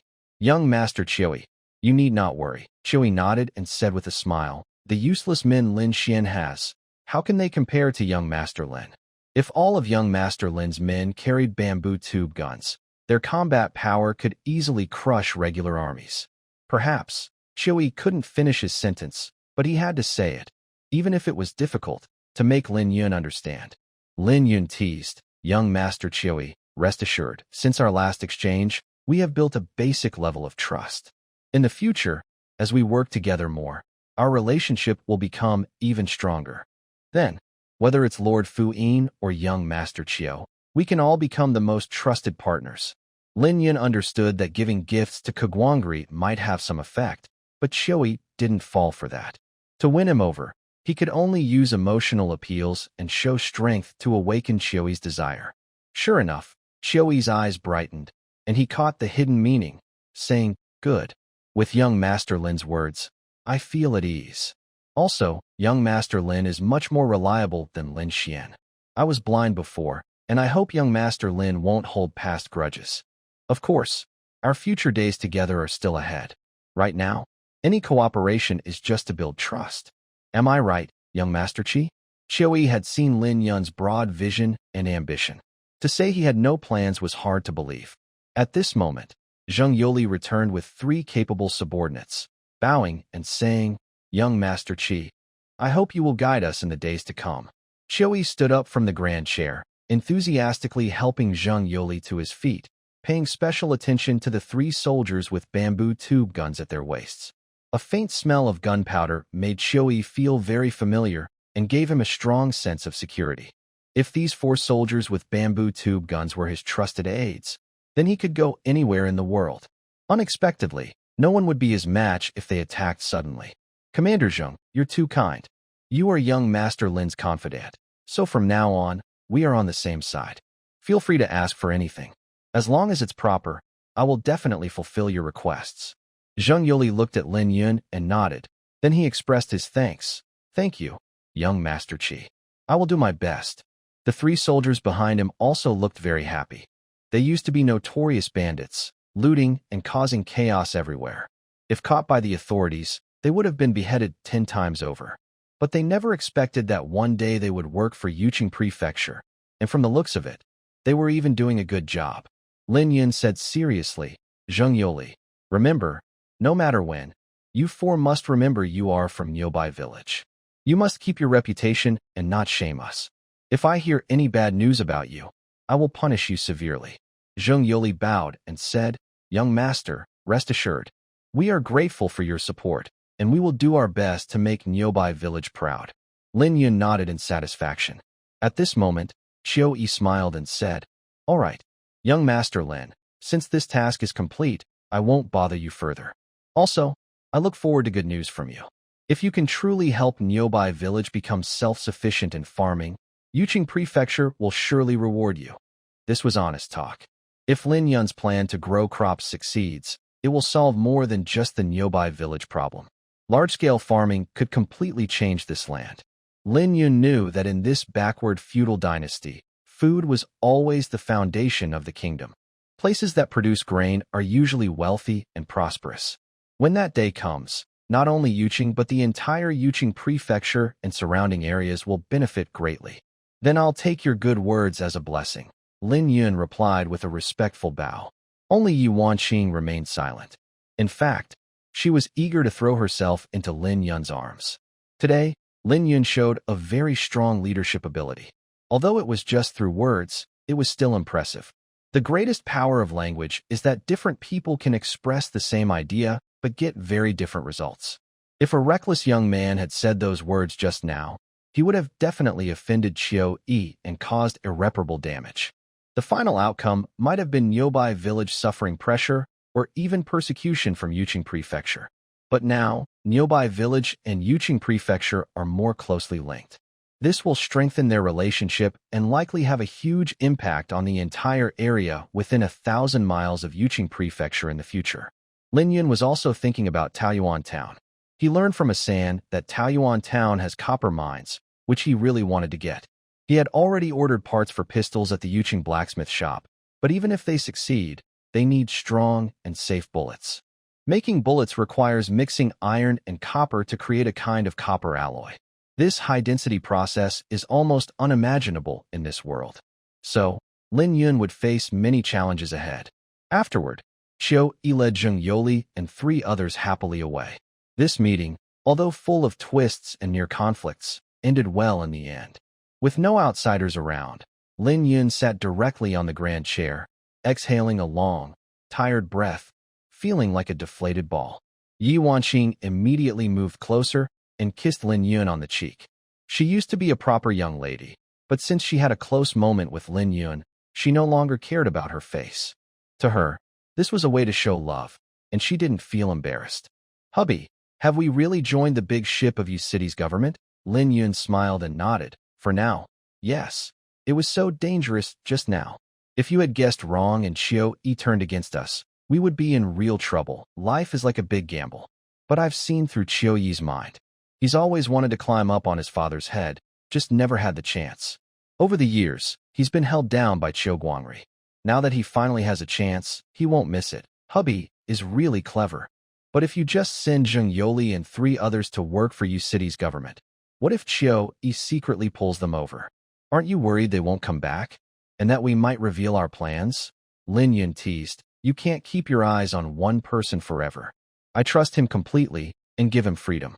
But if he doesn't behave, don't blame me for being harsh. Lin Yun thought carefully about safety, considering all possibilities. He believed Zheng Yoli was confident and knew where to get the most benefit. As Lin Yun climbed higher, his future looked bright and endless. But if he made the wrong choice, he would face immediate destruction.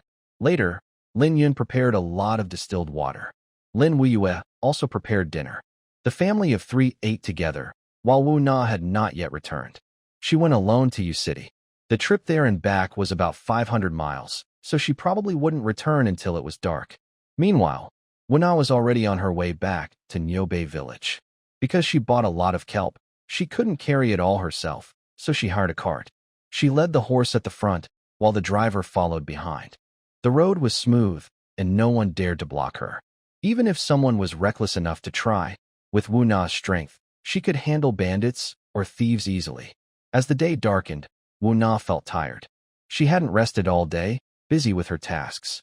Suddenly, a group of people approached from the front. There weren't many, about 7 or 8, whipping their horses, kicking up dust. Wuna shouted, "Who's there? Get out of the way." It was Chiu-yi returning to Yu City, along with Zheng Yoli and 3 soldiers, plus his trusted followers. Upon hearing a loud shout, Chiu-yi frowned. In the 1,000-mile radius around Yu City, even if bandits appeared, people would avoid him. He had never seen anyone so arrogant.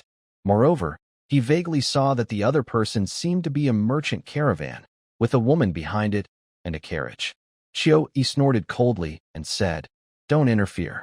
Just charge forward." Yes, several of Chiu-yi's trusted followers immediately whipped their horses and galloped forward. Behind them, Zheng Yoli quickly recognized Yuna's voice and hurriedly said, "Young Master Chiu, it seems to be my family's third lady over there." Chiu-yi was momentarily stunned, then frowned and asked, "Is it her? How is she here?" Chiu-yi was very clever and had an excellent memory, especially when it came to beautiful women. He would never forget them. The 3 ladies of Lin Yun's family were all very beautiful and had left a deep impression on him. But thinking of Lin Yun, he had to suppress his evil thoughts and shouted, "Stop!" Everyone then moved to the side and stopped. Chiu-yi sat on his horse at the front, looking at Yuna approaching, and said with a smile, "I wonder who this is. So it's Lin Yun's third lady. Truly a pleasure to meet you." Yuna immediately stopped her horse. Seeing it was Chiu-yi, she was shaken inside. But when she saw Zheng Yoli behind him, her curiosity grew even more. "Young Master Chiu, what are you doing here?" Yuna's face was cold. To outsiders, her attitude was already very respectful, which was a great show of courtesy. Chiu-yi was not angry. He smiled and said, "I just visited Lin Yun at Nyobai village. I don't know what brings the third lady to Yu City. Do you need my help?" "No need. I'm just here to buy some daily supplies." Then, Yuna tilted her head and looked at Zheng Yoli, asking, "Commander Zheng, where are you taking young Master Chiu?" Zheng Yoli immediately explained, "This time, I am acting on Lin Yun's orders to assist the city lord's office in clearing out bandits." "Third lady, don't worry." Actually, Zheng Yoli felt a bit uncomfortable inside. He was loyal to Lin Yun, but he didn't like Lin Yun's 3 wives, especially Yuna's questioning tone, as if he had committed some great wrong. Chiu-yi noticed their exchange and secretly felt happy. He smiled and said, "Third lady, don't worry. I have an agreement with Lin Yun. Clearing out bandits benefits both sides. Commander Zheng is just here to help temporarily." Yuna nodded, tightened her horse's reins, and took a few steps forward. She said, "Commander Zheng, as someone your wife values, if you dare to harm Nyobai village, I will not forgive you. Farewell." As soon as she finished speaking, Una didn't even look at Chiu-yi and rode away quickly, followed by the carriage behind her. Zheng Yoli looked very unhappy, and even the 3 soldiers behind him seemed resentful. This time, they were here on Lin Yun's orders to help Yu Qingfu. It was supposed to be a proud and honorable task, but now, they were being questioned, and no one felt good about that. Of course, Una's personality was like that. Besides Lin Yun, she wouldn't smile at anyone, and it wasn't meant to target Zheng Yoli personally. However, Zheng Yoli didn't understand Una, which made him feel resentful. Chiu-yi watched this and smiled even more brightly, saying, "Commander Zheng, don't take it to heart. This third wife of young Master Lin is from the barbarian tribes. She has a free spirit, but she means no harm." This seemed like a kind attempt to soothe, but in fact, it was stirring trouble and causing misunderstandings. Even an outsider like him could see Zheng Yoli's feelings. But Zheng Yoli felt he couldn't gain trust at Nyobe village. Chiu-yi knew that Zheng Yoli and the others had once been bandits and outlaws. Even though they had turned over a new leaf, there was still a barrier in their hearts. If they couldn't let go of their past, any suspicion would make them react strongly. Although Zheng Yoli was annoyed, he wasn't ready to betray Lin Yun yet. But his opinion of Una had already fallen to the lowest point. Please forgive me, young Master Chiao. But you're right, the third wife does have a free spirit. Chiao nodded and then rode away. He wanted to see resentment in Zheng Yoli's eyes, but was disappointed. He couldn't help but admire Lin Yun even more. Training a group of ragtag bandits into such a disciplined force was no easy feat. On the way, Chiao asked, Commander Zheng, how many supplies of ammunition did you bring this time?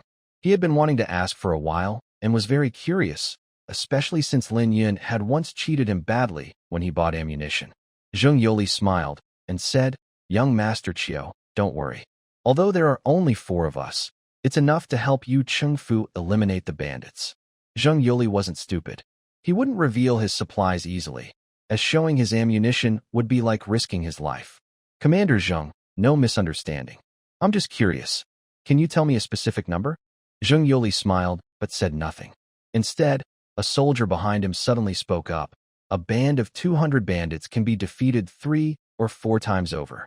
Chiao suddenly understood and couldn't help feeling a mix of envy, jealousy, and admiration. He originally spent 100 taels of silver to buy only 100 rounds of ammunition, and that was after he carefully managed to get them from Lin Yun. But hearing the soldier's words made him feel uncomfortable. A band of 200 bandits could be defeated 3 or 4 times, so at least 4 of their men must have hidden 1,000 rounds of ammunition. Such a large amount of ammunition made Chiao very jealous. He suddenly smiled and said, Captain Zheng, can we speak more privately? Zheng Yoli had always been a subordinate of Lin Yun, usually only guarding him regardless of who he was. This was the first time someone showed him respect, especially since he was the son of the governor of Yuqing, meaning he was the future governor himself. Zheng Yoli immediately nodded and said, Sure. Then, the two deliberately slowed their pace, letting their subordinates go ahead. Without outsiders, Chiao smiled and said, Since Captain Zheng trusts young Master Lin enough to send you on official business, it must mean you are very close to him. So, I won't beat around the bush anymore. Zheng Yoli frowned slightly, seeming to catch something, but he still nodded, waiting for more. It's like this. Last time I traded with young Master Lin, I only spent 100 taels of silver to buy 100 rounds of ammunition. And you 4 have at least 1,000 rounds. Such a large amount of ammunition is a waste to use just for fighting bandits. Chiao claimed he was being straightforward, but he still didn't reveal his main point. Zheng Yoli frowned and asked, Young Master Chiao, what exactly do you want to say? It's simple. If Captain Zheng sells me the ammunition you 4 have, you won't need to participate in this bandit suppression. I will arrange full service for you, ensuring you fall in love with Yuqing. How does that sound? Chiao knew very well that to win someone over, he first needed to establish a financial connection. He and his father had always wanted to control Lin Yun, but couldn't find a way. So, this rare opportunity was one he wouldn't miss. His target was the guards around Lin Yun. Although Zheng Yoli was just Lin Yun's subordinate, he must know many secrets. If he could use him, planting a spy close to Lin Yun, he would eventually learn all of Lin Yun's movements. Zheng Yoli looked at him strangely and smiled, saying, Young Master Chiao, I am deeply trusted and supported by young Master Lin. I cherish everything I have gained, and I would never betray him. Please don't think about it anymore. Also, what you just told me today, I will keep it to myself and never tell anyone else. Zheng Yoli was not without feelings. 100 arrows were worth 100 taels of silver, which was definitely a huge profit. But he lacked the courage. He had seen Lin Yun's skills and knew how clever he was. Chiao looked closely and saw that the obstacle was Lin Xian, who was sitting on a horse at the front. He was followed by a few subordinates. Chiao snorted coldly and said, Lin Xian, how bold of you to ignore my warning last time. Lin Xian smiled slightly and replied, Young Master Chiao, don't misunderstand. I was just leading people to your city to buy some daily supplies. I had no other intentions. I didn't expect to meet you here. Chiao sneered and said, Really? What a coincidence. Lin Xian turned his head to look at Zheng Yoli behind Chiao, instantly recognizing him as the guard who had been close to Lin Yun last time. Curious, he asked, Young Master Chiao, did you just go to Niu Bei village? So what if I did? What does that have to do with you? Young Master Chiao, don't be angry.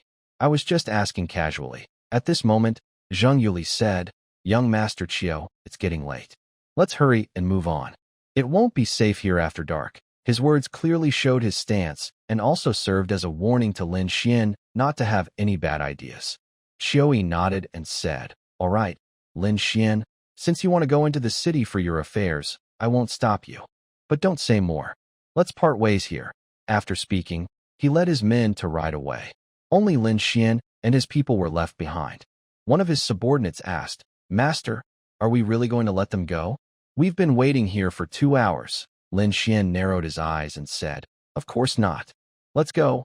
We're going into the city too." Lin Xian was unwilling to be abandoned by the Qiu family, so this time he wanted to meet Qiu face to face.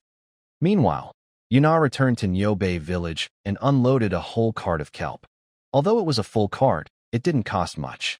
These kelp were abundant by the sea and not worth much. Plus, they took up a lot of space. Soon, the villagers helped move all the kelp to Lin Yun's house. Lin Yun had been waiting for a long time. When she saw Una return, she immediately went forward warmly and said, "Madam San, you've worked hard. The food is ready for you.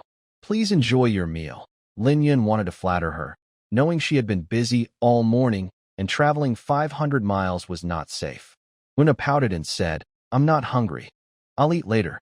Tell me, did you send Zheng Yoli to help the Yuqing government fight bandits?" Lin Yun was surprised and didn't expect her to ask about this. She nodded and said, "Yes, that's right." "Humph, husband, you trust Zheng Yoli so much. You said before not to doubt your people, but Zheng Yoli and his 3 men all carry bamboo tube guns. When fighting bandits, they probably brought a lot of ammunition. If he's up to something sneaky, you wouldn't even know." Una was thinking very clearly now. She had thought about it carefully on the way back. Nearby, Yu Wanqing and Lin Wuyue also looked surprised. They didn't expect Una to say such things. "Oh, Madam San, after coming to town this time, why have you suddenly become so clever? Did you have some strange encounter on the way?" Lin Yun teased and reached out to pat her head.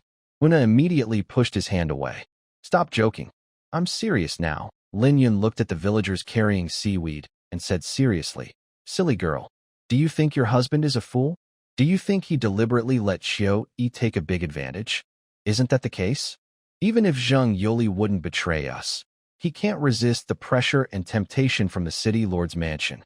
Don't forget, they're all ex-bandits with criminal records." Lin Yun stared at her strangely and asked, "Why are you reacting so strongly? Did Zheng Yoli just argue with you?" Una clearly showed a flaw and was a bit afraid to look Lin Yun in the eye. This was obvious to Lin Yun and the 2 ladies, and they roughly understood the situation. Yi Wanqing said, "Third sister, your intentions are good, but no matter what, don't act out of personal revenge. Your husband trusts Zheng Yoli for a reason. He's thought about the issues you mentioned long ago." "Humph, I still think Zheng Yoli has problems. Just now on the road, he was talking and laughing with Qiu. When he saw me, his attitude suddenly changed." Una pouted stubbornly. At this moment, Lin Yun said, "Enough. Don't doubt anymore. Let time prove everything. If Zheng Yoli is smart, he won't do anything reckless. Otherwise, it's not so easy for him to hide things from me." Una stomped her foot angrily and said, "Forget it. No matter what you say, I think you're all right. I just don't believe what you're saying." As soon as he finished speaking, Una quickly hugged Lin Wuyue and flattered her, saying, "Sister Wuyue, I'm hungry. I want to eat." Lin Wuyue affectionately poked her forehead and said, "You're really a hungry ghost. Come on, I've prepared everything for you." Talking and laughing, the 2 women linked arms and entered the main hall. Yi Wanqing watched this and turned to ask, "Husband, actually, Una has a point. I know, but it's too early to make a final decision. Let's let the situation develop a bit more," Lin Yun replied. He had sent Zheng Yuli out, partly to test him. But from what Una just said, Zheng Yuli might be tempted even if he wasn't bought by Qiu. He muttered to himself, "Maybe. He's hesitating right now." "What? What did the husband say?" Yi Wanqing asked, frowning because she didn't hear clearly. "It's nothing," Lin Yun responded quickly, then walked forward and patted the pile of dried kelp beside the stove. "Quick! Burn all this kelp within an hour." Yi Wanqing was stunned and said, "Husband, are you crazy? We've made some money now, and we have quite a bit of silver, but we shouldn't waste it. Burning it all? Why did you have Una buy it in the first place? Just burn it when I tell you to. Don't ask so many questions." "I have my reasons," Lin Yun said. Then he grabbed a handful of dried kelp and threw it directly into the burning stove. Immediately, thick smoke billowed out. Although the kelp was dry, some of it was still a bit damp. Soon, smoke filled the entire house, and nearby villagers thought the Lord's house was on fire and rushed over to help. But seeing only the stove in the yard burning, they relaxed and sighed in relief. This was the season when fires were most common, spring and early summer, because the weather was dry and windy, and even a tiny spark could cause a big fire. Cough, cough. Lin Yun and Yi Wanqing were both coughing hard from the smoke. Even Una, who was eating in the main hall, was coughing so much her eyes teared up. Lin Wuyue came out to check the situation. Though she was curious, she didn't ask much, trusting that Lin Yun had his reasons for doing this. At that moment, the old village chief entered and looked at Lin Yun and Yi Wanqing still filling the stove with dried kelp. He asked, "Young Master Lin, what do you mean by this? It didn't seem like they were adding firewood for warmth or burning fields, and these dried kelp had just been brought in by the villagers. Why burn it all?" Lin Yun was so choked he couldn't find his bearings. When he heard a sound behind him, he turned around. His face and body were covered in seaweed ash, and in the dark, he looked like a blind bear. Lin Yun didn't say much. He pulled Yi Wanqing out of the smoke and went to the old village chief. He took a deep breath of fresh air and said, "Please, sir, help organize everyone to throw these dried seaweeds into the fire." The old village chief could only instruct the villagers nearby. Everyone immediately stepped forward to help. Lin Yun finally caught his breath and explained, "What I need isn't the seaweed itself, but the ash left after burning the seaweed." The old village chief asked curiously, "Young master, what use is that seaweed ash? Normally, it's useless. But this ash is very useful for planting crops later. You don't need to ask more." Lin Yun didn't bother explaining further, as it was hard to make it clear in just a few words. People say that many hands make light work. The villagers helped burn the dried seaweed quickly until it was all gone. However, the entire Niobei village and even the surrounding several miles were filled with smoke. It looked like fog had rolled in. If outsiders entered late at night, they would definitely get lost. Once the fire in the stove was completely out, the smoke finally dispersed. Lin Yun then went forward, grabbed a wooden basin, and dug out a large bowl of seaweed ash from the stove. He poured the ash into a big black pot and boiled it with distilled water. The goal was to extract iodine. The process was a bit like boiling manure before, requiring constant stirring with a rice paddle to prevent it from burning. Each time he dried the distilled water, Lin Yun would extract a purple-blue powder from the edge of the black pot, then add more distilled water and boil again. He repeated this process over a dozen times until it was thoroughly done. Meanwhile, the villagers had already gone back to rest. Only the three girls sat on small stools in the yard, chatting and waiting. But it was already late at night, and the girls were very sleepy. Finally, Lin Yun finished the extraction. "Haha, it was really not easy." Lin Yun laughed loudly, and his voice instantly woke the three girls, who had been leaning and swaying. In his hands, the wooden basin held a thick layer of purple-blue powder. The three girls immediately leaned in to watch. Yuna frowned and asked, "All this effort just for these powders? Husband, what are you planning to do?" Yi Wanqing smiled and asked, "Are these powders also fertilizer? Can they help the crops grow faster?" Lin Yun rolled his eyes and said, "Of course not. This powder is called iodine, a trace element needed by the human body. But besides that, it can also be used in industry." His words left the three women feeling confused and unclear. They looked at each other, unsure of what to say, as they watched Lin Yun look so excited. Una couldn't hold back any longer and angrily said, "Forget it. Do whatever you want. I can't take it anymore. I'm going back to sleep." Then she turned and left. Yi Wanqing also wanted to go back to sleep, but she still wanted Lin Yun to stay with her, so she waited until now. Just as she had this thought, she saw Lin Wuyue looking at her with the same expression. Yi Wanqing immediately understood. She pretended to yawn, covered her mouth, and said, "Sister Wuyue, husband, I'm also tired. I'll go rest first." Lin Wuyue could feel that Yi Wanqing was giving in, and her anger eased a lot. Only Lin Yun was still holding a wooden basin, completely excited and unaware of the two women's subtle feelings. Lin Wuyue said, "Husband, it's getting late. Let's go back and rest. We can talk about anything tomorrow." Lin Yun nodded happily and said, "Okay, I'll go to the workshop first and store these iodine." The rainmaking bombs were halfway finished. Tomorrow, only the silver melting remained. The main difficulty was reaching the right temperature inside the furnace, which had to hit the melting point of silver. Everyone knew that silver melts at 961 degrees Celsius. Although Lin Yun's furnace was simple, even if it was fully sealed, it could reach at least 700 to 850 degrees Celsius. That was close enough, and Lin Yun had already thought of a solution. He still had a lot of black gunpowder, which, when burned inside a sealed furnace, could quickly raise the temperature. Reaching over 1000 degrees Celsius was possible. If that didn't work, Lin Yun had one last idea: building a blast furnace. He needed one for iron smelting anyway, so he didn't mind trying it early. After finishing his washing, Lin Yun changed into a white robe, tiptoed into the bedroom. Just as he lifted the curtain in front of the bed, he saw Lin Wuyue wearing only a small red camisole, striking a charming pose and giving Lin Yun a flirtatious smile. Lin Yun's eyes widened instantly. If his lower eyelids hadn't been there, his eyes might have fallen out. He exclaimed in surprise, "Wuyue, where did you get that camisole?" Lin Wuyue pulled him into the bed and said with a playful smile, "Do you like it?" "Yes." "Yes?" Lin Yun nodded like a rattle drum, and he couldn't help but swallow nervously. He still didn't know enough about Una's figure, but Yi Wanqing and Lin Wuyue's figures had long been compared in his mind. Yi Wanqing was slightly less attractive. Perhaps because Lin Wuyue worked all day, her figure was even more perfect. If on Earth in her previous life, her body would definitely be that of a model, making people drool. Lin Wuyue hid in Lin Yun's arms, looked up and blew a fragrant breath, smiling. "Husband, do you miss me?" "Yes. I miss you so much I can't sleep."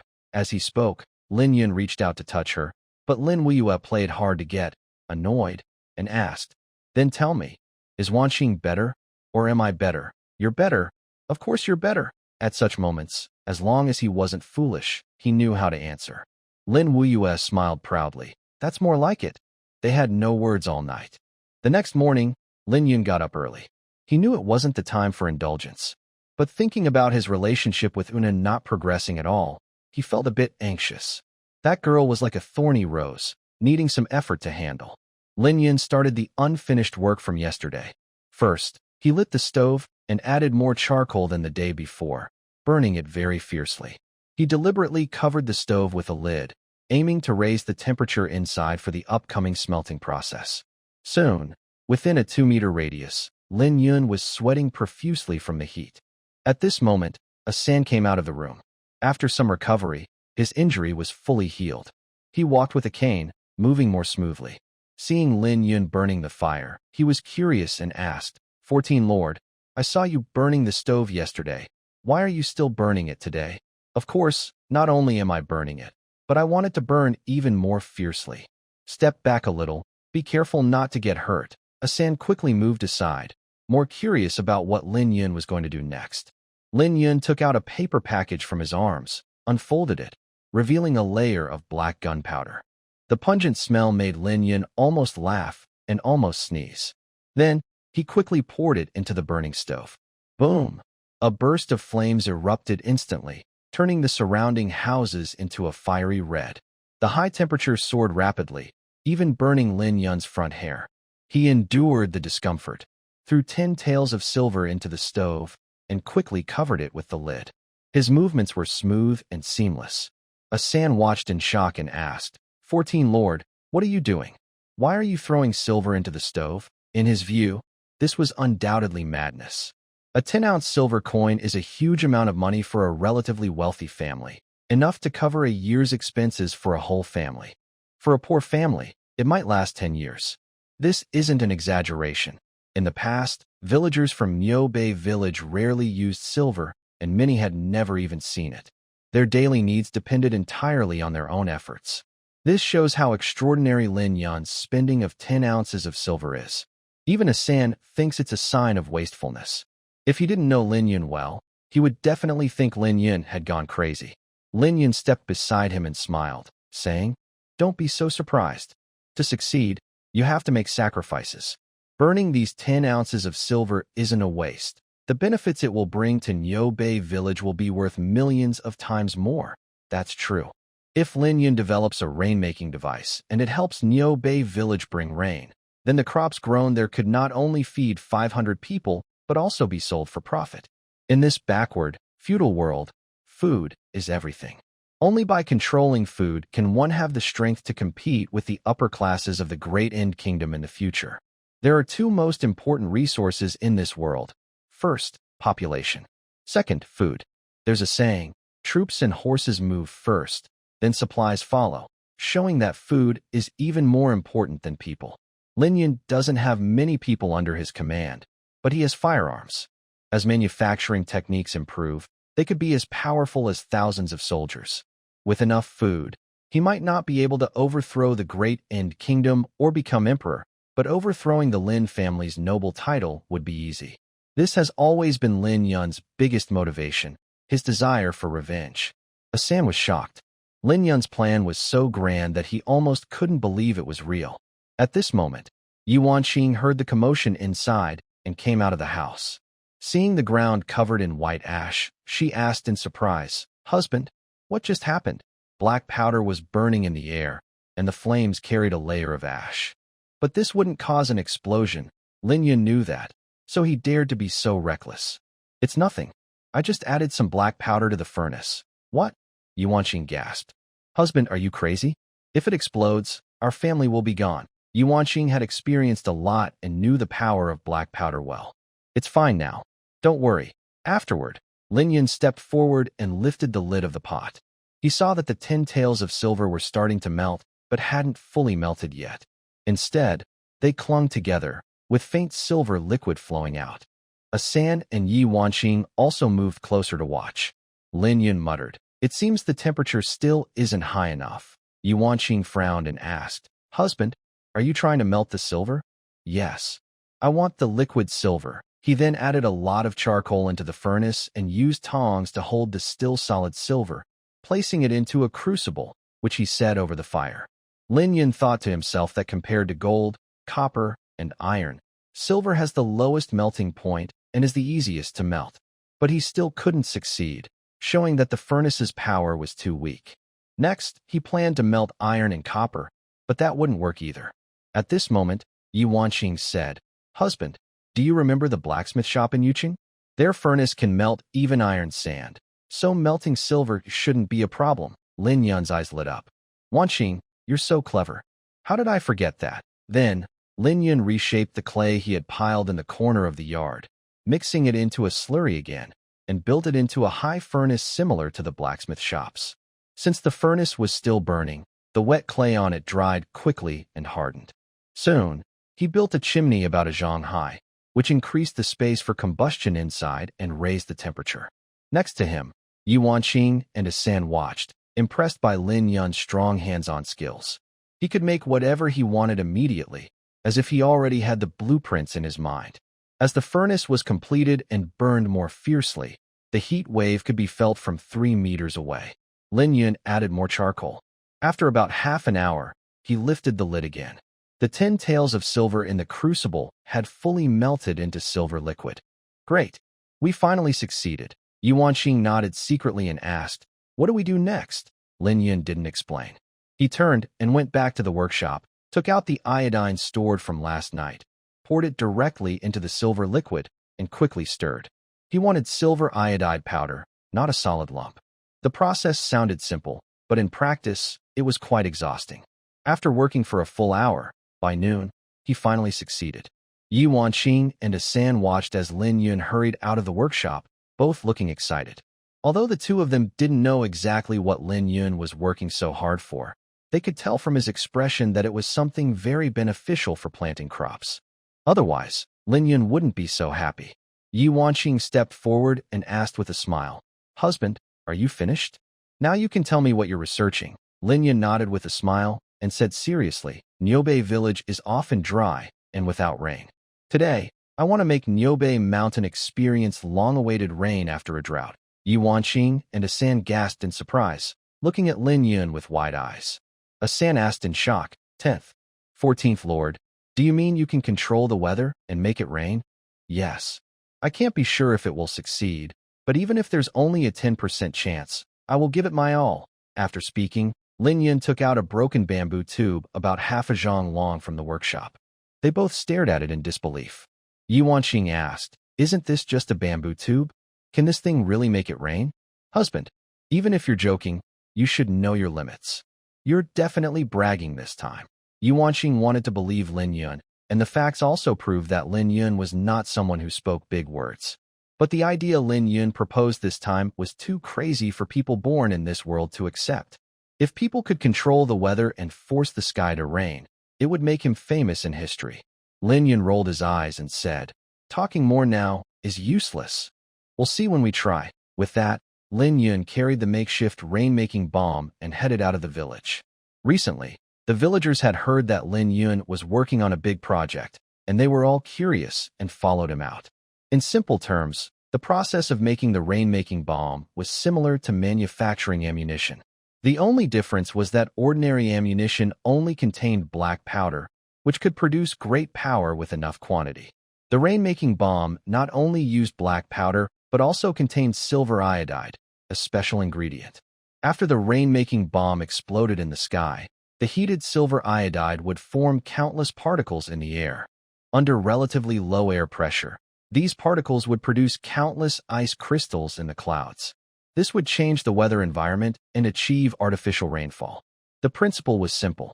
Lin Yun had learned related knowledge in middle school, but he only studied it from books. This was his first attempt. Soon, Lin Yun arrived alone at a hillside in front of everyone's eyes. This location is on higher ground, though not as high as the top of Niubei Mountain. It is the best place to launch rain-making bombs for the best effect. Of course, he had also considered going directly to the top of Niubei Mountain. But in the end, he gave up because the mountain top is covered with sulfur sand, which is highly flammable and explosive. If a spark ignited it, the consequences would be terrible. Although the chance of such an accident is very low, Lin Yun still did not dare to take the risk. Niubei Mountain holds special strategic importance for him. In the future, whether he can turn things around depends on the mine on this mountain. Yuan Qing immediately followed him. Lin Yun frowned and said, "Don't come any closer. It might be dangerous when I light the fire." "Hubby, don't scare me. If it's too dangerous, we should wait a bit. The farm isn't fully planted yet, so there's no rush." Of course, Yuan Qing was most worried about Lin Yun's safety. More than anything, she just didn't want Lin Yun to take risks. In her eyes, Lin Yun is her hero. If she wants to improve her life in the future, she also depends on Lin Yun. Lin Yun shook his head and said, "No, we've waited several days already.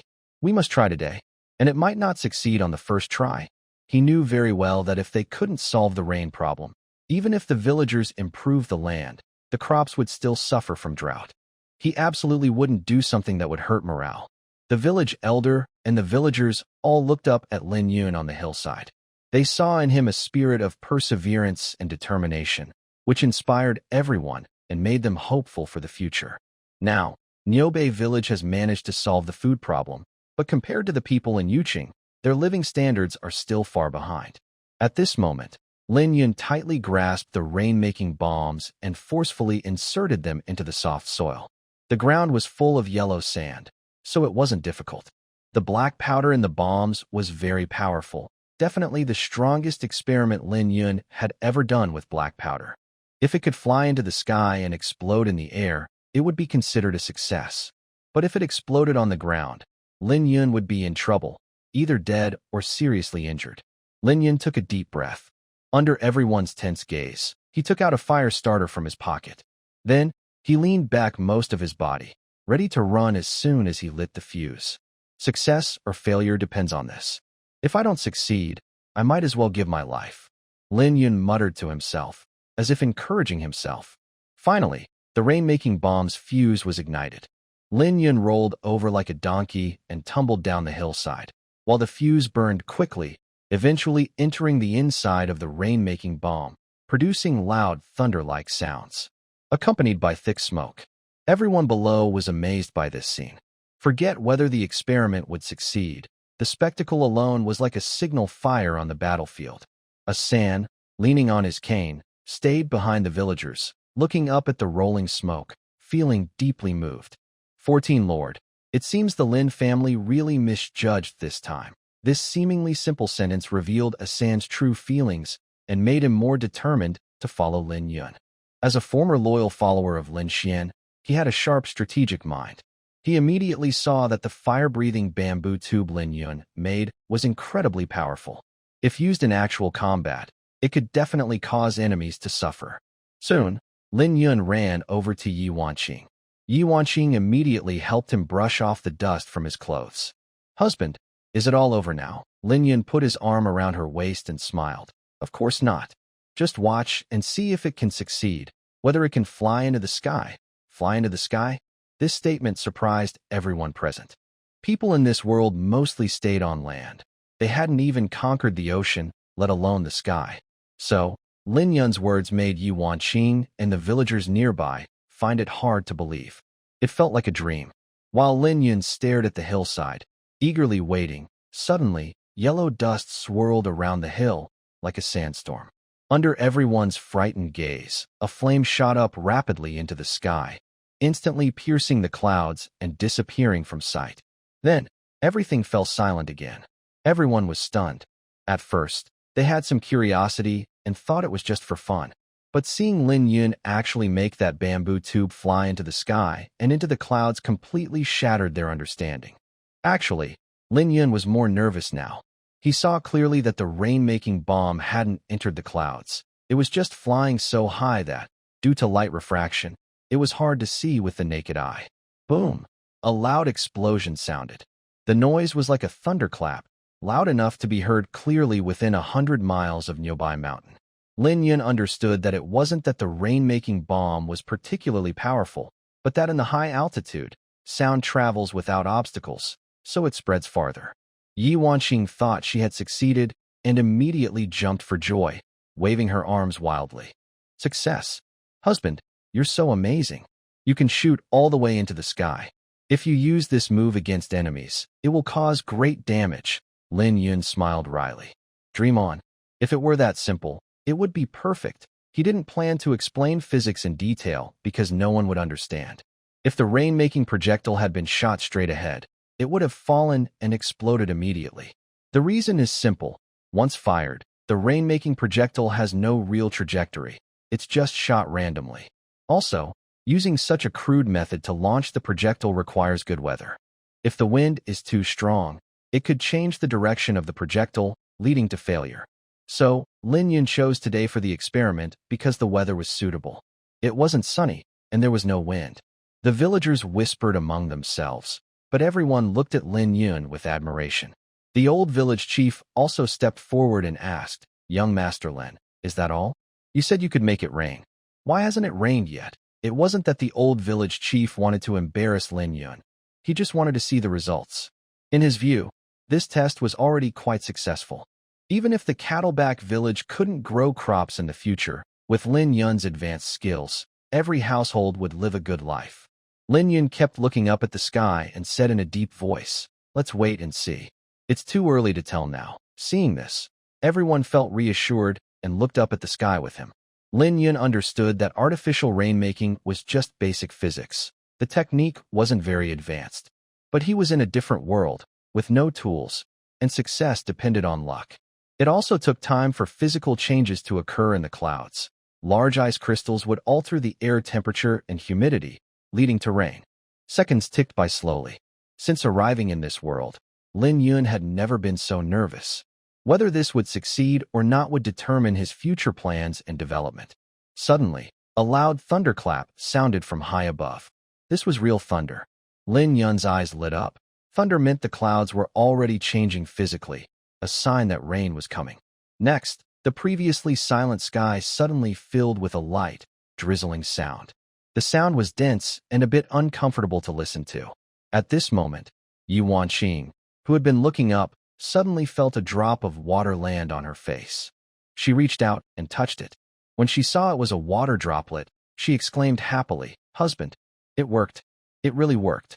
It's raining. As she cheered, a heavy rain suddenly poured down. After more than a year, nearby village finally experienced rain again. The villagers were so happy that they danced and celebrated in the rain. Yi Wanxing even jumped directly onto Lin Yun. Husband, you're amazing. You really made it rain. Are you some kind of divine being sent from the heavens to save me? Lin Yun hugged her tightly. Both of them were soaked by the rain, but it didn't dampen their happiness. Standing at the back, Asan looked at the pouring rain and smiled bitterly, saying, Fourth young master, you hide your abilities too well.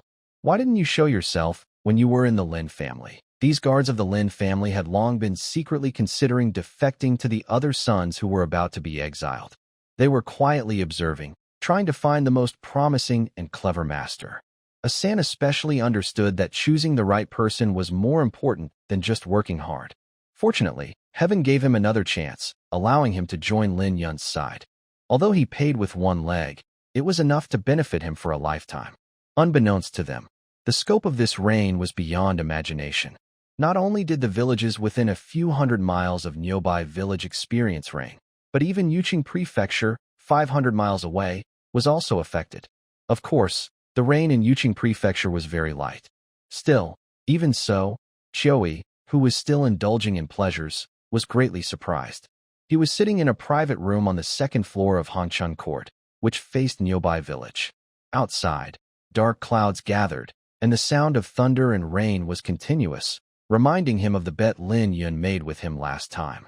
Next to him, only Zheng Yoli, who was enjoying himself with the girls from Hongchun Court, was present. Qiui immediately stood up and looked out the window at the rainy sky, lost in thought. At this moment, Zheng Yoli approached and asked, Young Master Qi, what's wrong? Qiui turned with a serious look and said to Zheng Yoli, Do you remember the bet I made with Lin Yun before? Zheng Yoli was momentarily stunned but quickly understood. Feigning surprise, he said, Young Master Lin is truly clever. He even predicted the rain. He knew that ever since Lin Yun solved the problem of poor land in Nyobai village, he had been focused on studying how to bring rain, so that future crops would no longer lack water for irrigation. He was naturally quite surprised, but he didn't want to show it in front of Qiui. Qiui suddenly turned around and stared at him, saying, Commander Zheng, you are quite clever. Do you really think I am so easy to fool? Zheng Yoli was startled inside and quickly bowed, saying, Young Master Qiu, you misunderstand. I am just a guard under our young master. How could I deceive you? Humph. When I went to Nyobai village yesterday to pick you up, Lin Yun was busy in the yard working on some special hot water. Qiui paused, recalling yesterday's events, but he didn't understand what Lin Yun was doing with the stove and boiling water in the yard. He hadn't paid much attention yesterday because he simply didn't believe Lin Yun could make it rain. But he didn't expect to be proven wrong just a day later. The weather that was quite good this morning had now started to rain. He could tell that the rain in Yuqing wasn't heavy, but near Nyobai village, the sky was completely dark, clearly indicating a heavier rain was falling there. Zheng Yoli lowered his head and clasped his fists, saying, If young Master Qiu wants to see for himself, we can go to Nyobai village right now and ask our young master directly. Humph, I don't need to go. Just tell me honestly, were those tricks Lin Yun used before specifically for making it rain? Qiu was reluctant to believe it, but the facts before his eyes made it impossible to deny. Even if it was just a coincidence, it couldn't be that simple. If he truly had this ability, Lin Yun wouldn't be human, but a divine being from the heavens. Zheng Yoli probably already had an answer in his heart, knowing that this rain was likely related to his own young master. After thinking it over, he could only nod and say, That's right. Qiu sighed bitterly and said, What a remarkable Lin Yun. He's truly extraordinary. Not only has he created deadly weapons, but he can also force the heavens to rain. He understood the significance behind this. If Nyobai village really started farming, in the short term, it would greatly benefit Yuqing Prefecture. More grain meant more taxes and silver, which would make the treasury richer and improve his father's political career. But in the long run, the problems could be much bigger. Qiu had spoken privately with Lin Yun and knew he was a very ambitious person. With powerful weapons and the ability to farm independently, the future development path was obvious. Even a fool could see it. Zheng Yoli saw Qiu remain silent for half a day and didn't dare to speak much, but he was in a very good mood. The higher Lin Yun's status, the greater the power of his private army leader. At this moment, a beautiful woman who was serving drinks enthusiastically stepped forward, coquettishly saying, Young Master Chiu, what's so interesting about the rain? Come, drink with me. Hurry up. As she spoke, she took a cup of wine and offered it to him. Chiu instinctively took the cup, but just as he was about to drink, he suddenly became furious, smashing the cup on the ground and shouting, "Everyone get out!" The women serving drinks immediately fled the private room. Outside the door, a heavily made-up middle-aged madam quickly entered and smiled. "Young Master Chi, are the girls not to your liking? Would you like me to bring a new batch?" Chiu snorted coldly and said, "Commander Zheng, let's go." Zheng Yuli asked curiously, "Where to?" "Back to the mansion to see my father?" After speaking, he led the way out. He naturally didn't dare to be too presumptuous with Zheng Yuli. After all, even a dog must look at its master, and Lin Yun's display of soft power had already made him very wary. Zheng Yuli immediately followed. Back inside Yu City's residence, Chiu bid farewell to Zheng Yuli and headed straight to his father's study. Because of the rain, there was no official business in the afternoon. Qi Guangri was sitting at his desk, flipping through 2 ledgers. Next to him stood Ma Ji, the chief steward. Ma Ji looked nervous, constantly wiping his sweat. It's said that if the upper beam is crooked, the lower beams will lean, and Qi Guangri was corrupt, so his subordinates weren't idle either. Ma Ji was responsible for bookkeeping and naturally abused his power for personal gain, so he was afraid Qi Guangri might discover something. However, these 2 ledgers were completely different. One was kept openly for the Lin family to check, and the other was his private ledger. Looking at the detailed records, Qi Guangri's smile grew even brighter. In fact, he had long noticed Ma Ji was very nervous, and he also knew that this old man would definitely try to deceive him. But Qi Guangri was shrewd and experienced. He knew everything had to be balanced. He was greedy, and everyone knew it, but if he wanted to last long, he had to leave a way out for others. That is, he would take the meat, and everyone else could drink the soup. As long as he didn't go too far, Qi Guangri would turn a blind eye. Qi Guangri nodded, put down the ledger in his hand, and said with a smile, "Chief Steward Ma, you did a good job. These records are clear and detailed." Ma Ji, who was somewhat inexperienced, still thought he had fooled Qi Guangri and immediately forced a smile, saying, "It's the Lord's leadership that's excellent. I am just doing my duty." At that moment, the sound of footsteps outside the door was heard, and a figure quickly approached. "Father, I have something important to ask you." Chiu stood in front of the door, wearing a luxurious robe that was already soaked, making him look a bit disheveled. But compared to his mood, these details didn't matter. Qi Guangri said sternly, "Come in." "Yes." Chiu pushed the door open and entered. Seeing Ma Ji, he immediately clasped his fists and said, "Greetings, Manager Ma." In Yuqing Prefecture, Ma Ji's position was second only to the main official, Qi Guangri. But he dared not show any disrespect to Chiu and quickly returned the greeting, saying, "Young Master Chiu, you're too polite." At this moment, Qi Guangri frowned and asked, "Where did you go? Why do you look so messy? Why didn't you change your clothes?" "Father, I was in a hurry and didn't have time to change. Please listen to me first." As he spoke, Chiu deliberately glanced at Ma Ji. Ma Ji immediately understood and said, "Sir, I will take my leave now." He turned to leave. But Qi Guangri immediately said, "Don't go yet. I have something to tell you later." "Yes." Ma Ji could only stay. "Just speak directly." "Manager Ma isn't a stranger," Qi Guangri said in a deep voice. Seeing this, Chiu could only nod and said, "Father, it's raining outside." "Do you know why?" Qi Guangri looked confused, exchanged a glance with Ma Ji, and sneered, "It's just rain. Why do you need to find out the reason? Are you drunk on flower wine?" Although Ma Ji didn't dare to mock, he could tell from his expression that he was holding back a laugh. He knew very well that his master didn't tolerate his only son at all. He also understood that the father and son usually did their own things, especially over the years, when Xiu had been secretly building his own power. This made Qi Guangri very unhappy. But they had never discussed these matters openly, and Qi Guangri had been pretending to be clueless. "Not. Father, please listen to me first. I followed your instructions and went to Nyobai village to see Lin Yun.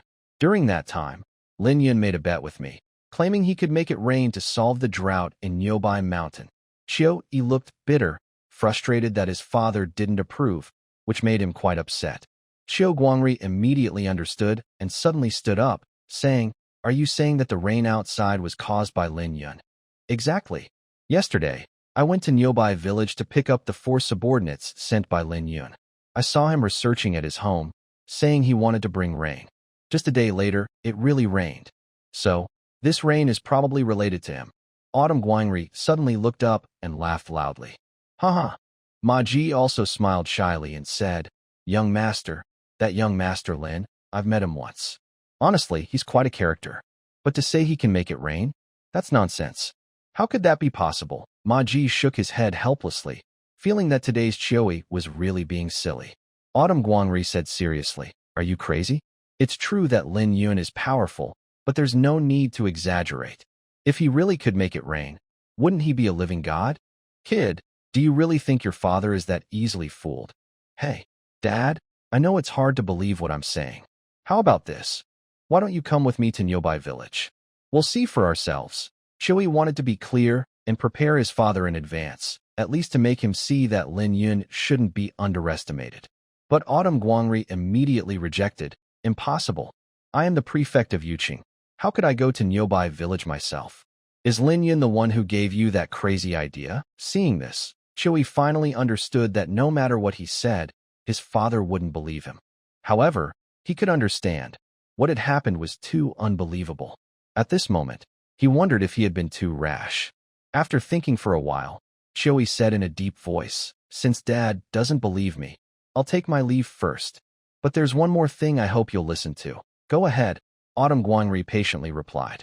Lin Yun's next plan is to farm extensively in nearby village. Once successful, you should understand what that means, right? Chioi finally spoke his true thoughts. Then he turned and left. He was full of frustration. He had come with good intentions to warn, but was seen as crazy.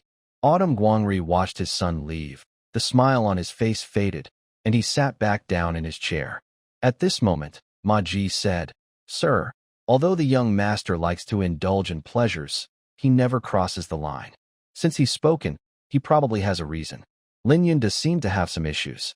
We should be careful. Autumn Guangri responded, took a sip of tea, and continued. There's definitely something strange about this. But if Lin Yun really can make nearby village farm and grow crops, it could solve our grain shortage in Yuqing Prefecture. Then we wouldn't have to spend so much money buying grain from Hao City. Sir, that's true, but the young master's worries are not unfounded either. Lin Yun originally possessed deadly weapons, and if he could also be self-sufficient in food, he would have the means to rebel. This matter. Ma Ji looked worried. In fact, he wanted to volunteer to go to nearby village again. Last time, Lin Yun paid him 200 taels of silver, which he remembered well. He knew that nearby village was now very wealthy. Of course, this was only relative. Qi Guangri sneered and said, This kind of thing is impossible.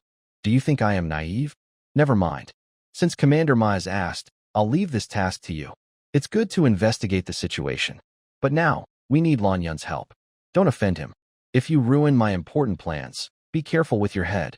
Ma Ji was secretly happy. He immediately bowed and said, I will do my best, sir. Please rest assured, I won't cause any trouble. Good. You may go now. Also, I heard that a special envoy from the court is currently in Hao City. If you have time in the next few days, go and deliver some silver to him for me. Ma Ji quickly nodded and said, Sir, how about sending 1,000 taels? 1,000 taels? Are you sending a beggar? The envoy from the court is a third-rank official, and his annual salary plus allowances far exceeds 1,000 taels. This time, he's here to survey local conditions in various counties, and he will definitely come to you city next. Qi Guangri rolled his eyes. Then, Sir, how much do you think is appropriate to send? Ma Ji wasn't unaware, but dared not speak freely. He knew how stingy his master was. Sending too much would surely get him into trouble. Go to the warehouse and get 10,000 taels of silver. Since it was a matter of abusing power for personal gain, although only the two of them were in the study, Qi Guangri's tone was noticeably lower and more awkward. I obey. After speaking, Ma Ji turned and left. At that moment, a secret door on the side of the study suddenly opened, and a middle-aged man in a gray robe came out. Sir, just now, Commander Ma made a good point. Lin Yun is clearly ambitious. Even if you want to use him, it's better to teach him a lesson first, or it might cause trouble. This gray-robed man had a goatee, carried a bamboo staff, and walked with a noticeable limp in his right leg. It turned out he was a master hired at a high price by Qi Guangri, named Chang Yufeng. He was also a legend. He had taken the imperial exams 10 times, but failed every time. It wasn't because he lacked knowledge, but because he had offended a high official in the capital years ago, which led to his downfall. Fortunately, he was not defeated by the unfairness of fate. After abandoning his scientific exploration, he became a master secretary in Yuqing Prefecture. It can be said that a corrupt official like Ku Guangri managed to rise from a fourth-rank prefect to a high position mainly because of Chang Yufeng's clever plans, including the recent idea to send Ma Ji to Hao City to deliver gifts to the imperial envoy. That was also Chang Yufeng's suggestion. Ku Guangri sighed and said, "Actually, from my first meeting with Lin Yun, I realized he had big ambitions, but I am sure this young man is not targeting us." A few days ago, I secretly found out about Lin Yun's situation in the Lin family. He was badly betrayed by his own family. And, despite having 3 wives, he still has debts to pay for them. The Lin family treats their illegitimate children as outsiders. Once they squeeze out all their value, they will abandon them. So, after gaining power, this young man will surely seek revenge against the Lin family. Although Ku Guangri has a powerful master secretary, he himself is very clever. Chang Yufeng suddenly understood and said, "I see. So, Lin Yun is now hiding his true strength." Ku Guangri also nodded with a bitter smile and said, "Exactly. So, we only need to watch his actions. We don't need to interfere too much. When he fails to fight against the Lin family someday, he will surely die. This is a good opportunity for us to use him. We can let him handle things that are inconvenient for us to do. Isn't that great?" Chang Yufeng nodded and said, "Your lordship's wisdom is admirable." Ha ha. The two of them laughed together. Since Lin Yun successfully launched the rain-making talisman and caused rain, the entire Nyobai village was in an uproar. The villagers were amazed that Lin Yun could make it rain. Some children in the village even called Lin Yun a living god, and some even knelt down to worship him. This made Lin Yun feel awkward, so he took out some silver to give to the children. He didn't want to miss out on such a good deal. After all, when juniors bow to elders, they usually give a gift in return. The villagers' enthusiasm for farming increased even more. Following Lin Yun's instructions, they systematically produced organic fertilizer to improve the land within 1,000 acres around Nyobai village.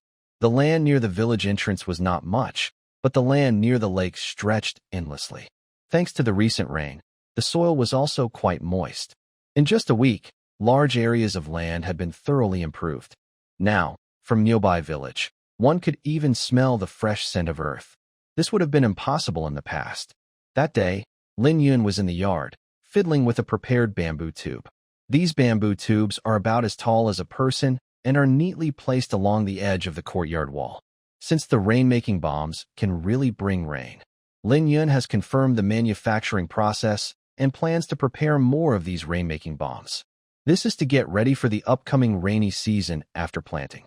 At this moment, the old village chief walks in. Seeing Lin Yun busy working, he immediately smiles and says, "Young master, do you need anything? Just tell me if you do." He is becoming more respectful and admiring of Lin Yun. Every invention Lin Yun creates greatly improves life in Nyobai village, helping villagers live better and wealthier lives. Thinking back, Nyobai village used to struggle with hunger and cold, and they were always worried about bandits attacking. Now, looking back, life back then was truly worse than death. Lin Yun dusts off his hands and opens a large cloth bag placed nearby, smiling. It's nothing special.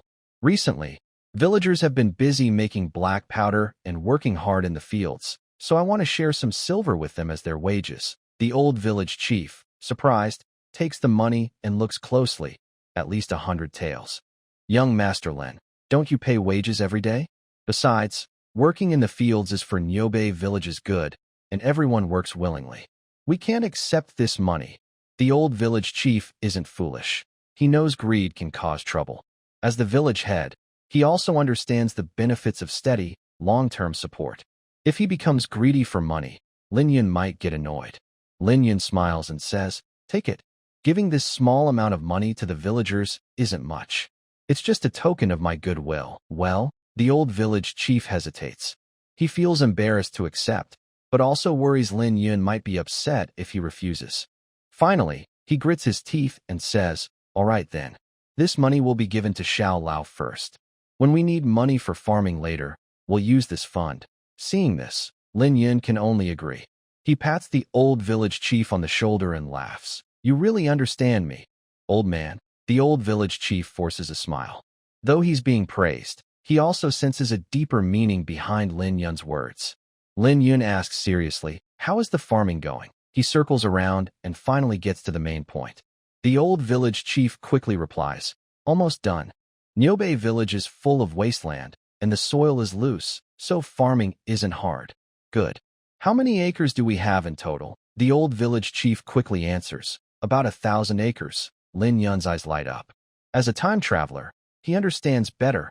On Earth, 1 acre of wheat can produce about 600 to 800 gene in a year.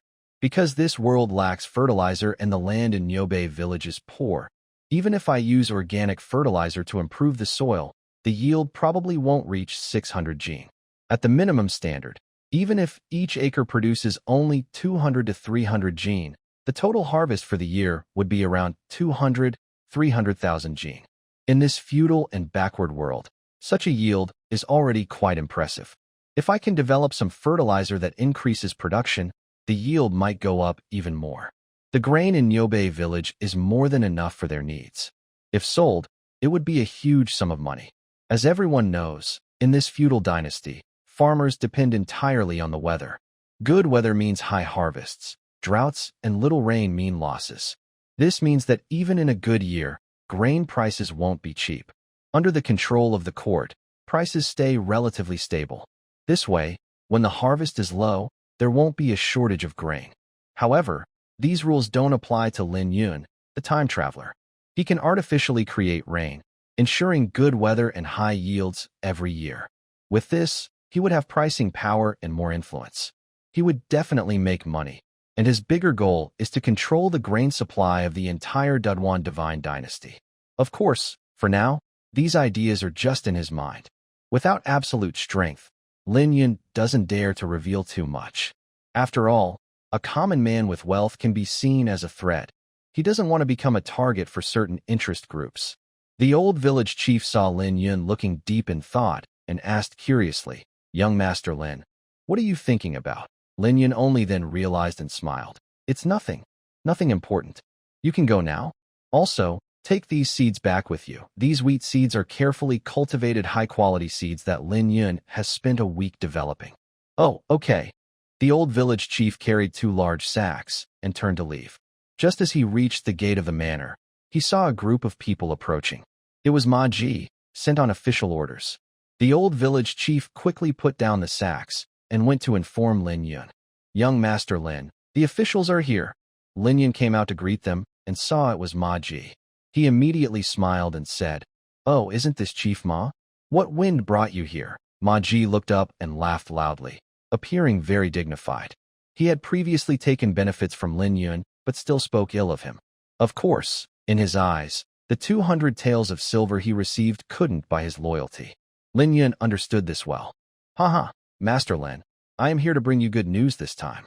Ma Ji, who has served in official positions for many years, is very good at reading people. Although we just met, he can tell that Lin Yun is in a very good mood. "Really? Then please come in quickly." Lin Yun doesn't care what the matter is. He invites them in first. After the host and guests sit down, Lady Lin Wu Yu, as the wife of the family, offers fragrant tea. Ma Ji nods with a smile and takes a sip from his teacup. Lin Yun leans close and whispers, "Prepare 500 taels of silver." Lady Lin Wu Yu's eyes widen. Although the family has some savings, 500 taels is a lot. "Husband, don't ask too many questions. Whether the money is spent or not will be decided later." Lin Yun wants to be ready and see what news Ma Ji has brought. Lady Lin Wu Yu then turns and goes into the bedroom. Lin Yun sits confidently in the grand chair and says with a smile, "Ma, you've traveled nearly 100 miles. You must have something important to announce. If it's good news, I really want to hear it soon." Ma Ji puts down his teacup, looking mysterious, and says, "Hey, Lord Lin, don't be anxious. I heard from the young master of your family that last week's heavy rain was arranged by Lord Lin. Is that true? He understands people very well. Although he's mainly spying for information, he deliberately teases, making it seem like he's exchanging news with Lin Yun. Lin Yun laughs playfully, not surprised. After all, he still remembers the bet he made with Chiu Yi last time. It was just a rain, no need to worry about it. Ma Kuan leans slightly forward and says seriously, so, was that rain arranged by Lord Lin? His words start to sound more pressing, almost like coercion. Lin Yun pauses and smiles bitterly. It really was. But I was just lucky, like a cat crossing a dead mouse. Ma Ji nods, secretly surprised. But having been in official circles for a long time, he knows how to gauge the situation. He realizes that asking too much might offend someone. He laughs and says, Lord Lin is truly outstanding. Both your father and you have been praised highly. It's clear you live up to your reputation. Ma, you've come such a long way this time. Are you here just to ask about the rain? Seeing Lin Yun's words suddenly turn sharp, Ma Ji immediately straightens up and says seriously, of course not. I am here to deliver silver to Lord Lin. He waves his hand to the guard behind him, who immediately takes out 8 silver notes. Ma Ji pushes the silver notes toward Lin Yun and smiles. This is 800 taels of silver, according to the agreement between Lord Lin and young Master Chiu. 73 split. Please accept it. Lin Yun's eyes brighten and says, it seems that the bandit suppression in Yuqing has been going smoothly lately. Of course, but the reason things went so smoothly is because the 4 soldiers sent by Lord Lin are very capable. There is more to Ma Ji's words. He shows admiration for Lin Yun, but also hints that Lin Yun is good at making money. Indeed, Lin Yun has been the chief steward of Yu City's government for over 10 years. He has seen officials pay tribute and send money, but this is the first time he has seen his own master give money to others. And he gave away a full 800 taels of silver. This shows how powerful Lin Yun is. The most important thing is that this money was earned illegally from dishonest sources, like stolen funds. Lin Yun quietly puts 7 silver notes into his pocket and only returns the last one to Ma Ji, smiling as he says, this 100 taels of silver is just my way of paying for your errands, Ma Steward. Ma Ji looks at the silver note, smiling brightly on the surface, but secretly cursing Lin Yun for being stingy. Last time, he received 200 taels. This time, only 100. This is a typical case of giving a small favor but resenting a bigger one. Lin Yun clearly notices his smile stiffen. He teases, what? Ma Steward, do you think that's too little?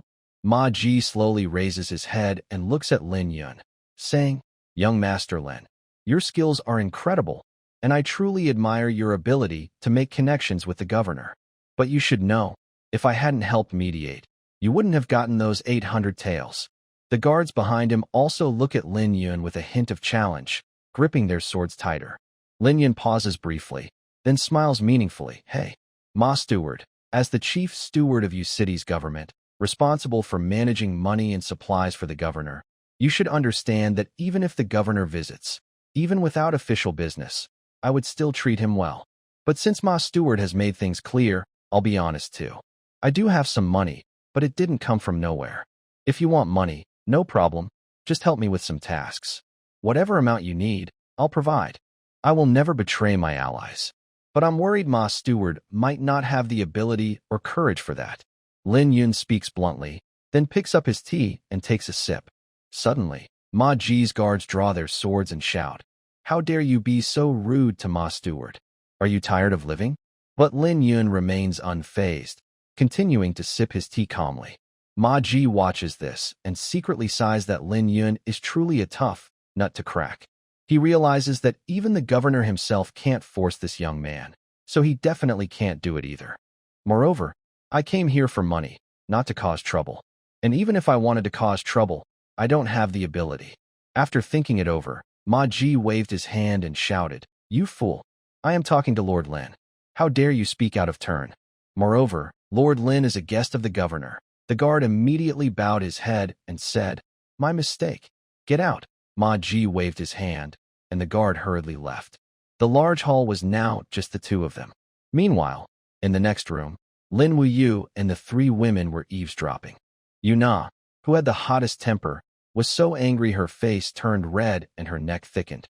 If Lin Wuyu and Yi Wanqing hadn't held her back, she might have rushed out to fight. Over here, Lin Yun put down his teacup and smiled.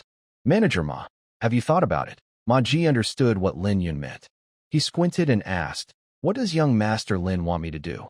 Lin Yun raised 2 fingers and joked. First, last time I went to Yu City to attend a banquet, I sent out a batch of perfume. I've roughly calculated the time, and it's about right.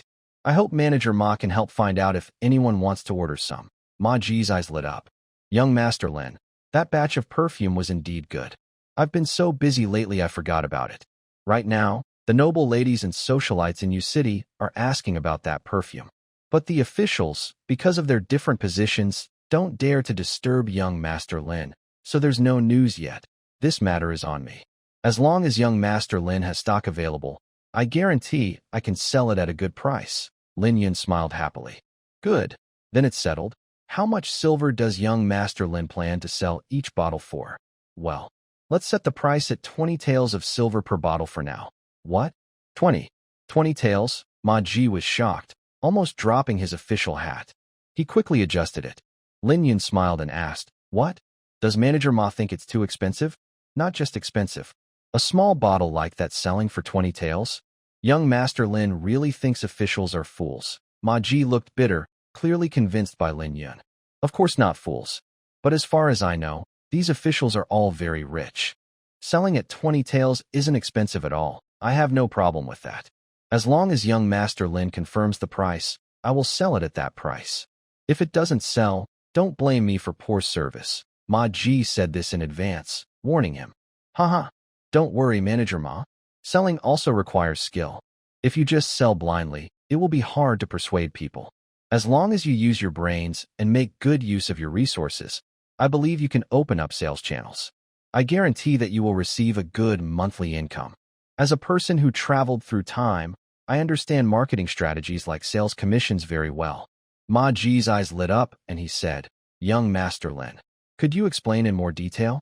I am simple and didn't understand your meaning. His attitude toward Lin Yun changed completely. He was proud before, but now he used respectful language. Lin Yun didn't mind the trouble. After all, it was for making money. Since he finally got Ma Ji interested, he wouldn't miss this opportunity. He smiled and said, Our main goal now is to make our product well known. The best way is to start with the most famous person in Yuqing. The most famous? That would be the governor. Ma Ji thought for a moment and said seriously. Lin Yun rolled his eyes and said, The governor is a man. He doesn't use perfume, so what's the point of targeting him? You should start with the people around the governor. He wanted to guide this slow-witted person, but Ma Ji was too dull. Actually, it's not his fault. Lin Yun's ideas are too advanced, and Ma Ji can't fully understand the core. Ma Ji frowned and asked cautiously, Are you referring to the governor's wife? Exactly. The wife of the official. She's part of high society in Yuqing and quite famous. Of course. Lin Yun continued to guide him. So, women love fragrant perfume. If the wife likes it and is willing to accept it, Manager Ma can use her as a famous person to promote the perfume's benefits. The wives of officials already like such things, and their husbands work under the governor. They all want to please him. Don't you think this is a good business opportunity to win people's hearts? Ma Ji stared at Lin Yun in amazement and nodded approvingly. Young Master Lin is truly a sage. This plan is brilliant. Lin Yun was satisfied and said, You don't need me to teach you anymore, right? No need. I understand everything now. Ma Ji quickly waved his hand. Lin Yun continued, The second thing is, I want to become a grain merchant in the future. Does Manager Ma have sales channels? Can you sell grain to other regions? My ultimate goal in persuading Ma Ji is to make money. The Grand Supervisor of the Internal Affairs Office spends all day dealing with merchants and traders, acting as a link between officials and business people. Lin Yun naturally wouldn't miss this opportunity. Even if it costs a lot of money, he is willing to pay. Ma Ji looks surprised and says, Young Master Lin, secretly selling grain is a serious crime that can lead to execution. You probably don't want to set a trap for your subordinate. Do you? Lin Yun smiles and replies, Of course, you probably don't want to set a trap for your subordinate.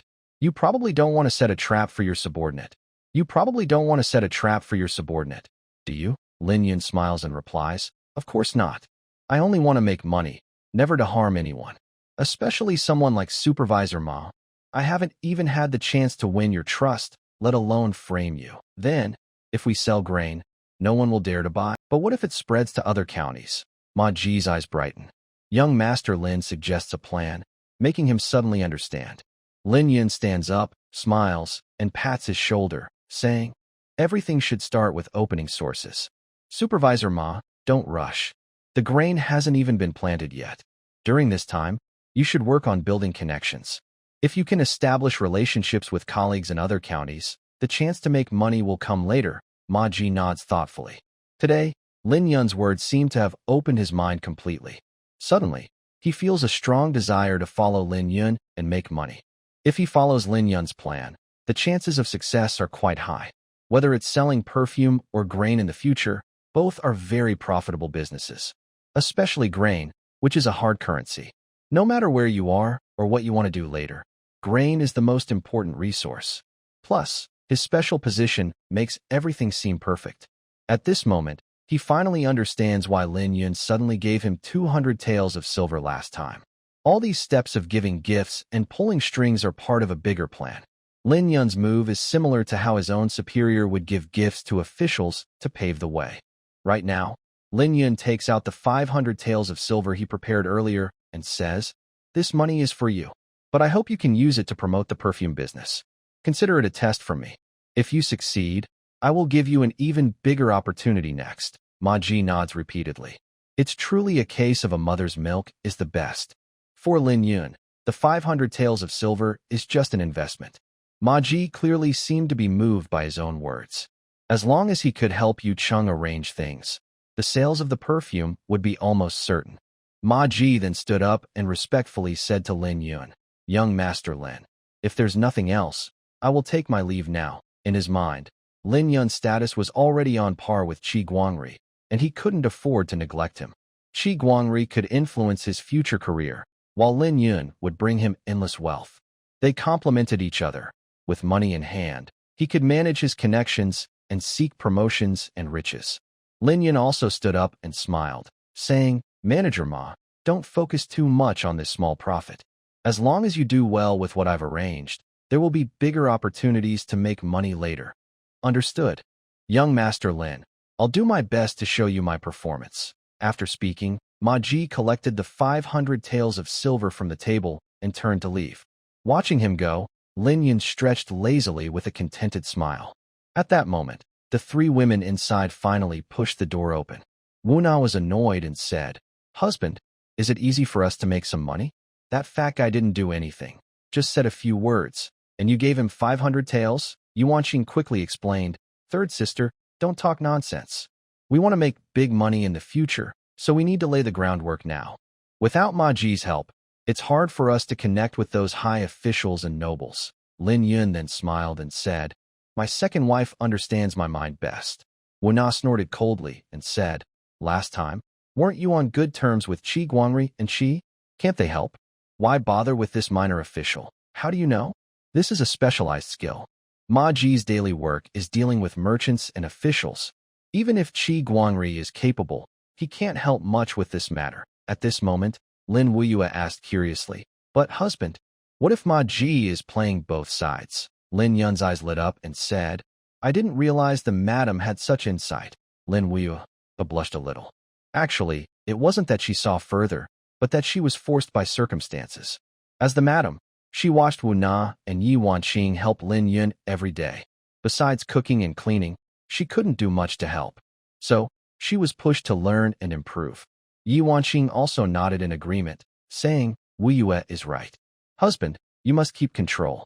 These greedy officials will do anything for money." Lin Yun nodded and said, "If it's really possible to play both sides, then I'll consider him capable. Anyway, I quoted him 20 taels of silver for each bottle of perfume. If he can sell each for 100 taels, let him earn as much as he wants." He knew that as long as he controlled the core product and used Ma Ji's connections to open up sales channels, how he managed things in the future would be his own business. "That's true.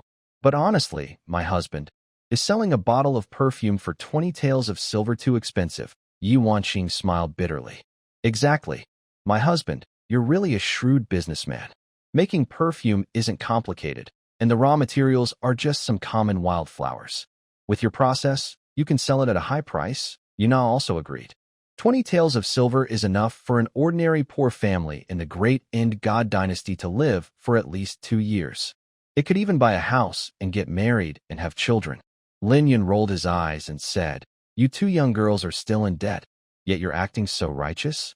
Besides, business is about making a profit. I don't think I did anything wrong, my husband. That's not what I mean. We're just worried the price might be too high and it won't sell," Yuanqing quickly explained, looking delicate and charming, which made Lin Yun stare in surprise. If it weren't for Yuna and Lin Wuyue being present, he might have already rushed forward to hold her. "Don't worry.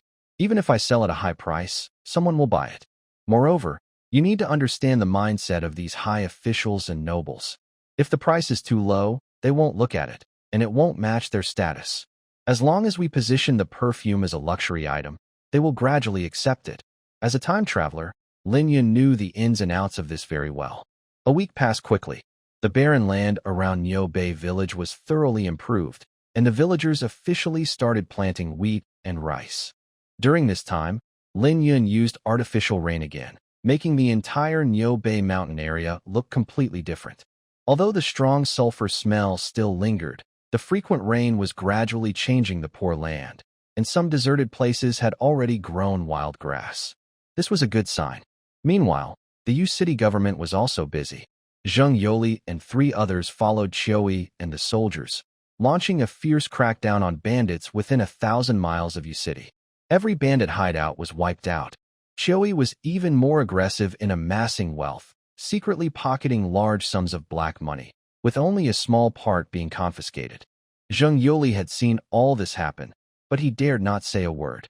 Qiuyi had previously promised Lin Yun a 30% share, but he didn't take the verbal agreement seriously. Moreover, anyone would feel greedy when faced with such a large amount of wealth. Zheng Yoli understood that only a small portion of the silver would be confiscated, which meant Lin Yun would get only a tiny third. Zheng Yoli squinted and asked, "Young Master Qiu, is what you're doing appropriate?" Qiuyi smiled slightly and said, "Why do you say that, Commander Zheng? I will personally deliver this dirty silver to the treasury of Yuqing Prefecture." "I didn't mean it that way. You clearly promised my young master that the silver gained from defeating the bandits would be divided, with my young master receiving a third." Recently, Zheng Yoli had been subjected to various hints, threats, and temptations from Qiuyi, trying to turn him against Lin Yun. But in the beginning, Zheng Yoli hesitated. In the end, he realized that the chance to change his fate was given by Lin Yun, and he couldn't betray him. He also knew Qiuyi's methods. Betraying him would likely lead to a bad ending, especially thinking of Ah San, who had his leg broken in an explosion. Though he had joined Lin Yun, he was left disabled.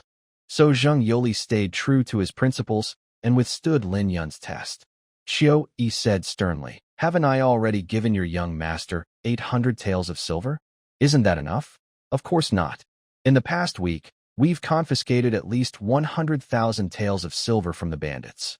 According to the agreement between you and my young master, he should get at least 30,000 taels." "Ha!" Qiuyi laughed loudly and said, "Zheng Yoli, you're right, but I regret it now. I never expected these bandits, who made their fortune by exploiting the people, to be so rich. I refuse to take this large, unjust gain. Neither Yuqing Prefecture nor Lin Yun should have it." Zheng Yoli asked with a dark face. "Then, what does young Master Qiu plan to do with this money?" "It's simple. I sympathize with the people, so I plan to distribute all this money to the citizens of Yuqing." Qiuyi looked righteous, as if he truly cared for the people. But in reality, not only Zheng Yoli, but also the soldiers around Qiuyi sneered. He would find a way to take back this large sum of money, and it would be clean silver. Then he could enjoy this wealth without guilt. Seeing this, Zheng Yoli understood that Qiuyi had already devised a plan. Any further words from him would only anger Qiuyi. Finally, he sighed and said, "All right. Since young Master Qiu cares for the people, I will go back and report accordingly. I will take my leave now." Afterward, Zheng Yoli led 3 subordinates and rode away. Qiuyi glared angrily at their backs, filled with hostility. During the recent bandit suppression, He had gradually realized that the 4 people sent by Lin Yun, although individually average, were very effective with their bamboo tube guns, able to fight 100 enemies. Through his observations, he also noticed that these 4 had been specially trained. This means Lin Yun must have secretly trained a group of soldiers skilled with bamboo tube guns. This made Xiao Yi feel worried and cautious. He changed his plans suddenly and tore up his agreement with Lin Yun because he was afraid that Lin Yun, with such a large amount of silver, would grow stronger and threaten the safety of Yuqing Prefecture. These thoughts weren't just his own. They were told to him privately by Master Yin Changyufeng. Although Yin Changyufeng was hired by Qiu Guangri as a teacher, he also gained Qiu Yi's favor for the future, spreading his risks. Even if Qiu Guangri falls someday, he wouldn't be punished by Qiu Yi. Meanwhile, Zheng Yuli looked upset, swinging his whip hard. His 3 subordinates behind him understood the reason and also looked unhappy. Suddenly, one of them rode up and asked, "Commander Zheng, are we just going back to report? Will Lord Lin punish us?" After this period of training, Zheng Yuli had become more mature and steady, showing leadership qualities. He looked deeply at the man and shook his head, saying, "Of course not. Lord Lin is fair and doesn't take sides. Besides, this time Qiu Yi dared to turn against us. There must be another reason. Let's hurry up." Then, the 4 of them rode quickly, covering over 200 miles in less than an hour. When they reached the outskirts of Nyobai village, they were stunned by what they saw. The endless sand dunes had disappeared, replaced by large fields of farmland. The neat fields had young seedlings growing in them. A soldier exclaimed, "Commander Zheng, this change is too big. Isn't Nyobai village supposed to be unable to grow crops?" Zheng Yuli gently pressed his horse's belly, guiding the horse along the path through the wheat fields. He smiled and said, "Lord Lin's skills are beyond your imagination. It seems that during our absence, Lord Lin has done many great things." The 3 soldiers looked at each other and secretly felt happy.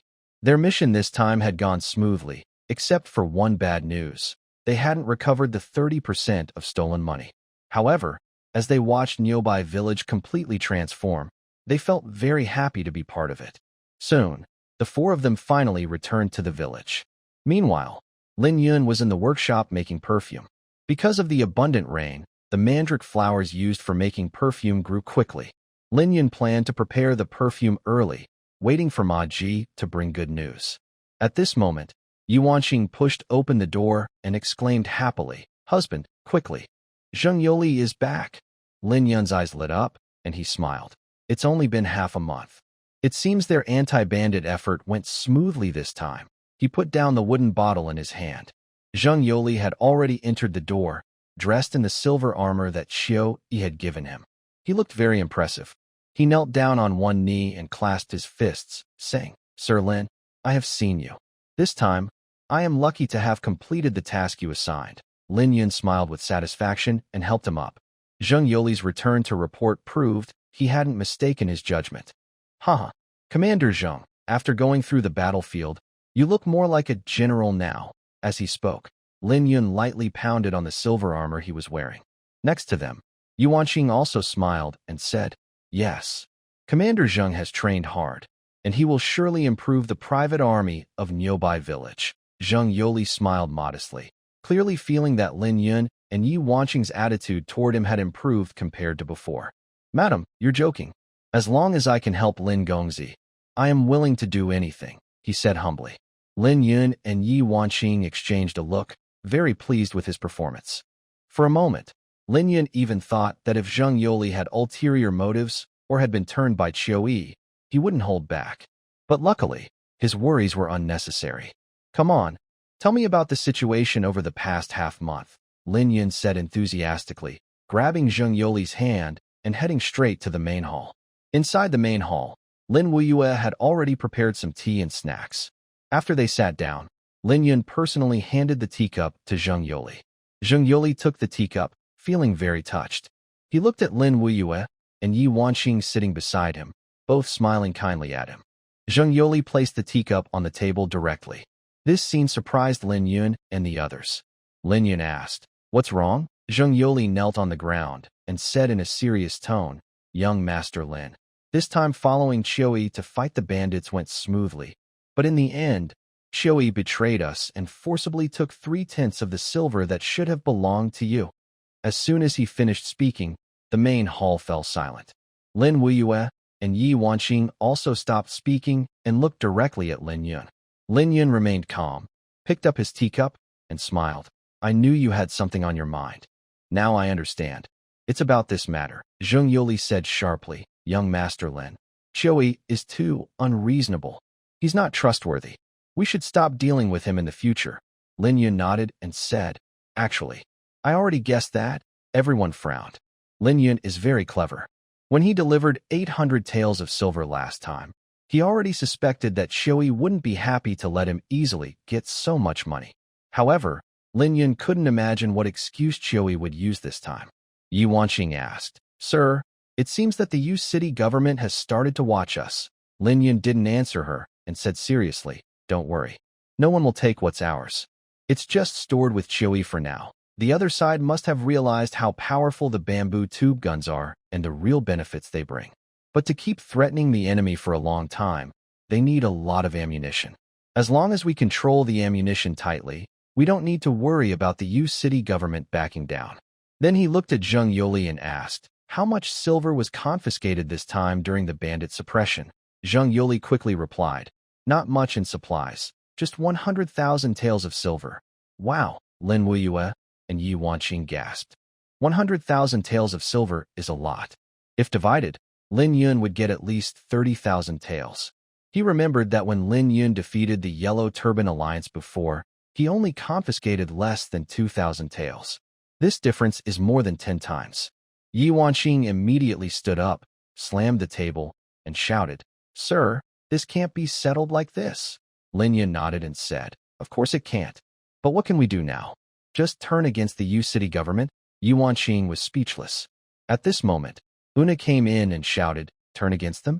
Sir, give me 10 gunmen, and I will definitely defeat the Qiu father and son. Then you can be the Yu city governor, and you'll be better than them. Everyone shook their heads helplessly. Una's words sounded bold, but they were meaningless and impossible to achieve. Lin Yun smiled bitterly and said, Do you think the Yu city governor is self-appointed? Without the emperor's approval, even if we take down Yuqing prefecture, it would be useless. Instead, we might be seen as rebels by the court. Una snorted softly and sat on a nearby chair, saying, You people from the East Land are the most troublesome. If we were in the Southern Barbarian, we would definitely seek revenge immediately. Lin Yun ignored her comment and looked at Zheng Yuli, saying, It's not your fault. You don't need to blame yourself. Then he turned to Lin Wuyue and said, Wuyue, go and get 100 taels of silver as a reward for Commander Zheng. Lin Wuyue immediately stood up and left. Zheng Yuli hurriedly waved his hand and said, Young master, we are not wealthy right now. You can keep the silver. Besides, I didn't do much to help this time. Zheng Yuli, this money isn't given because of your achievements. It's because of your performance this time. Do you understand what I mean? Lin Yun smiled. Zheng Yuli was initially surprised, but when he looked into Lin Yun's deep eyes, he suddenly understood and nodded, saying, I understand. At the same time, he secretly clenched his fists, thinking, Young Master Lin is testing me this time. He felt a chill and thought to himself, If I had truly been persuaded by Qiu, I might face endless assassination. With the powerful bamboo tube gun, even a weak child could easily kill him. It was impossible to defend against. At this moment, Lin Wuyue handed over the 100 taels of silver to Zheng Yuli. Zheng Yuli was moved to tears and, after accepting the silver, said, Young master, rest assured. I, Zheng Yuli, swear to the heavens that I will never do anything to betray you in this life. Lin Yun smiled and said, No need to swear. If you have any other intentions, a vow won't help. I just hope you stay true to your conscience. You may go now. Zheng Yuli then stood up and left. At this time, Lin Wuyue sighed helplessly and said, My lord, the 800 taels of silver sent by Ma Ji last time have all been spent. Plus, recently, we've been planting crops and ordering a large batch of seeds. Every day, we also pay wages to the villagers producing black powder. We don't have much silver left. Yuan sighed softly and said, My lord, I have to admit, your ability to make money is impressive. But your spending is also very fast. and you spend too generously. Una pouted and said, just pretending. Once we run out of funds, no matter how capable the young master is, he won't be able to show his strength. Seeing the worried expressions of the three women, Lin Yun looked up and laughed loudly, saying, ladies, don't worry. This money is earned, not saved. As long as it is used wisely, it doesn't count as waste. I promise that the money spent will come back 10 or even 100 times over. Just hold on a little longer. Lin Yun also felt the pressure in his heart. He used to think that Zheng Yuli going to fight bandits would surely bring back a lot of silver. But since Ma Ji brought back 800 taels of silver last time, he realized something was wrong. This Chiui person is unreliable. Faced with such greed and lack of morals, Lin Yun could only choose to stay away. His only hope now is on Ma Ji. He hopes Ma Ji can bring good news. Also, he must act wealthy and generous. For example, the chief steward of the U City Treasury is a very lucrative position. Dealing with supplies and silver all day, if he doesn't show off wealth, how can he attract Ma Ji? Only by showing off riches that rival a kingdom can he make the other person trust him completely. Another half-month passed. Lin Yun has made hundreds of bottles of perfume. Even the crops in the fields have grown taller. But Ma Ji is like a kite with a broken string. Since their last meeting, he has been silent. Even with a strong mind, Lin Yun couldn't sit still anymore. He arranged for Una to secretly go into the city and observe the situation. After waiting and waiting, Una finally returned. Lin Yun immediately went to greet her, asking, how is it over there? Una took a sip of tea and said, it was hard work, but I finally met Ma Ji. He told the official to wait for good news. Recently, a big person came to U City, someone sent by the court, a special envoy. So, not just Ma Zhongwan, but the whole U City is very busy. Lin Yun frowned and muttered, a special envoy? Why is he here in U City? Ma Zhongwan said it's to check on the people's conditions. And this time, he's just passing through U City. I heard there's a famine in House City, and many people have starved to death. Una looked cold and sneered. She wasn't really loyal to the court, so even if more people died, it didn't matter to her. She just found it amusing. House City? Famine? How is that possible? House City is famous for its grain production in Fengyang Prefecture. If House City can starve people, wouldn't the whole Fengyang Prefecture be starving? As a former member of the Lin family, even though he was just a lowly son, Lin Yun still carried the family name. So he knew a lot about Fengyang Prefecture. I don't know about that. When Ma Ji arrives, you can ask him yourself. Una was too lazy to ask about these matters. She stood up, wanting to go back and rest, then suddenly remembered something and said, oh, husband, this is for you. She took out a cloth bag from her bosom. Lin Yun asked curiously, what is this? I passed by the blacksmith shop in Yuqing. It was the old blacksmith who gave this to you, saying it was ordered by you earlier. Lin Yun's eyes lit up. He had been so busy lately that he had completely forgotten about this. He quickly took the cloth bag, his eyes shining with interest. Una asked curiously, what's inside? Have you looked inside? Of course I did. But it's just some small iron pieces. What are these even for? She probably couldn't guess what they were, no matter how hard she thought. Lin Yun smiled mysteriously and said, these are good stuff. You'll see what they're for later. After saying that, Lin Yun picked up the cloth bag and turned to walk toward his workshop. Una pouted and went back to rest.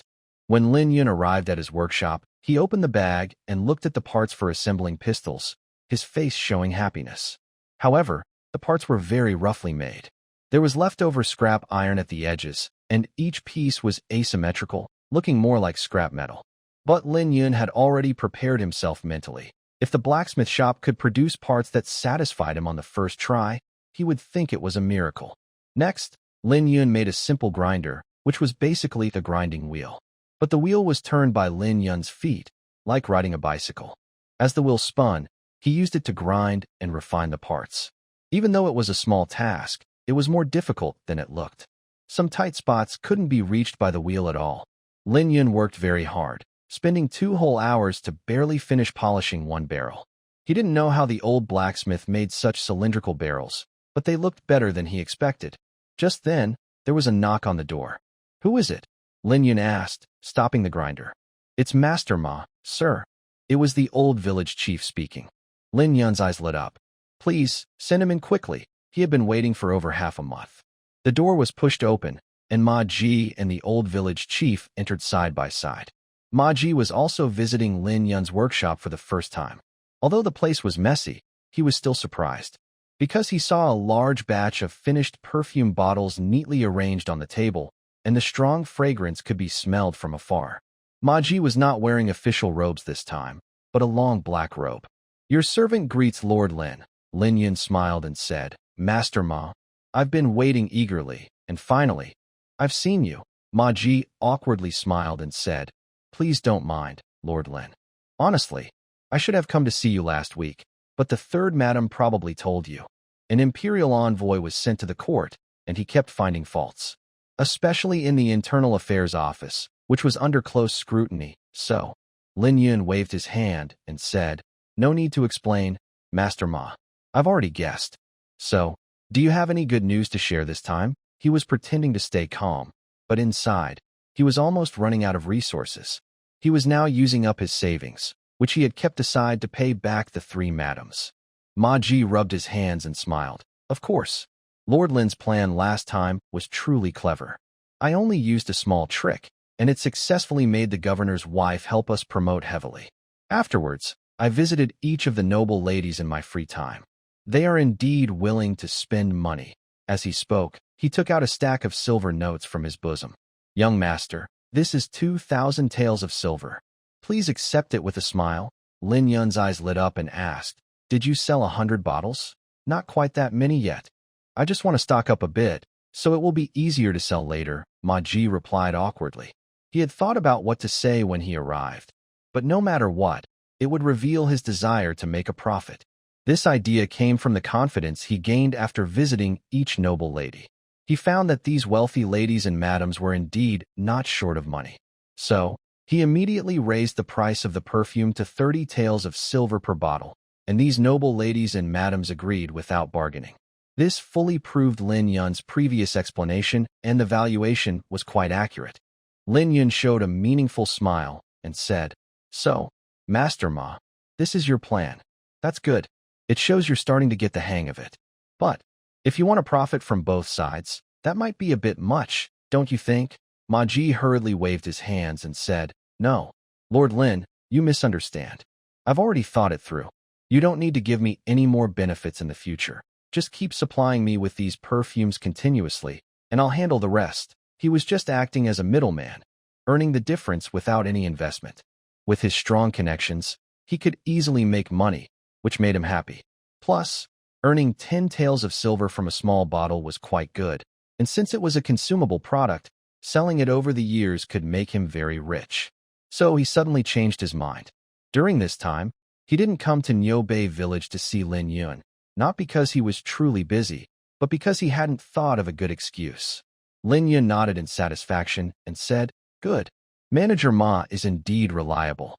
Since we've reached a win-win situation, I wish us a happy cooperation in advance." "Happy cooperation." "Happy cooperation." Ma Ji nodded and bowed as he shook hands with Lin Yun. He no longer had the authority of an official. He looked like a shrewd businessman. This time, Lin Yun and Ma Ji's partnership was deeply connected. Neither could do without the other. Lin Yun needed to open up sales channels, but he couldn't do it alone. Only Ma Ji could help. If he went to the Chiu family, he would definitely be overcharged. Ma Ji could sell at a high price because he needed guaranteed quality products. Nearby, the old village chief watched Lin Yun and Ma Ji chatting happily, feeling very emotional. This is real big business. Each cooperation could bring in thousands of taels of silver. In his view, the more money Lin Yun had, the more benefit it would bring to Niubei village. Moreover, the crops were growing well, and in a few months, it would be harvest time. This was Niubei village's first big harvest, and both the old village chief and all the villagers were very happy. Lin Yun put away the silver notes, put his arm around Ma Ji's shoulder, and smiled. "Manager Ma, you haven't had dinner yet, right? Stay tonight, and let's have a few drinks." "Young Master Lin, I came secretly tonight and must return immediately. If the Lord Prefect finds out, I'll be in big trouble." Ma Ji was still too timid. Lin Yun smiled slightly and said, "Manager Ma, don't worry. At this time, even you can sneak away to handle personal matters." The Lord Prefect would probably do the same. Just stay and have a few drinks with me. I promise it won't interfere with your official duties. Since young Master Lin is so kind, I'll trouble you then. Ma Ji clasped his fists and smiled. Actually, he knew Lin Yun was right. But he felt guilty this time, so he was a bit scared. After all, earning money under the eyes of the Lord Prefect was risky. If he was caught, it would be a big problem. Lin Yun took Ma Ji to the main hall and shouted, "Will you prepare the food and drinks quickly? I want to have a few drinks with Manager Ma." Will you came out from the kitchen and smiled. "The food will be ready soon." "Manager Ma, you came just in time." Ma Ji awkwardly smiled and said, "Please thank the madam for her trouble." At this moment, Yu Wanqing and Yuna also came over. The two women sat together but did not speak, just listening to Lin Yun and the others talk. Lin Yun asked, "Master Ma, I heard Yuna say that the imperial inspectors sent by the court are here to investigate the disaster victims in House City." Mentioning this, Ma Jichang sighed and said, "Don't mention it. It looks like the prefect of House City is about to be finished." Curious, Lin Yun asked, "What exactly happened? Isn't House City a major grain producer in Fengyang Prefecture? Why did people starve to death?" "Humph, House City does produce grain, but the prefect there, to enrich himself, forcibly took all the grain from the people at low prices last year. Then he resold it to other counties, making a huge profit. But the common people suffered greatly, especially this year. With a severe drought, House City's grain supplies are so low that they might not even have enough for themselves, let alone sell." Ma Jichang kept talking, then suddenly remembered seeing the crops in Niubei village growing tall on his way here. He exclaimed happily, "Young Master Lin, you truly are a miracle. This year, many parts of Fengyang Prefecture are suffering from drought, and the crops are drying up in the sun. Niubei village is in the poorest land, yet the crops are growing so well. How is that possible?" Lin Yun and the two ladies smiled slightly. Since Ma Jichang arrived, if not for the large fields of crops supporting them, their family of four might have already struggled to survive. Even Lin Yun couldn't guarantee that Ma Jichang could bring back enough silver this time. Only with these crops could Lin Yun be sure they wouldn't starve in the near future. A few days ago, Lin Yun had even considered going out to fight bandits to earn some silver. He cleared his throat and said, "Hearing Master Ma say that, I feel more at ease. It looks like this year, even if I sell the grain, I can make a good profit." Ma Jichang nodded and said, "Yes. Grain is very valuable right now. If young Master Lin opens the granary and sells grain, you'll definitely make a lot of money. But according to the grain collection rules from Yuqing Prefecture, you must prioritize paying grain to Yuqing Prefecture." Lin Yun frowned and asked, "How much grain do I need to pay?" "Do you know? The quota is 20% of the total harvest, and it's mandatory. Of course, Yuqing Prefecture will also present some of this grain as tribute to the Lin family. The Lin family will then gather grain from various places and send a certain portion as tribute to the great Ind divine dynasty." Lin Yun suddenly understood the situation. "So, if Niubei village's total harvest this year is 10 million jin, I need to first give 2 million jin as tribute." "Exactly. Young Master Lin, you must not be stingy. This grain collection is a good thing. The court wants to encourage farmers to produce more grain by rewarding villages that meet certain quotas. For example, Niubei village can enjoy special privileges if they meet their grain quota. If they perform very well, they might even have a chance to enter official service." Lin Yun's eyes lit up and asked, "Really?" "Of course, but to qualify, they must meet the highest quota for at least 5 years. Ma Ji, the official in charge of internal affairs in Yuqing Prefecture, knew these rules well. Seeing Lin Yun deep in thought, Ma Ji stepped closer and asked, "Young Master Lin, can you tell me how much grain Niubei village has harvested this time?" Lin Yun chuckled and said, "Is that really important? Don't misunderstand, young master. I'm just curious. Besides, since we've established some connection, I wouldn't harm you. If there's any good news, I can help you." Lin Yun asked back, "Before I answer, tell me, what does the prefect think of Niubei village right now?" He was sure that the big changes in Niubei village would be noticed by Qi Guangri. But after so long, there was no response. Has Qi Guangri really approved? Ma Ji cleared his throat and said, "Yes, because the imperial envoy is here to inspect. The prefect is treating Niubei village as a model village and has invited the envoy to come for an inspection soon." "Oh? Why didn't you say this earlier? Ma Ji smiled wryly and said, Young master, please don't misunderstand me. It's not that I didn't tell you, but this matter hasn't been officially documented yet. Nothing is settled, so I can't speak carelessly. But even if you didn't ask, I would have told you. Lin Yun nodded in satisfaction, already making plans. The envoy's visit to inspect Niubei village was a good opportunity for him. At this moment, Yi Wanqing said, Husband, the envoy's visit is a good thing, but I'm worried Qi Guangri might have bad intentions. Her words made Ma Ji's face change suddenly. He was just scared, not angry. Lin Yun looked at her and asked, Why do you say that? Just now, Ma Steward mentioned that House City is suffering from a famine. If our Niubei village has a big harvest this year, Qi Guangri might use his position to help his career. He could pretend to be kind and generous in front of the envoy and give our grain to House City. Yi Wanqing spoke confidently, but Lin Yun's brow was furrowed. Ma Ji nodded and said, Based on Madame's reasoning, that is very possible. He knew that Yi Wanqing had once been born in the Imperial Academy, a place where only two types of people existed, officials and ruthless enforcers. There was no matter of the great and divine dynasty's internal or external affairs that they did not participate in. So, it was understandable that Yi Wanqing could see such deep causes and effects. Lin Yun took a deep breath and said, It seems we need to prepare in advance. Ma Ji asked curiously, Master Lin means. Lin Yun grinned and said, Harvest early, hide the yield. Yi Wanqing hesitated for a moment, then nodded and said, That's feasible. Ma Ji shook his head and said, Master Lin, this method is workable, but it's risky. If the prefectural magistrate or the inspector finds out, Niubei village will be doomed. No matter what, I won't let Lin Yun be used as a pawn by others. I won't agree to that. He looked at Ma Ji with a meaningful gaze. Ma Ji immediately understood and quickly assured him, Master Lin, don't worry. We're on the same side now. I would never betray you. Lin Yun nodded in response. At this moment, Lin Weiyue had already set the dishes on the table and shouted, Dinner is served.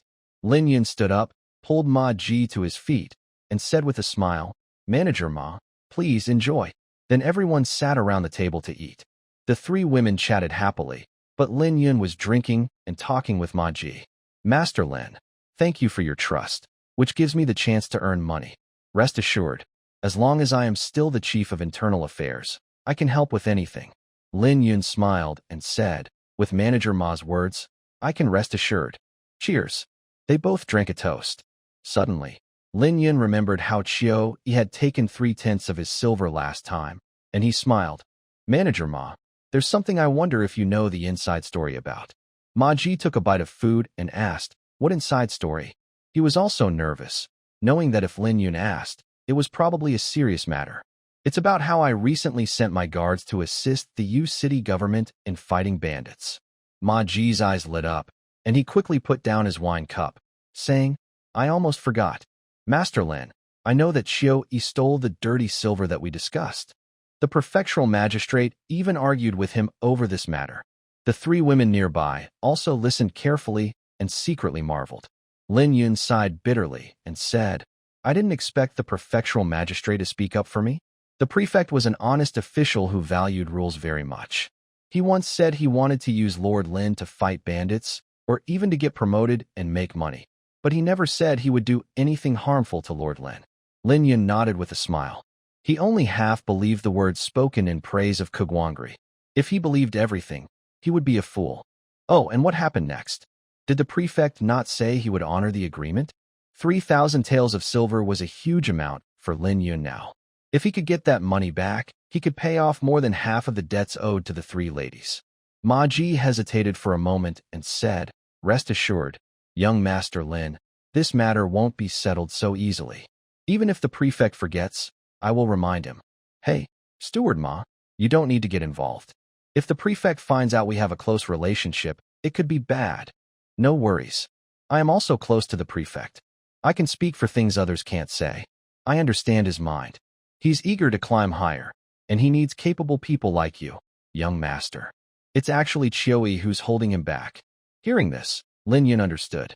He smirked and said, It seems the prefect's relationship with his son isn't very good. Oh, it's worse than that. It's very bad. Chewie has been secretly building his own power. We don't know what he's planning, but he's definitely going against the prefect. So, young Master Lin, don't misunderstand. Chewie's actions are not the prefect's wishes. Lin Yun poured him a glass of wine and smiled. Come, let's drink. They clinked glasses and enjoyed a hearty meal. Both Lin Yun and Ma Ji got what they wanted, making it a complete win-win situation. After sending Ma Ji away, Yi Wanqing asked, Husband, what are you really thinking? Lin Yun smiled and asked, What do you mean? About Ma Ji. Do you trust him? In this world, except for family, most people can't be fully trusted. I don't need to believe him completely. Just maintain this mutually beneficial relationship. Lin Yun's plan was simple. Once the fame of the perfume spread to other regions, he would bring his skills and make money without worry. You let Ma Ji earn 10 taels of silver from a bottle of perfume without doing anything. Easier than us. Yi Wanqing looked a bit annoyed. Haha, silly girl, don't just look at the present. He really didn't do anything wrong. But without his mediation, we wouldn't be able to sell our perfume at all. In other words, the profits he took were earned through strong connections. Wait and see. I will make the scent of our perfume spread throughout the entire Great End God dynasty. Lin Yun turned and walked away with a confident, commanding look. Lin Wuyue asked, Husband, it's so late. Where are you going? With his back to the three women, Lin Yun waved his hand and said, I'm going for a walk. Don't worry about me. Watching Lin Yun's figure leave, Yuna asked, Sisters, do you think the Yu city government will send that money over? Lin Wuyue smiled bitterly, but said nothing. Yi Wanqing nodded and said, If what Ma Ji just said is true, then it's very possible. Besides, Ma Ji also mentioned that the special envoy and the governor are coming to Niu Bei village to inspect, mainly to see the harvest. If the governor has this idea, he will definitely want to please the husband. Yuna's eyes lit up, and she clapped her hands excitedly. So that old man will send the money. 30,000 taels of silver, TCH. I can't even imagine. If we can get it back, our debt might finally be paid off. Yi Wanqing and Lin Wuyue nodded secretly. Although the money's origin was questionable, it was still a lifeline for them. The three women had different personalities, each unique, but they all valued their dignity deeply. Strictly speaking, all three were still carrying their sins. Their crimes still weighed on the Lin family. Only by fully repaying the debt could they clear their names. In the dark night, Lin Yun wandered alone through the rice fields, gazing at the endless wheat fields, feeling a mix of emotions. When he first arrived at Niu Bei village, it was just a barren land. Everywhere was full of poverty. But in less than half a year, the entire village had transformed completely, becoming new and vibrant. At this moment, a group of patrol soldiers approached in formation, coincidentally meeting Lin Yun. Leading them was Zheng Yoli. Zheng Yoli, sharp-eyed, immediately recognized Lin Yun and hurried forward. Young Master Lin, it's so late. Why are you out here? Oh, it's nothing. I was just out for a walk, Lin Yun replied, standing with his hands behind his back, still staring at the wheat fields. Suddenly, he remembered something and asked, By the way, is Manager Ma okay? They had just drunk quite a bit, and before Ma Ji left, he took 100 bottles of perfume. Lin Yun was worried he might encounter danger on the way. In Lin Yun's mind, Ma Ji is now his biggest helper and a key person for his survival in Yuqing. Naturally, he doesn't want anything to happen to him. Young Master Lin, please rest assured. The official road from Niubai village to Yuqing prefecture is very safe now. There are no more bandits. Lin Yun nods slightly and says, Good. This is all thanks to you. Go back now. Also, bring the old village head here. I have something to discuss with him. Yes, Zheng Yoli responds, and then leads his team into the village. Soon, Zheng Yoli and a few soldiers arrive at the village entrance. One soldier asks curiously, Commander, it looks like young Master Lin is in a good mood today. Of course. Didn't you see Ma Ji taking away a batch of perfume made by the young master? He must have made a big profit. Since Zheng Yoli is close to Lin Yun, he naturally understands about the perfume. The soldier's eyes brighten immediately. Is that perfume really valuable? How much silver can it sell for? Zheng Yoli glances behind him and says in a serious tone, Don't ask too much. That's none of your business. Remember, we are Lin Yun's private army. Our main task is to protect the villagers and their property in Niubai village. Do you understand? Yes. The soldiers realize they've spoken out of turn and all agree quickly. Soon, Zheng Yoli arrives at the old village head's house and gently knocks twice. Even Lin Yun respects the old village head, and Zheng Yoli, being clever, wouldn't act rudely. The door opens, and the old village head, holding a pipe and smelling of alcohol, smiles and says, "Oh, it's Commander Zheng. Come in and have a few drinks to warm up." Zheng Yoli turns his head to look inside. Inside, several villagers sit around a small table on a kong, a traditional heated bed, with some snacks and drinks on the table. They are all red-faced from drinking. Zheng Yoli smiles and says, "I have duties tonight, so I won't drink." "Oh? Then, Commander Zheng, why are you here so late?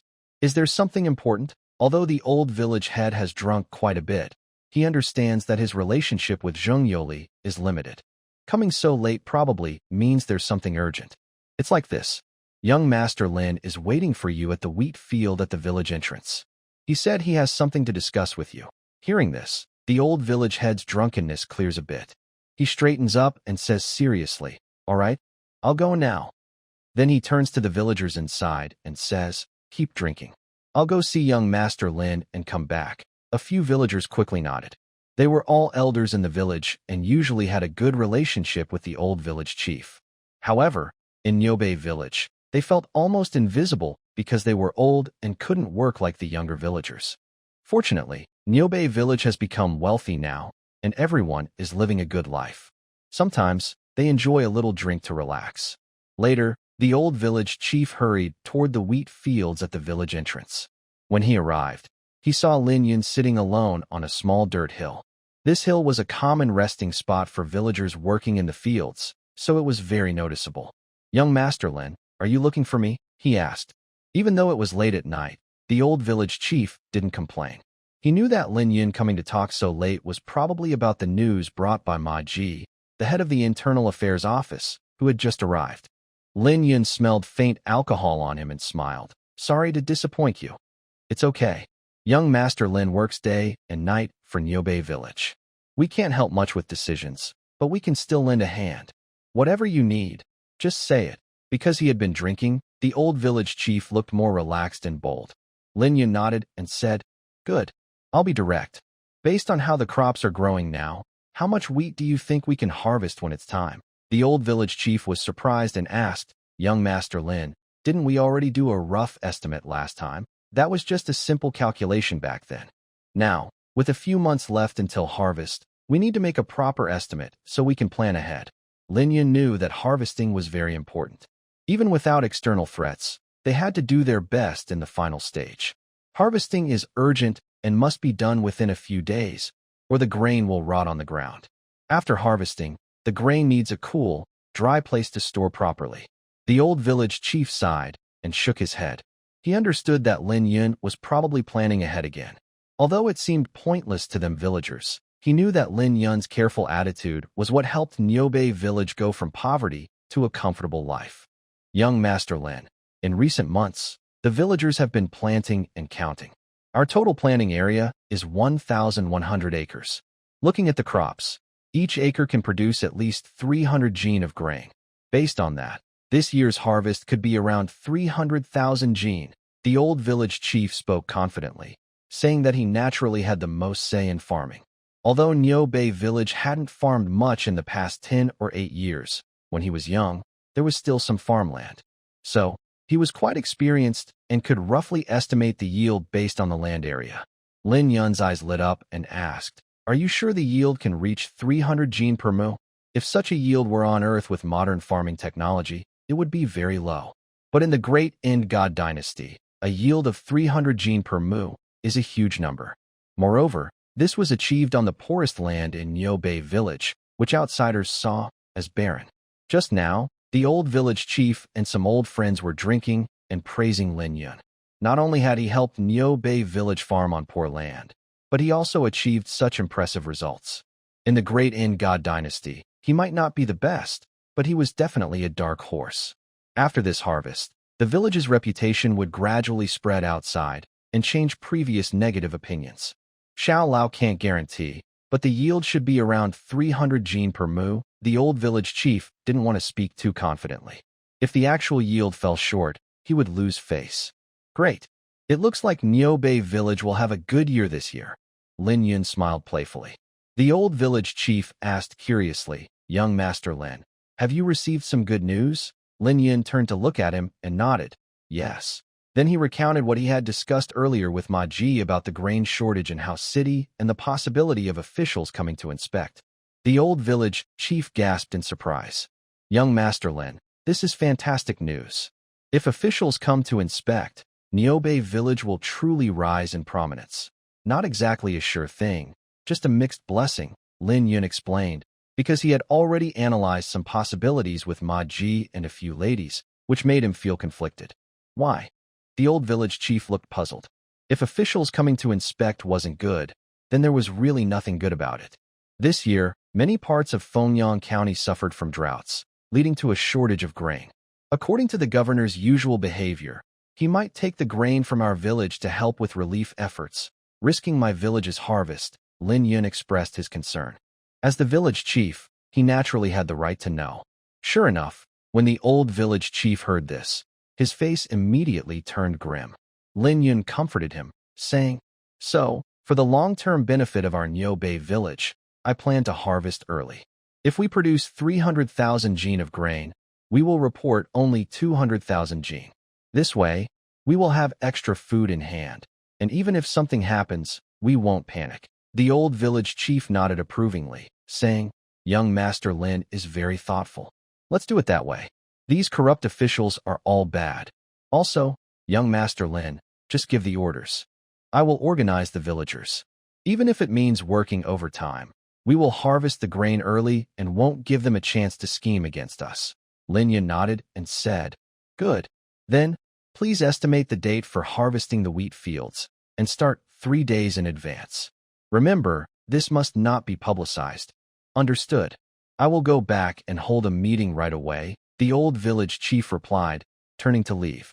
Wait a moment. Lin Yun still had plans to discuss. The old village chief hurriedly stopped. Young Master Lin, do you have more instructions?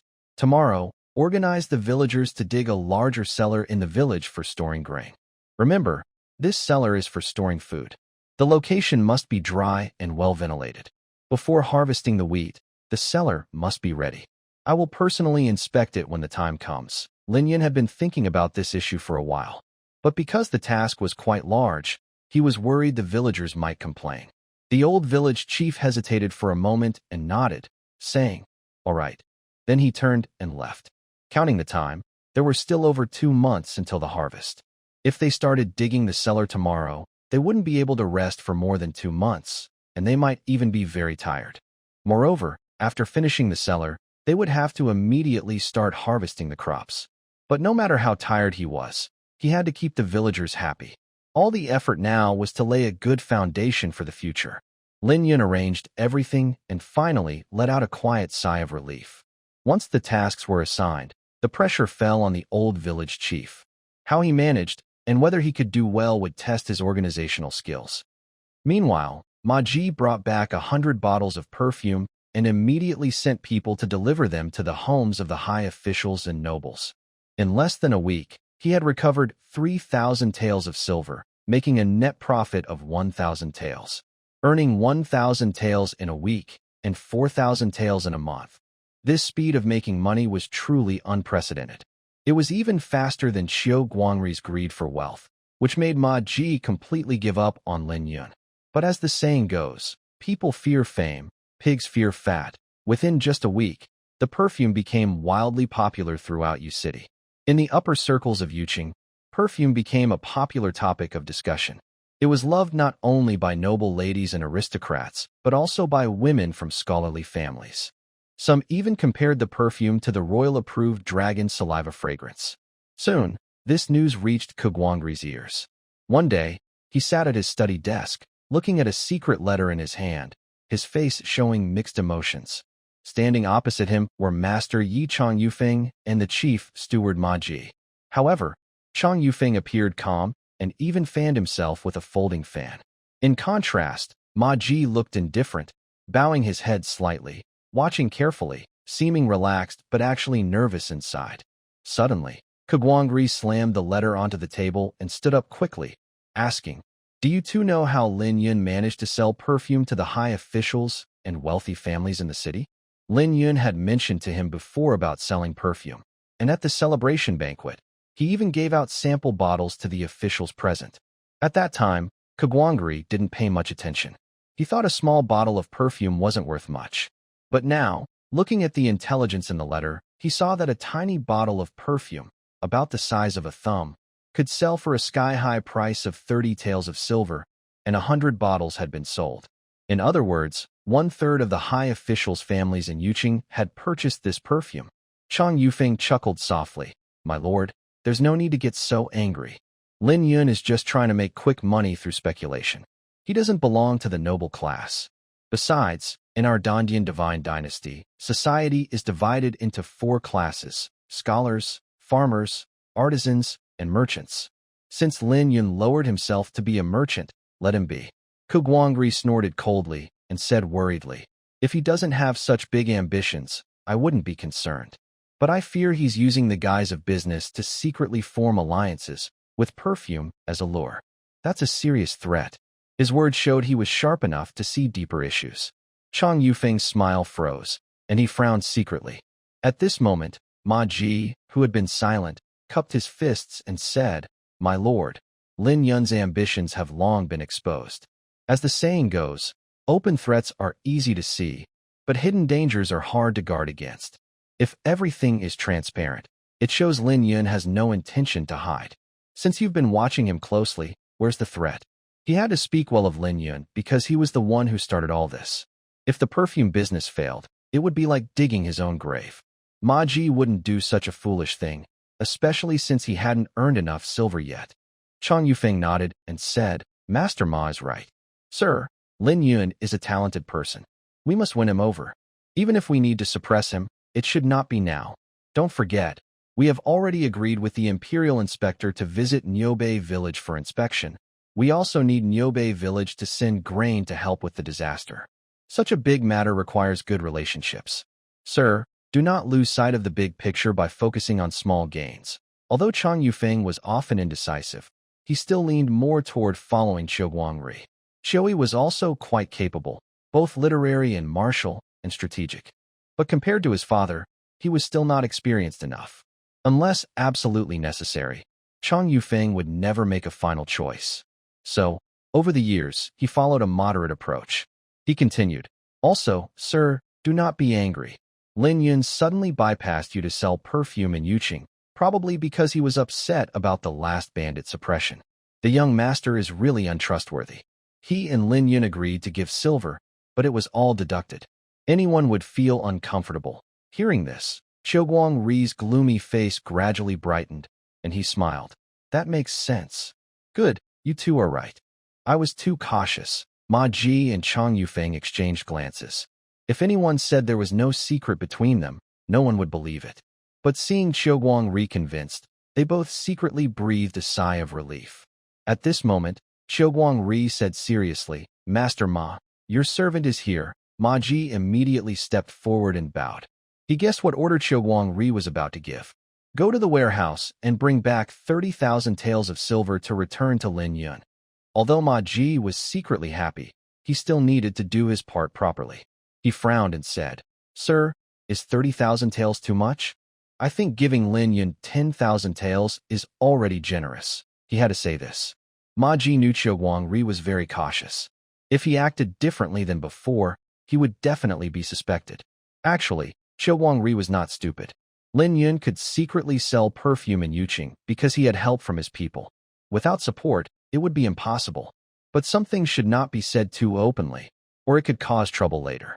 Moreover, Guangri dared not really confront his subordinates. The Imperial Inspector was still staying in his Yuqing residence, and he could not afford any trouble. Guangri smiled slightly, walked around his desk, patted Ma Ji on the shoulder, and said, "Master Ma is truly a good steward. But the money spent must not be saved, as Master Chang said. Lin Yun still cannot afford to offend everyone. Moreover, the silver was originally his rightful property." Ma Ji continued to ask, "Sir, when the eldest son handed over the silver earlier, Didn't he repeatedly instruct that it should not be returned to Lin Yun? Humph. That rebellious son is daring beyond measure. I won't forgive him.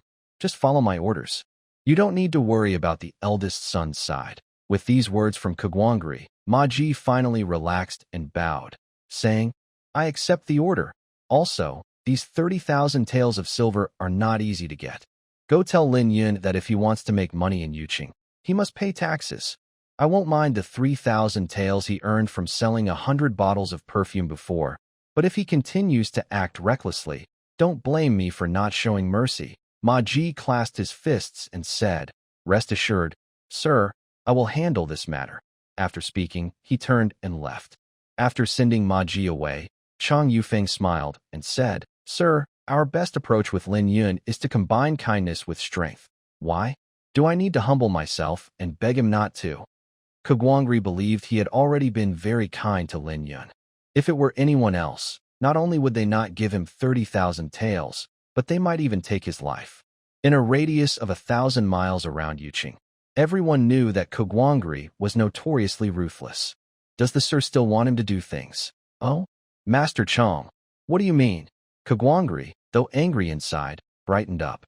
He was simple-minded but understood reason well, knowing that honest advice, even if harsh, was good for progress. Sir, don't get angry just yet. Lin Yun already controls a firearm like the bamboo tube gun, which can change the game. That makes him a significant figure.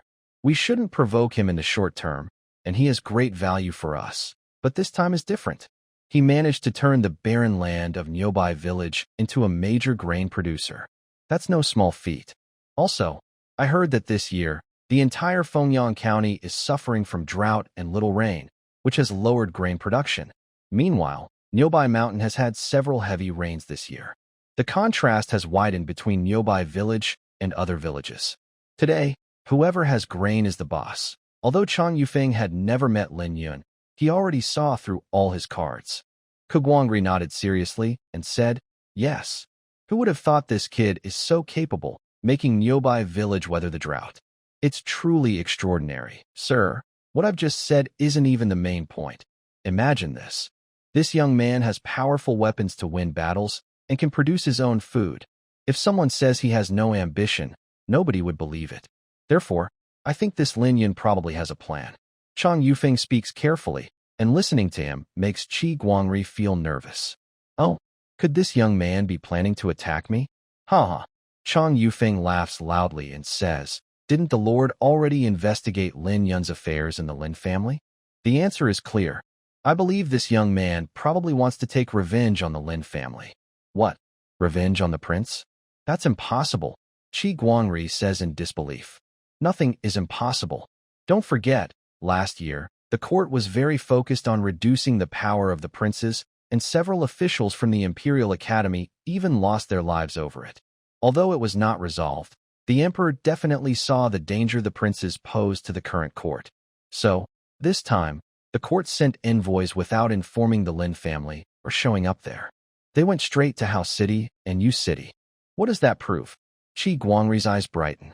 Does the emperor want to use this famine crisis to weaken the princes? It's impossible to weaken the princes now. Even if they do, it will take at least 10 or 20 years. Chang Yufeng, a struggling scholar who failed many exams, has his own understanding of national affairs. Though he has a limp, it helps him see through the world's coldness and understand the danger the princes pose to the great dynasty. Humph, what exactly does Master Chang want to say? You're confusing me with all these different ideas. I only want to say this. We should build good relations with Lin Yun early. Even if we do nothing, we must not offend him. When the day comes that Lin Yun plans to rebel, we can take advantage of the situation to make a final choice. Support the side that benefits us most. Qi Guangri is very happy. Good. Master Chang is truly thoughtful and has already considered this. I am so lucky to have your advice. Haha. Chang Yufeng gently strokes his mustache and smiles. You flatter me. But Lin Yun is really the biggest opportunity in your life. If you seize it, you could rise rapidly and maybe even reach a high position in the court someday. In the great dynasty, even a fifth-rank official, if given a chance to meet the emperor, would be more powerful than a fourth-rank official sent to the local government. In short, The greatest achievement is saving the emperor, and the best strategy is to avoid starvation. If you want to get promoted and become wealthy, the fastest way is to be close to the emperor. No matter how many military achievements you have or how much you help the court, they are not as important as saving the emperor. So, even if Qi Guangri cannot attend court to present his greetings, as long as the emperor knows about him, he still has a chance to rise quickly.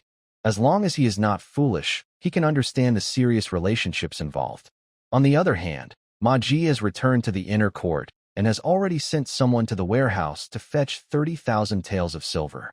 He plans to use this opportunity to flatter Lin Yun with the silver and secretly buy some perfume. The 100 bottles of perfume he bought from Lin Yun sold out in less than a week. It was an unexpectedly popular product.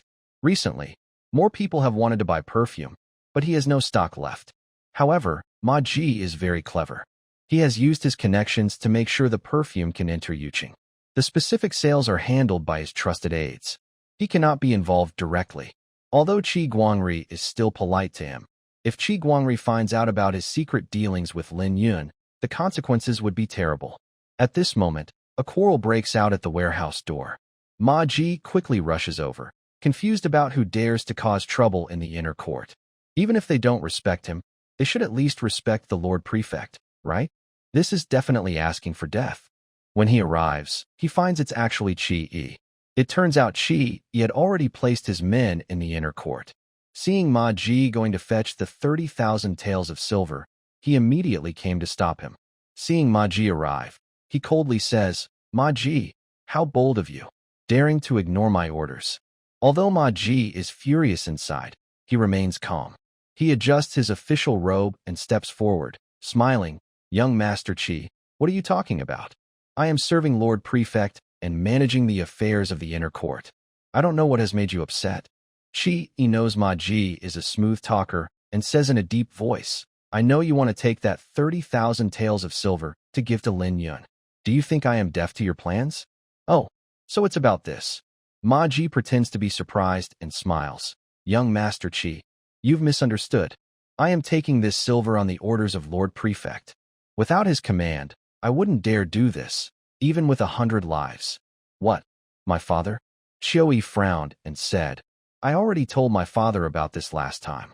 How could he agree? It is absolutely true. I dare not lie about this matter. If the eldest son doesn't believe it, he can ask the prefect himself." Ma Ji also avoided offending anyone by shifting all the blame onto Qi Guangri. After all, their father and son had not been on good terms for a long time. On the surface, he appeared respectful to Qiu Yi, but in fact, he didn't take him seriously. He knew that Qiu Yi was still able to rise high because the prefect was turning a blind eye. If Qiu Yi really offended the prefect's bottom line, he would definitely suffer bad luck. Even if he was the prefect's son, he wouldn't be safe. "Good. I will go see my father now. Manager Ma, please wait a moment. If you dare to send silver to Lin Yun while I am away, don't blame me for turning my back on you." Qiu Yi snorted coldly and turned to leave. Ma Ji quickly nodded and bowed to agree. After seeing Qiu Yi off, he looked at his subordinates. These were officials on duty in the Internal Affairs Office, all supposedly under his control. But it was obvious that someone inside the office had leaked information since Qiu Yi arrived so quickly. All the officials lowered their heads silently. Ma Ji said in a deep voice, "Although I don't know who informed the eldest son, I am already watching you all. Now, I give you a chance to correct yourselves. Come to my study and confess voluntarily. I will forgive past mistakes. If you persist in hiding the truth, you should know what will happen. The Internal Affairs Office only serves the prefect. That is a strict rule. Anyone who dares to break it will lose their head." After speaking, Ma Ji turned and left. At this moment, a young man in a gray cloth shirt, shirtless, asked, "Sir, should we still take the silver?" "Of course. Take it out and prepare it. Wait for the eldest son's order." Watching Ma Ji leave, everyone looked at each other in silence. The young man in the cloth shirt immediately went to the treasury and took out 30,000 taels of silver. Everyone who entered the treasury, even Ma Ji and Qiu Yi, had to change into this cloth shirt. The silver in the treasury was carefully counted, so outsiders entering had to be cautious. If anyone dared to steal secretly, wearing this cloth shirt made it impossible to hide the silver. Meanwhile, Chiu Yi arrived at the prefect's study and faintly heard his father talking with Chang Yufeng, but he couldn't hear the details clearly. Since there were guards at the door, he didn't dare eavesdrop and could only loudly call out, "Father, I have something to ask to see you." Inside the study, Kagwangri paused for a moment, but quickly understood and said in a deep voice, "Come in." Chiu Yi then pushed the door open and entered. As soon as he stepped inside, he saw Chang Yufeng sitting in a grand chair, tilting his head while drinking tea, looking very relaxed. Chiu Yi hurriedly bowed and said, "Greetings, Master Chang." Chang Yufeng nodded with a smile. Then Chiu Yi said, "Father, are you really going to give Lin Yun those 30,000 taels of silver? Why? Do you have an opinion? Father, this isn't right. The village of Niubei has become stronger under Lin Yun's leadership. If you give him this money, it will make him even more powerful.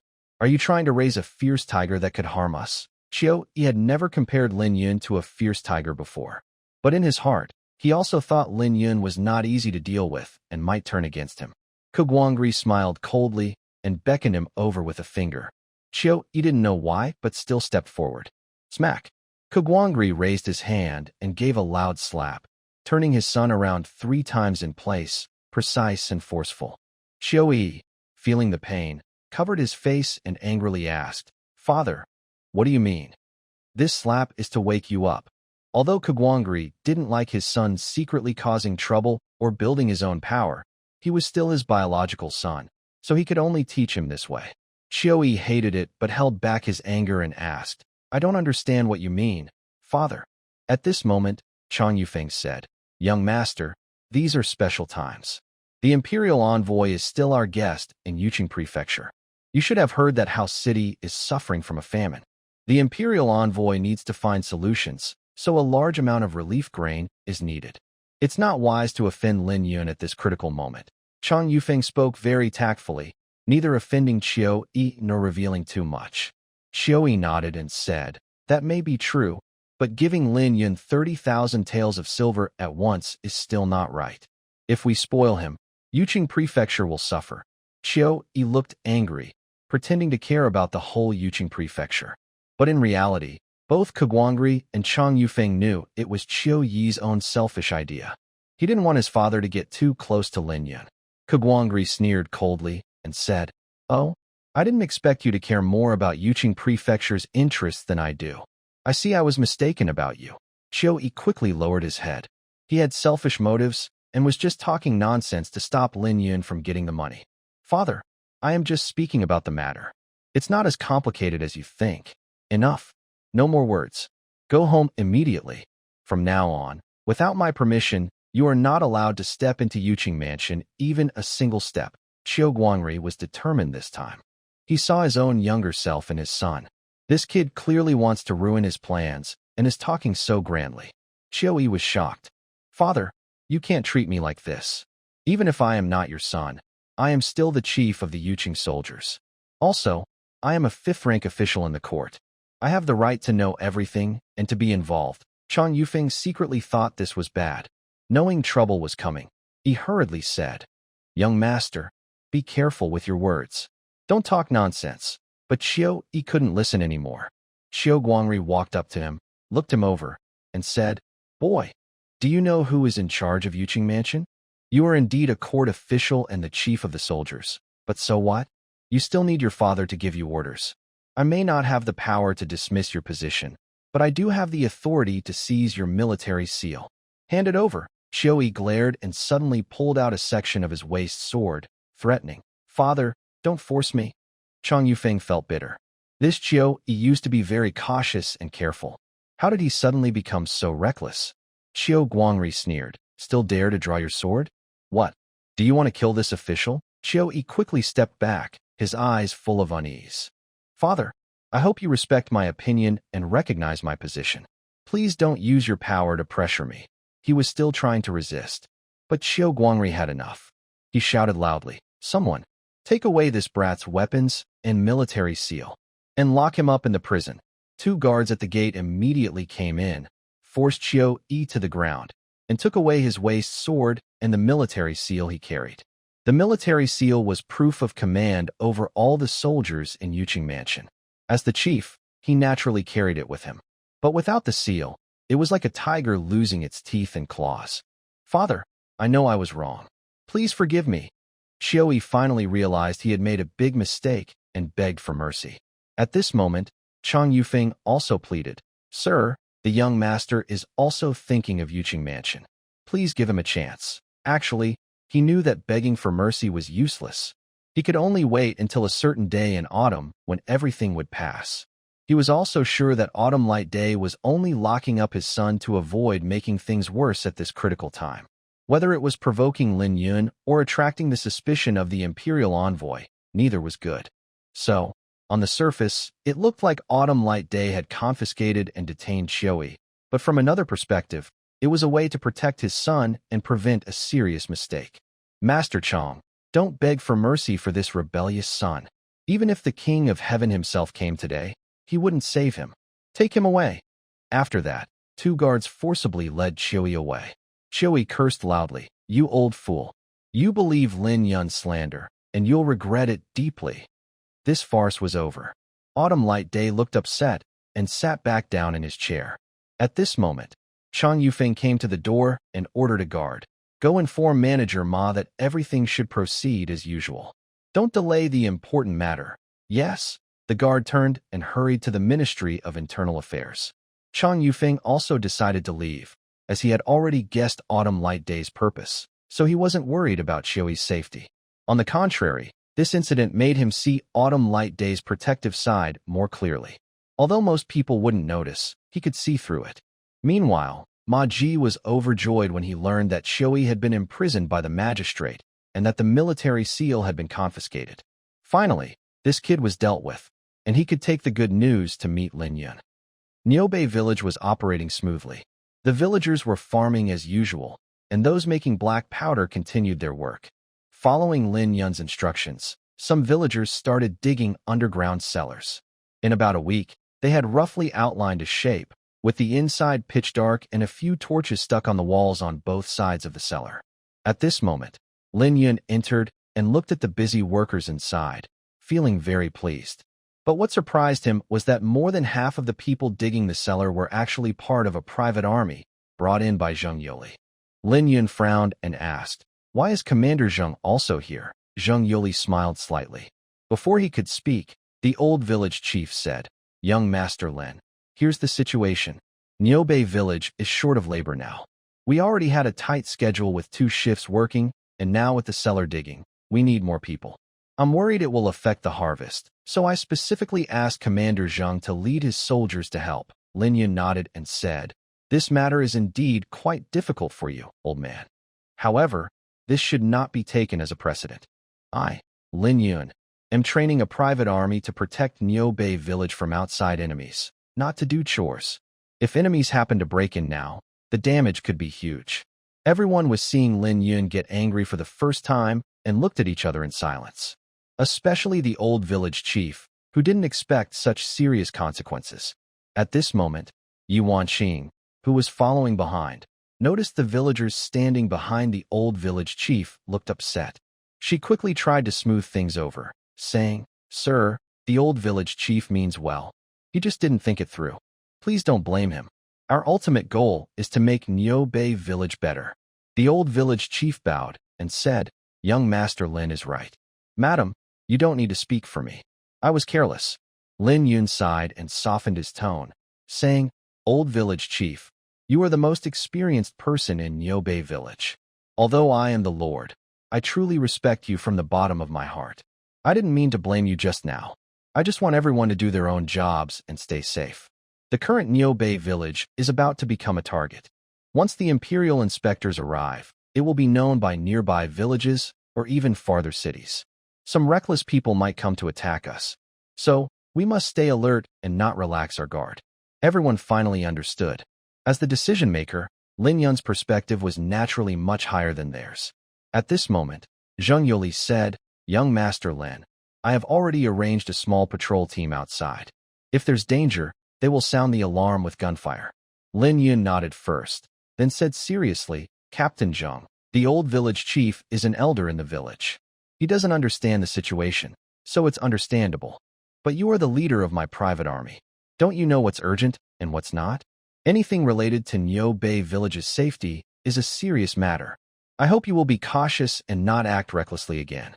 Zhang Yoli trembled, surprised that Lin Yun didn't blame the old village chief, but instead blamed him. He quickly agreed. Understood, sir. You will be paid half a year's salary as punishment. Go now. Zhang Yoli nodded and led the soldiers away. The old village chief watched this and felt very guilty. It was his idea to invite Zhang Yoli to help, but he didn't expect it would cause Zhang Yoli to be punished. He said, Young Master Lin, you shouldn't punish Captain Zhang. If anyone should be punished, it should be me. Lin Yun smiled and said, Old village chief, don't take it to heart. Managing soldiers and treating villagers are two different things. As the lord of Nyobai village, I must strictly control the private army. Only with strict discipline can the villagers live and work peacefully. If even basic personal safety cannot be guaranteed, the villagers won't have the heart to do their work. This statement reflects fairness and justice, without using force to intimidate others or blaming subordinates angrily. The old village chief could only nod in agreement. The villagers around also understood Lin Yun's difficulties and looked at him with greater respect. It is a blessing for the village of Nyobai to have such a responsible and caring leader. Later, Lin Yun checked the preliminary construction of the cellar and praised. This cellar is built quite well. You should put in extra effort these past few months. He then looked at the villagers who were all watching him and smiled. I know everyone thinks I am strict, but I hope you all understand that in everything we do, personal feelings and official duties must be kept separate. If we don't distinguish between public and private matters, big problems will happen. Of course, we still have time. If it gets too busy, we can build the cellar slowly. At this moment, a villager said, Young Master Lin, you don't need to explain to us. We all agree with you, and we know everything you do is to make Nyobai village better. Lin Yun nodded with satisfaction and left. Walking out of the dark cellar, Yi Wanqing frowned and said, Young Master, why were you so strict today? Even if you're right, you should show mercy sometimes. That way, you can win people's hearts. If everyone starts to distance themselves from you, it will be very bad for our future development. Lin Yun smiled and said, I always believe in both kindness and authority. Rewards and punishments should be clear. Last time, I rewarded Zhang Yoli, so this time I can punish him. I want him to understand that even if he controls the military power, there are rules he must not break. And these rules are set by me alone for him. Yi Wanqing looked at Lin Yun with complex feelings and finally sighed. Young Master, your way of thinking is truly different from others. But you're right. He now has a lot of soldiers, and his subordinates are equipped with bamboo tube guns. If he acts recklessly and disrupts the order, it could cause safety issues, yes. Although we trust the people we use, we also need to make him understand what he can do and what he cannot. Yi Wanqing felt deeply inside, surprised at how skilled Lin Yun was at managing people. She had served as an official in the court, even as a third-rank official, and had seen how cunning the ministers around the emperor could be. Reaching that position, she could be considered part of the elite class of the great Divine dynasty. However, in her view, even the most powerful officials of the dynasty seemed to lack the understanding of controlling people that Lin Yun possessed. Just as the two of them were about to arrive at their home's gate, the door suddenly opened. Ah-san, leaning on his cane, came out. When he saw Lin Yun return, he hurriedly said, Young Master 14, you're finally back? Lin Yun raised an eyebrow. Since a lame Ah-san came to find him, it must mean something important had happened. What's the matter? Young Master 14, you should go inside quickly. Master Ma just arrived and is in the hall. The madam and the third madam are with him. Lin Yun's eyes lit up. He said, let's go quickly. He hurried into the house. Yi Wanqing asked curiously, why did Master Ma come so quickly this time? Did those 100 bottles of perfume sell out? Lin Yun teased, selling perfume is good, but I think the good news Master Ma brought this time is more than just that. Recently, he had been thinking about the 30,000 taels of silver. Although he appeared calm and unconcerned, as if he didn't care at all, in reality, that silver was his, and Lin Yun wouldn't give up a single coin. Hearing this, Yi Wanqing also became excited. Soon, the three of them arrived at the main hall. Before entering, Lin Yun heard the cheerful laughter of Ma Ji. It was clear he was in a very good mood. This confirmed Lin Yun's earlier suspicion. He pushed open the door to the hall. When Ma Ji saw Lin Yun had returned, he quickly stood up to greet him, smiling. Young Master Lin, you're finally back. I thought I'd have to wait a while before having lunch. Huh, since Master Ma is here, of course everything must be arranged properly. Wu Yu, go prepare lunch quickly. Lin Wu Yue stood up. There was still more than half an hour before noon. Ma Ji grinned and said, last time I tasted the madam's cooking, I missed it so much I kept thinking about it afterward. So, I came here to eat again. I hope the madam won't mind. As his relationship with Lin Yun grew closer, he also started joking around. This didn't harm their relationship. In fact, it made it stronger. Lin Wu Yue chuckled softly. If Master Ma likes it, you can come and eat often in the future. But you'd better sell more perfume too. Yi Wanqing and Yuna also smiled politely. That's the perfume made by young Master Lin. It's very popular in Yu City right now. I believe that soon, without us promoting it, the news will spread throughout Yuqing, and even some high officials in nearby cities will hear about it. When it comes to perfume, Ma immediately became interested. Although his words were somewhat exaggerated, they clearly showed how popular the perfume was, or he wouldn't be so confident. Later, Lin Wu Yue and Una went to the kitchen to prepare lunch, leaving Yi Wanqing to stay and keep company. At this moment, Lin Yun asked, Manager Ma, do you have good news to announce this time? This is what he cares about most right now. Ma turned his head cautiously and looked around, then took out a stack of silver notes from his pocket. It turned out he had brought them for convenience, exchanging 30,000 taels of silver wages at the bank for silver notes. Next to him, Yi Wanqing saw the thick stack of notes and brightened up, then looked at Lin Yun. Her eyes seemed to say that Lin Yun was very clever. Lin Yun pretended to be confused and asked, Manager Ma, what do you mean? Young Master Lin, this is 30,000 taels of silver. I had to put in a lot of effort to persuade the magistrate to agree to hand over this money, Ma said cleverly. Even though it had little to do with him, he still took credit for it. Lin Yun nodded with a smile, shook the stack of notes in his hand, then handed it to Yi Wanqing beside him, saying, Manager Ma, you really are someone who handles big matters. So, I'll thank you in advance. Oh, young Master Lin, you're too polite. This is what I should do. And I also have good news to tell you, Ma said proudly, lifting his teacup and taking a sip. Lin Yun asked with a smile, what good news? Ma then explained how he had taken silver from the warehouse earlier and encountered Xiaoyi. Since he wanted Lin Yun to remember his kindness, he naturally told the truth about the matter. Lin Yun and Yi Wanqing listened carefully, nodding now and then, occasionally joining the conversation. Ma's words became more and more pleasing, and Lin Yun found himself liking him more. However, Lin Yun knew well that Ma probably exaggerated the story, so he listened half and forgot half. He smiled and said, Manager Ma, I remember your kindness. We have a long way to go, and as long as my future is bright, I won't let you down. Thank you very much. Today, through discussions with Chang Yufeng and Xiao Guangri, Ma had probably guessed that Lin Yun's future achievements wouldn't stop here. Especially after seeing the large wheat field about to mature at the village entrance, he became even more determined to flatter Lin Yun. With grain and firearms, who knows what heights Lin Yun might reach in the future. A lunch was enjoyed in a happy atmosphere. Ma Ji said, Young Master Lin, I just finished talking with the prefect and Master Chang Yufeng. It seems certain that the envoy coming to visit Niubei village is a fixed matter. So, Lin Yun understood what he was about to say and smiled. Since the prefect has shown me this respect, I definitely won't make things difficult for him. As long as it doesn't harm the overall interests of Niubei village, I am willing to donate grain for disaster relief. Ma Ji rubbed his hands and said, Good.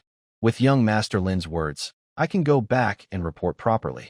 As he stood up to leave, he suddenly remembered something and looked at Lin Yun. Lin Yun smiled. Manager Ma, is there something else? Yes. It's like this. The prefect already knows about our perfume sales in Yuqing.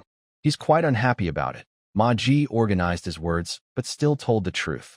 Lin Yun nodded. I guessed as much.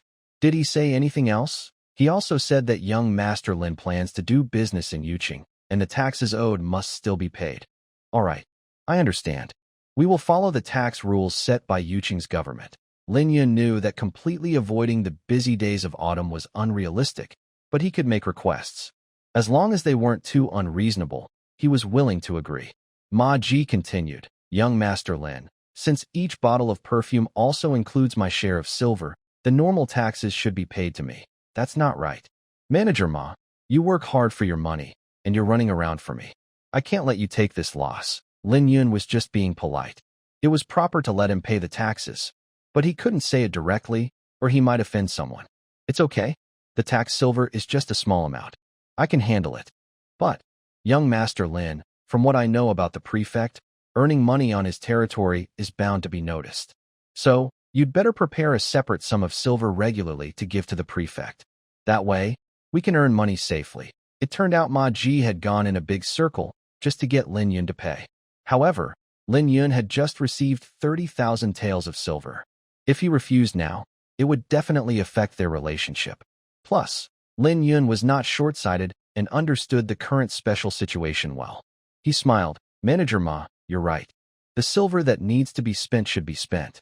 Consider it paying for peace of mind. When Lin Yun said peace of mind, he wasn't talking about small gains.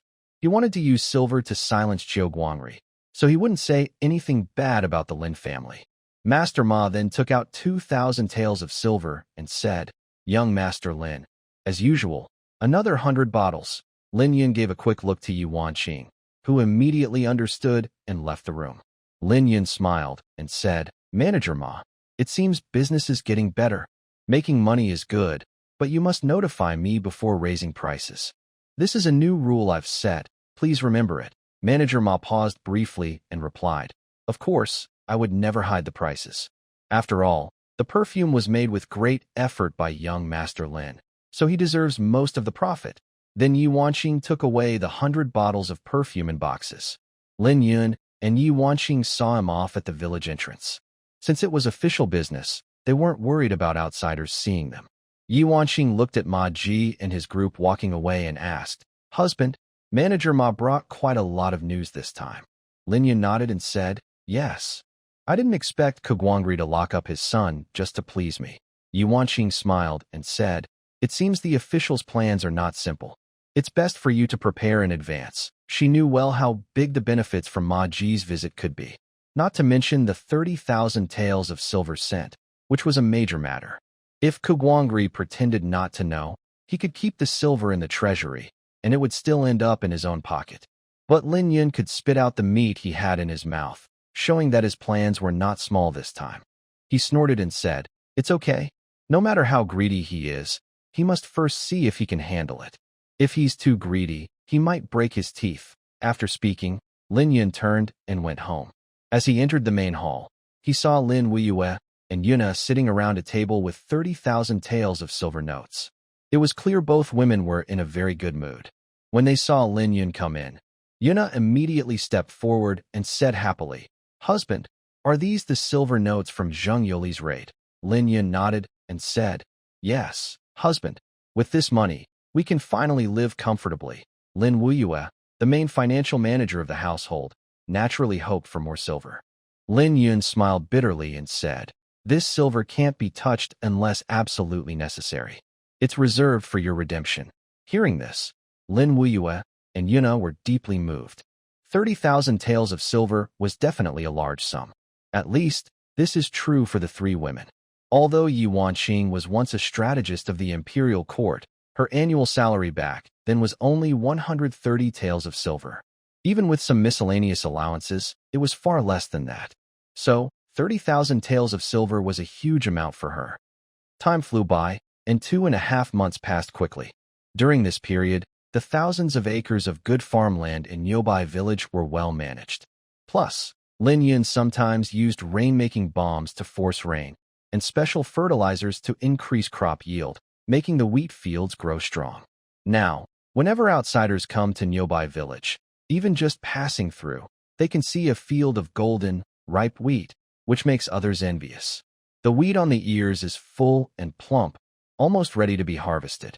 In recent days, Lin Yun has been sitting on the hill every afternoon during the hour of the horse, looking at the crops with deep feelings.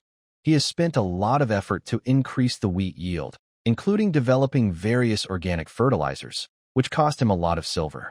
But these expenses are worth it. Lin Yun is the kind of person who either doesn't do something or does it to the best of his ability. He always pushes himself to his limit. A yield of 300 gene per mu is still too little for him. He spends the same amount of time but doesn't get enough harvest, which is a huge waste. At this moment, the old village chief and a few villagers came over. Now, nearby village is surrounded by wheat stalks, and the villagers' moods are getting better and better. They used to dream of farming, and now their wish has come true, with such a large harvest, making everyone very happy.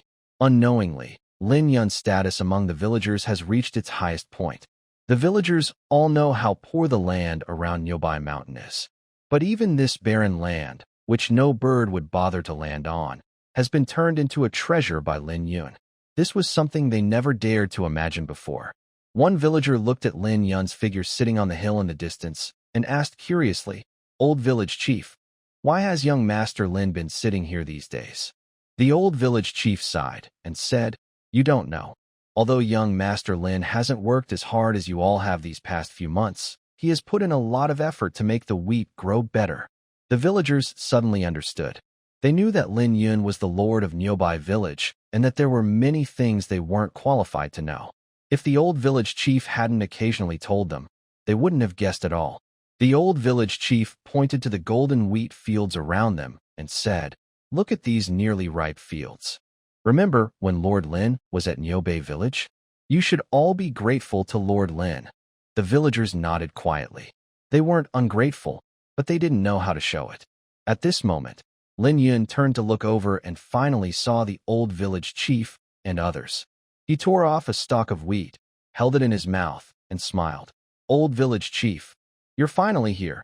The village chief immediately stepped forward and asked, "Lord Lin, do you know why I was called here this time? Is the underground grain storage finished?" "Yes, it's all done. Only some final touches remain. Since I heard Lord Lin's few requirements last time, I've been strictly controlling quality for the past 2 months, focusing on secrecy, ventilation, and dryness." The village chief seemed to be reporting to a superior. Even Lin Yun felt a bit dazed. The village chief's words sounded like those construction foremen from his past life. Of course, this was thanks to Lin Yun's careful guidance. Over the past 2 months, the village chief had indeed suffered quite a bit. Lin Yun nodded with satisfaction and said, "You've worked hard, but all this effort is worth it. Everything is to build a good foundation for Niobei village." Everyone nodded in agreement. Lin Yun always remembered one saying, "To get rich, build roads. To be happy, have fewer children and plant more trees." He didn't fully understand the deep meaning of this at first, as he was just an ordinary person.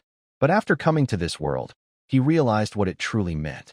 Without good infrastructure, it's impossible to escape poverty.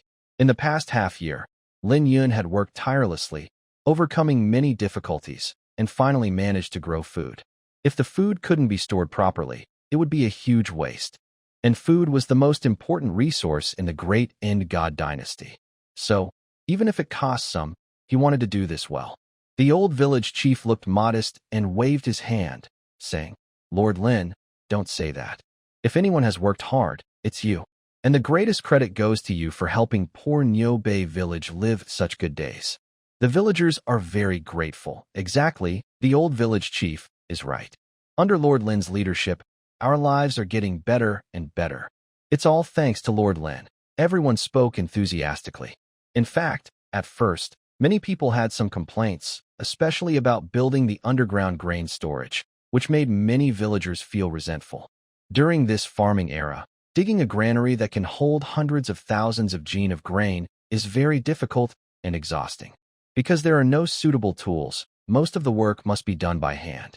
Lin Yun shows a meaningful smile and says, "Actually, I know that in the past 2 months, everyone has felt some resentment towards me. But I want to say, a prosperous life is earned through hard work." There's also a saying, "The previous generation plants trees, and the next enjoys the shade." Our generation must work hard so that the next generation in Niobei village can live better. So, I won't say more. Long live understanding. At this moment, the old village chief says, "Young Master Lin, you called us here. Is it for a friendly chat?" Lin Yun stands up on the dirt slope and says in a deep voice, "Of course not. I've been watching the wheat fields these past few days. The wheat is ripe.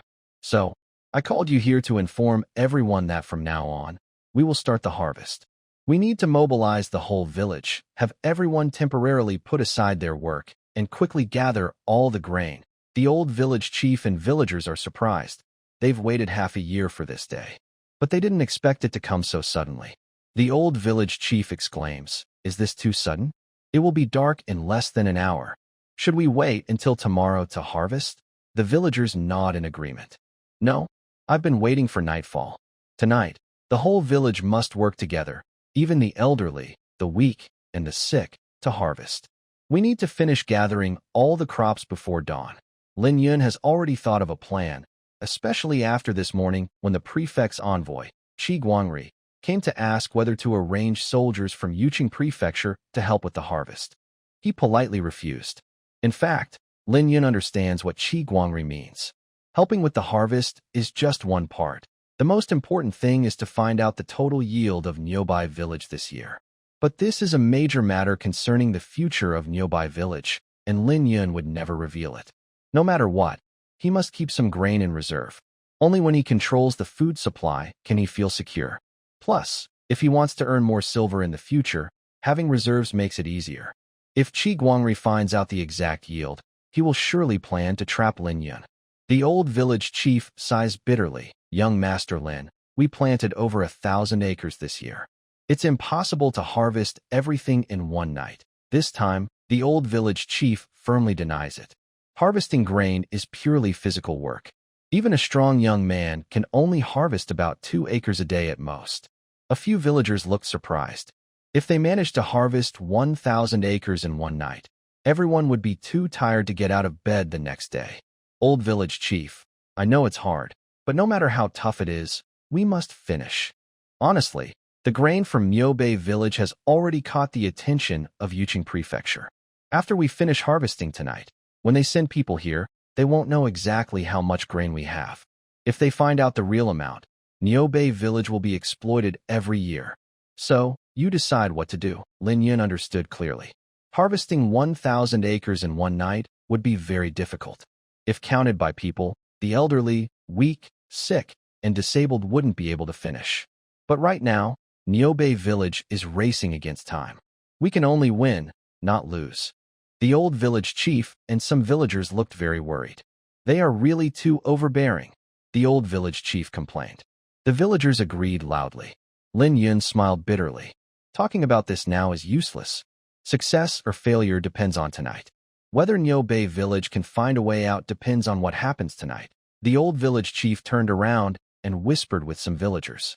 Finally, he said seriously, "All right, even if we have to work ourselves to exhaustion tonight, we must finish harvesting and give them no chance." Lin Yun nodded. Then it settled. "Please, old chief, rally the villagers. Tonight, my family of 4 will also join in the harvest, and we won't get special treatment." The old village chief then led a few villagers away. When Lin Yun returned to the village, he saw all the villagers gathered at the entrance. The old village chief was passionately persuading them. Although the villagers looked reluctant, once they learned that Yuqing Prefecture wanted to exploit their hard-earned grain, they all seemed energized, like they had been injected with chicken blood. Suddenly, morale soared, and everyone was determined to do their best. At this moment, Yuanqing approached and asked, "Husband, are you sure about doing this?" Lin Yun glanced at her and said, "Is there a better way?" Yuanqing was speechless. However, Lin Wuyue and Yuna had no objections. Lin Wuyue was originally from a farming family and used to help her family harvest crops during busy seasons. Yuna was once a warrior from the barbarian tribes, and working hard was no problem for her. Seeing Lin Yun arrive, the villagers quickly made way. Lin Yun went to the old village chief, looked over the villagers, and loudly said, "Everyone, grain is the lifeblood of Nyobei village. We absolutely cannot let any outside force interfere. Even if we need to sell grain in the future, we must control the initiative ourselves. I know everyone has worked very hard over the past 2 months. I, Lin Yun, have seen it all and sincerely thank you for your cooperation. Tonight, everyone must harvest at least 2 acres of land. If you meet this requirement, I will personally reward each of you with 1 or 2 silver coins. If someone harvests more than 2 acres, they will receive an extra silver coin for each additional acre, and so on." As a traveler from another time, I find it easy to motivate people with speeches like this. I understand that, no matter the era, as long as there is money, problems can be solved. Sure enough, the villagers, already motivated, became even more enthusiastic after hearing this. Don't worry, young Master Lin. Yes, even if you don't reward us with silver, we will still complete the task. Everyone spoke eagerly, acting as if money was unimportant. I am pleased to see their reactions. I smile happily, very satisfied. However, Yi Wanqing and Una secretly criticize them. They think these people are hypocritical, loving money but pretending to be noble. At this moment, the old village chief sees the right time, exchanges a look with Lin Yun, and loudly declares, "All right, let's start now." Then, all the villagers, young and old, begin harvesting. Lin Yun's family of four also joins in the work. Yi Wanqing holds a sickle, working while quietly saying, "Husband, you keep talking about silver. Why not spend this money on something good?" "Exactly, spending money like this is too wasteful," Una also complains. Lin Yun cuts a handful of wheat, feeling his backache. He pats his lower back and smiles bitterly. "Spending some money is fine, but this is our first big harvest. We need to boost morale. If the Yuqing government takes the grain, we won't earn money or have enough to eat. Who will bother to farm in the future?" The two women roll their eyes and don't listen to him. Meanwhile, Lin Wuyue, who has been silent, suddenly speaks. "Second and third sisters, husband is right. You've never farmed before, so you don't understand how hard it is. If we work hard for half a year and get nothing, why would farmers keep trying? Also, grain is the lifeblood of the great End God dynasty. No force dares to ignore it. None of the four of them are suited for farm work." After working for several hours, the whole family has barely managed to harvest less than an acre of land. Meanwhile, the villagers have already finished 1/3 of their fields. Watching the large fields of ripe wheat being harvested and stored underground, Lin Yun finally shows a smile. Late into the night, Lin Yun directly orders Zhang Yoli's private army to help with the harvest. These soldiers are young men full of energy, and their harvesting speed increases greatly.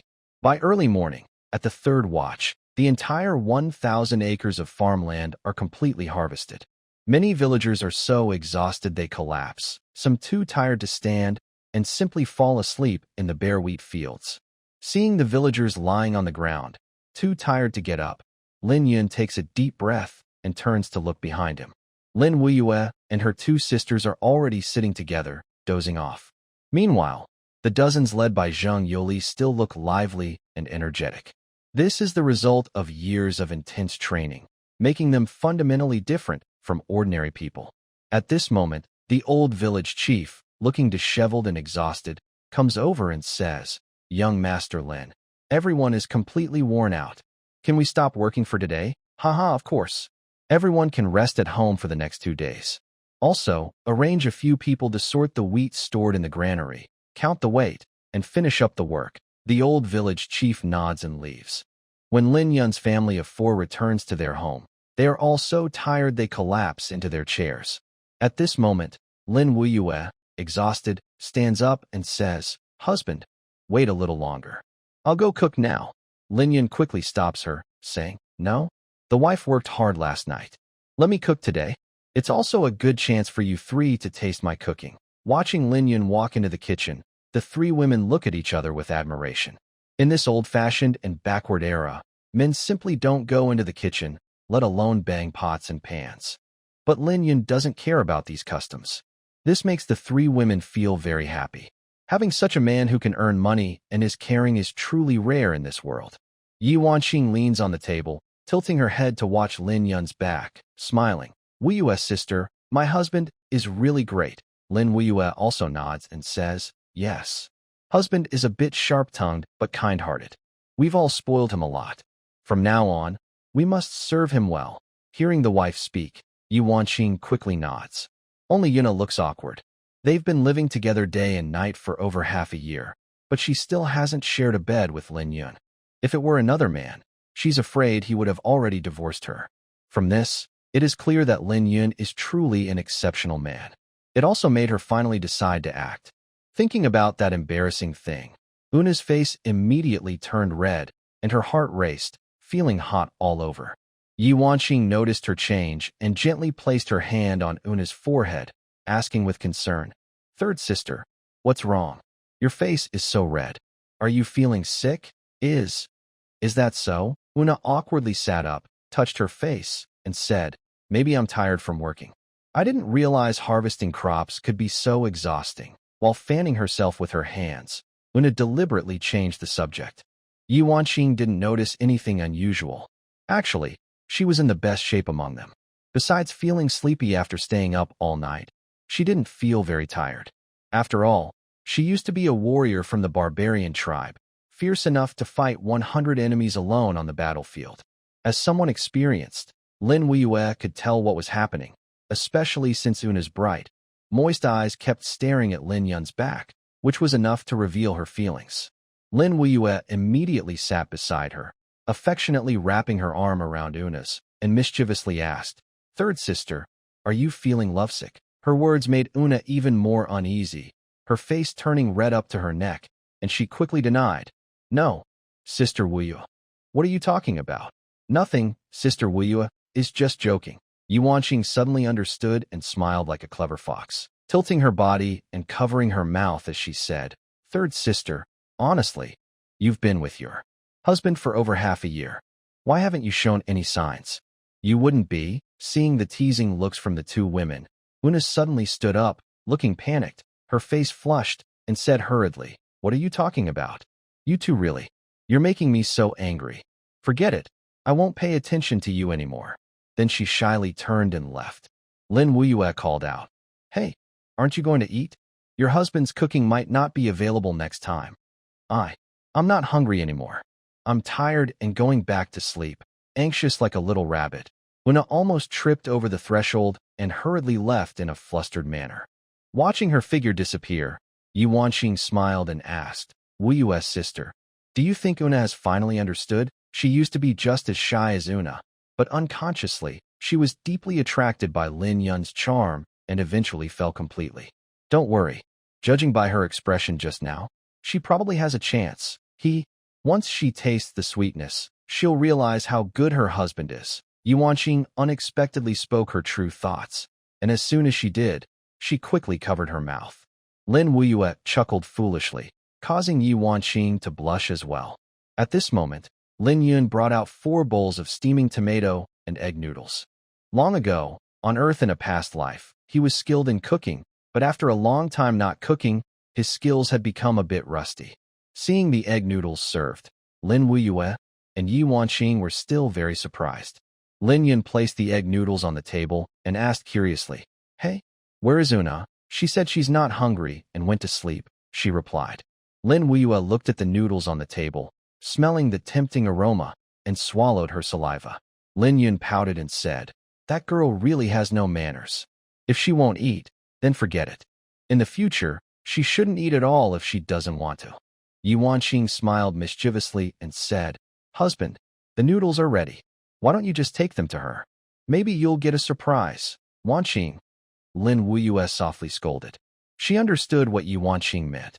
It seemed she wanted to stir things up. Lin Weiyue didn't oppose, but felt sad for Lin Yun's health. Yi Wanqing stuck out her tongue and started eating the noodles. After tasting a bite, her eyes lit up, and she said, delicious.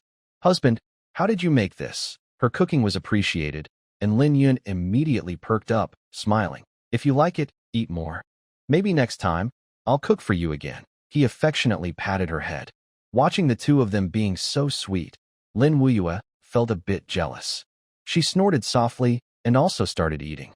Hearing Yi Wanqing's words, she was also tempted. Seeing both women so happy eating, Lin Yun picked up his chopsticks and started eating too. Soon, the 3 finished their meal.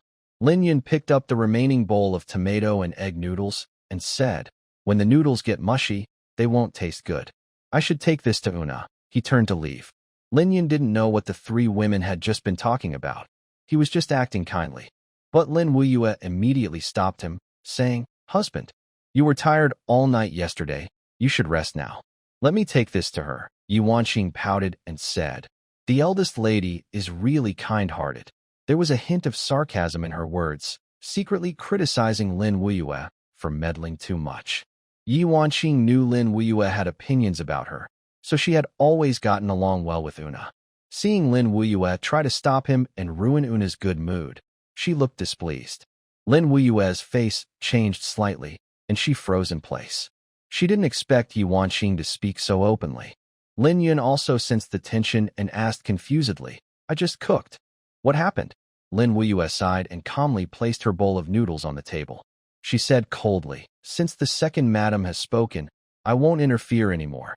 After saying that, she turned around and went back to her room, firmly closing the door behind her. Lin Yun was confused and looked at Yi Wanqing with blame. He asked, "What's wrong with you?" Yi Wanqing realized her attitude was not good just now and felt regretful. But she knew that regret was useless once words were spoken. She simply stood up and said, "Is it because of you? Stupid man." Then she also turned and left. Lin Yun looked at the empty hall and then at the bowl of egg noodles on the table. He was annoyed and muttered, "Everyone's crazy." Unfortunately, no one paid attention to his anger. In the end, Lin Yun picked up the bowl of noodles and headed straight to Yuna's room. He had good intentions, wanting to cook for the three madams to show kindness, but instead, it only made them unhappy. They say women are like needles in the sea, and even with Lin Yun's cleverness, he couldn't figure them out. Suddenly, there was a knocking sound. Lin Yun knocked on Yuna's door, but she was already in bed, unable to sleep. She stared at the door, seeing Lin Yun's shadow, which made her more nervous. Her palms were sweaty. As a brave warrior of the barbarian tribe, she was not afraid of armies, but she was scared of Lin Yun. Lin Yun felt puzzled and called out, "Hey, Yuna, are you asleep? Say something." He held his bowl of noodles and waited, but there was no response. He had gone to the trouble of cooking, and this girl was not giving him face. At this moment, a San, leaning on his cane, hurried over out of curiosity. He asked, 14 Lord, what happened?" He saw Lin Yun holding a bowl of noodles and knocking on the door, feeling surprised. To him, Lin Yun was the head of the family, and even if he was a bastard abandoned by the Lin family, he was still a member of the family. Lin Yun looked frustrated. He put the bowl of noodles into Hassan's hand and said, "Nothing happened. This bowl of noodles is for you." Then he turned to leave. He was full of anger, feeling that he had been kind and considerate, but he didn't know who he had offended.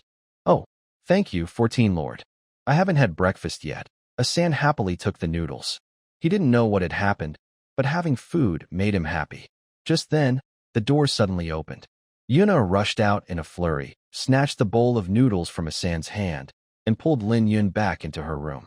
She was very strong, and Lin Yun couldn't resist. He staggered and almost fell. He frowned and asked, "Earlier, I went to the kitchen to cook. What did you three talk about?" When mentioning earlier, Yuna's face turned red again. She hesitated and said, "Oh, you're so annoying." She completely misunderstood Lin Yun's meaning. She also didn't realize that because of her, Lin Wuyue and Yi Wanqing had a quarrel. She thought Lin Yun was teasing her on purpose. As she spoke, Yuna pulled out a dagger from her sleeve and pressed it against Lin Yun's neck. "Yuna, what are you doing?" Lin Yun looked shocked and felt a bit nervous inside. This girl was a skilled fighter, a female general who could fight 10 people alone. If she started a fight, he wouldn't be able to win. Yuna looked at him with her beautiful eyes, her expression very complicated. "Do you really like me? Why do you always bully me? Am I not as good as them?" Lin Yun smiled bitterly and shook his head. This girl was very straightforward and stubborn. He raised his hand and pushed the dagger away from his neck. Then he carefully sat on the edge of the bed and whispered, "Yuna, did you misunderstand something? I treat all three of you equally. I've never favored anyone." Yuna sat angrily in a chair nearby. She was a foreigner. In the great End God dynasty, she could only rely on Lin Yun. But she didn't know how to get along with him and felt uncomfortable with this life. "What misunderstanding? Didn't you ask what Sister Wuyue and Sister Wanqing said? Don't hesitate. If you want to come, come. But I warn you, if you ever betray me, I will kill you." Lin Yun suddenly understood what she meant. He smiled bitterly and said, "You don't have to hate me so much. Forget it. I can't fight you. Rest now. I'm leaving." He stood up to leave, not knowing what was wrong with Yuna or wasting time arguing with her. "Stop. You're not allowed to go." Yuna stood up and blocked him, glaring at him stubbornly. Her beautiful eyes seemed to speak, filled with a hint of sadness. I want to leave, and you can't stop me. Humph, let's see about that.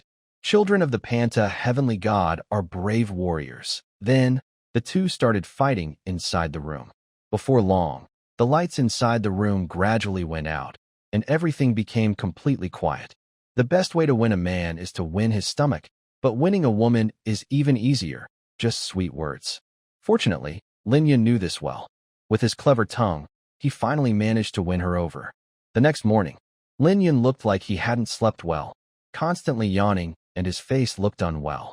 Although the young couple often argued at the bedside, Una was a warrior, and Lin Yun was quite exhausted. Meanwhile, Una's face was glowing with happiness, seeming unaffected. After last night, when Lin Yun used gentle reasoning to explain things, she finally opened her heart. She even ate the leftover egg noodles with great enjoyment, smiling and saying, "Husband, am I easy to please? You should be nicer to me in the future." Lin Yun smiled bitterly. They say women are unpredictable, and the old saying is true. That girl no longer has the stubbornness she had yesterday. Now she looks much more obedient. Eat your leftover noodles. From now on, get along well with Wu Yue and Wan Qing. Don't cause me trouble. Then he pushed the door open and left. Walking in the yard, Lin Yun felt more and more frustrated, pounding his chest in anger. This can't go on. He has 3 beautiful wives and concubines, and should be living like a king, but now it seems his luck is turning into a disaster. No, I can't keep going like this. I need to think of a way to make some medicine to replenish myself. Calming down, Lin Yun muttered to himself. He had personally experienced what it means to feel weak and exhausted. He didn't want to die young. Suddenly, a voice came from behind him. "Hey, husband is finally out. The 3 ladies are impressive, making you look so helpless." Yi Wanqing covered her mouth, giggling mischievously, looking pleased. Seeing it was Yi Wanqing, Lin Yun was furious and said with a dark face, "No wonder you and Wu Yue were so strange yesterday. You were deliberately setting me up. Women can be so vicious." "Pfft, you're the vicious one. I only did it for your good. How could you accuse me like that? You're so ungrateful." Yi Wanqing looked heartbroken and stepped forward to support Lin Yun. Lin Yun was startled and quickly pushed her away, saying, "Don't touch me. I said no women for a month. Stay away from me." Yi Wanqing chuckled softly, watching Lin Yun leave in such a mess. She couldn't help but laugh. Actually, she had her own thoughts and wasn't uncaring about Lin Yun. But in her view, Lin Yun was so outstanding that he would attract many beautiful women in the future. If she didn't keep a tight hold on him, trouble would surely follow. Following the principle that one shouldn't let outsiders share their wealth, she was willing to let Una and Lin Yun share a room. This shows that Lin Wu Yue and Yi Wanqing are completely different women, and their ways of caring for Lin Yun are fundamentally different. At this moment, Lin Yun angrily walked back. Yi Wanqing smiled and said, "Oh, you're back again? So, my husband can't bear to leave his wife." "Humph." Lin Yun pouted like a child and said, "I just remembered I had something to do." Almost delaying an important matter, he returned to his study, closed the door tightly, and finally let out a sigh of relief, sitting on a nearby chair. This time, he truly experienced how formidable the 3 madams were. Being caught in the middle was like experiencing both fire and ice. Lin Wu Yue was gentle and accommodating, always meeting his needs and caring for him in daily life. Yi Wanqing, on the other hand, was like a clever little fox, always coming up with tricky ideas for herself. Although her schemes brought Lin Yun happiness, they also made him feel tired. Finally, there was Una. Though she was a girl, her spirit was definitely that of a strong-willed woman. Thinking back to how Una had overwhelmed him yesterday, Lin Yun felt like crying. For words described Una, confident and commanding. Lin Yun opened the drawer of his desk and took out an old, slightly yellowed book, looking quite worn. On the cover, 4 large characters read, "Palace Internal Classics." This book was a gift secretly given to him by Ma Ji last time. When Lin Yun first received it, he scoffed and looked down on it. But now he wished he could give Ma Ji a warm hug. This kid really understood him well. He flipped to the first page of Palace Internal Classics, which was the table of contents. It listed recipes like strengthening muscles and bones pills, soft-shelled turtle vitality soup, and kidney-boosting pills. Looking at the dazzling array of formulas, Lin Yun felt deeply moved. He muttered to himself. It seems that no matter the era, men always think they are a bit weak. Although Lin Yun had not read such books in his previous life on Earth, he knew instinctively that there must be even more in this era. This gave him a new idea for making money. In this powerful dynasty, men having 3 wives and 4 concubines was normal. If he could create a miracle medicine comparable to Viagra, he would truly become rich. After all, in this feudal and backward era, people's lives were simple. Especially at night, they either drank, visited brothels, or went home to sleep. Something was bound to happen during this time. Lin Yun was especially amused by the records in Palace Internal Classics. Is this really the Palace Internal Classics? It's just a collection of folk remedies. Relying on food therapy was too slow. Better to use herbs directly. Lin Yun leaned back comfortably in the grand chair, closing his eyes to rest. His mind kept drifting to familiar traditional medicines like ginseng, angelica, goji berries, deer antler, mulberries, yellow essence, and cooked earth. He wondered if gathering these herbs and making pills from them could help boost yang energy. Suddenly, the door to his study was knocked loudly. Knock, knock, knock. Startled, Lin Yun sat upright and asked, "Who is it?" Yuan Xing spoke through the door. "Husband, come out quickly. Old village chief says many people have come from Yuqing Prefecture." Lin Yun sighed inwardly, knowing what was coming. At the village entrance, a large group of officials from Yuqing Prefecture had gathered, with 2 sedan chairs behind them.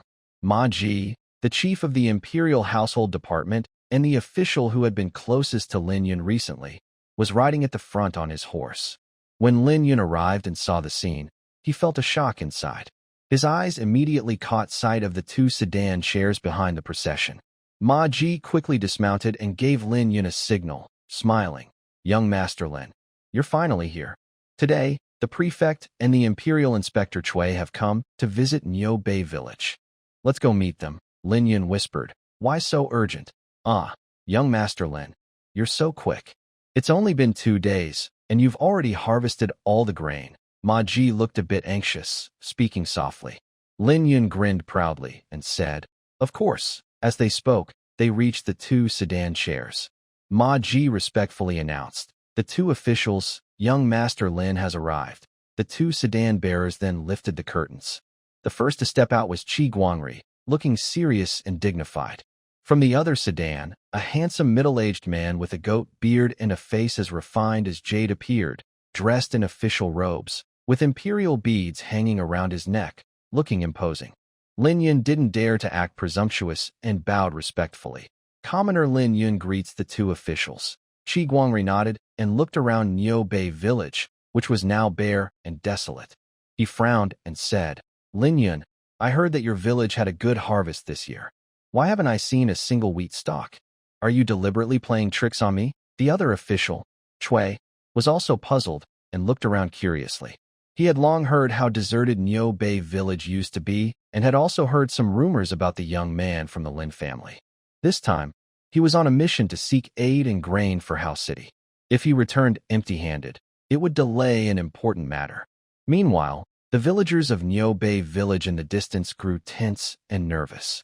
Although the 3 ladies believed in Lin Yun's ability, they still looked worried and fearful of any mistakes. Only Lin Yun remained calm and smiled, saying, "Lord Qi, you may not know that just the day before yesterday, Niu Bei village started harvesting grain. Now, the grain has already been stored away, so you naturally can't see the wheat ears. Humph.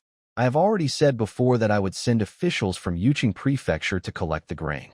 Do you dare to disobey my orders?" Xiao Guangri, a prominent figure, clearly saw that Lin Yun was playing some small tricks, and he was furious. "Sir, you are mistaken about the common folk. Harvesting this grain is something Niu Bei village should handle. We would never trouble Yuqing Prefecture for help. We are sincere and have no intention to deceive." Among those present, only Inspector Chui did not understand Lin Yun. Xiao Guangri and Ma Ji knew Lin Yun's character well. This speech sounded nice, but it was actually nonsense. If Lin Yun were truly as honest and obedient as he claimed, Xiao Guangri wouldn't be worried at all, especially since he was coming in person today. "Humph, I ask you, how much grain did Niu Bei village produce this year?" This was the most important matter to Xiao Guangri. Ma Ji and Inspector Chui stared at Lin Yun. Lin Yun had already told the old village chief to count the total and then store the grain separately. He turned around and waved to the old village chief. The old village chief immediately ran forward, trembling with fear, having never seen such a large scene before. Lin Yun asked, "Old village chief, tell Lord Chi how much grain Nyobe village produced this year." The old village chief looked into Lin Yun's eyes, noticing a subtle wink, and understood immediately. He tremblingly replied, "Reporting to Lord Prefect, Nyobe village produced 120,000 jin of wheat this year." Hearing this number, Lin Yun finally relaxed. He was worried that the old village chief might get nervous and say the wrong thing. Although the old village chief was honest and sincere, he always followed Lin Yun's orders carefully. Ma Ji, upon hearing this yield, looked displeased. He secretly cursed Lin Yun for being stingy, but his heart was quietly tense. He knew without asking that Lin Yun was probably hiding the true amount. This was a serious crime. If the authorities found out the truth, the entire Nyobe village might be in danger of losing their heads.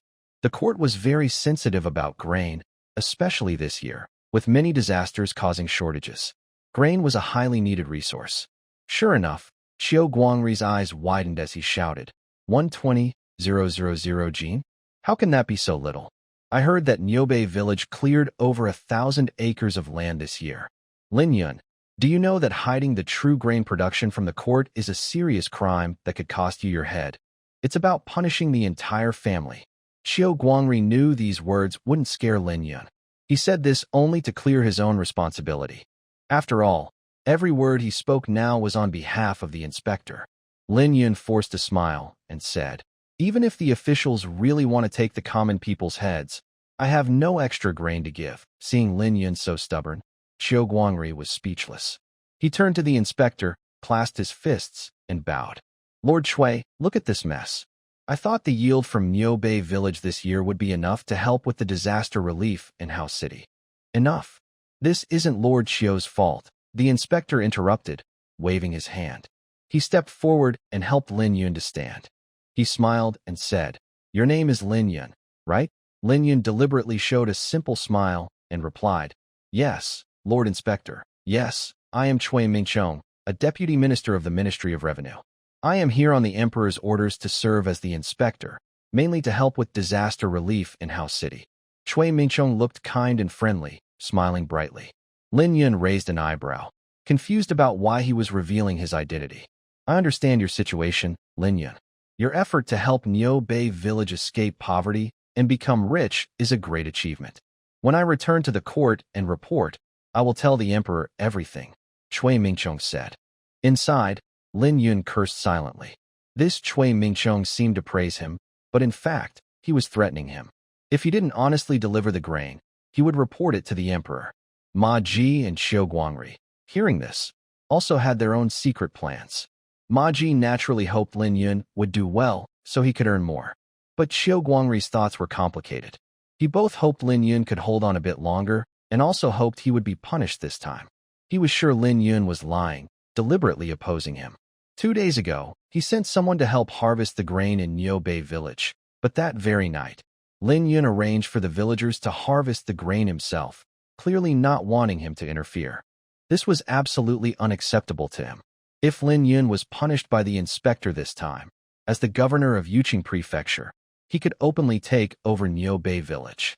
As long as they kept planting crops, they could create endless wealth in the future. But Lin Yun pretended not to notice Cui Mingchong's hidden meaning and bowed respectfully. "Thank you, Lord Cui. Everything I do is just to help the people of Nyobe village live better lives. I never thought about rewards," he said. "Yes, I understand. All right, young Master Lin, could you please take me to see the granary?" Lin Yun quickly nodded and turned to the old village chief, saying, "Quick, lead the way."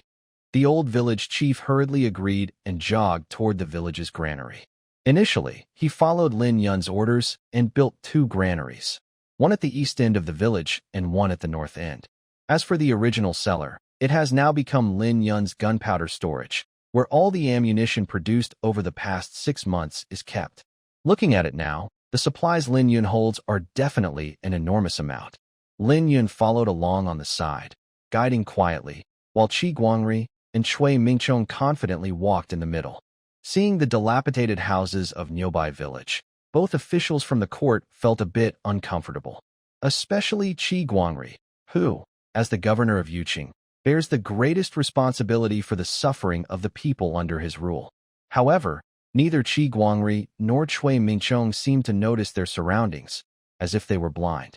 It was as if their eyes, besides seeing food, saw nothing else. Soon, everyone arrived at the granary at the east end of the village. Lin Yun guided from the side, quietly appearing beside the old village chief and whispering, "Hopefully, there won't be any mistakes. Rest assured, young master," the old village chief replied. Hearing his assurance, Lin Yun finally relaxed and enthusiastically approached the entrance of the granary. The entrance led underground, with two large doors locked. Lin Yun clasped his hands and smiled at Qi Guangri and Chui Mingchong, saying, "Please wait a moment, gentlemen. I will open the granary. Once it's open, you'll see if I've been lying or not." He took the key from the old village chief and unlocked the doors. Chui Mingchong, curious, looked around and touched the dirt on the wall, asking, "Young Master Lin, is this granary fairly new?" Lin Yun's heart skipped a beat, secretly cursing the old man's sharp eyes. "Exactly. I ordered the villagers to dig this granary to store grain." Chui Mingchong nodded. Suddenly, he looked at the old village chief with a meaningful smile. He understood that Lin Yun was clever, and no matter what he asked, he would probably be dodged. But this old man seemed inexperienced, so Chui Mingchong decided to start with him. "Are you the village chief of nearby village?" Chui Mingchong asked with a smile. Yes, the old village chief replied nervously, wiping the sweat from his forehead. Lin Yun immediately sensed something was wrong and quickly stepped forward, saying, "Lord Chui, it's fine to ask common folks questions. The old village chief is old and speaks unclearly. Hey, don't worry, young Master Lin. I am here on patrol to check on food supplies and help the people. So, there's no need to worry." The more Lin Yun acted suspiciously, the more suspicious it seemed. He nodded and looked at the old village chief, appearing normal but actually warning him to think carefully before speaking. The old village chief immediately understood and said, "Lord Chui, I will tell you everything I know." Seeing the old village chief suddenly calm, Chui Mingchong frowned slightly but smiled, asking, "How many of these cellars are there in Yo Bei village?" The old village chief thought for a moment and replied, "Two. 2 of them." Hearing this, Lin Yun's body hairs stood on end, and his eyes widened in shock. At the same time, Qi Guangri and Chui Mingchong's eyes lit up. "Oh, where is the other one?" Chui Mingchong asked, pleased that his plan worked, with a meaningful look in his eyes. The 3 women, Yi Wangqing and the others, who had been following at the back, were already very nervous, their palms sweating. "The other one is in the village center," the old village chief said. Hearing this, Lin Yun was momentarily stunned but quickly understood and sneered slightly. He thought to himself, this old village chief is really tricky, giving him a scare. He had thought the old village chief was confused and would reveal the truth. But the cellar in the village center was small, used only to store dried salted fish. This secret was only revealed after Lin Yun gained the villagers' trust. Because, earlier, Niobei village was often harassed by bandits, and to keep enough food, they built this cellar in the village center as a backup. At this moment, Lin Yun asked, "Lord Chui, do you want to go inside and take a look?" Chui Mingchong nodded and smiled, saying, "Since we're here, of course we should visit. Let's see what deeds young Master Lin has done over the past half year." He led the way into the granary, and everyone followed. As soon as they entered, they felt an oppressive atmosphere. 12,000 jin of grain was stacked inside, taking up a lot of space, making the place very quiet. Even the sound of robes brushing could be heard clearly. When Chui Mingchong and Qi Guangri saw the full granary, their eyes lit up. 12,000 jin was just a number. Ordinary people couldn't imagine how much that was. But after seeing it with their own eyes, they were shocked. Chui Mingchong praised 3 times in a row. Yes, young Master Lin, you have truly done a great service for our great Indian dynasty." This statement was heartfelt. Lin Yun smiled and said, "Lord Chui, you flatter me. I am just doing my best and leaving the rest to fate. To have such success is thanks to the wise emperor of our great Indian dynasty." Lin Yun flattered himself, but he was quick-witted. The three women behind him looked speechless. Xiao Guangri's mouth twitched, thinking to himself that Lin Yun was indeed a remarkable person. Even when the inspector discovered the second secret cellar, he remained calm and untroubled. Meanwhile, Ma Ji, who had been watching silently, didn't know what to say. He was worried about Lin Yun, but could do nothing else.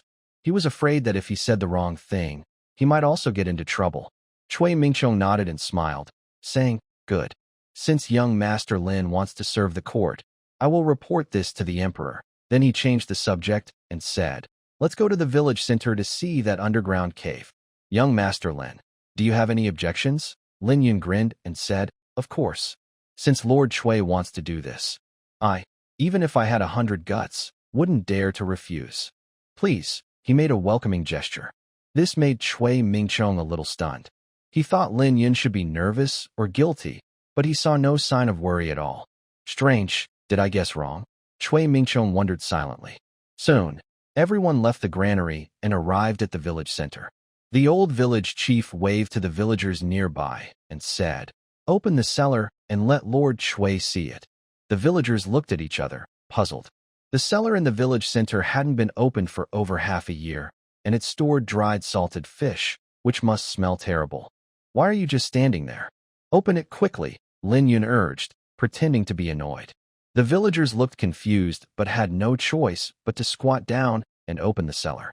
Cui Mingqiong and Xiao Guangri stood at the edge, eager to see how Lin Yun would handle this. Even Ma Ji looked curious, but from what he knew, seeing Lin Yun still calm and relaxed made him feel a little relieved, realizing Lin Yun must have a plan. At that moment, two villagers pushed open the rotten wooden door of the cellar from opposite sides. Whoosh! A terrible stench hit them, causing Cui Mingqiong and Xiao Guangri to stagger and almost fall. Both were officials of the court, used to a life of luxury, and had never experienced such a scene. The smell was so bad it made them almost vomit their breakfast. Seeing the two officials from the court being embarrassed, the villagers around covered their mouths to hide their smiles, afraid to laugh out loud, their faces turning red and necks thick with tension. Even Yi Wanqing's three daughters couldn't help but chuckle and turn to leave. Lin Yun naturally knew this would be the outcome and said with a smile, "Sorry for making you two laugh at me." Cui Ming, with a dark face, asked, "Old village chief, is this the second cellar you mentioned?" The old village chief looked stunned, nodded, and said, "Yes. This cellar is where I store dried salted fish in Niubei village. It's usually closed and only opened in times of food shortage for emergencies. Moreover, Lord Cui is an imperial envoy, and I, a humble villager, dare not deceive you. I truly apologize." The old village chief performed quite perfectly. His innocent expression made Lin Yun want to give him a thumbs up.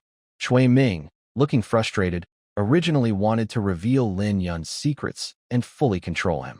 With enough grain, he could solve the disaster relief problem in House City and make a good profit.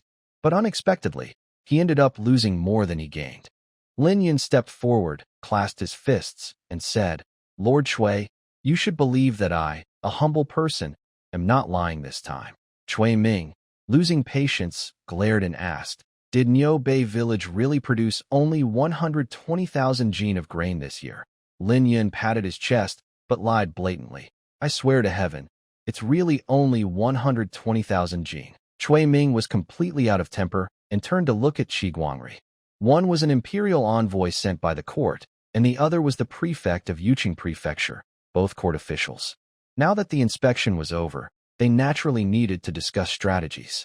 The two moved aside and whispered quietly. Meanwhile, Ma Ji subtly gave Lin Yun a thumbs up. His official robe was loose, and his hand was below, making it hard for ordinary people to notice. Lin Yun only smiled slightly, feeling very proud. He glanced at the old village chief and whispered, "You really are a master of words, old man." The old village chief chuckled awkwardly, feeling very pleased. This time, even Lin Yun almost fell for his tricks. If something had happened to him, his life would be over, and Niubei village would suffer. After about a cup of tea, Cui Ming and Qi Guangri finally returned. Cui Ming said in a deep voice, "Lin Yun, step forward to receive the seal." Lin Yun immediately stepped forward and bowed. "Although you are a son of the Marquis Lin family, and technically not qualified to hold a government position in the Great God dynasty. You led the villagers of Nyobe village to improve their lives and contributed 10,000 jin of grain to our dynasty. You have made great contributions. Therefore, the envoy and the governor discussed and decided to appoint you as the head of the U City Internal Affairs Office. Lin Yun secretly cursed. These two old fools really know how to take a lot with little effort, taking 10,000 jin of grain out of 12,000 jin at once. To shut him up, they gave him this position as the head of the Internal Affairs Office. Next to him, Ma Ji was secretly happy. Lin Yun being appointed as the head of the Internal Affairs Office meant he was under his control.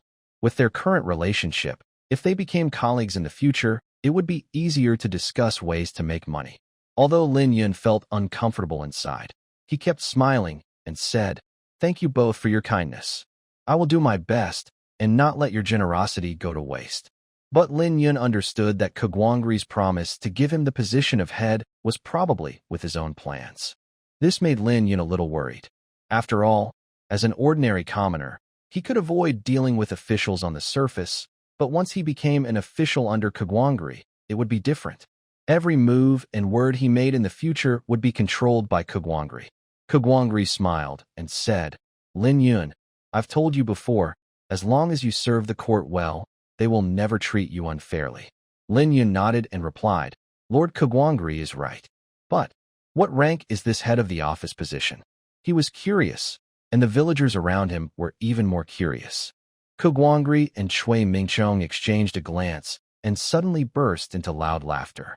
Lin Yun's question was truly naive. However, he really didn't know what the head of the office was because he had never heard of it before. Ma Ji quickly whispered, "Young Master Lin, the head of the office is just a minor official.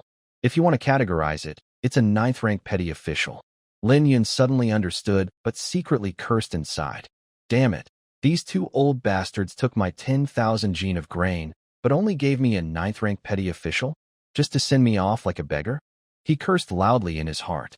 At this moment, Kugwangri cleared his throat to hide his embarrassment and said, "Don't look down on small officials. As the saying goes, the beginning is always hard. Many want to enter officialdom but can't find a way. You may only be a 9th rank petty official now, but at least you've stepped into the official world. As long as you work hard, your future will be limitless with your ability." Lin Yun understood that this was just a typical tactic of superiors making big promises to subordinates. Claims of limitless potential and extraordinary ability were all nonsense. He forced a smile and nodded, "I understand. I will work hard and not let the elders down." After that, Chui Mingchong and Kugwangri sat back into their sedan chairs and left. The remaining soldiers then began transporting the 100,000 jin of grain. They worked tirelessly until evening before finally finishing the task. As the head of the Imperial Household Department, Ma Ji naturally stayed behind to oversee the cleanup. After giving instructions to his subordinates, he went to Lin Yun's residence. At this moment, Lin Yun was in his study, with the old village chief sitting across from him. Lin Yun smiled and said, "You really surprised me today. I almost got scared to death." The old village chief awkwardly rubbed the back of his head and said, "Young master, I didn't think so much. You warned me not to reveal the truth, but I was worried I'd forget. So I included the cellar in the village center in my report." Lin Yun nodded and said, "All right, this matter is finally over. You've made a great contribution this time." The old village chief joked, "Young Master Lin is even more impressive. You've entered official service, and you'll surely become a high-ranking official someday. Hey, don't talk to me about official ranks. 10,000 jin of grain for such a minor official position? If it weren't for that imperial envoy's visit today, I wouldn't even know there was such a job as a clerk. Don't underestimate the position, young Master Lin." At this moment, Ma Ji's voice suddenly came from outside the door. Lin Yun and the old village chief looked at each other. The door creaked open, and Ma Ji, dressed in official robes, entered. It was the first time he wore his official uniform to Lin Yun's house. "Ma, don't tease me. Now I've become your subordinate, so you should take good care of me," Lin Yun joked. The prefect's words make sense. In today's world, the only way to rise is to become an official. That Lin Xian also spent quite a bit of silver to get a minor position as a clerk, not even a 9th rank official. Yet he still looks so happy, Ma Ji said. Lin Yun nodded and asked, "That's true. But what kind of work does my role as a clerk involve daily?" "This is just the household department in Yuqing. Whether there's work or not depends on me. If you were a Ministry of Revenue clerk, your responsibilities would be much greater," Ma Ji explained. Lin Yun's eyes lit up and said, "That sounds good. With my relationship with Ma Ji, they probably won't assign me any work, right?" Ma Ji smiled and said, "Of course. Young Master Lin only needs to go to Yuqing's government office a few times each month to check in. You'll even get dozens of taels of silver each year. Why not? That's more like it." Lin Yun nodded contentedly. He really didn't want to be a busy official, especially in a demanding position. His biggest wish now was to make money. Whether he became an official or not was secondary. At this moment, Ma Ji asked curiously, "Young Master Lin, now that there are no outsiders, honestly tell me, how much grain have you secretly withheld this time?" The old village chief, who already knew the answer, looked at Lin Yun with anticipation. Lin Yun chuckled playfully and tilted his head, saying, "Guess, humph. Don't make me guess anymore. I've been guessing all day. But young Master Lin, you're really bold. Hiding information from the inspector is the same as deceiving the emperor. If you're caught, it could bring disaster to your entire family, I know. But as the saying goes, small amounts are not for gentlemen, but no poison is without its remedy. I, Lin Yun, put so much effort into helping nearby village grow crops. I wouldn't give all the grain to the court. Besides, if I did, it wouldn't be fair to the over 500 people in nearby village." Hearing this, the old village chief was moved to tears. To him, Lin Yun was always thinking of nearby village's best interests. Having such a leader in charge of the village was truly the greatest blessing for them. Ma Ji rolled his eyes and asked, "How much exactly?" Lin Yun looked at the old village chief and smiled. "Tell Master Ma the amount." The old village chief nodded and said, "This year, we cultivated over 1,000 acres of land, producing a total of 310,000 jin of grain." Wow! Even though Ma Ji was mentally prepared, he was still shocked by this number. "Young Master Lin, you're really incredible. Are you sure it's 310,000 jin? Not 210,000 jin?" He had estimated that, given the poor land of nearby village, producing 200,000 jin of grain was already quite impressive. But 310,000 jin was beyond his imagination. Lin Yun proudly said, "If I were lying to Master Ma, why would I bother mentioning it?" Ma Ji looked at him with a complicated expression, chewing his lips, wanting to say something but unable to speak. "So, young Master Lin, you currently have 190,000 jin of stored grain?" "No, the two elders only took 100,000 jin, leaving 20,000 jin behind. You still have 210,000 jin." Ma Ji was becoming speechless. He couldn't even speak clearly. Lin Yun simply nodded with a smile. Ma Ji fell into silence. After a long while, he finally calmed down and asked, "Young Master Lin, with so much grain, what do you plan to do?" Lin Yun stood up, walked around the desk, patted his shoulder, and said with a smile, "I took a big risk storing this grain, so of course I want to sell it for silver. What do you think, Master Ma? Are you interested?" Ma Ji's eyes lit up and asked, "And my share?" "Of course. I, Lin Yun, am never stingy. If there's money to be made, we all earn together. As long as General Manager Ma can provide a market and help with transportation, once we get the money, I will definitely not treat you unfairly." Lin Yun said this because he had no other choice. With his current ability, it was impossible to secretly transport the grain without being noticed. Ma Ji was secretly pleased. He pounded the table and stood up, his eyes shining with excitement. "Good. Young Master Lin is right. A small amount of money is not a big deal for a brave man. The timid die of hunger, the brave survive. For our future, taking a risk is worth it." Next to them, the old village chief saw Lin Yun and Ma Ji both glowing with enthusiasm and shook his head with a bitter smile. This was truly too crazy. Deceiving the imperial envoy and storing 210,000 jin of grain. If this got out, it would shock the entire court and the people. Even a powerful official like the Minister of Revenue, who controls money, land, and taxes, wouldn't dare to be so reckless. Lin Yun nodded and said, "Ma General Manager, don't worry too much. This deal is very risky, and we need to plan carefully. First, you select the clients. Once there are no safety issues, send someone to negotiate. After the deal is settled, then plan the transportation route. In the end, that's the key to releasing the grain. Hearing how complicated it was, Ma Ji felt bitter and said, "Young Master Lin, are you saying we're doing smuggling?" "Exactly, that. Doesn't seem right. Smuggling needs a safe route, but nowadays, within 1,000 miles of Yuqing Prefecture, there are no bandits. It's very safe. In this situation, smuggling would be too risky. It's easy for Yuqing Prefecture to find out." Lin Yun smiled and said, "It's okay. We'll create whatever we need. Can living people be made to die from holding their urine? Besides, smuggling maximizes profits. Remember, our clients must be areas that are extremely short of grain. And we absolutely won't deal with the government, no matter how high the price they offer." Lin Yun had already thought this through. Selling to officials was too risky. If caught, they could trace everything back to nearby village. But if they only dealt with the underground black market, everything would be simpler. Ma Ji looked thoughtful and said, "So, young Master Lin, are you planning to train a group of bandits? Someone who understands me." "Ma brother," Lin Yun grinned. Ma Ji was speechless. He was now convinced. Lin Yun was willing to do anything to make money, with no bottom line as long as he achieved his goal. Young Master Lin's plan really excites me, but implementing each step will be very difficult. Ma Ji also spoke honestly, saying that it is very difficult to establish a smuggling route in Yobei village. Although Qiuguang Ri is a corrupt official, he has a strong desire for control and would never allow uncontrollable factors in his territory. Moreover, does young Master Lin think too little of the prefect?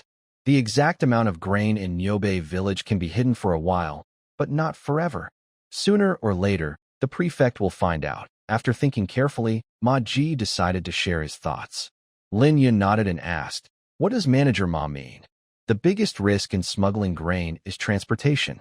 Especially with hundreds of thousands of jin of grain, it's impossible to avoid detection by Yuqing Prefecture. So, I think young Master Lin can negotiate directly with the prefect. From what I know, the prefect is only interested in profit. As long as there's enough benefit and safety, he will definitely agree to participate. Furthermore, we are currently only facing the problem with Yuqing Prefecture. Don't forget, Yuqing is just a small part of Fengyang County. In the end, smuggling to other vassal states will surely be discovered by the Lin family." Ma Ji's words made sense, and Lin Yun frowned slightly, saying, "Manager Ma is right. It seems I was too optimistic. So, young Master Lin, if you want to make money from grain, you must not bypass the prefect.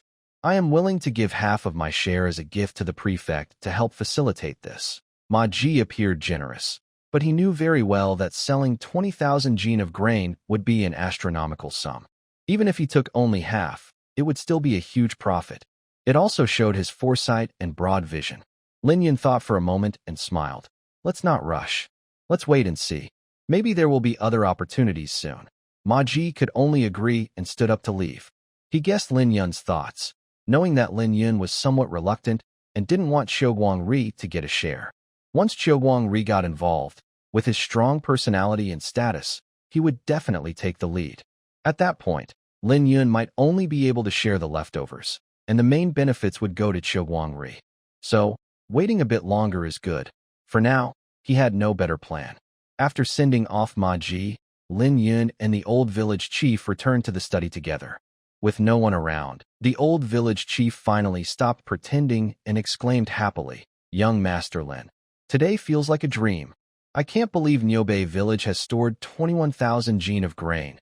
This is really too difficult to handle." Lin Yun smiled as he sat back in his chair and said, "This is just the beginning. You need to learn to adapt." The old village chief nodded repeatedly, smiling so much he couldn't close his mouth. "All right, let's get to the main point. Later, you should gather the villagers and carefully replant the fields after harvest. Remember, use the method I taught the villagers for making fertilizer to take good care of the land." The old village chief looked confused and asked, "Young Master Lin, the harvest is already done, and planting will wait until spring next year. Why the rush?" Lin Yun rolled his eyes and said with a smile, "Who says we stop planting after the harvest? Winter is still a long way off. Keep working, keep planting." The old village chief gasped and said, This can't be.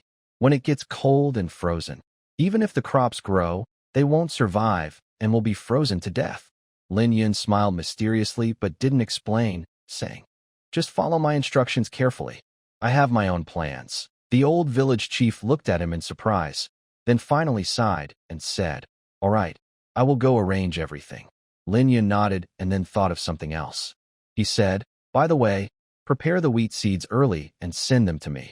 The old village chief agreed and then turned to leave. Although Lin Yun was not a farmer in his previous life and didn't know much about planting, having lived 2 lives, planting 2 crops a year was still easy for him. If it really got cold and frozen, he could simply cover the crops with a large greenhouse. As long as there was enough sunlight and water, the environment inside the greenhouse would be perfect for growing crops. Even if the growth cycle was a bit slower, it was acceptable. Moreover, Lin Yun knew that crops with longer growth cycles not only guaranteed higher yields, but also better quality. He could package this batch of grain and sell it at a high price. Just thinking about it made Lin Yun very excited. But the only challenge now was what material could replace plastic sheeting. On Earth, agricultural greenhouses are mostly made of plastic, which can maintain temperature and humidity. In this feudal society, plastic couldn't be made at all. Although Lin Yun roughly understood how plastic works, making it was nearly impossible. So, he needed to find a material that could replace plastic for building greenhouses. After thinking for a while, he suddenly remembered glass. It's well known that plastic is made from various compounds, mainly derived from petroleum and synthetic resins. Let's set aside how difficult it is to make things. Just with oil, Lin Yun can't get any. Maybe digging underground could find some oil, but he doesn't have the tools for exploration or digging. Making glass, however, is simple. He just needs to find fine sand at the beach, melt it in a furnace, and it will turn into glass. Glass works better than plastic because it can keep temperature and humidity steady, and it's harder to break intentionally. The only problem is that glass is very fragile and easy to shatter. Still, this is the best idea Lin Yun can think of right now. If they really try to use it, it will be a big project that needs everyone in the village to help. Suddenly, Una burst into the study, startling Lin Yun. "Hey, what are you doing?" Whenever Lin Yun sees Una, he feels nervous and shaky. She quickly pulls him up from his chair, worriedly saying, "Husband, you need to go see. Sister Weiyue and Sister Wanqing are arguing." Lin Yun's forehead darkened with frustration. He already knew why the 2 women were fighting last time. He struggles free from Una's grip and sits back down, saying, "Why should I go see? Do you think I can fix their fight? Of course you should care. What if they start fighting physically?" Una looks confused and a bit annoyed by Lin Yun's attitude. "If they fight, let them. As long as they don't hurt me, I'm fine," Lin Yun replied. He knows that the conflict between Weiyue and Wanqing is because of him. If he shows up now, he won't help. He might make things worse. Stupid man. Your 2 sisters are arguing over you, and you don't care? Once you get what you want, you don't cherish it," Una said sarcastically. Lin Yun rolled his eyes. "What do you mean I don't cherish? Fine. Tell me. Who should I go help?" Una was speechless, staring with her beautiful eyes, unsure what to say. Lin Yun sneered. "Weiyue and Wanqing are both my wives. If I help one, I'll offend the other. Besides, the one who unties the knot should be the one to tie it. Let them have some space and solve it themselves." He poured himself a cup of tea, took a sip, but Una suddenly snatched the cup and splashed the tea on his face. Startled, Lin Yun asked, "What are you doing? Stop giving me these big talks. No matter how successful you are outside, if your own backyard catches fire, how long can you last?" Although Una doesn't understand all the big principles, she knows the basics. Lin Yun stood up, wiped the water off his body, and said irritably, "Little girl, are you scolding me now? Don't worry, I promise that within half an hour, those 2 will be back to normal." Una raised an eyebrow and asked, "Are you sure?" "Of course. When have I ever lied to you?" Lin Yun knew these 2 women quite well. If their quarrel was because of jealousy and it got out of hand, he definitely wouldn't tolerate it. But he also knew they understood the situation. Their arguing was just a way to make him show up. He wouldn't fall into that trap. Una nodded, seeming to believe him for now. She sat down in the chair Lin Yun had just used, casually opened a drawer, and saw the palace medical book inside. Her eyes lit up, and she reached out to take the book. Unaware, Lin Yun finished drying himself and saw her flipping through the palace medical book. He was startled and quickly tried to grab it. Una was quick and skillful, easily avoiding him and hiding the book in her arms. She grinned mischievously and said, "Husband, are you finally caught? You used to act so proud, pretending you were busy with work and studying in the study. Turns out, you were reading this kind of book." Lin Yun looked embarrassed and said, "Give it back. This book was a gift from Manager Ma last time. I was just curious, so I took a quick look." "Just curious? Really just curious?" Una's tone rose with a mischievous smile, and she looked him up and down. "Yes, really." Lin Yun scratched his head awkwardly. Suddenly, he remembered his thoughts this morning and said seriously, "What's wrong with me studying? Is it a crime to want to earn more silver? Earning silver? What does that have to do with anything?" Seeing that he successfully diverted her attention, Lin Yun quickly pressed on. "It's a big deal. I want to develop a pill that can boost a man's vitality. Anyone who takes it, even if they're old, will become strong and unstoppable, like a hero." Una sat nearby, watching Lin Yun's eyes light up and his gestures become lively whenever he mentioned this. She chuckled secretly and said, "Oh, so you're researching this to benefit the people? Well, I was wrong about you." Lin Yun looked at her sarcastic expression and cleared his throat, saying, "Whether you believe it or not, what I said is the truth. Give me back the book." He knew he couldn't just snatch it from Una openly, so he could only ask for it politely. "No way."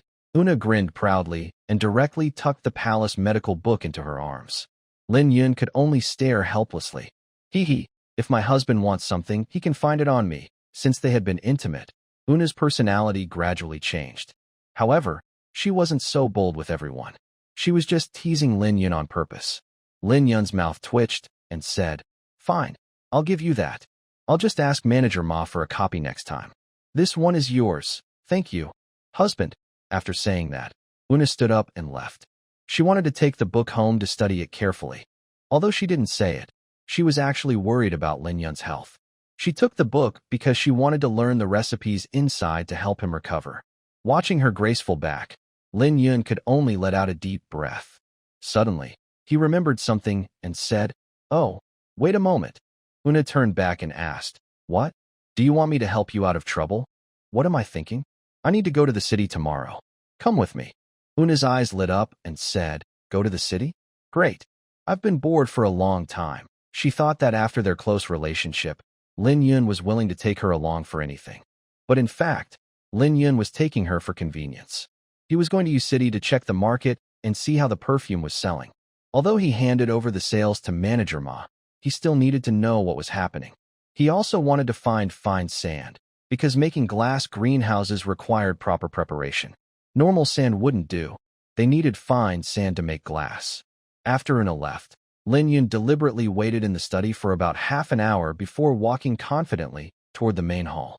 At this moment, in the main hall, Lin Wuyue was sitting and embroidering. The pattern was two mandarin ducks, looking very vivid and lifelike, as if they were real. Seeing that Yi Wanqing was not there, Lin Yun pushed the door open and entered with a big smile, saying, "Madam is very skilled. Is that a pair of ducks you embroidered?" Lin Wuyue snorted softly, still upset. She turned her back to Lin Yun and continued to embroider. Lin Yun leaned in, wrapping his arms around her waist from behind, and said, "Why aren't you paying attention? Who made the madam angry? Tell me.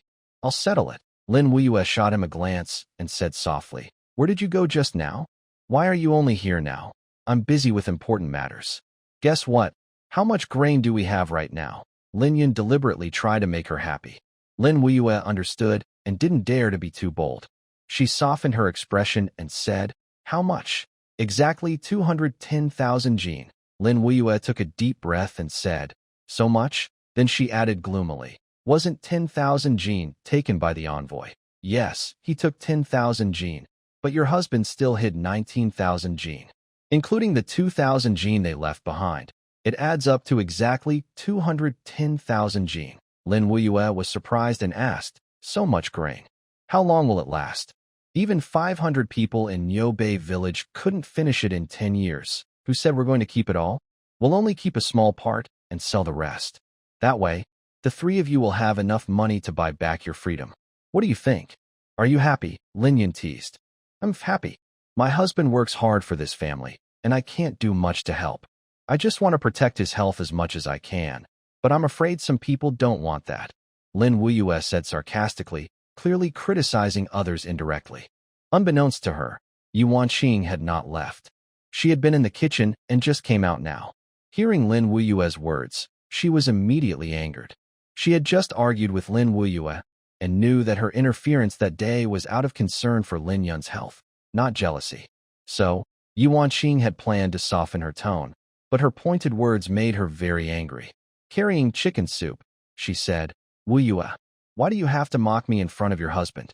Don't you know I care about him too?" Lin Yun was shocked and quickly let go of Lin Wuyue, turning to look at Yuan Qing. "Yuan Qing, why are you still here? I thought you went back to rest." He forced a small laugh. Lin Wuyue simply put down her work and said, "I know the second wife probably means no harm, but your husband asked me to be the main wife. There are some things I must say. Even if I offend the second wife, so what?" Lin Yun was overwhelmed, standing helplessly in the middle. Yuan Qing sneered and said, "Yes, the main wife is the wife, and I and Wu Na are just concubines. Naturally, you are above us. But your husband isn't just yours, he's ours too. Why are you so overbearing? Do whatever you want." "You." Lin Wuyue was furious. She stood up angrily, glaring at Yuan Qing with her almond-shaped eyes. Yuan Qing, being clever, knew this was not the time to show strength with Lin Yun present. She quickly served the simmered chicken soup, gently blew on it twice, and said softly, "Husband, this bowl of chicken soup is specially prepared for you. Drink it while it's hot. It's very good for your health." Lin Yun awkwardly glanced at Lin Wuyue, then reached out to take the chicken soup. He sniffed it at the nose and thought the smell was okay, so he took a sip and drank it. Yuan Qing looked at him with anticipation and asked, "How is it? Husband, does it taste good?" Yes. "Second, madam, your chicken soup is really good. But next time, don't make it." Lin Yun was overwhelmed by the strong flavor and almost spat it out. But he was worried about hurting her feelings, so he forced himself to swallow it. Now he felt his tongue go numb. Everyone knows that if something is too salty, it will taste bitter. Clearly, Lin Yun had made a big mistake this time. "Hee, if husband likes it, I'll make it again next time," Yuan Qing said proudly. She didn't notice Lin Yun's hidden meaning and looked pleased with herself. Lin Yun cleared his throat and pretended to be surprised. "Second madam's chicken soup is truly amazing. I feel so hot all over now. No, it's too hot in here. I better go for a walk." He quickly left the room. Yuan Qing looked at Lin Wuyue with pride and said, "Madam, see? This family isn't just you who can take care of husband. Husband drank the chicken soup I made himself, and he immediately looked lively." Lin Wuyue sneered and said, "Second madam, you used to be a talented person from the National Academy. Why can't you tell good from bad now? Husband just said to stop making it next time. Don't you understand what that means?" "Humph, husband is probably worried I'll get tired, so he said that. But for his health, I think it's worth it to work hard." Yuan Qing wasn't deaf. She clearly heard Lin Yun's words just now. She just didn't want to embarrass herself in front of Lin Wuyue. Lin Wuyue walked to the table and saw a bit of leftover soup in the bowl. She teased, "Second madam, since you're so confident in your cooking, why don't you taste it yourself and see how it tastes?" Lin Wuyue spent all day at the stove and knew Lin Yun's taste very well. Plus, when he drank the chicken soup just now, he hesitated slightly.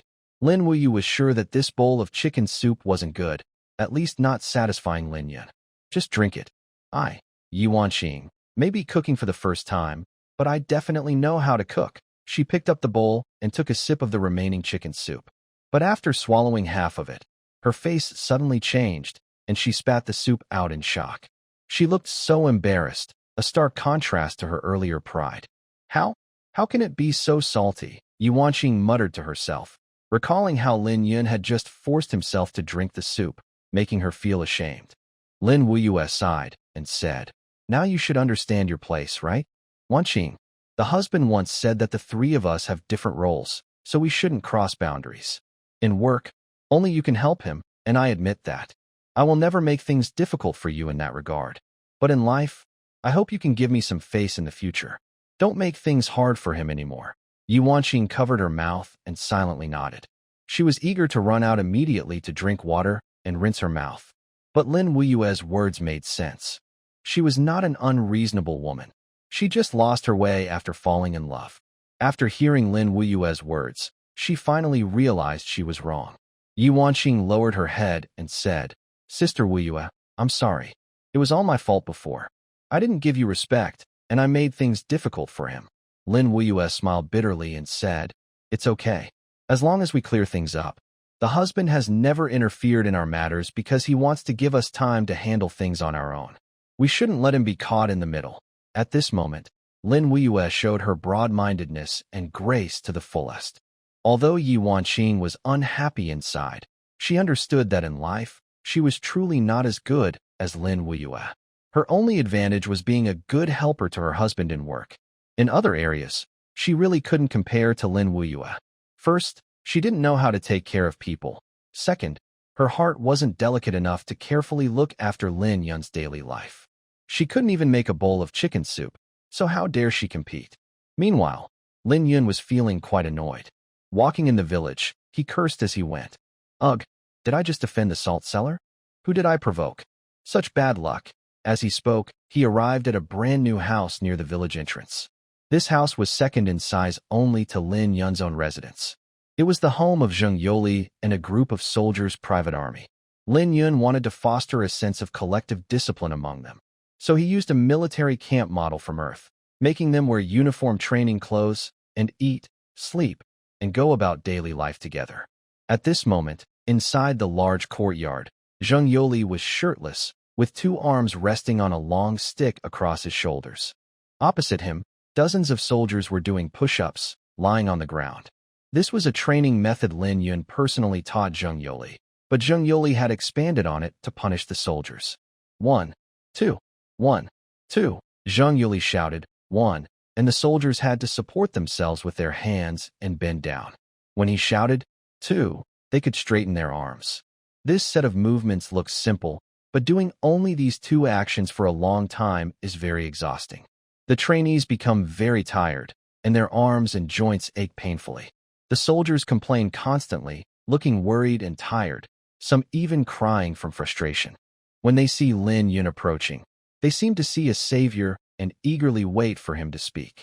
However, Lin Yun doesn't seem to want to interfere. Instead, he leans on a nearby tree and watches with interest. After about an hour, the soldiers are completely exhausted, sweating heavily. Finally, under Zheng Yoli's command, they get a break.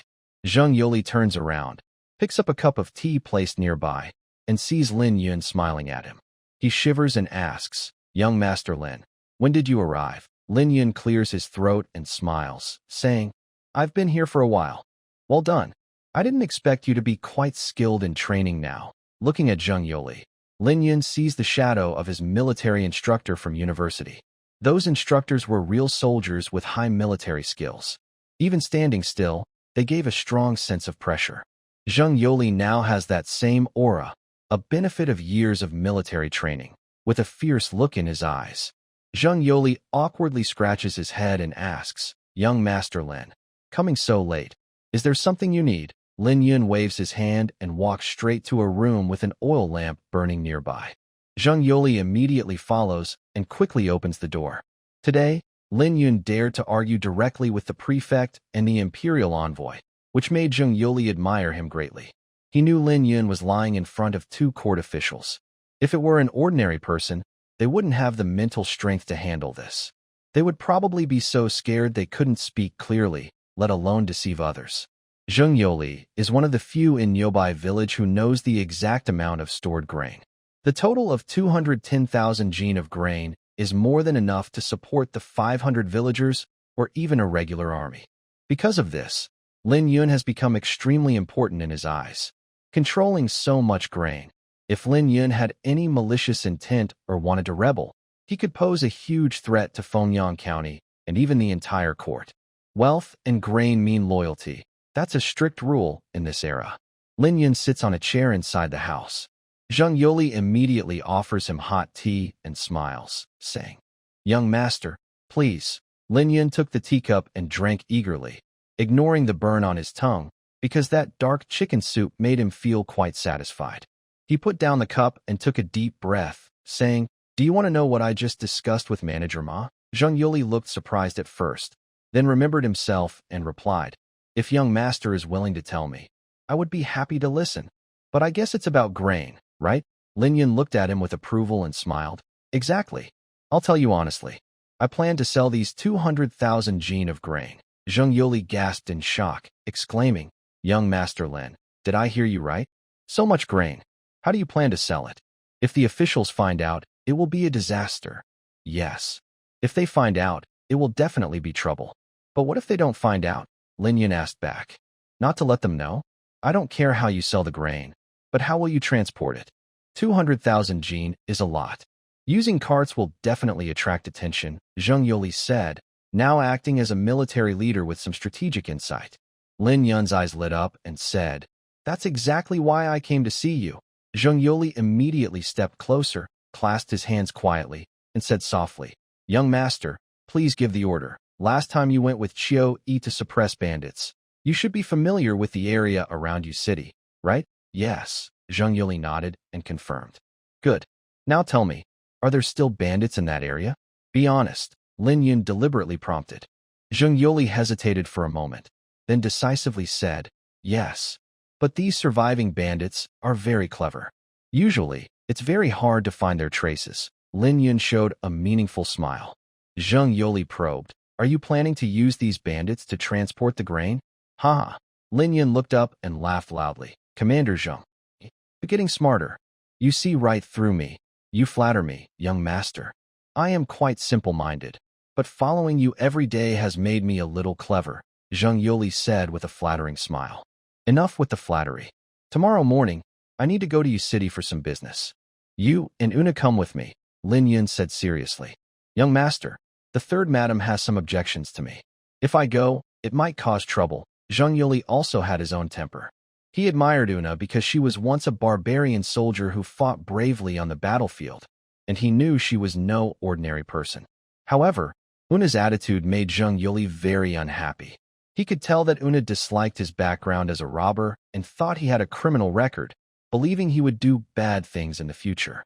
Lin Yun stood up and said seriously, All right, Madame San is straightforward and honest. Don't hold a grudge. If Madame San keeps some things to herself, that would be your misfortune. Rest early tonight, and tomorrow, come with me. Yes, Zheng Yuli bowed respectfully. Lin Yun walked away. Inside Yuqing Mansion, since the special envoy Cui Ming brought back 10,000 jin of grain from nearby village, he had been in a good mood. With this amount of grain, the urgent problem in House City was solved, and his inspection mission was successfully completed. The only thing that wasn't perfect was that he couldn't get more grain from nearby village. Now he was dressed in a white robe, wearing a straw hat, leisurely drinking tea, with a beautiful dancer nearby to entertain. This dancer was arranged by Qiuguang Ri on purpose. Qiuguang Ri, who had become the governor of Yuqing Mansion, had some skills. He personally trained a group of beautiful women to serve high-ranking officials. All of them were carefully supervised and cultivated by him. Their manners, appearance, and figure were all top quality. Cui Mingchong watched the dancer move her enchanting body, sipping tea and clapping along with the music, looking very pleased. But despite his relaxed appearance, he kept thinking about what had happened today in nearby village. Although he personally inspected and was sure there was no problem, he still felt like he had been tricked. Lin Yun, as a younger son of the Lin family, was noble by birth, but was actually regarded as a commoner by the family. People like him were supposed to be unworldly, but when they saw the imperial envoy, they showed no fear. Instead, they were clever and cunning. This was very unusual. He pondered deeply, recalling everything that happened today, but couldn't find any clues. With his 20 years of experience as an official, he believed that if there were no obvious problems, that was the biggest problem. After thinking for a long time, Cui Mingchong finally decided and said in a deep voice, Enough. I am a bit tired. You may leave now. The dancer immediately stopped, striking a pose. She was exhausted, sweating profusely, with a thin layer of sweat on her forehead. Master, is the servant not satisfying you? Qiuguang Ri had instructed her to serve this master well, and her dance was deliberately meant to seduce Cui Mingchong. The next step was to sleep with him. I didn't expect that, despite my efforts to perform well, it not only failed to arouse this lord's desire, but also led to me being driven away. If the master of the house finds out, I will surely be punished. Cui Mingchong shook his head and said, No, your dance was very good, But I am tired. It has nothing to do with you. Then let me stay and serve the master while he rests. The dancer stepped forward willingly, directly holding Chui Mingchong's arm. She flirtatiously pressed her white chest against him. Chui Mingchong wasn't stupid. He had seen this kind of scene many times in the capital. But his mind was full of Niubei village, and he had no mood for anything else. He immediately scowled and said, "Nonsense. I am not disabled. I don't need you to serve me. Get out of here." As he spoke, Chui Mingchong raised his hand and slapped the dancer hard across the face. The dancer winced in pain, covering her face, but she dared not complain and quickly bowed and left. In the great Divine dynasty, scholars, farmers, artisans, and merchants were divided into 3 classes and 9 ranks. Like dancers or secretaries, they belonged to the lowest class. In Chui Mingchong's eyes, the graceful dancer in front of him was just a prostitute, among the lowest of the low. So, it was only natural that he didn't look kindly upon her. The dancer dared not show any dissatisfaction. She could only endure the beating and would not be protected by the autumn sun day. Chui Mingchong looked outside the door and loudly called, "Chi Rue." Creak. The door was pushed open, and a young man dressed in the uniform of an inner guard entered, handsome and imposing, holding a sword in his left hand. He respectfully bowed and said, "Sir." Chui Mingchong picked up a teacup nearby, rolled up his sleeve, and said while tasting tea, "Today, you went with me to Niubei village. How did it feel?" Chi Rue frowned slightly, hesitated, and replied, "Not much special feeling. Although the village is quite poor overall, the villagers look healthy and not like they are suffering. They seem spirited and alert. I observed some families, but all the doors were closed, as if they were guarding something." "Command?" Chui Mingchong put down his teacup and looked at him. Chi Rue hesitated for a moment, and then said, "One more thing. I don't know if I should say it or not. Just say it. I won't blame you." "Yes. The real feeling I got from Niubei village is like they are acting. Except for Lord Lin Yun, even the ordinary villagers seem prepared. They show no fear when they see soldiers. Even the old village chief gives me a fake impression." Chui Mingchong's eyes lit up. He slammed the table and said, "Good. It seems you share the same feelings as this official." Chi Rue stepped forward a few paces and whispered, "Does the Lord mean that Lord Lin Yun is lying? It's not certain yet. But one thing is clear. Qi Guangri also hasn't told us the truth. And that Lin Yun is not simple. He always gives me a mysterious feeling. So, does the Lord mean? Should I capture him to find out the truth? No. Stirring up trouble is a big mistake in military strategy. Since Qi Guangri is helping this Lin family's illegitimate son hide something, there must be a big secret involved. You stay at the door later, and even Qi Guangri is not allowed to come in. I plan to go undercover again to Niubei village." Chui Mingchong finally shared his thoughts. Chi Rue was surprised and said, "Sir, it's already late at night. It might not be safe to leave the city now. What if there's danger? It's fine. I will take only one palace guard disguised as a commoner to go out. No one will recognize us. Even if we meet bandits, we can handle it." Seeing Chui Mingchong's decision, Chi Rue could only nod in agreement. Later, Chui Mingchong returned to his room, changed into plain clothes, and quietly left the city with a palace guard. As the head of the palace guards protecting the imperial envoy, Chi Rue stood outside the door, guarding fiercely, like a single gate that no one could pass. About half an hour later, a group of people approached along the corridor. Leading was a maid carrying a lantern, and behind her were several guards from Yuqing Prefecture and Qiguangri. Since she was still wearing official robes so late, it was clear she knew the imperial envoy was displeased because of the dancer, so she changed clothes to come and check on him. When she reached the door, Chi Rue stopped her.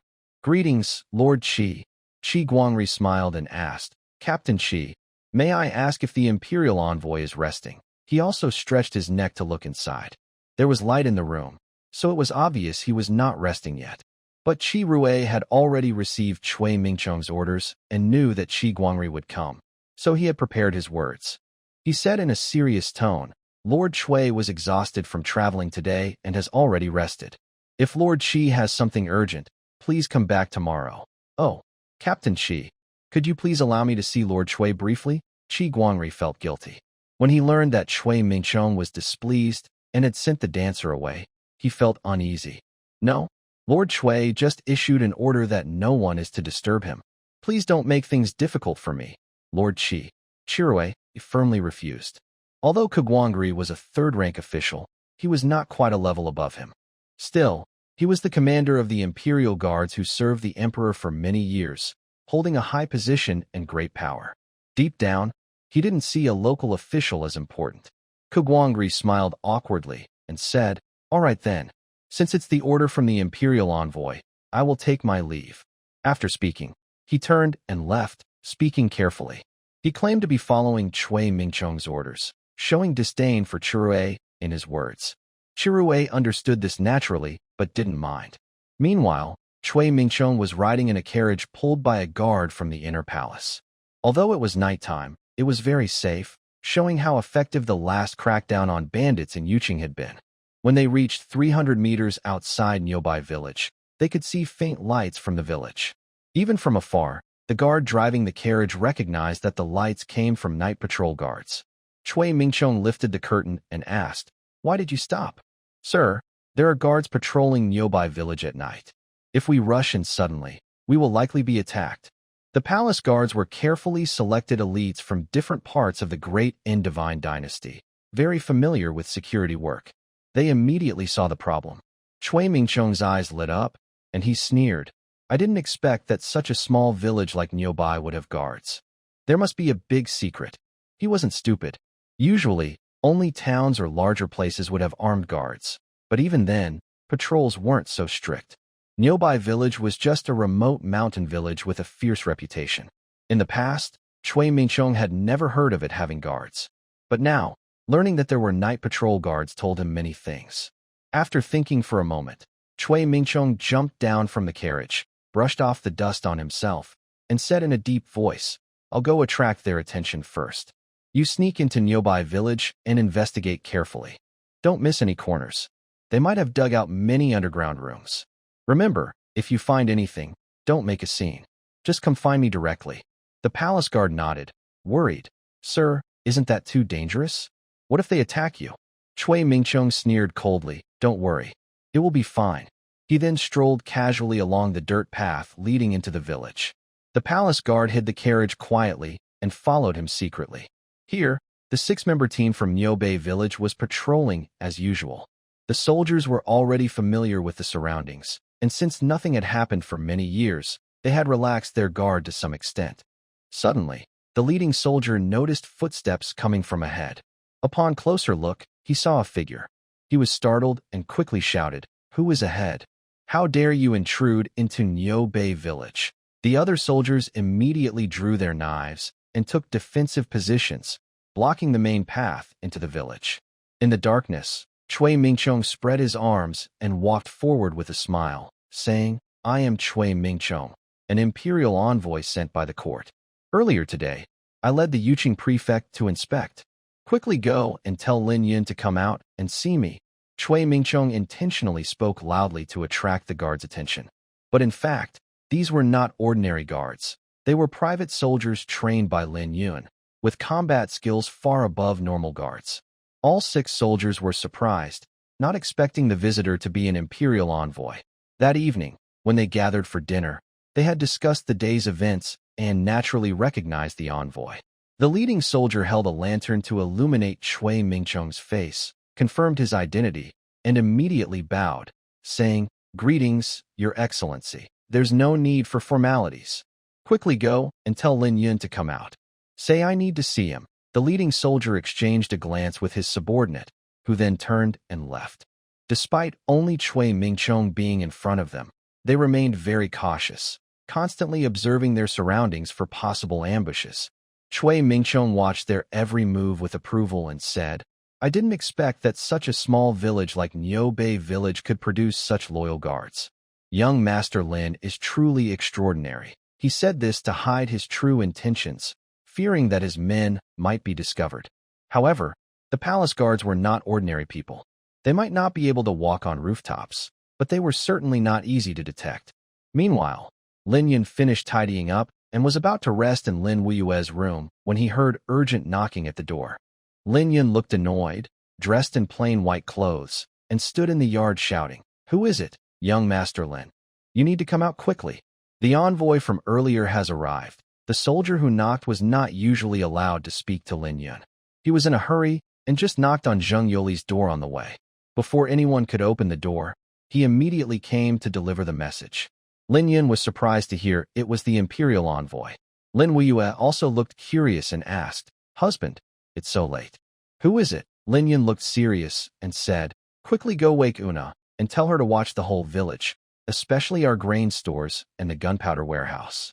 No strangers should get close." Lin Weiyue realized something was wrong and nodded quickly without asking more. Before Lin Yun finished speaking, Una pushed open the door, changed into a set of armor, and said with a pout, "No need to call me. I'm not deaf."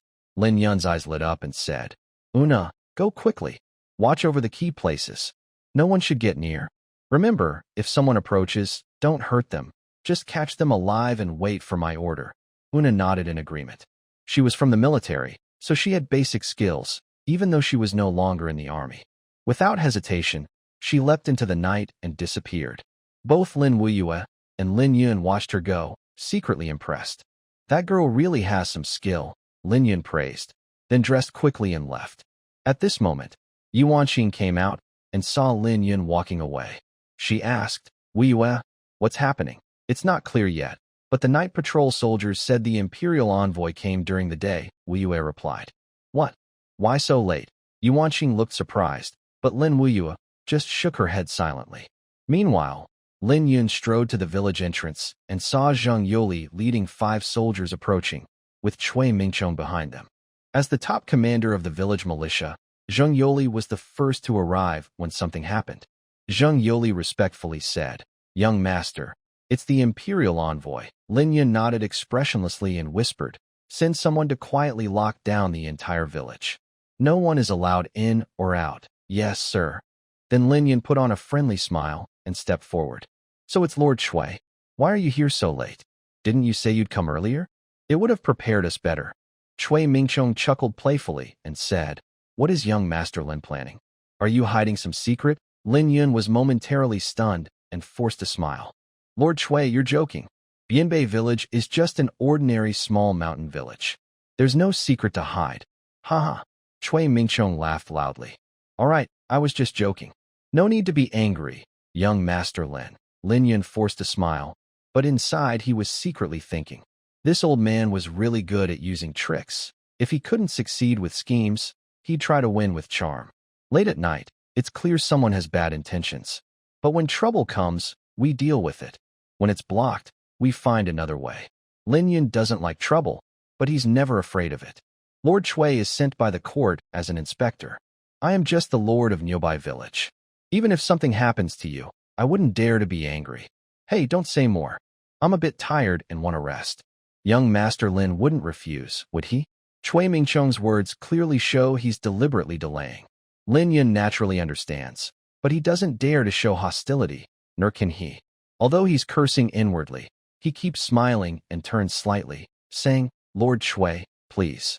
After that, Cui Mingchong walks into Nyobai village confidently, acting as if he's a guest. He observes the village houses along the way. Strangely, no villagers come out to watch the commotion. This makes Cui Mingchong even more impressed. As an inspector, he's traveled through many well-known villages and larger towns. Ordinary people usually look at him with curiosity or fear. But Nyobai village feels different. Lin Yun stays silent, watching Cui Mingchong's back, wondering what this old man is really up to.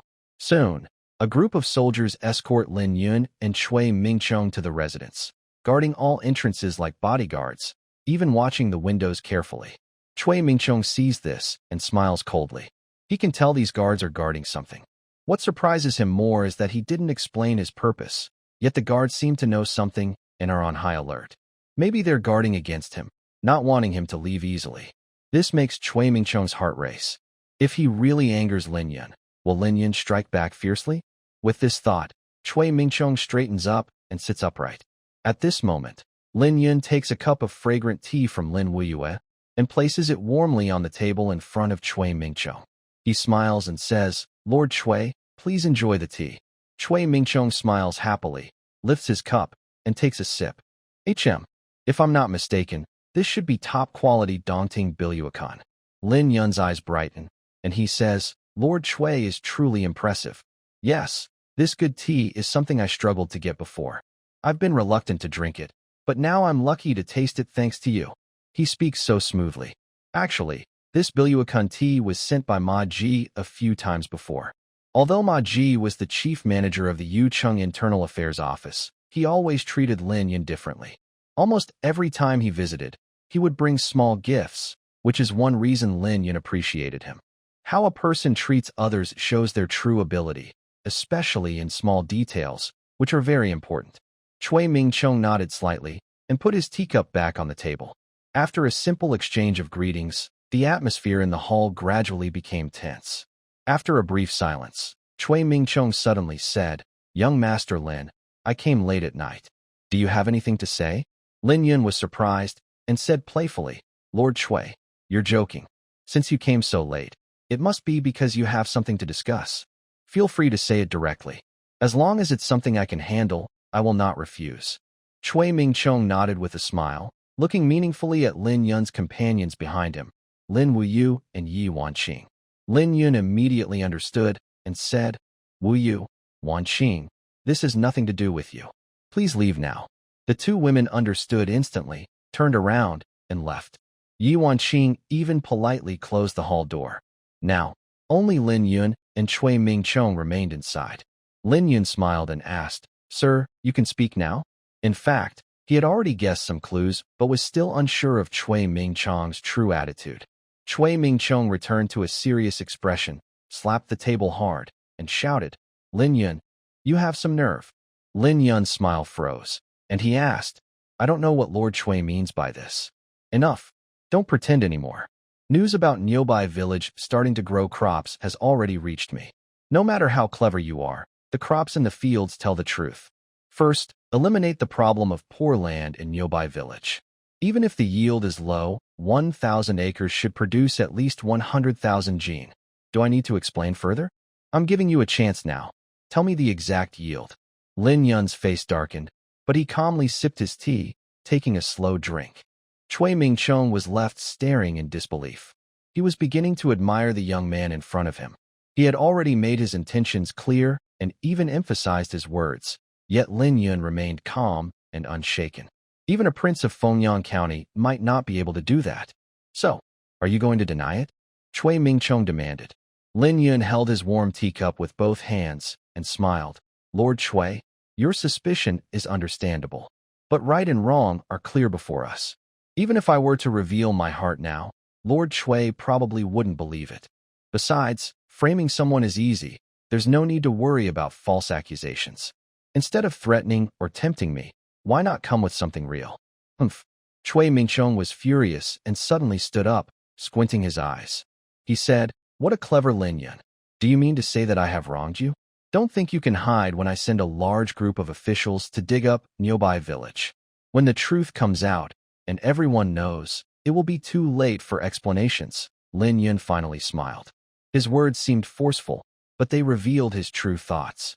He said playfully, Lord Cui, can I understand your words as meaning everything is negotiable?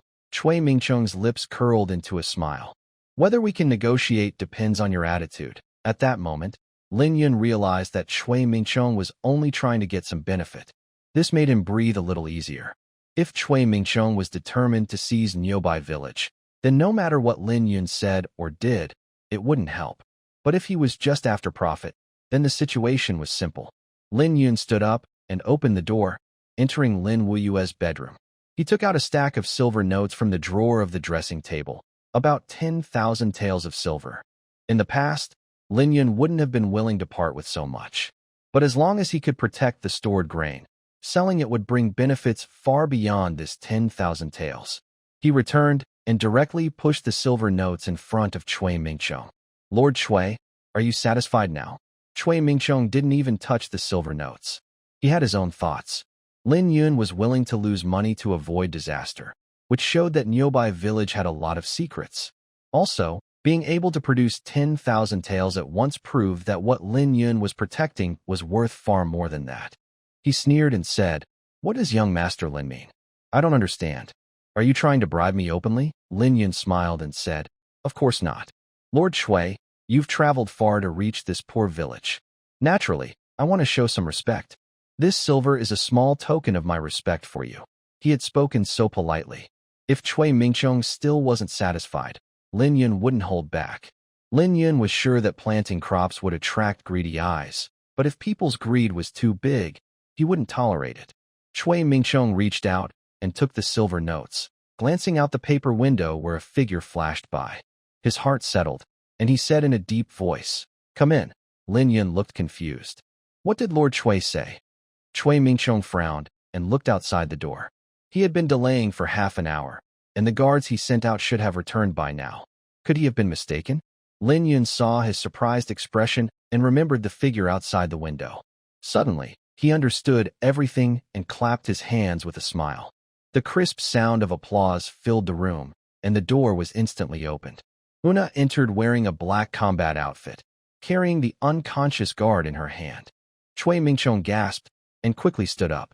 Lin Yun also stood up, smiling as he approached Una. He nodded in approval before turning to Cui Mingqiong and said meaningfully, Was that who you just called, sir? At this moment, Cui Mingqiong finally realized that Niu Bei village was a dangerous place.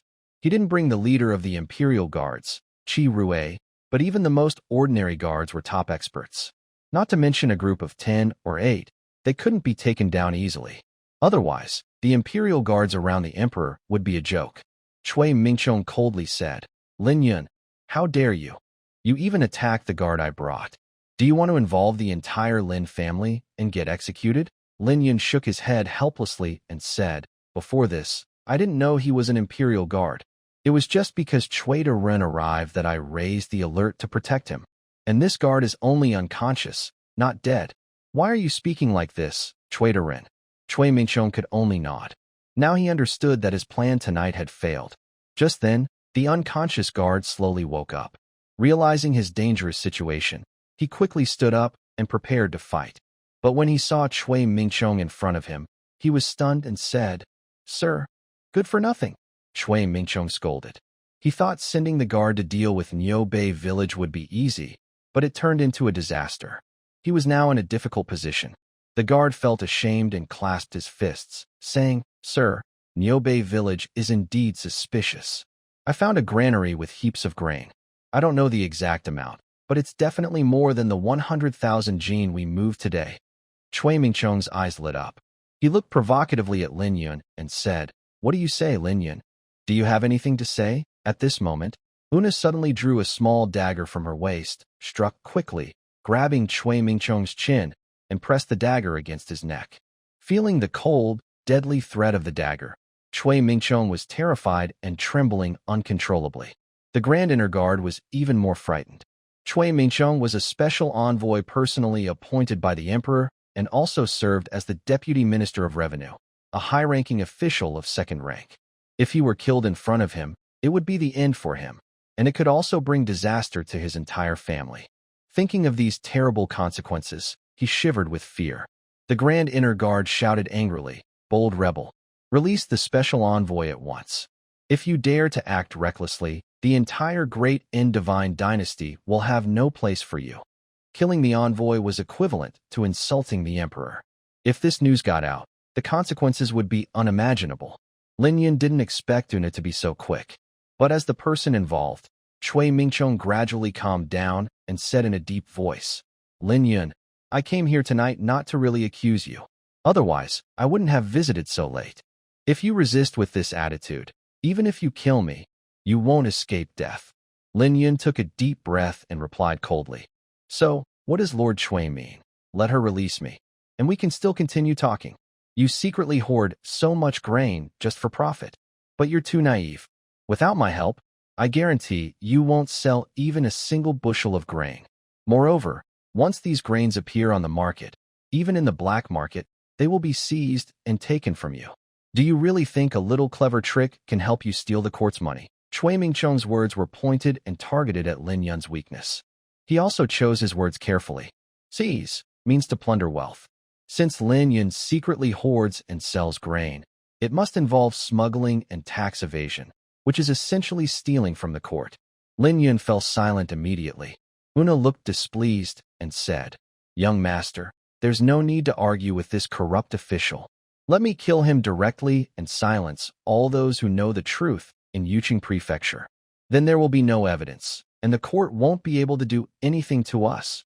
Cui Mingqiong looked down and saw the wolf head tattoo on Una's arm, suddenly realizing something. He sneered, "Little girl, you really underestimate the power of our great and divine dynasty. I am a special envoy personally appointed by His Majesty, protected by dedicated guards along the way. Even if I came here privately this time, if I were harmed, the news would be sent to the Emperor at once, traveling hundreds of miles with urgency."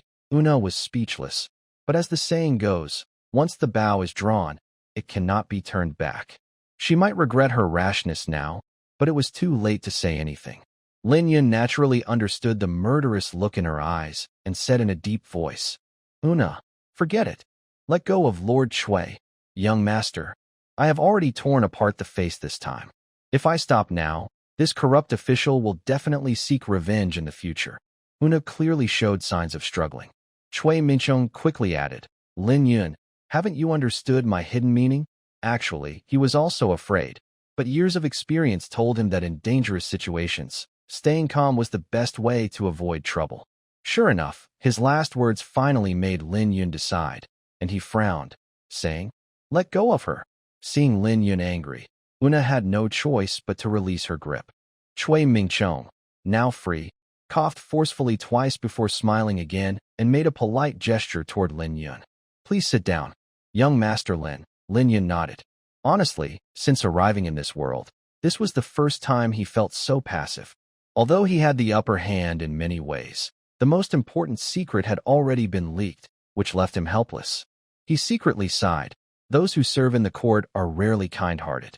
Cui Mingqiong was especially so, bold, cautious, deep-minded, and experienced. His calm and steady way of doing things made Lin Yun's skills seem insignificant in comparison. Lin Yun sat back in his chair and waved his hand, saying, "Una, you may leave now." Una reluctantly left. Cui Mingqiong then signaled to the palace guard nearby. The guard also turned and left. After this confrontation, both Lin Yun and Cui Mingqiong understood each other better. Cui Mingqiong smiled and said, "All right, now we can talk about the main matter." Lin Yun raised an eyebrow and asked, "Based on what you just said, are you planning to share the benefits?" "Huh? What do you think?" Cui Mingqiong's words were always vague, making Lin Yun unable to tell his true intentions.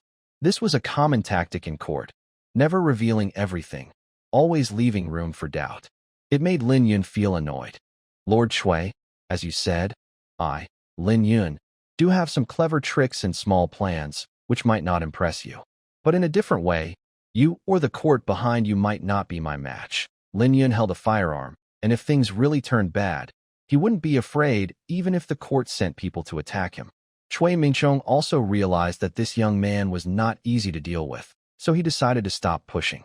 He nodded and said, "All right, you don't need to threaten me anymore. I just want to share. I'm very curious about how you managed to grow so much grain in that remote place called Niobei Village. But those questions are no longer important." Lin Yun's eyes lit up, and he leaned forward eagerly, asking, "Lord Cui, do you have any good ideas?" "Good ideas? I don't have any. However, as long as you hand over the grain from your village to me, I can definitely help you sell it. I am not greedy. Just a 30% profit is enough."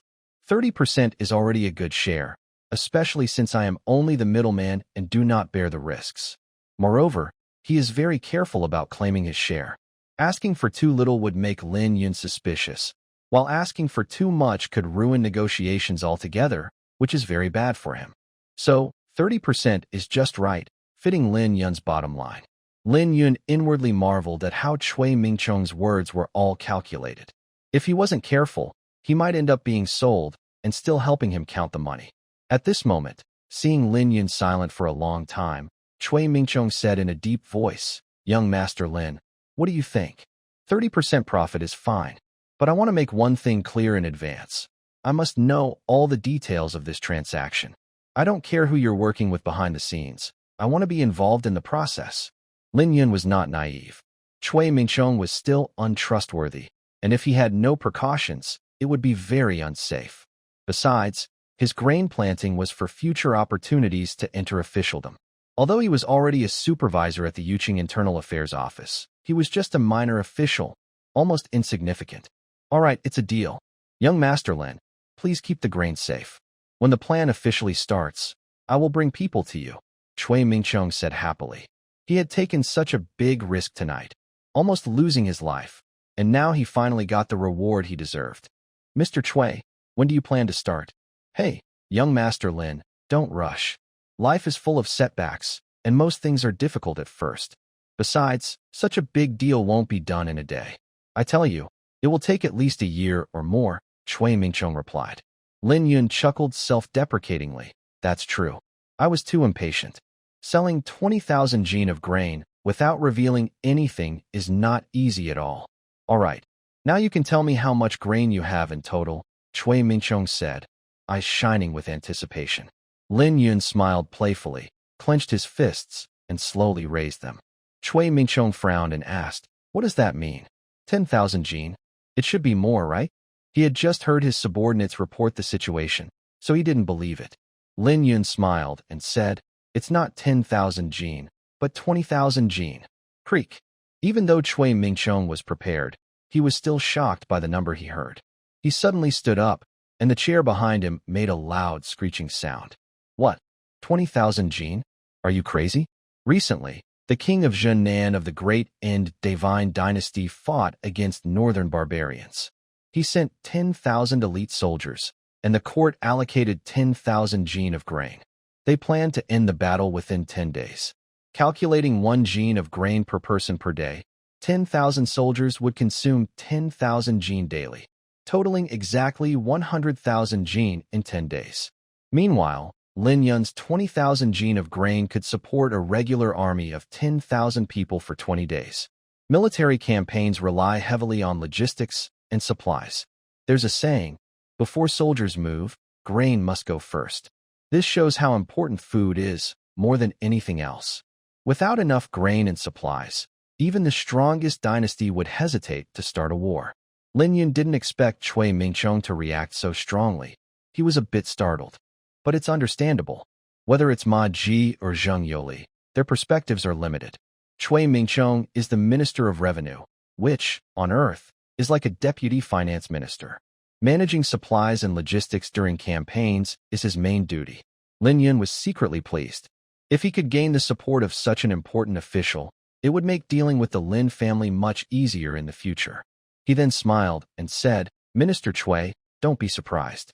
As long as we have steady customers and safe transportation routes, I guarantee the grain supply will be continuous, and it won't be affected by natural disasters or other calamities. On Earth, this might not seem like a big deal, but in a feudal dynasty, farmers planting crops are essentially praying to heaven for good harvests. If disasters strike, harvests are affected, so no one dares to be so confident about having a bumper crop every year. Cui Mingqiong took a deep breath and looked at Lin Yun with a more meaningful gaze. He thought that Lin Yun, with just 11 or 12,000 jin of grain, was already impressive enough to make a profit. Even in the Great End Divine Dynasty, Lin Yun hadn't yet become a major power, but he showed incredible potential. No one would dare to secretly stock such a large amount of grain. He never expected Lin Yun to have 20,000 jin. But because Lin Yun was so bold, Cui Mingqiong's opinion of him grew even higher. He even had the urge to bring Lin Yun into his own ranks. It was clear to everyone that this abandoned son of the Lin family was no ordinary person. But before making any decisions, Cui Mingqiong wanted to observe and assess him further. Cui Mingqiong is now in his early 40s but already holds the position of left vice minister of the Ministry of Revenue, a high-ranking official of the second rank. As long as he doesn't encounter problems during his term and continues to make significant achievements, he is sure to be promoted further. Becoming the Minister of Revenue is only a matter of time. Therefore, he sees hope for promotion in Lin Yun. These thoughts flashed through his mind briefly. Now, Cui Mingqiong is more worried about Lin Yun's ambitions. If Lin Yun can be used for his benefit, that would be best. If he cannot control Lin Yun, he might become a serious threat. He said in a deep voice, Lin Yun, are you sure you're only doing this to make money? and not for other reasons. Chui Mingqiong was a bit nervous, afraid Lin Yun might have rebellious plans. If he blindly followed and got involved, he could end up in trouble.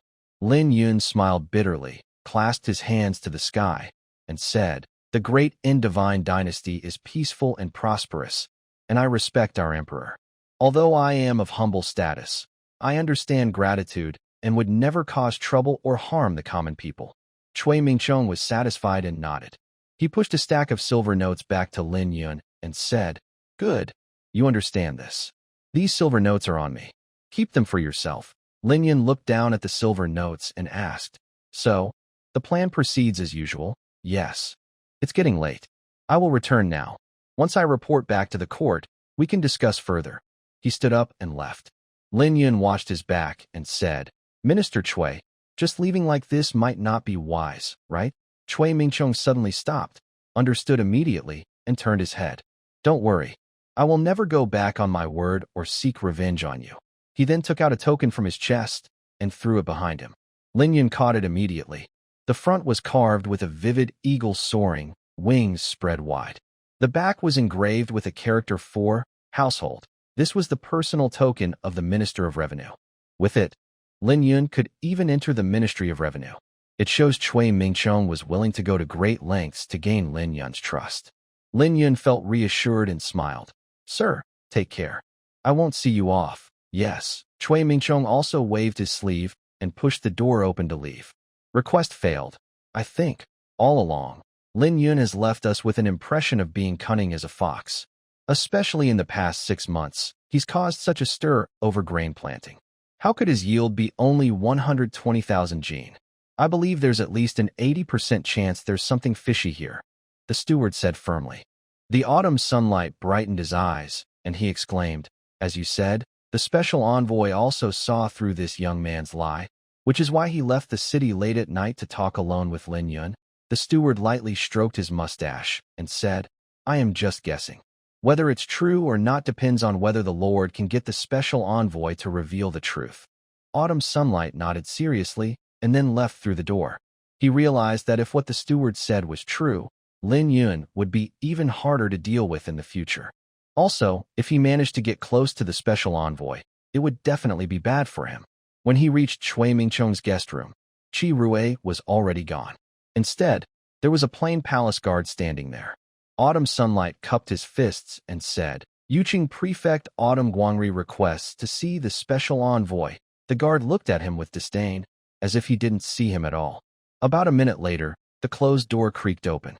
Qi Rui walked over with a cold face and said sarcastically, "Lord Autumn, you are really persistent.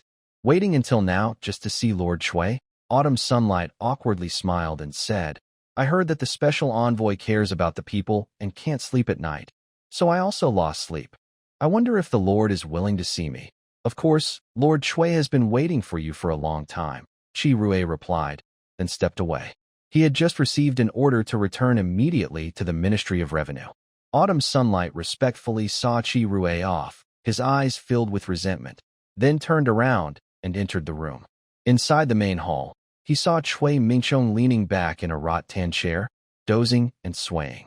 Autumn sunlight immediately bowed and whispered, "Special envoy."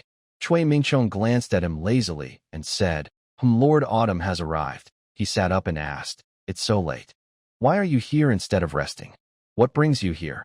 Autumn sunlight went straight to the point and said, "I just heard from my subordinates that you just left the city." Chui Mingqiong's face changed, and he widened his eyes in displeasure. He said, "Autumn Guangri, how bold of you. Do you dare to spy on this envoy?" Autumn sunlight suddenly knelt on the ground, clasped his fists, and said, "I dare not. I only happened to find out while in the city and didn't know where you had just gone." Although he looked nervous and humble, these words were actually meant to test Chui Mingqiong.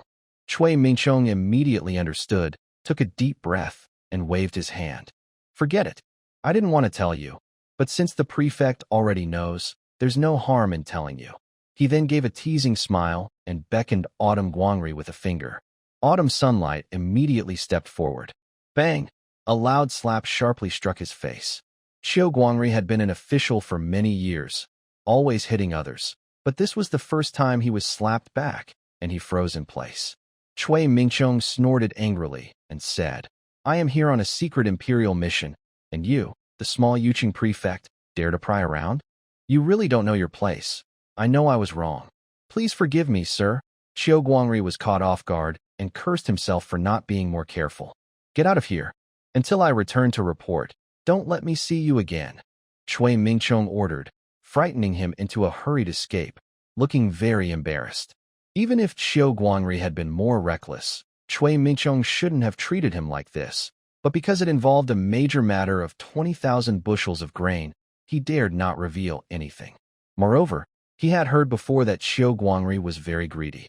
If he found out that the land under his control had so much grain, he might cause trouble.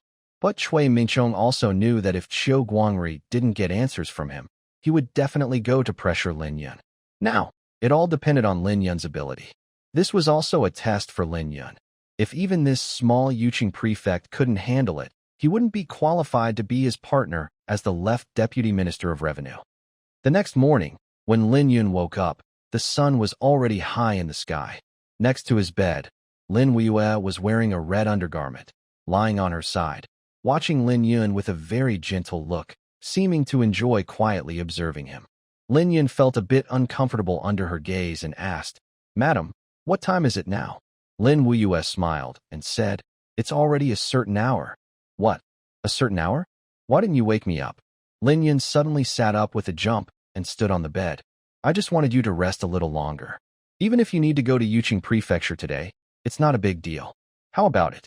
Did you feel refreshed after sleeping an extra half hour? She stood up openly, wearing only her red small undergarment, revealing her white skin, which looked very tempting. Moreover, the lingering scent of mandrake flowers mixed with her body fragrance created a unique aroma, making Lin Yun's heart beat faster. Lin Weiyue stretched out her slender arms and wrapped them around Lin Yun's waist, affectionately asking, Hubby, can you promise me one thing? Lin Yun felt overwhelmed, but tried to hold back his urge to blush, and said, Silly girl, you are my wife, Lin Yun. Not just one thing, even 10 or 80 things, I will agree to you. Haha, all right. You must promise me that in the coming week, whether Wanqing or Yuna come to see you, you won't share a room with them. Lin Yun raised an eyebrow and smiled slightly, saying, Weiyue, you're really starting to act more like a proper wife now. In his view, Lin Weiyue's actions were simply her way of exercising her rights as the main wife. Don't misunderstand. Otherwise, Yuna and Wanqing will definitely be furious with me. What do you really mean? Why won't you let me share a room with them? I'm just worried about your health, husband. I want you to stay alert and not indulge too much in women. There's a saying, only tired oxen die, but the land doesn't get spoiled. These two girls just lost their innocence to you, and they don't know their limits. Since I am the main wife, I must take care of this. Lin Yun suddenly understood and recalled that day when he was captured by Yuna, which he still remembered clearly. At that moment, he finally appreciated Lin Weiyue's kindness. Having such a wife, what more could a husband ask for? Seeing Lin Yun looking at her with affection, Lin Weiyue felt proud inside. Later, Lin Yun changed into a long robe and pushed open the door. As he stepped out of the main hall, Yuna suddenly jumped out from beside the door, looking annoyed. Husband, you're such a liar. You said you'd leave at dawn, but you made me wait outside for an hour while you were sleeping peacefully. Lin Yun was startled.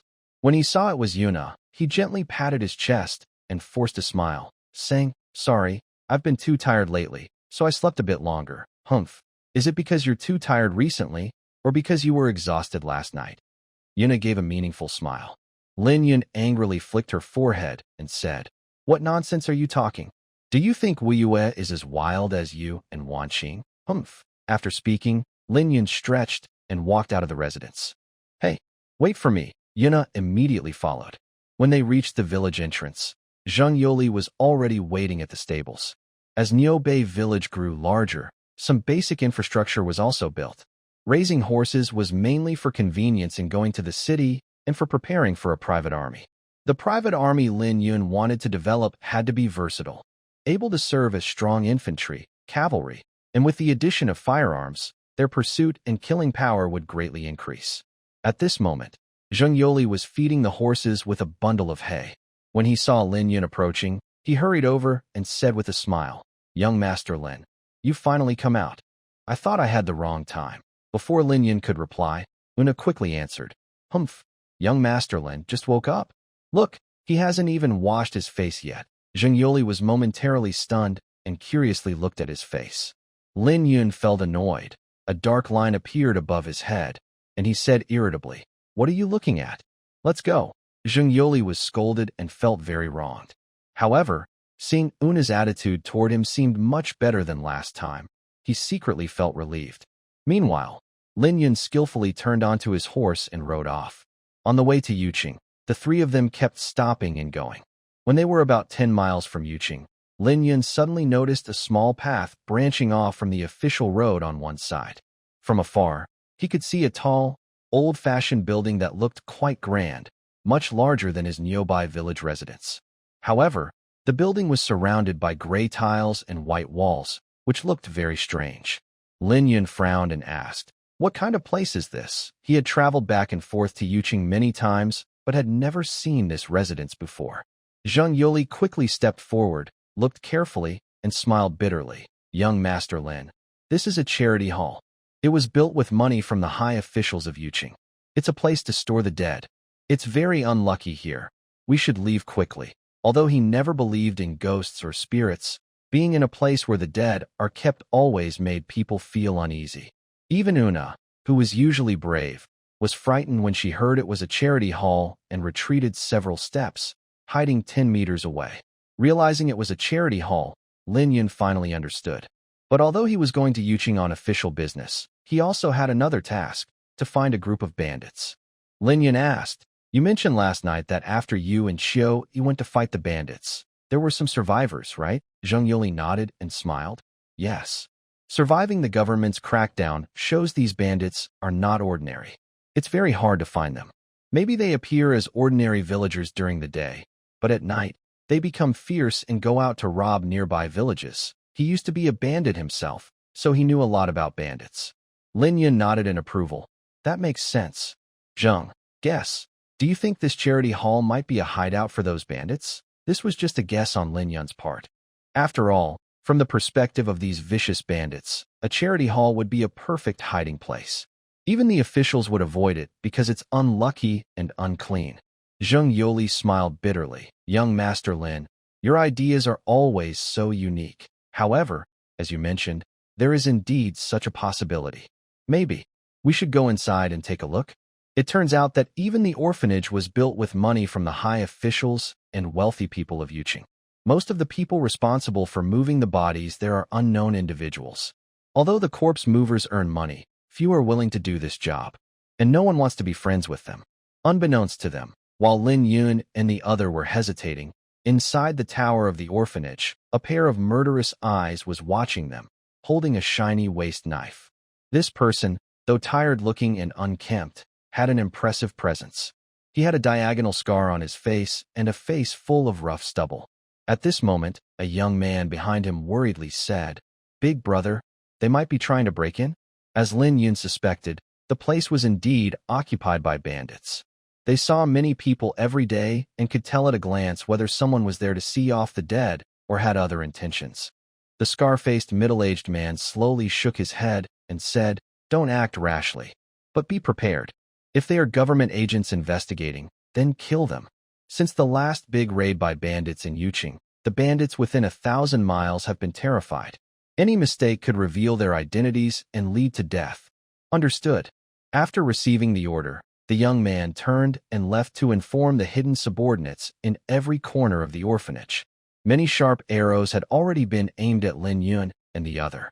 Meanwhile, the two of them, unaware of the danger, continued to observe the orphanage cautiously. Lin Yun shook his head and said, "Let's forget it. Let's go." Lin Yun could clearly sense something was wrong.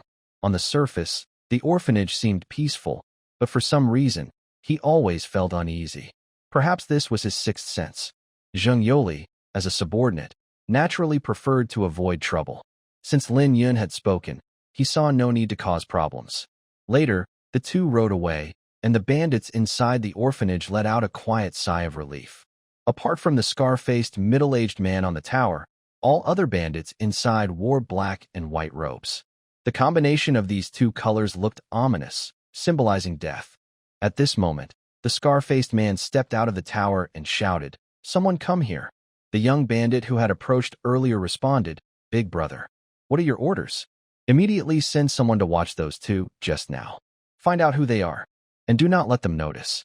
Scar-faced middle-aged man looked cautious. He could tell that although the other person didn't break in, the funeral home was already being watched.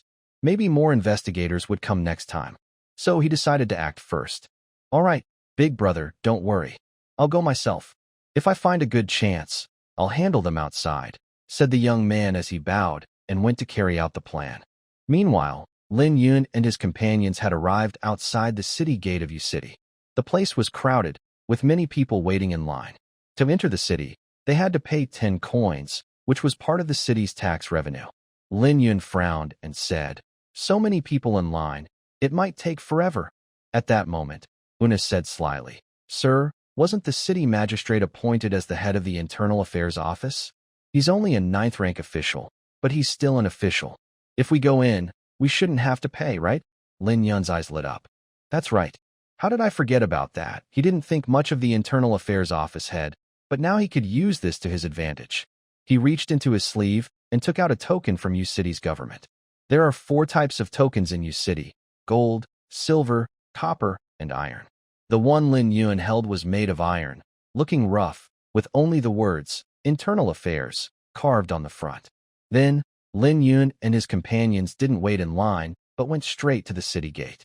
At that moment, a soldier dressed in military uniform, with a brave character embroidered on his chest, scolded impatiently, "Hey, you, why aren't you in line? Are you looking for trouble?" He swung his water-fire staff fiercely at Lin Yun's face. If hit, Lin Yun would definitely be disfigured, with broken bones and torn muscles inevitable. But Lin Yun wasn't afraid. With Una and Zheng Yuli protecting him, it was impossible for them to hurt him. Sure enough, Zheng Yuli moved quickly, drawing his sword and pressing it forward. Clang! A sharp sound rang out as Zheng Yuli shouted, "How dare you? My master is an official of the Internal Affairs Office. You, a small green forest soldier, dare to be so rude." The 2 soldiers gasped in surprise. In the Great Ind Divine Dynasty, the royal army had only about 200,000 soldiers nationwide, which was not enough to defend the country. To increase the army, the government delegated power to 36 princes. The Green Forest Army was formed from this. Among these soldiers, only those with the soldier character on their chest were considered regular troops. The brave soldiers were funded and trained by powerful officials and nobles. They mainly work for local officials. Simply put, they are temporary workers who get dismissed once they get older. The common people lining up around them are also secretly surprised. The officials in Yuqing, big or small, are familiar to everyone, even if their names are not well known. But the person in front of them is someone they have never seen before. Lin Yun takes out a metal token in front of everyone. When the 2 soldiers see the token, they finally believe him, but their eyes are filled with disdain. Holding the metal token, in Yuqing's government, he is considered a low-level official. According to rank, he is only slightly higher than the soldiers guarding the gate. However, Lin Yun is an official, while they are just soldiers.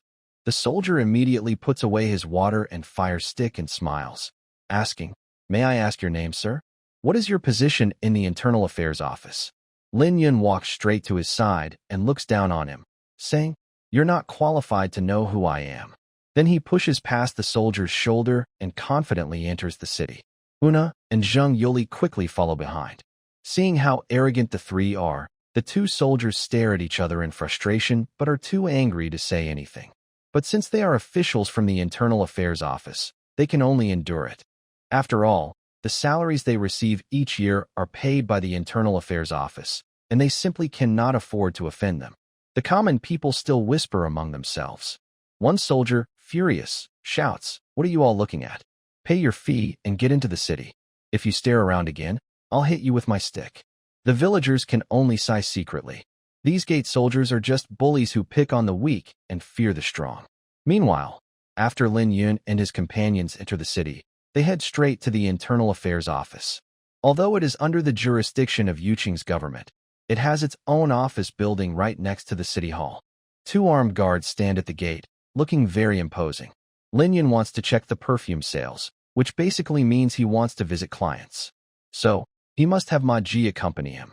Una looks at the gate of the Internal Affairs office and says in a serious tone, "Are we just going in like this?" Lin Yun rolls his eyes and replies, "If not like this, do you want to bow 3 times and cow down 9 times? Bah, aren't you afraid that that autumn festival will find out the truth? What's there to be afraid of? I am the head of the Internal Affairs office, appointed personally by him. I usually come here regularly, so this visit is perfectly normal." Zheng Yuli asks, "Young Master Lin, what about the little servant? Is he coming with you?" You stay here and protect me." "Una, you don't need to come inside." "Then what am I supposed to do?" Una glares. "You go to the market and look for someone selling sand. Remember, it has to be fine sand. You can choose not to buy first or ask about the origin of the sand. Once I finish my work, I will come to find you." Una nodded and said, "All right, then." She looked at Zheng Yoli and said, "Leader Zheng, when I'm not around, you must protect my husband well. If anything happens to him, I won't forgive you." Zheng Yuli immediately cupped his fists and said, "Rest assured, Madam Third." Una then turned and left. Lin Yun shook his head helplessly. Although this girl has a sharp tongue, she is kind-hearted and cares a lot about him. "All right, let's go inside," he said, stepping onto the steps of the Internal Affairs office. At this moment, 2 guards blocked his way, one on each side, and shouted, "This is a restricted area of the Internal Affairs office. No outsiders are allowed near. If you don't want trouble, get out now." To them, Lin Yun, though dressed like a handsome young man, seemed powerless. The Internal Affairs Office is a powerful organization second only to the U city government. Many officials come daily for business, and ordinary people are not really welcome. Lin Yun smiled politely, took out a token from his sleeve, and said, "I am the chief appointed personally by the governor. Today, I am here to report to Major Ma. I hope you 2 colleagues will understand." One guard took the iron token carefully, looked at it, then looked back at Lin Yun with a surprised expression and became more polite. He cupped his fists and asked, "May I ask, are you young Master Lin from Niubei village?" Lin Yun raised an eyebrow and said, "Exactly. Do you recognize me?" The 2 guards quickly put away their swords and returned the token to Lin Yun, smiling. "So it's young Master Lin. Our chief has already ordered that if you come, you will be allowed in. Please, go ahead." Lin Yun was satisfied and smiled, thinking how detailed Ma Jigan's work was. Even small matters like this are remembered clearly. Lin Yun and Zheng Yuli followed the guards to a reception room, where a maid served tea. At this moment, Zheng Yuli whispered, "Young Master Lin, this Internal Affairs office is quite grand. It seems even better than your city government." Lin Yun sighed and said, "Of course. The Internal Affairs office is where money is managed. Naturally, its facilities are top quality. Plus, Qi Guangri deliberately made your city look simple and old to hide his true intentions and show his frugality. Qi Guangri is really cunning."